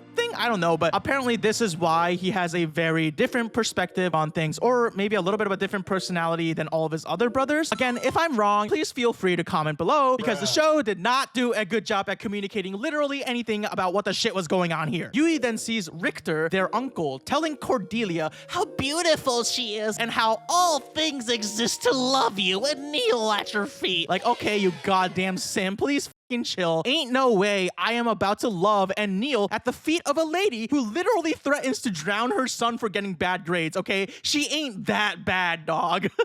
Suddenly, everything becomes gray and frozen until Cordelia looks over at Yui, and she falls unconscious once again. Unfortunately, we never actually get an explanation as to what in the hell this flashback was either. She just randomly woke up in it and then randomly spawned out of it. And then right afterwards, well, she gets double teamed by Ayato and Laito in the sewers as they both try to suck her blood at the same time, but we'll just skip over that because who fucking cares anymore? Later, Yui asks Laito, Ayato, and Kanato about Cordelia. We then see a flashback to Cordelia getting savagely attacked by Ayato, whose shirt is stained with her blood. Ayato taunts her as Cordelia desperately tries to run away and bumps into Laito, who asks her what's wrong, but doesn't actually seem to care. She commands Laito to help her because Ayato has come to kill her. And I mean, okay, again, I don't endorse or support the action of eradicating your parents in any way. But again, also, I can't really blame Ayato for snapping at Cordelia at some point, considering bro was brought up with the constant threat and fear of literally being drowned to death by his actual mother if he got like a fucking B+ or hell, an A- on his report card. Like, what?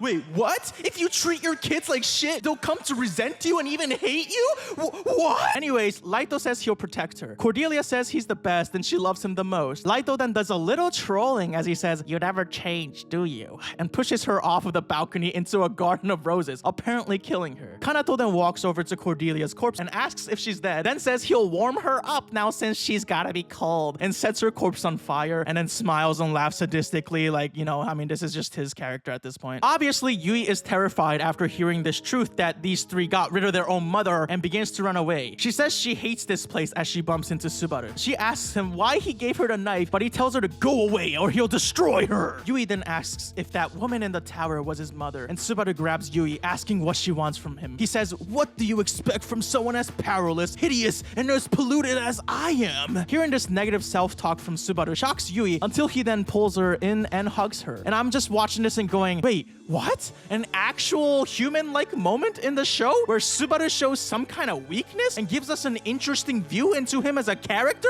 But of course, the next moment, he just bites into her neck and drinks her blood as again, Yui keeps telling him to stop. And then, you know, Subaru's just dominating her as he says he gave her the knife so that she could stab him with it, should Subaru himself wish it. Yui says there's no way she can do such a thing, to which Subaru responds, if you can't, then use it on yourself. You have no right to refuse. In the same way, you can't don't deny me your blood. Always. And continues to guzzle on her blood. Man, can we just not get any normal behavior or interactions from anyone in this show, like at all? Yui walks along the lake and bumps into Shu. Yui confides in him that she's been feeling weird recently, like she's not herself. Shu then again bites into her neck and drinks her blood, but notices that her blood has changed and the awakening is at hand. Yui asks what he means, but Richter arrives to answer all of her questions. Yui asks Richter why she's even here and why she was chosen, and how her father is involved with the sacrificial brides. Richter then smiles and says, Chosen? How conceited can you be? You came to this house because you're of a suitable bridal age and were the easiest mortal to obtain. Only a foolish mortal would consider such a thing a necessity or chance. An inferior being like your father isn't involved in this situation. Like the ego on these little shits, man. You ain't even all that, Richter. Okay, you simp over abusive mothers.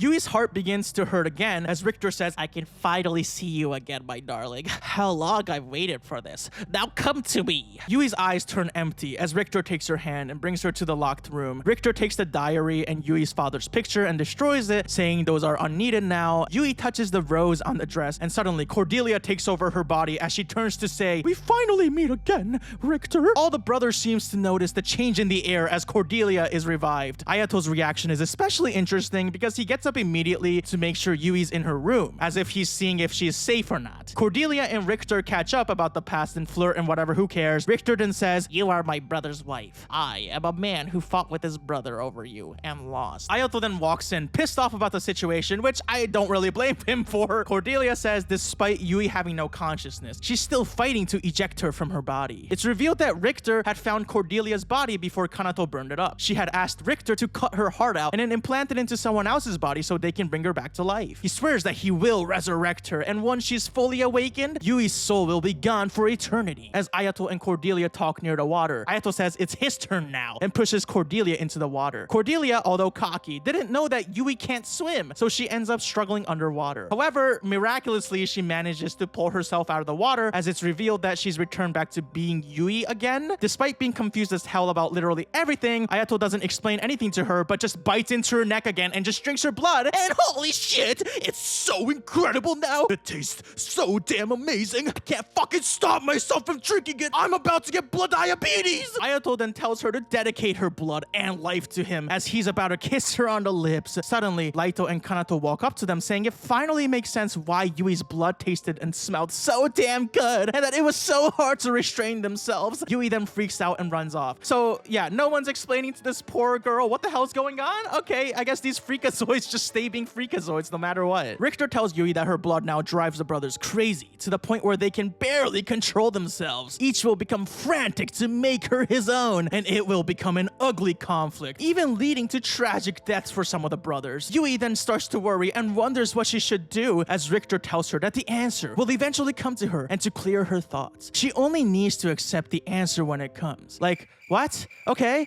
so suddenly they're just setting up the great war of the brothers because they're all fighting over Yui's delicious mouth-watering blood, and then suddenly Yui is worried about and cares about the brothers' lives? These brothers who spent the rest of the show pretty much violating and harassing her and absolutely terrifying her and traumatizing her and flipping her life completely upside down? Now we're suddenly supposed to care? Like, what is this shit? And besides, this plot point doesn't even really go anywhere. It makes fucking zero sense. It's like, I don't know, maybe it's from the game or something, but this just, why even, what? Anyways, Cordelia has taken control of Yui once again. As she and Richter chill, Reiji walks in to deliver some of the most savage lines in my favorite scene from this anime. He says he never expected their special visitor to be Cordelia, who responds that Reiji looks just like his father. Reiji tells her, please do not needlessly invoke my father's name. I find it very offensive. Cordelia says, boredom is the most painful thing for immortals like us, and I cannot stand boredom. Reiji responds, it's true. Boredom doesn't suit you. Death suits you better.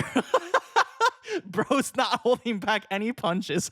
Cordelia begins to taunt Reiji by telling him that his mother met a useless, pathetic end, which angers him. As Cordelia continues to taunt Reiji, he says, I understand now. This is how you turned my father and his brother, my uncle, against one another. Cordelia says, you make me sound so evil. Maybe you're right that I'm the reason why their relationship collapsed. Reiji then responds, well, I guess their bond wasn't very strong if it was broken by a lowlife like you.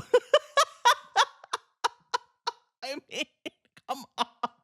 Cordelia goes up to Reiji as she tells him that she came back to life in order to take revenge on Karl Heinz, the head of the family. Reiji asks if this is because he didn't love her, and Cordelia says, well, my desire to kill him is the greatest proof of my love. So I guess to this Freakazoid family, the way you confess your true love is to literally just kill that person, I guess. I mean, interesting traditions. Reiji then says, so you want to force your love on my father, whether or not he wants it, huh? Cordelia responds, I guess I should shut that clever little mouth of yours, and goes in to kiss him on the lips. What? Girl? And then they really go in for the kiss? Like, Reiji also kisses her back? Girl, you f***ed his dad. You f***ed his dad. You f***ed his dad and his uncle, it seems like. What is wrong? What is wrong?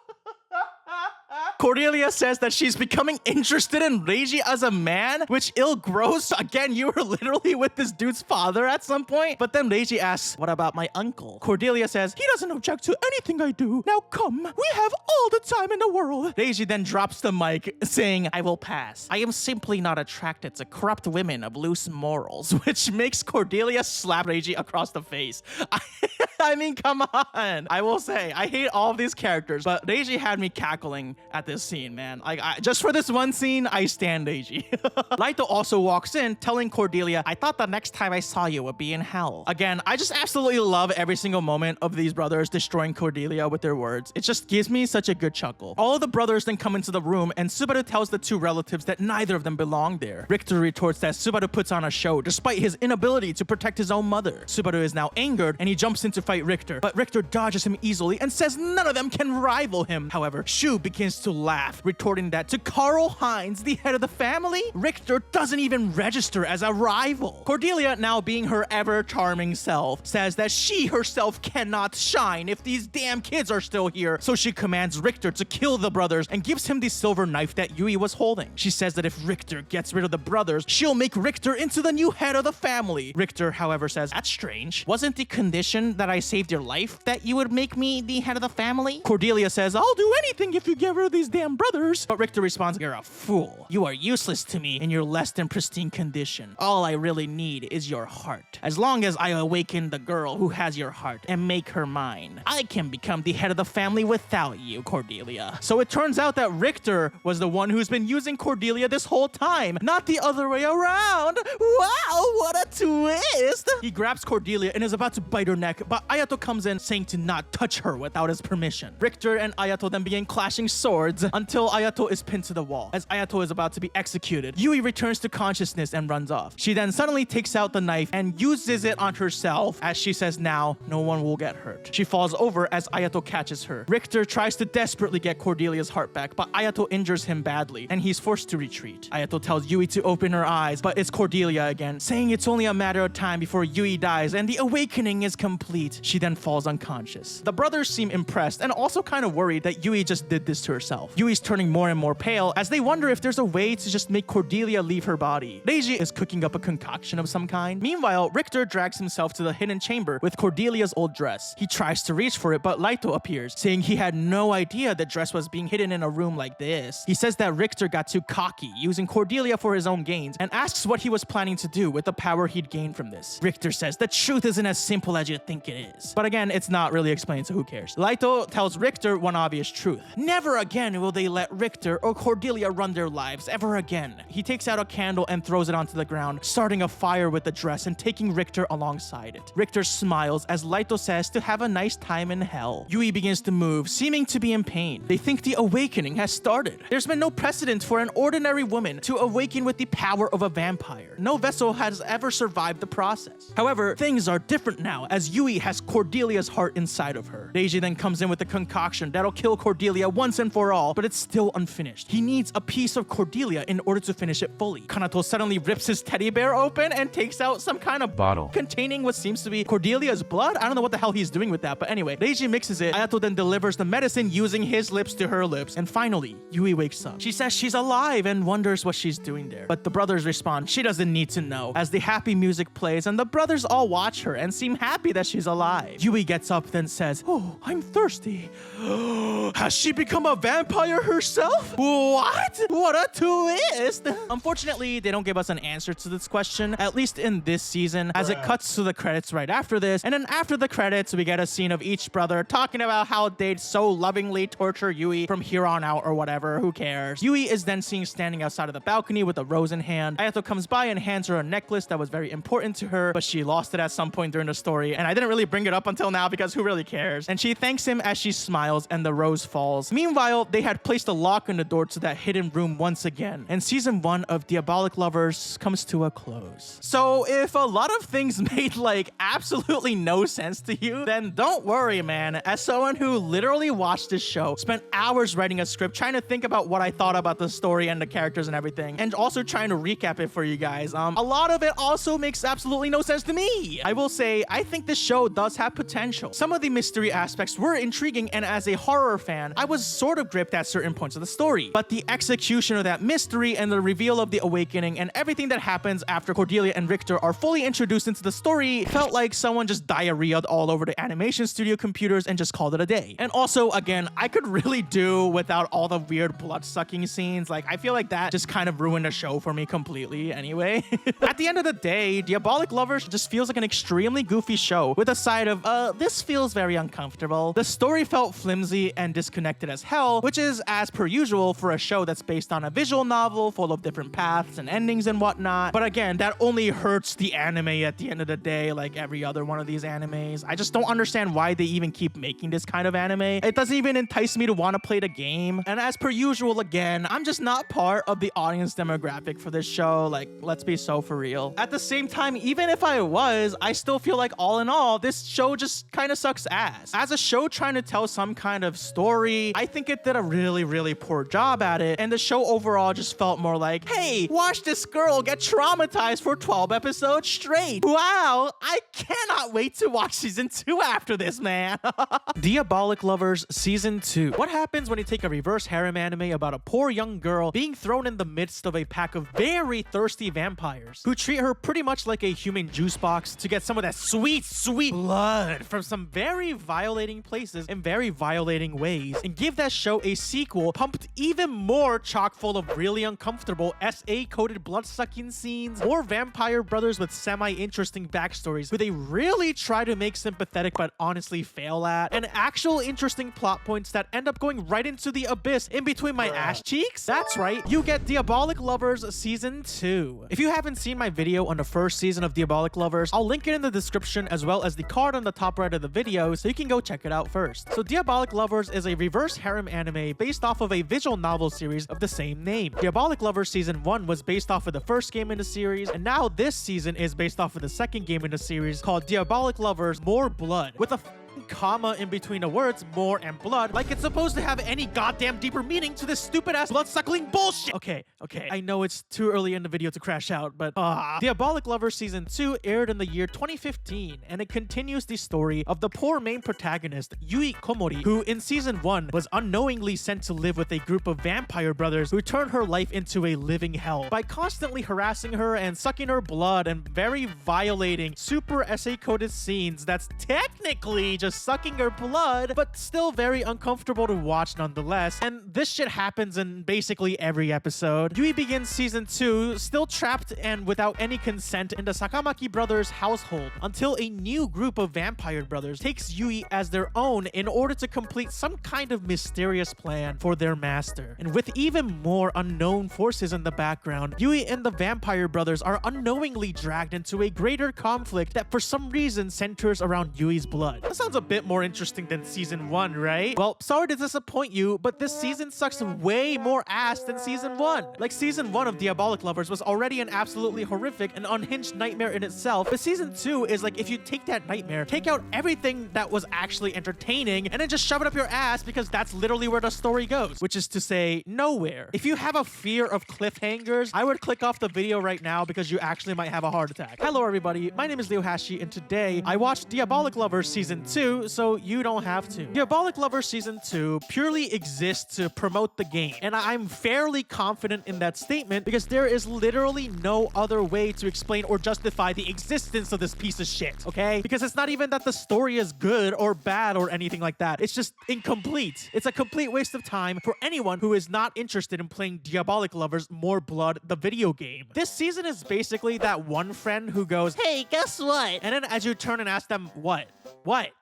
Over and over again, they just pretend like they didn't even say that in the first place, like they're pulling some slick shit. And I confess, yeah, okay, I am that one friend who does that to other people sometimes, okay? But now I understand what it's like for this to be done to you. And to any of my friends who happen to be watching this video, I'd like to apologize for my sins. Anyway, this season spent the entire goddamn runtime teasing some kind of big-ass mystery and reveal behind the scenes, like how Yui is supposed to be some kind of mysterious figure known as Eve, or how the new brothers are trying to enact the Apple of Adam plan, or how their master wants Yui's blood, or how this one other faction that's introduced very last minute of the show also wants Yui's blood, and how it's about to become some kind of bloodshed, all in the name of getting Yui's blood, only for the show to then blue ball your ass with no answers to any of the mysteries and actual interesting plot points whatsoever. It's a complete waste of time. Oh, but don't worry, guys. Those really fucking weird scenes of a vampire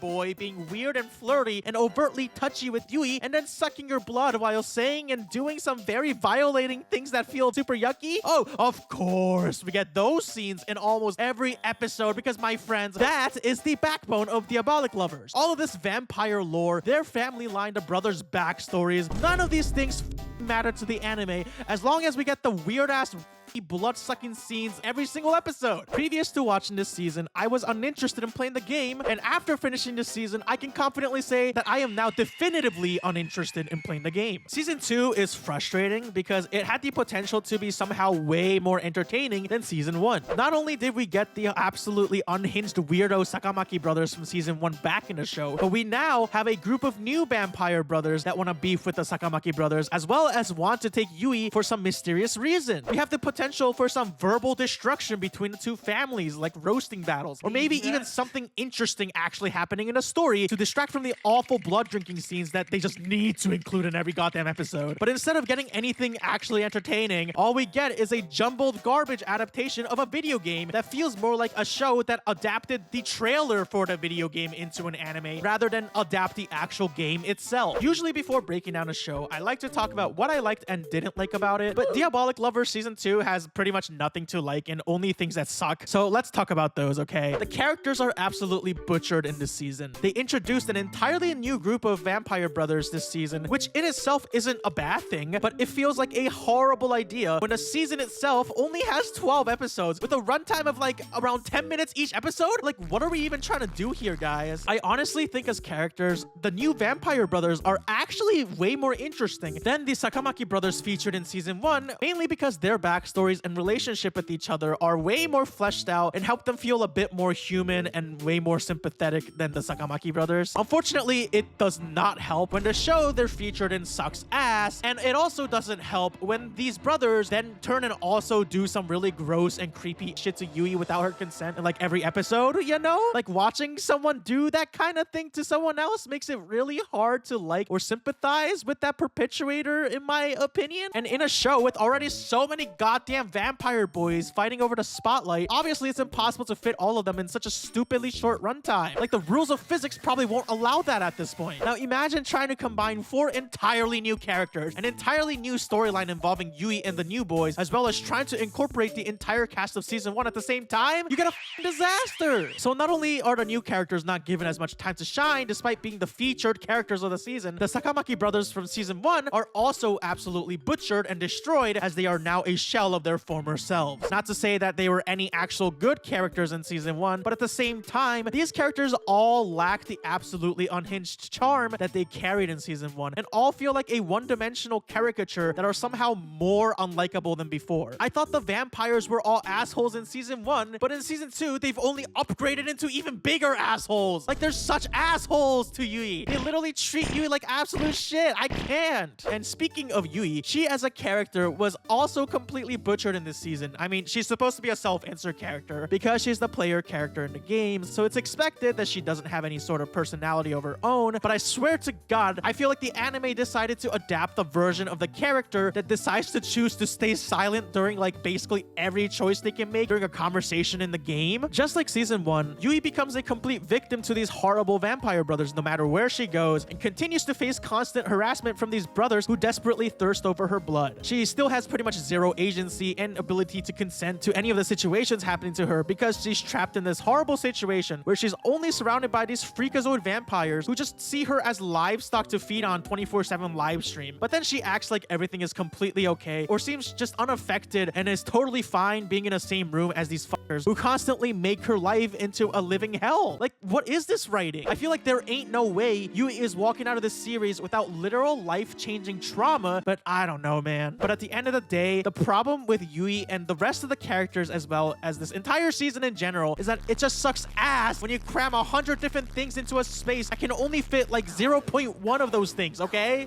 Anyways, that's enough ranting from me. Let's now go through and break down season 2 of Diabolik Lovers and why it sucks ass. First, let's quickly recap some important stuff from season 1. This show stars Yui Komori, a 17-year-old girl who was mysteriously sent to live with a group of vampires known as the Sakamaki brothers, who basically all see Yui and humans in general as livestock to suck blood from and nothing more. The brothers from oldest to youngest are Shu, the orange-haired eldest brother who always wears earbuds to show that he doesn't give a shit, guys. Reiji, the glasses-wearing second brother who cares about manners and etiquette and doesn't take no bullshit from anyone. Ayato, the red-haired third brother with a narcissistic streak who basically wants to take Yui only for himself. Kanato, the purple-haired, insane-ass fourth brother who always carries a teddy bear named Teddy and is only either chill or extremely angry and annoying as hell. Laito, the fedora-wearing fifth brother who is basically just a creepy little shit who basically essays Yui multiple times throughout the series. Oh, also for people who don't know or remember, he calls Yui Bichi-chan the entire time, and don't worry, this wonderful nickname doesn't go away in the second season. And finally, Subaru, the pink-haired youngest brother who has a short temper but also seems to like and care for Yui somewhat, I think. Anyway, season 1 ended with Yui getting entangled in the Sakamaki brothers' family affairs as her heart was literally replaced with one of their mother's hearts in an attempt to revive her using Yui's body, but this attempt was thwarted by Yui herself, who made a valiant sacrifice to save everyone else from getting hurt. However, the Sakamaki brothers then managed to revive Yui, and she wakes up and she says, "I'm thirsty." Whoa, has Yui become a vampire? Well, this question is never directly addressed or answered, but it's pretty clear in season 2 that no, I guess Yui never became a fucking vampire and was just thirsty for some water or something. Who knows? Who cares? Anyways, now let's set the stage for season 2. The season begins as we're immediately introduced to a pair of mysterious figures who are staring into the night sky as they say some bullshit like, "Let the vengeance begin for the future of us founders." Who are these menacing figures? Will we ever find out? Anyways, Yui Komori, the main character, is sleeping under a tree when she suddenly hears a voice call her Eve. Yui asks who's talking to her as she's suddenly in this weird dreamy space with a tree in the middle of it and some kind of weird spinning contraption in the sky. What is this mysterious place? Will we ever find out? Yui suddenly wakes up in the mansion, and as soon as she wakes up, the poor girl's nightmare begins as 3 of the vampire brothers are just sitting at the foot of her bed. They complain about how she makes so much damn noise when she sleeps, as Ayato, the red-haired brother, is like, "Yo, boobless, I'm very thirsty, let me drink." And Yui's like, "Wait, this is so sudden." And the other 2 are also like, "Come on, Ayato, you can't just keep her to yourself." The 3 keep demanding her blood as Laito says, "Let's all do something fun together, Bichi-chan." God, ever-charming Laito. But anyway, the 3 go in to bite her neck, and thankfully, we are spared from an icky blood-drinking scene as it cuts to the brothers riding their limo to night school. As Leiji, the glasses-wearing brother, says, "I can't believe you would do such things this early in the morning." Laito continues to be a gross, weird little shit as he says, "Bichi-chan writhing in agony while we all swarm upon her. Just thinking about it gets me excited." Subaru then calls him a pervert, which I think is literally the first goddamn time anyone in this show has called Laito out for his weird, gross behavior towards Yui. Everyone just argues for a bit until Kanato, the insane fourth brother, tells Yui, "It's all your fault!" And Yui's like, "What? Me?" And I'm also like, "What? Yui?" Kanato in this season continues to be his ever-charming self, just like in season 1. And by that, I mean, holy shit. He is such an asshole and I hate his ass. Oh my god. Suddenly, the story becomes somewhat interesting as the car flips over and hits a tree, destroying it. The vampire brothers manage to escape safely, and Ayato had carried and saved Yui. As they stare at the blazing wreckage, they wonder what just happened. It doesn't seem to be an accident. They then look up to see 4 other random dudes standing menacingly atop a cliff. One of them moves his mouth as Yui notices that he's calling her Eve. The dudes then disappear. The brothers determine that those mysterious dudes are also vampires based on their smell. However, they don't seem to be purebloods, according to Reiji, as he pushes up his glasses harder like a nerd. Ayato says, I see, it's a declaration of war. Sounds fun. Yui finds herself unable to sleep until she suddenly hears Eve again. Someone speaks up from behind her and says, found you. It's a blonde dude who says, good morning, masochistic kitten. He literally calls her masochistic kitten. Emuneko-chan! In Japanese, like, what are we doing here? What is this Discord mod shaped like a good-looking anime dude doing in this fucking show? Like, what? I didn't think we could find a nickname as deranged as Bichi-chan. But masochistic kitten is honestly on the same level, bro. Like, what's next? Nitro ho? Get it? Because Nitro, like Discord Nitro? Okay, anyway. Yui is now surrounded by the 4 mysterious brothers who tell her not to run. A dude with long orange hair says, don't run, you sow! The word he used in Japanese was mesubuta, which literally translates to female pig, aka a sow. But this word is used as a derogatory term for women, so obviously we need a character who calls Yui that because Diabolik Lovers. The guy in a red beret says, you smell just like me. And smiles? What the hell? Yui begins to run away as it suddenly flashes to the dream area she was in before as someone says, eternal life, fate, a promise exchanged, Eve, the new Eve. What do these mysterious words mean? Will we ever find out? As Yui runs towards the mansion, the last brother says, Eve, I've come for you. The brothers grab her as someone says, I entrust everything to you, as episode 1 comes to a close. Now you might think, this actually seems way more interesting than season 1. I'm actually a bit curious to see what happens with some of these mysteries. Like, for example, one of these recurring mysteries is this weird dream world that Yui finds herself in sometimes throughout the season. We see a tree in the middle of this place that grows and blooms throughout the season. And then around the end of the season, you know, when things get all sad and tragic and whatever, the tree begins to shrivel up and die and things stop moving in the dream world and whatever. This is something that they continuously tease you with throughout the entire season from episode 1 to episode 12. And we literally do not get a single explanation of what the actual this place is, what it represents, if it's real, or if it's important to the story, or if it's some stupid ass symbolism, mumbo jumbo garbage bullshit. There's nothing! There's nothing! And I don't know if you can tell, but this is a recurring thing that happens throughout this entire season. Isn't this wonderful? Anyways, Yui wakes up in a different mansion than before as the guy is like, you finally woke up, you livestock. Yui asks him who he is and what she's doing there. 2 very valid questions for someone who just got kidnapped, and this dude gets really mad and punches the wall as he yells, quit your squealing, you sow! Jesus Christ, man.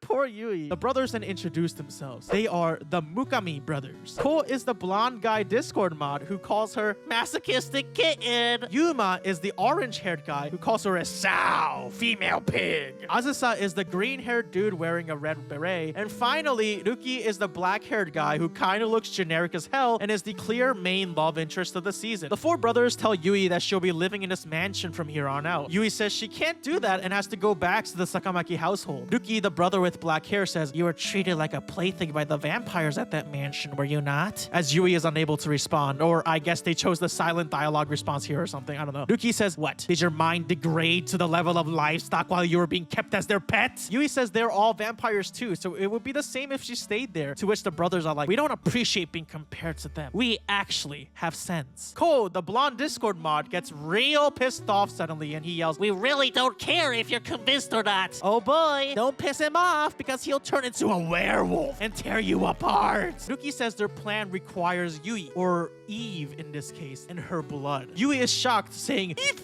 It's me? How can that be? There's no way. Yuma, the orange-haired dude, yells, all you have to do is shut up and obey us. Ruki says, as the one who possesses the blood of Eve, you can definitely find him. You'll find Adam. They tell her as long as she is Eve, she will obey their rules and lock her in a bedroom. Literally, this poor girl just cannot catch a break throughout this entire damn show. Meanwhile, back at the Sakamaki mansion, the brothers wonder where Yui is. Kanato says, I'm so thirsty, and then cries like a little bitch and then gets mad. Shu says they should should just leave her be and that she'll come back eventually, and Deiji hopes that Shu is right. Alright, now let's shift onto the Mukami brothers and their individual stories for a little bit. The Mukami brothers are a group of 4 ex-humans turned vampires who now live in the same household and all serve a mysterious figure they keep referring to as him. The 4 all come from very tragic backgrounds and met at some sort of institute that was horribly abusive to them until they were saved by the mysterious figure that they serve to this day. I find these brothers to be actually more interesting than the Sakamaki brothers, at least as characters, maybe because they used to be human or something, but they have very human-like traits that make him somewhat more likable than any of the Sakamaki brothers who all just act high and mighty like they're gods or some bullshit. For example, we see the Mukami brothers fighting over dinner and who gets to eat what, like an average family dinner sort of thing. They are the complete opposite of the Sakamaki household, where the brothers' relationships are strained and they do not get along. The Mukami brothers deeply care for each other. Unfortunately though, they are vampires and Diabolik Lovers, so of course all of these brothers come with their own set of uncomfortable and icky blood drinking scenes, because that is the backbone of the show. Just like in the first season, we get scenes of the brothers spending time with Yui, and then they suddenly pin her to some kind of surface, and then as Yui begs them to stop, they begin to drink her blood, and then we see some kind of tragic backstory about the character, and then the cycle repeats itself. Isn't this just wonderful? First, let's talk about Ruki Mukami. Ruki is the black-haired brother who looks generic as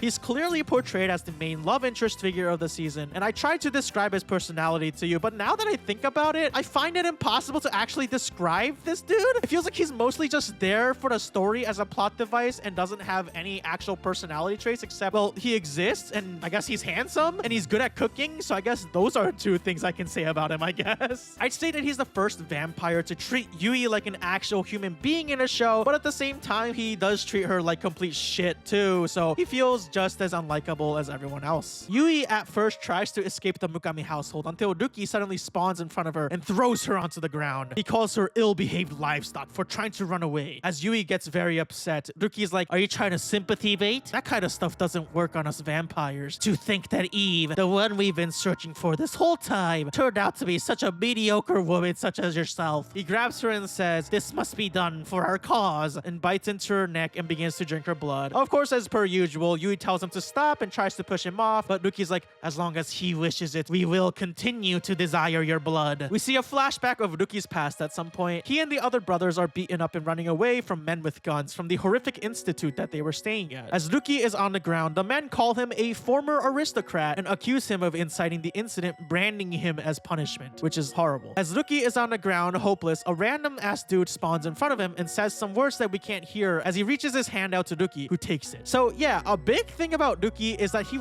really wants to make whatever this master figure is planning come to fruition. He is literally more of a plot device than anything else, which makes him honestly super boring to me. Anyways, he'll keep coming back up in the story, so just know that he exists, but we can move on to the next brother. Now let's talk about Azusa Mukami. Azusa has green hair and sports a red beret. He seems to be very low energy and also masochistic? Like really masochistic? As the other brothers go to night school, Yui is forced to stay home and Azusa keeps watch of her. He invites Yui to his room because he wants to show her his treasures. These treasures seem to be some high quality knives or something. Azusa then suddenly asks Yui, "Do you love me?" What? Azusa then asks, "Will you hit me?" Huh? Yui says, "Of course not. I can't do such a thing." Azusa then says, "That's too bad. I guess you hate me." Yui wonders how the he got to such a conclusion as Azusa suddenly takes a knife and says, "See this knife? I just sharpened it. I want to see it pierce your skin. I bet it's beautiful." What is going on here? Yui begs for him to stop, so Azusa says, "Then cut me instead." Yui says that she can't, but Azusa says it's fine. As Azusa continues to harass Yui, she instinctively reacts and ends up cutting Azusa's hand with a knife. Suddenly, we get a flashback to Azusa's childhood. He's in the streets being called a worthless stray as he is badly beaten. He tells himself, "When I bleed, everyone is happy." As he apologizes, the kids continue to beat him up until Azusa begins to laugh. They ask him what's so funny, and Azusa just asks them to hit him more with a smile. This freaks out the bullies and they all leave him alone, and as they leave, Azusa begs them to please hit him more, to give him a reason to live, proof that he's alive. I mean, holy fucking shit. That is one extremely depressing way to turn someone's masochism into a tragic backstory that explains why they are the way they are. Back to the present, Azusa looks at the cut and calls it great. Yui says they have to bandage it, but Azusa, of course, suddenly pushes Yui onto the wall from behind and says, no need, just give me your blood. Yui says no, but Azusa drinks the blood anyways. He's like, this is Eve's blood, huh? I'll suck more. Are you happy? Yui says it hurts, and Azusa responds, the greater the pain, the better, right? I'll make you feel more because you are my precious Eve. Yuma, the orange-haired brother, suddenly spawns into the room and tells him to stop at this point, and Yui falls unconscious. Azusa looks at the cut on his hand, saying, Eve, you really are the same as me. I wonder if I can become Adam. Can I be of use to him? So yeah, Azusa is quite the character. His backstory is super depressing and very sad, and it honestly feels like the writers are really trying to sympathy bait with these dudes way more than they did in season 1. And honestly, it works almost until, again, they start pinning Yui to a wall and start doing gross shit to her, and that always ruins everything. Next up, it's Yuma Mukami. Yuma is a dude with orange hair and a short temper. He calls Yui a sow, or female pig, throughout the entire time, and seems to be an aggressive little dickhead, but is also shown to have a softer side as well. I actually feel like Yuma is one of the only actual interesting characters in this season, as he also seems to have a bigger relevance to a different subplot from season 1, but I'll talk about that more later. While Yui takes a bath, Yuma suddenly opens the door while screaming, yo, you sow! As Yui understandably screams, Yuma says, shut up, don't yell in the bathroom! Yui asks what the hell he wants, and Yuma's like, obviously, I need something from you, and tries to drag Yui out with him. Yui says, no, because she obviously wants to put on clothes first, but Yuma responds, nobody's gonna get aroused from looking at your body, which, okay, I have to say, really gross comment, but also, at the same time, one of the most diabolical roasts I've heard in a minute. Anyways, Yuma asks Yui to help him pick some veggies from his garden. Yuma seems to really care about his plants and actually enjoys gardening. Yui asks why he grows this much food if vampires don't need food to survive, and Yuma responds that it's because he likes to eat food since they were humans before becoming vampires. We see a brief flash to Yuma's past. He used to live in the slums, and at some point, his friends were all tragically killed, and Yuma would have been too if he hadn't met him, the mysterious figure that is now their master. Yui asks who he's talking about, but Yuma shuts her up by feeding her a tomato, which Yui says, oh, it tastes delicious. And wow, it's like, whoa, Yuma seems actually kind of wholesome, and it's kind of cute how they're interacting like normal fucking human beings, except, of course, this is Diabolik Lovers, so no character is free of their sins. Yuma begins to, of course, suck Yui's blood out of her shoulders, and she tries to run away, but he pushes her into the greenhouse wall. She tells him to let go, but he continues to suck on her blood and says, delicious, give me more. We then get a flashback to Yuma's childhood again. He's beaten down in the slums in terrible condition. He wonders if he's going to die out here, but someone approaches him and tells him to come with them, reaching his hand out with a smile. Yuma takes his hand as the flashback ends, and honestly, I have no idea who or what this scene is supposed to show, but whatever, who even cares at this point. In the present, Yuma stares at a cube of sugar as he sits next to an unconscious Yui. She wakes up but struggles to get up. Yuma says, ugh, fine, and puts a sugar cube in his mouth and does a little mouth-to-mouth transfer of the cube so Yui can have it. He says, there, eat some of that. I'm sharing something really valuable to me. You better savor it. And pushes the cube into her mouth. Yui touches her lips and says, it's sweet. I mean, this is so stupid, but also part of me was like, if this was an actual romance anime and not Diabolik Lovers, maybe I would have found this part kind of cute, a little romantic, but unfortunately, again, this is Diabolik Lovers. I actually think Yuma is somewhat interesting as a character. He had a lot more depth than any of the other brothers, that's for sure, and some of his scenes were at least somewhat wholesome, and it wasn't just him harassing Yui the entire time, so he's a bit better than the other brothers, but that's really not saying much. Finally, let's talk about Ko Mukami. This little shit, I cannot stand this guy. I actually think he's my least favorite character in all of Diabolik Lovers, at least in this season. For sure, he is my least favorite character. Ko is a blonde-haired dude who can only really be described as this sort of incel slash nice guy type of dude, you know, Discord mod type beat. He's the type to act all charming and cute and nice to get what he wants. But when he doesn't get what he wants, he gets really pissed off and begins to throw a fucking tantrum. He also manages to win the most ridiculous nickname for Yui contest over Laito's Ichi-chan because he calls her masochistic kitten. Like, this dude just feels slimy, okay? Ko at some point brings Yui a bouquet of roses, saying that it's a symbol of friendship. Yui takes it, saying they smell nice and they're beautiful. Ko then says, you'll show me your gratitude then, right? Do you really think you can get something without giving something in return? He then hugs her, telling her it's a give and take world. Yui says, no, Ko and pushes him off. And as she apologizes for this, which I don't really see why she has any reason to apologize, but Ko then gets really pissed off. Like he starts throwing a fit. This is the thanks I get for being nice? So you just take and won't give? Who the hell do you think you are? Give me back those roses. You don't need them anymore, right? Since you won't give me anything. He begins to tear apart the roses and then starts to choke Yui and then says, I give you one friendly look and you get all delusional. Please stop pissing me off so much. he then begins to drink her blood and says, Holy shit. What is this blood? I could get used to this. I won't kill you. Not until I become Adam. like, ill, who the is this disgusting little shit? He's actually such a gross person, or I guess vampire, whatever. Like, he's the vampire version of, I held the door for you! Why won't you have sex with me? Like, what a little freak, dude. Later, we find out that Cole works as an idol as he invites Yui into his room to help him change his clothes. As he takes his shirt off, Yui sees some scars on his back, and Cole begins to tell her about his past in a very happy tone. We get a flashback to his childhood. He lived in the sewers as a child and had never seen the outside world, and it was his dream to one day go outside. One day he was able to leave, but he was taken to a certain institution full of kids with no place to go. This institution turned out to be even worse than the sewers because he was more beautiful than the other children. Cole was given nice clothes and fed good food, but in return became the prey of aristocrats who used money as power. And as a result, he suffered subhuman treatment. I mean, it's absolutely horrific what this dude's gone through. Like, this backstory is extremely tragic, but it unfortunately also still doesn't excuse any of the disgusting behavior he exhibits on Yui. And that's the thing with this season, you know, they really ramped up the tragic backstories to really try and make me feel sympathetic for these dudes. But at the same time, it's hard to feel sympathy for dudes who just constantly harass this poor young girl, you know?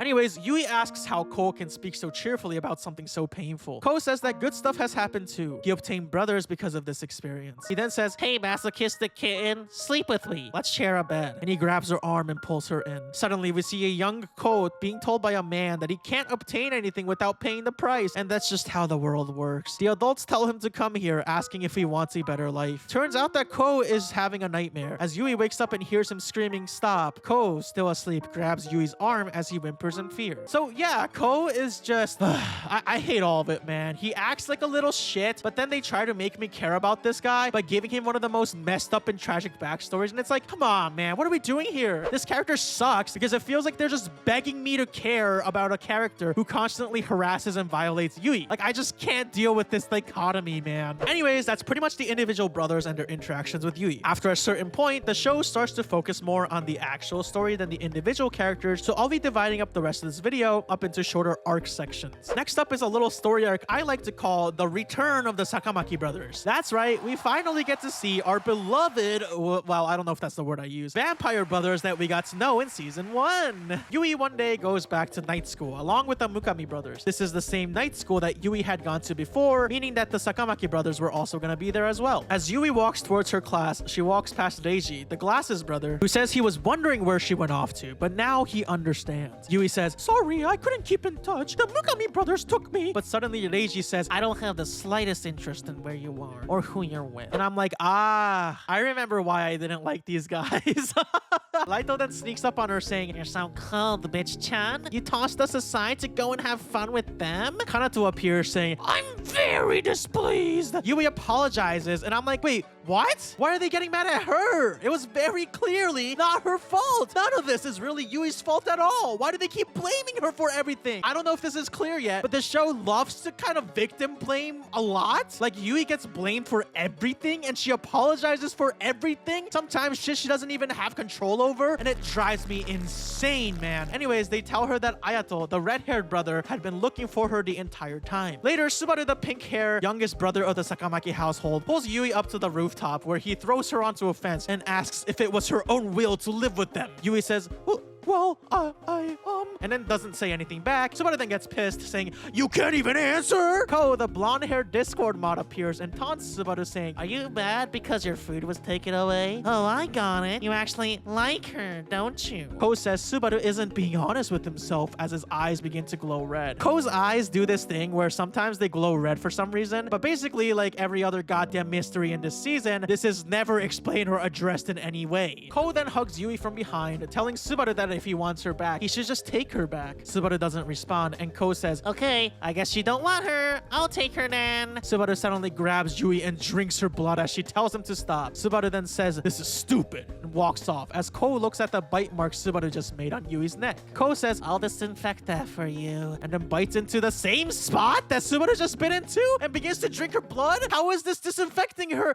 This feels more unsanitary in comparison. Holy mother of Christ. Imagine the disease that could be transferred this way. Ko then says, I'll suck so deeply, you won't even be able to tell this was Subaru-kun's mark. Ko continues to drink her blood while making weird moaning noises and then says, I won't let them have you. This show just never ceases to amaze me with how fucking stupid it is. Next, we'll move on to the subplot involving the characters of Shu Sakamaki, the eldest brother from season 1, and Yuma Mukami, the orange-haired brother from season 2. As a quick recap, Shu had a friend during his childhood named Edgar that he used to be close with, despite him being a vampire and Edgar being a human. However, tragically, Edgar had lost his life when his entire village had burned down. Since then, Shu has grown up to be a very uncaring and kind of apathetic dude who doesn't really want anything to do with anyone else. At some point, Yuma bumps into Shu in the hallway, who is just chilling on the stairs with his eyes closed. Yuma says, you're in no way, neat. Shu says, if you want to pass, just pass. And Yuma aggressively walks past. I mean, this is what I mean when this season had so much wasted potential. Imagine the types of arguments these brothers could have with one another. After this, Yuma begins to show interest in Shu as he asks Yui some questions about what kind of guy he is. Back at school, Yuma catches Yui, who seems to be feeling weak, and he begins to princess carry her. They bump into Shu sleeping in the hallway again, and Yuma tells him to move, but Shu doesn't say anything back. Yuma then kicks the wall next to his head, and Yui says, good morning, to which Shu responds, you switched to that side, have you? A truly immoral woman.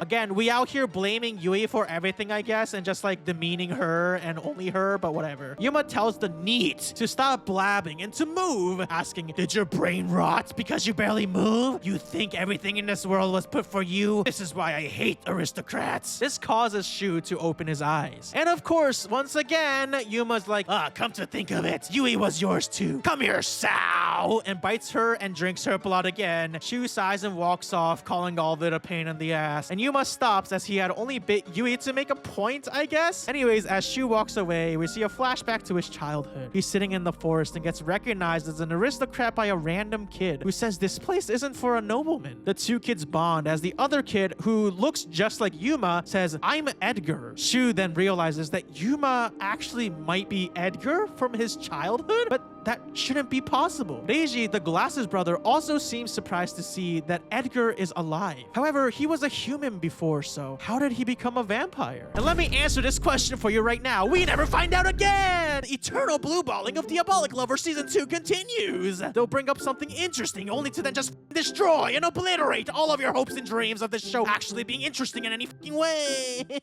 Speaking of potentially interesting plot points that only end up in a horrible blue balling of the viewers, let me tell you about this subplot surrounding a mysterious plan called the Apple of Adam plan, which involves the Mukami brothers trying to go through something called the Awakening by drinking copious amounts of Yui or Eve's blood. And whoever awakens would become a figure known as Adam. The mysterious plan was apparently something the Mukami brothers were trying to accomplish for him, the mysterious master type figure that the brothers serve. Well, you might be wondering about things like, well, what is this plan? What is the Awakening? What happens to someone who becomes Adam? Who are the Mukami brothers actually working for, and what does he want to do? And don't worry, guys, just like everything else we've talked about so far, none of these questions are answered or touched upon in any satisfying way, as we're left to wonder, why the fuck do they just love wasting our goddamn time? I love this show! Throughout the season, there are many scenes where the Mukami brothers ask each other if they've seen any sign of the Awakening, but no one's seeing it. And at some point, this begins to affect Ruki greatly, as he is very loyal to his master and wants to make the plan come true no matter what he has to do. It gets to the point where he becomes so bothered by something that he begins to act standoffish, even around his own brothers, something they've never seen in the many years they've known him. Ruki had begun to question if they are truly capable of becoming Adam and becomes desperate to make the plan come come to fruition, even aggressively shoving Yui into a smaller room and telling her that she'll be staying in this small room for a while. And then he locks her up. Yuki says they were too lenient on her, and this is how livestock should be treated, and they have to demand even more of her blood in order to finally awaken as Adam. After a week of literally leaving this poor girl locked up, even the other brothers wonder how much longer they're gonna keep her like that. Yuki, however, just walks away without saying anything. Will Yui ever be able to escape the prison cell she's been thrown into? Well, good news, everyone. I guess good news. I don't know. The next section is a little arc I like to call the rescue of Yui, but rescue in quotation marks because Yui is really being rescued only to be then taken to another just as horrible, if not even worse location to have just as horrible things done to her. Yui suddenly sees Ayato in her small chamber who says, "I finally found you, boobless. It's time to go home." Yui tells him to wait, and Ayato says, "What? These dudes tame you? You are mine! You are my prey!" and grabs Yui and escape with her. And it turns out that Duki was also there and allowed Yui to be taken away. The other brothers question Duki why he didn't do anything to stop them, but he says nothing. Meanwhile, Ayato once again pushes Yui onto a tree and demands her blood. Yui at this point has been weakened from being locked up and constantly getting her blood sucked, and Ayato even notices some bruised marks left on her by their bites. Ayato demands to know how much blood she let them take, and it's like, guys, are we still really just blaming Yui for this? Like, how much blood did you let them take? Yui doesn't even have the power in those situations. This is such annoying writing, man. God, anyway, Ayato continues to bite into her neck and drink her blood, saying he'll keep carving it on her body so she doesn't forget that she belongs to only him, yada yada yada. Yui wakes up in the Sakamaki mansion as Laito says, "Welcome home, bitchy-chan." See, this wasn't really a rescue because Yui is just being thrown into this disgusting den of horny vampires. Laito says, "I missed you while you were gone, and thinking about what they've been doing to you over there turns me on." Ugh. And then he takes her sheets off, which Yui immediately tells him to please stop, but Laito's like, "Resist me more, bitchy-chan," and starts to feel her leg up and shit, and bites into her thigh, drinks her blood. Like, what are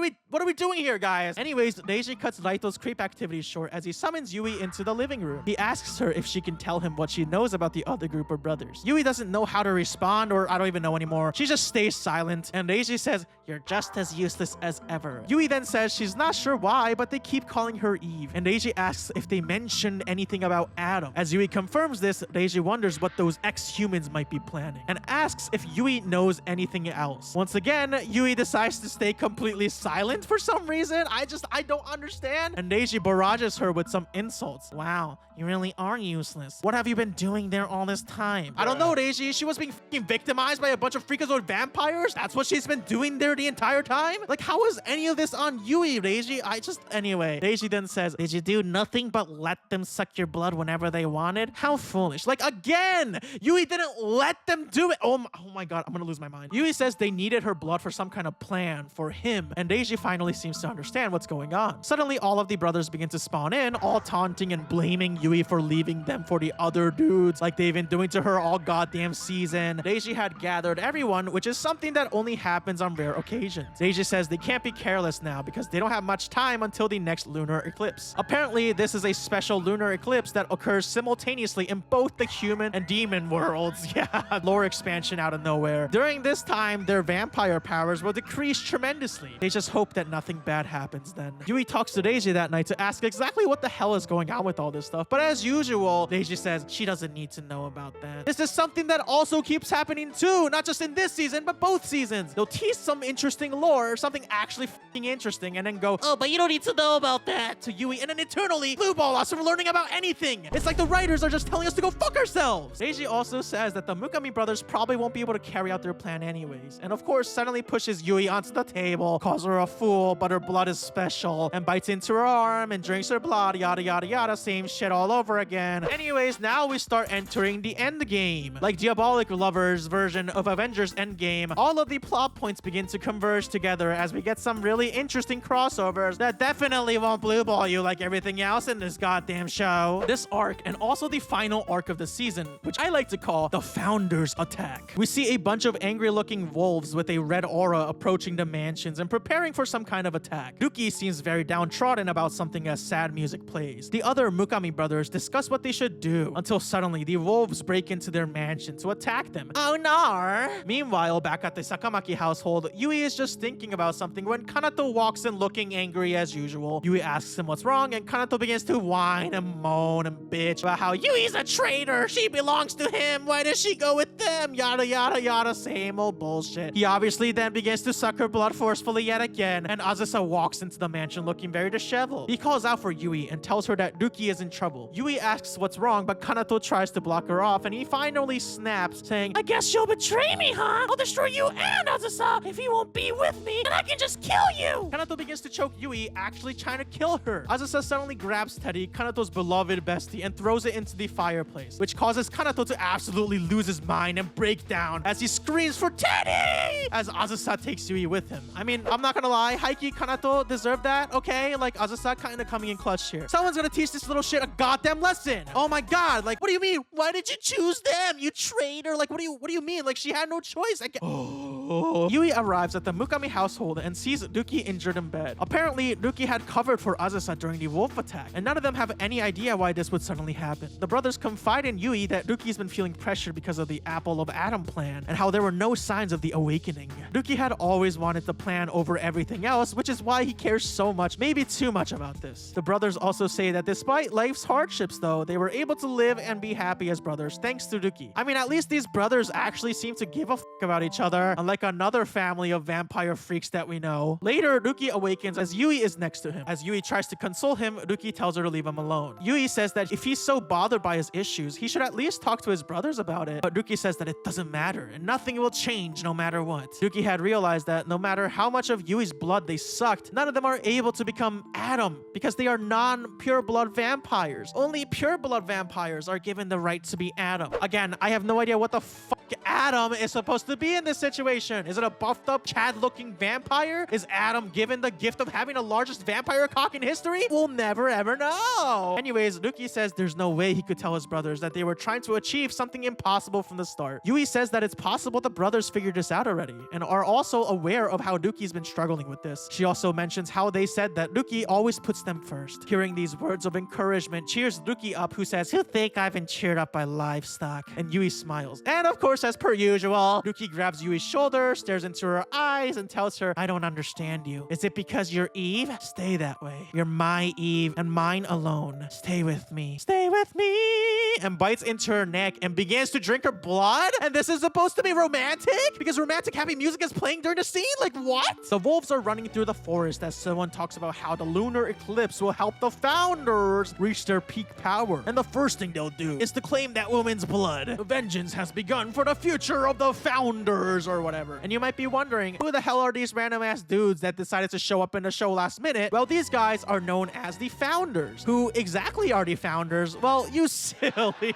Don't you realize by now that asking questions will never fucking matter in this season because they will never ever tell you anything ever? The Sakamaki mansion also gets attacked by the wolves, which the brothers managed to survive. Deiji and Shu determined that this attack was done by the last two survivors of the founders. So I guess the founders were basically exterminated back in a day or some shit. I don't really know. Who cares? Anyways, the brothers determined that their target must be Yui, or more specifically, her blood. Ayato, despite having the disadvantage of losing his strength during the lunar eclipse, while the founders will be gaining all of their strength, seems very determined to get Yui back. Duki seems to be doing better now as Yui walks into the room. Suddenly, Ayato spawns in behind her, telling the two about the attack on the Sakamaki household. As they determine that the target is Yui, she says that she doesn't want to cause any more trouble than she has, and if she's the one they're after, she doesn't want to involve any of the brothers. Like, come on, you cannot be serious. How is any of this Yui's fault? None of this is her fault, yet for some reason, the entire show and she herself treats it like it actually is, and she feels worried about the brothers who literally make her life into a living hell. I'm sorry, I just think all of this sucks. Ayato and Duki both ask what she can even do by herself, which honestly is a valid question at this point. And because vampire powers decrease during the eclipse, the vampires decide that they're gonna have to work together to protect Yui, or Eve, from the founders. As Ayato agrees, Duki then looks at Yui and asks if that is fine with her. And Yui, actually being treated like a normal human being, seems shocked that Duki is even asking her permission or consent to do something. And to be honest, even I was shocked about this because I thought consent just didn't exist in this goddamn universe, but I guess it does. does? Anyways, Yui agrees to this. And then, of course, Ayato's like, oh, you belong to me, and then bites into her neck and starts drinking her blood. And then Ruki says, you took the words right out of my mouth, and grabs her from the other side, says, you're my one and only Eve, and starts to drink her blood from the other side, and she be getting vampire double teamed. Ruki says, feel only my fangs on your skin. And Ayato says, I won't let anyone else have you. And Yui just gets absolutely no say or free will. Ruki later tells Yui that she reminds him of a younger himself. Freedom taken away, imprisoned, or perpetually suffering, but that won't work. He believes that someone can only become Adam when Eve has true will and choice, which was why Ruki asked Yui what she wanted to do before. So basically, Yui gets her powers or whatever when she gets actual consent, or she has to actually give consent to the other person in order for that person to become Adam? Has this entire thing just been a metaphor for a consensual relationship? Anyways, all of the brothers are suddenly standing around her, smiling as they all declare wanting to be chosen as Adam by Eve. Epic music begins to play, the lunar eclipse begins, the moon turns bright red, the founders get ready for their attack, and then the show just ends. Yeah, the show ends just like that. Like that. How is this not a complete waste of my goddamn time? This shit sucks ass. Diabolik Lovers Season 2 was a complete waste of time with an incomplete story, half-assed characters, and just weird essay-coded bullshit that's somehow all supposed to be romantic in this sadistic backwards way. Somehow, this season was way worse than Season 1. Season 1 was at least entertaining and had a lot to talk about, whereas Season 2, this season was just ass. Complete ass. It's just such an incomplete piece of shit that it really feels like it doesn't even warrant any serious analysis or anything like that. It just sucks. Anyways, that's it from me today though. I hope you guys enjoyed this video, and if you watched this point, thank you so much from the bottom of my heart. Make sure to leave a like and don't forget to subscribe for more anime and anime related content, and as usual, a big thank you to my channel members, and I will see you in the next video that I decide to make. Peace out.